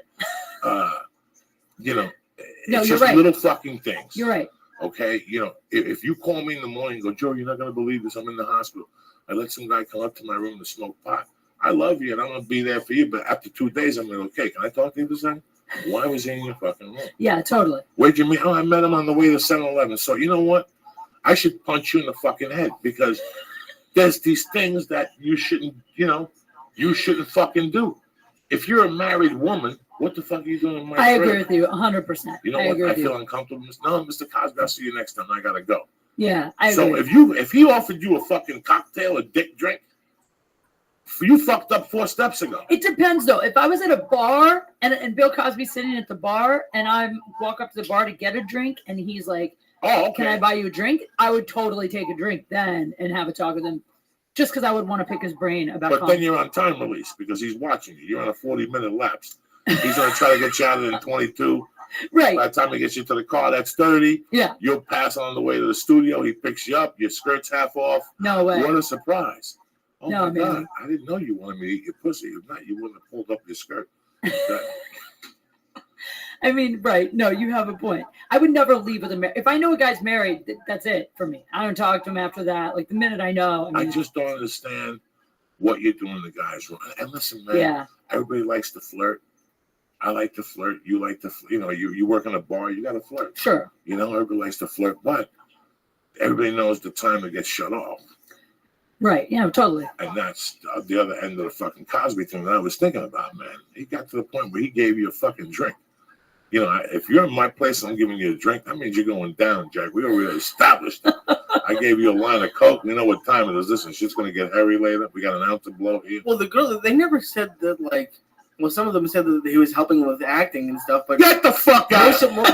most of them probably would have had sex with him if Anyway, he didn't drug totally. them. I think that's the thing, is that Yeah. he drugged them. If you go back to a guy's apartment with the intention of having a drink, you're planning to fuck that guy. I mean, there's no other reason to go back there. So they definitely I think that he could have fucked him.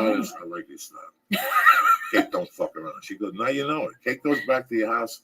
It's in what's remember Pretty Women when she's trying to seduce Richard Pretty Gere? Woman. Yeah. I'm Pretty Woman. She's like, well, come on, listen, I'm a sure thing. Remember when she's Right. like, that's the best part of the movie. When she goes, I mean, that's I'm a it. sure thing. Who is going back to it? If a guy says to me, like anytime a guy says to me, do you want to go to my place? I just assume it means sex. That's what it means every time, right? You go, hold on, you go to the bathroom. Make a little girls want to freshen up. You Sex. go in there, you take a pee. You take a little sniff, make sure the coast is clear. There's no problems. There's no dingleberries hanging from your underwear. You know What if the coast isn't clear? Then you gotta go back out there and tell the guy, listen, I gotta give you a rain check because my grandmother yeah. just died. She had a stroke. I gotta go home and fucking. That would never happen to me. I keep my shit so quick. I'm obsessive. No, that's the same. That's what I'm Obsessive. saying. You have to be obsessive. How you gonna be homeless? 6-7 hours I'd be out in the fine. sun? No, you're not gonna be fine. 6-7 hours. That shit develops. You got old condom juice in there. You know what I'm saying?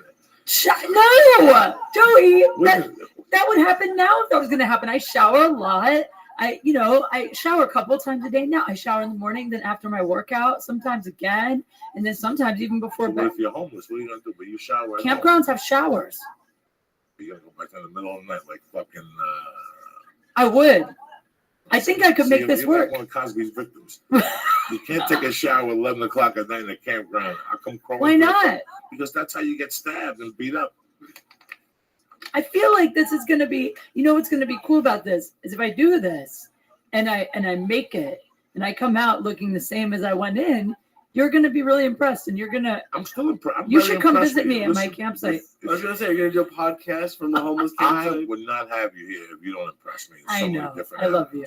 Because I've just seen it. I've just seen the demise of women in comedy, and I see the route.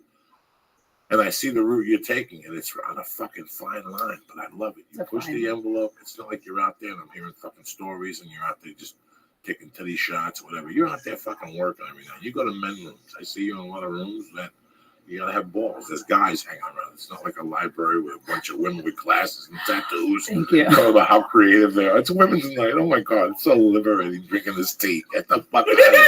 I'm at the fucking Ha-Ha banging out with Jack Jr. I gotta watch my drink. God. You go to the Ha-Ha with Jack Jr. Jr. You gotta watch your drink. That's Cosby's nephews. Renee Garcia.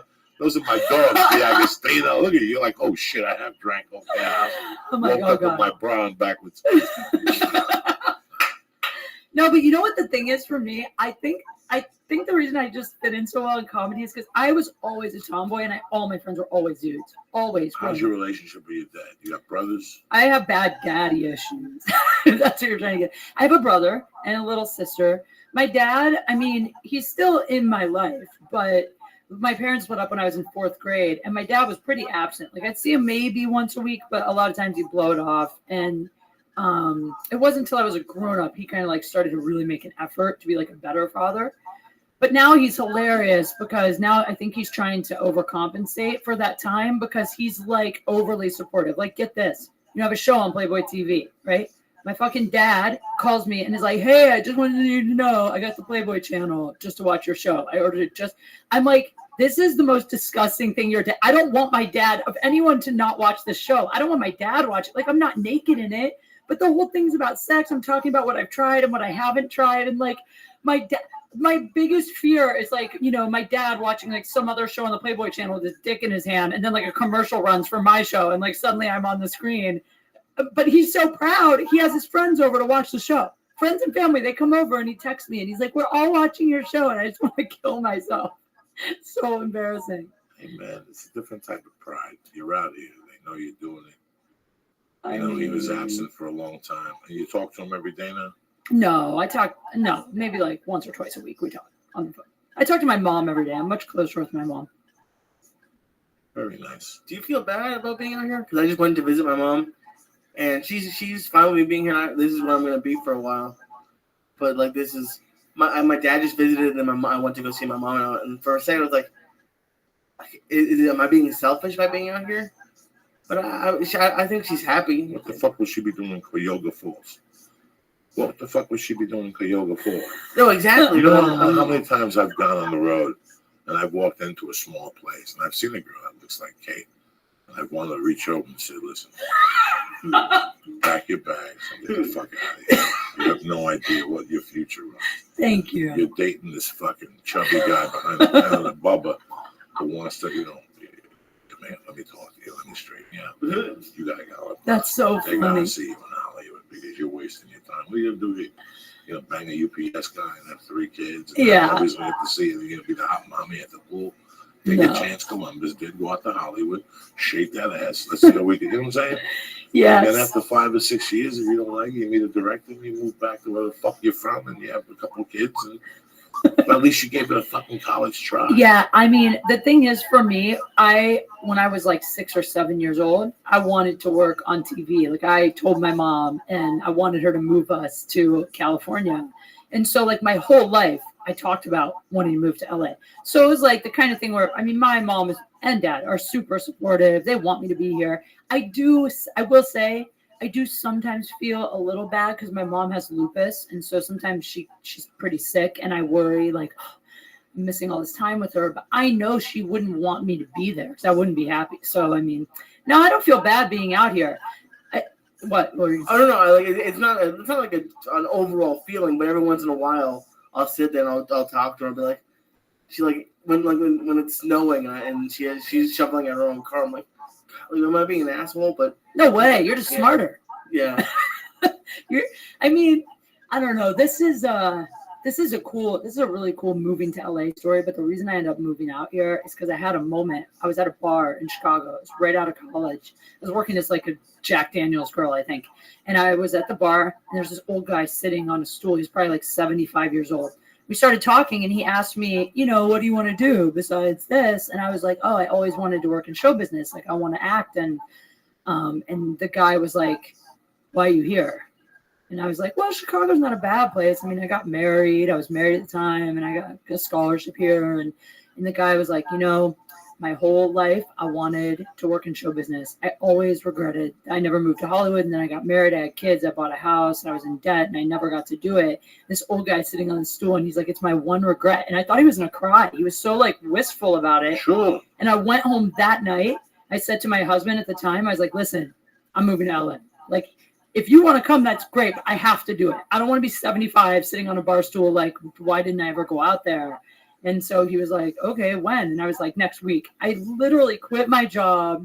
He stayed in Chicago. I packed my car and drove to LA the next week. He stayed there for like 6 months and he kind of worked.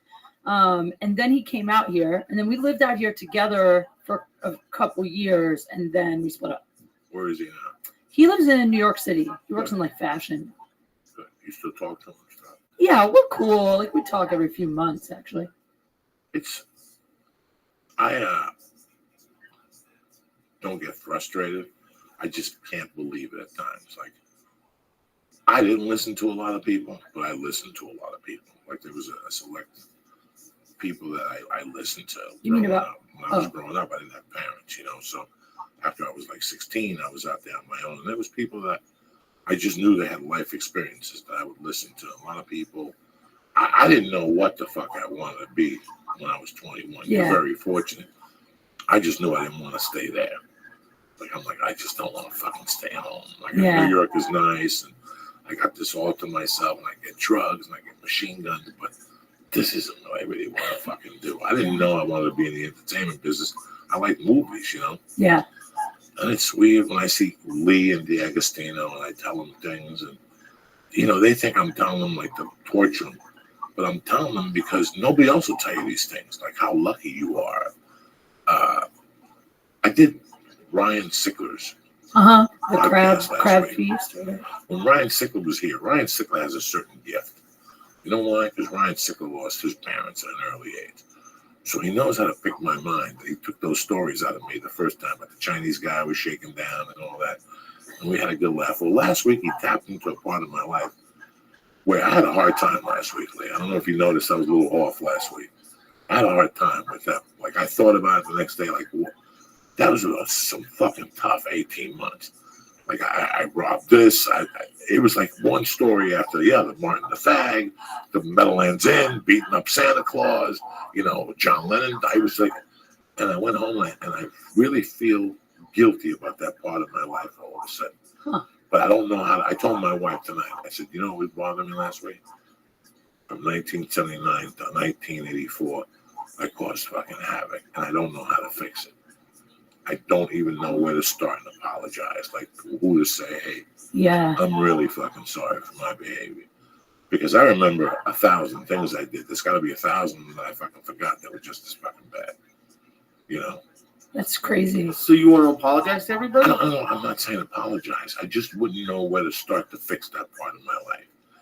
But one thing, even though I was going through a hard time, I took advice from different people. And I took good advice, you know, like I took the good shit and I ran with it. And you have to really take advice from like older people will tell you, fuck it, go for it. Like you meet somebody who's old and they'll look you in the face and go, hey man, you want to do something, it's done tomorrow. But no. I don't want you to go home and make a plan and tell me in 18 months. I'm talking about tomorrow. Yeah. This is the pressure. It's like a silent pressure you have to put on yourself. That's why I was doing that. When I went to somebody, I'm thinking of going to Colorado, but I'm going to let my friends go out first. And he's like, no, you're not. You're going next week. You're going with them. Because if not, you procrastinate. Right. That's what we do. We procrastinate. You know, we'll find every excuse not to do this and not to do that. I'm happy you took that guy's advice. Me something too. in his tone. Just something, you know. I just remember just thinking, I don't want to be that guy. I don't want to regret anything. I haven't done anything I regret in life. I don't want to regret that, you know? So how long have you been married at that point? I got married at 19. I met that guy I was 24. I moved out here when I was 24. So yeah, 5 years, 4.5 years. I got married super young. 19? Yeah. That's why. That's what like my whole stage act is about. And my whole life is that I was married from 19 to 30. So pretty much like you were married 11 years? I was married almost 11 years, yeah. Oh, shit. Yeah. So all the stuff that you're supposed to do and like fuck up in your 20s, like all that shit, I'm doing it now. You ever cheat on him? No, I never cheated on him. Never cheated on him. You're by the books. That's I wanted to for like 9 years, but I never did.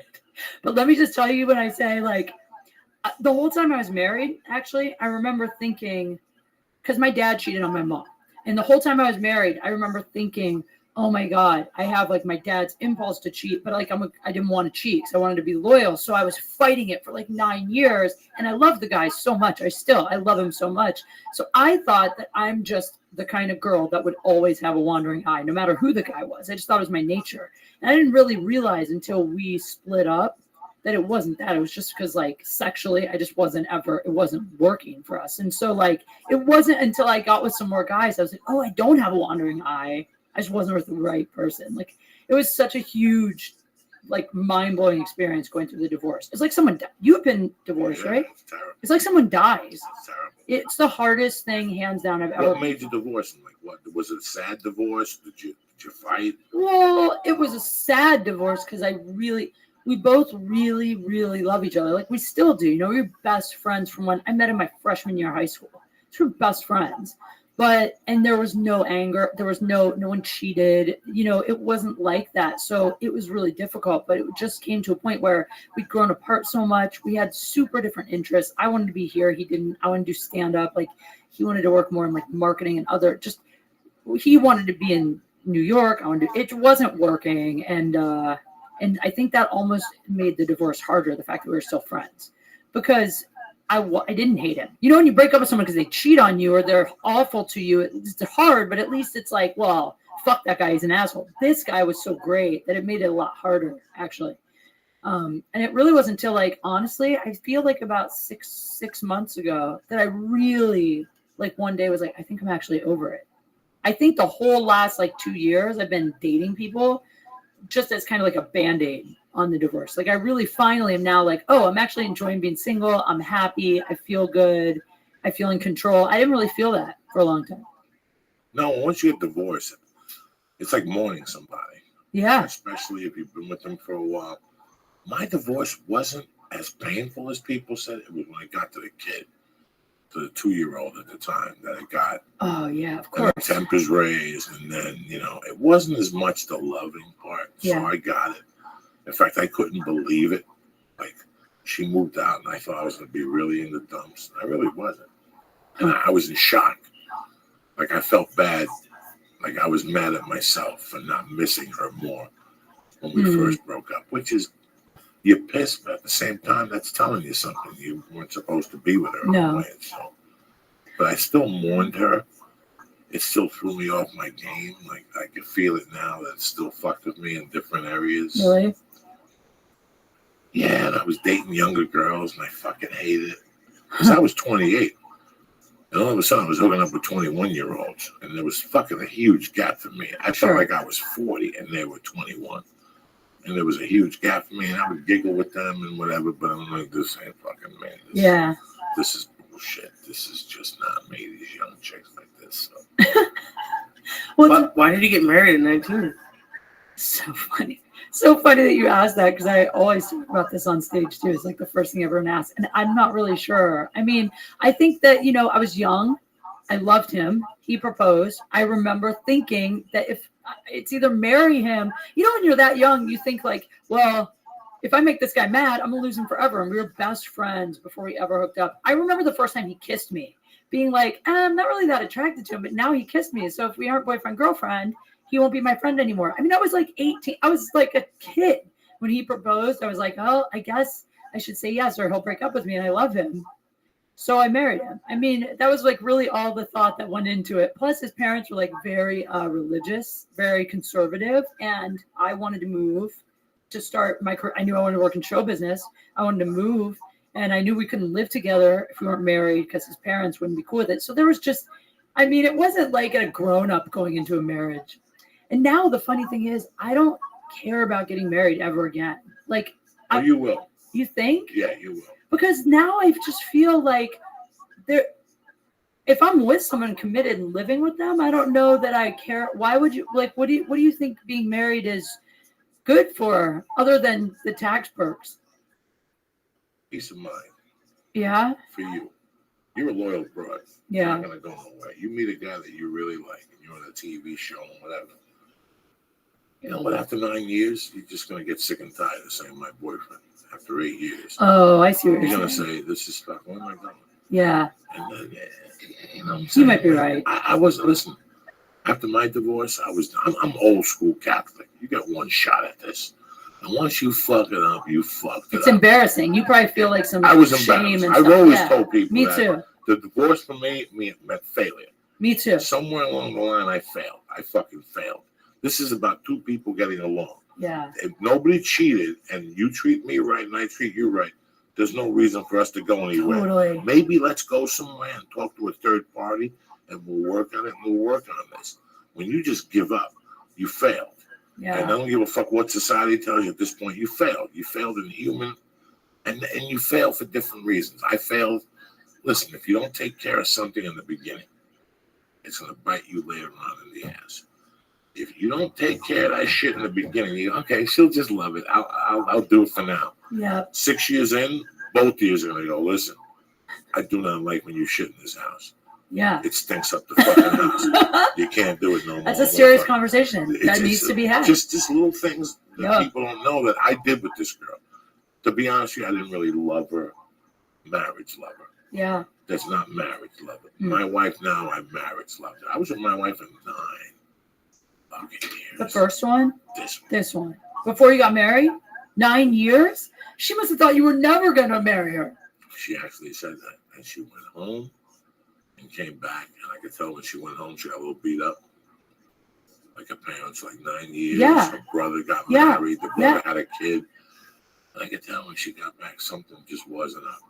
And here's a woman that when I did the longest yard, and I wake up at 4:45, my football uniform is on the fucking thing. There'd be 2 eggs and bacon and baked potato. Yeah. And I said, wait a second.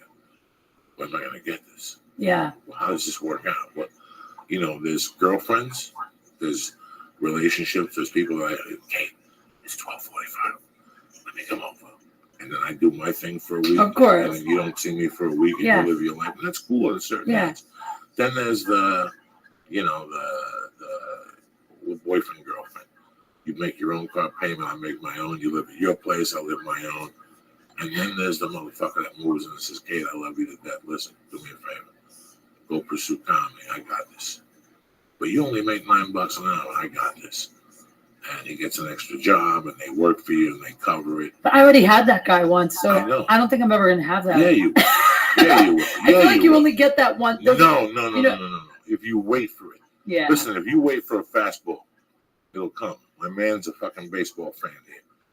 You wait for that fastball and you don't swing. They're going to throw some curves in, and they're going to strike you out a few times. But you're going to get that. He's going to break down and throw that fastball at you. Yeah, you're right. And you always just stick it out. You never know, man. You're a pretty girl. I mean, I can't see you not hooking up with the right guy again.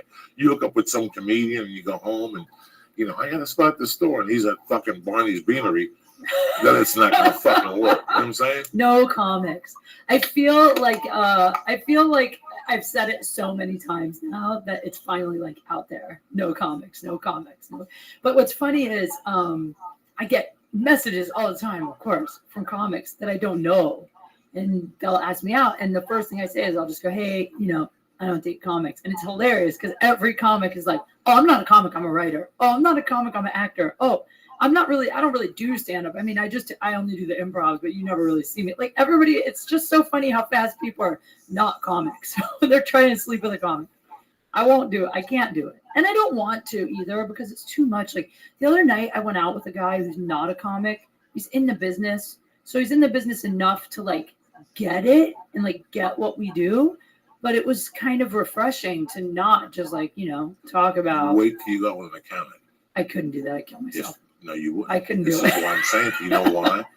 Because now it's something different. Because there's going to come a point. See, right now, you're in love with comedy. Comedy is your fucking every thought. You wake up in the morning, you think of fucking squeezing a load out of your monkey, washing it, and then getting on the stage.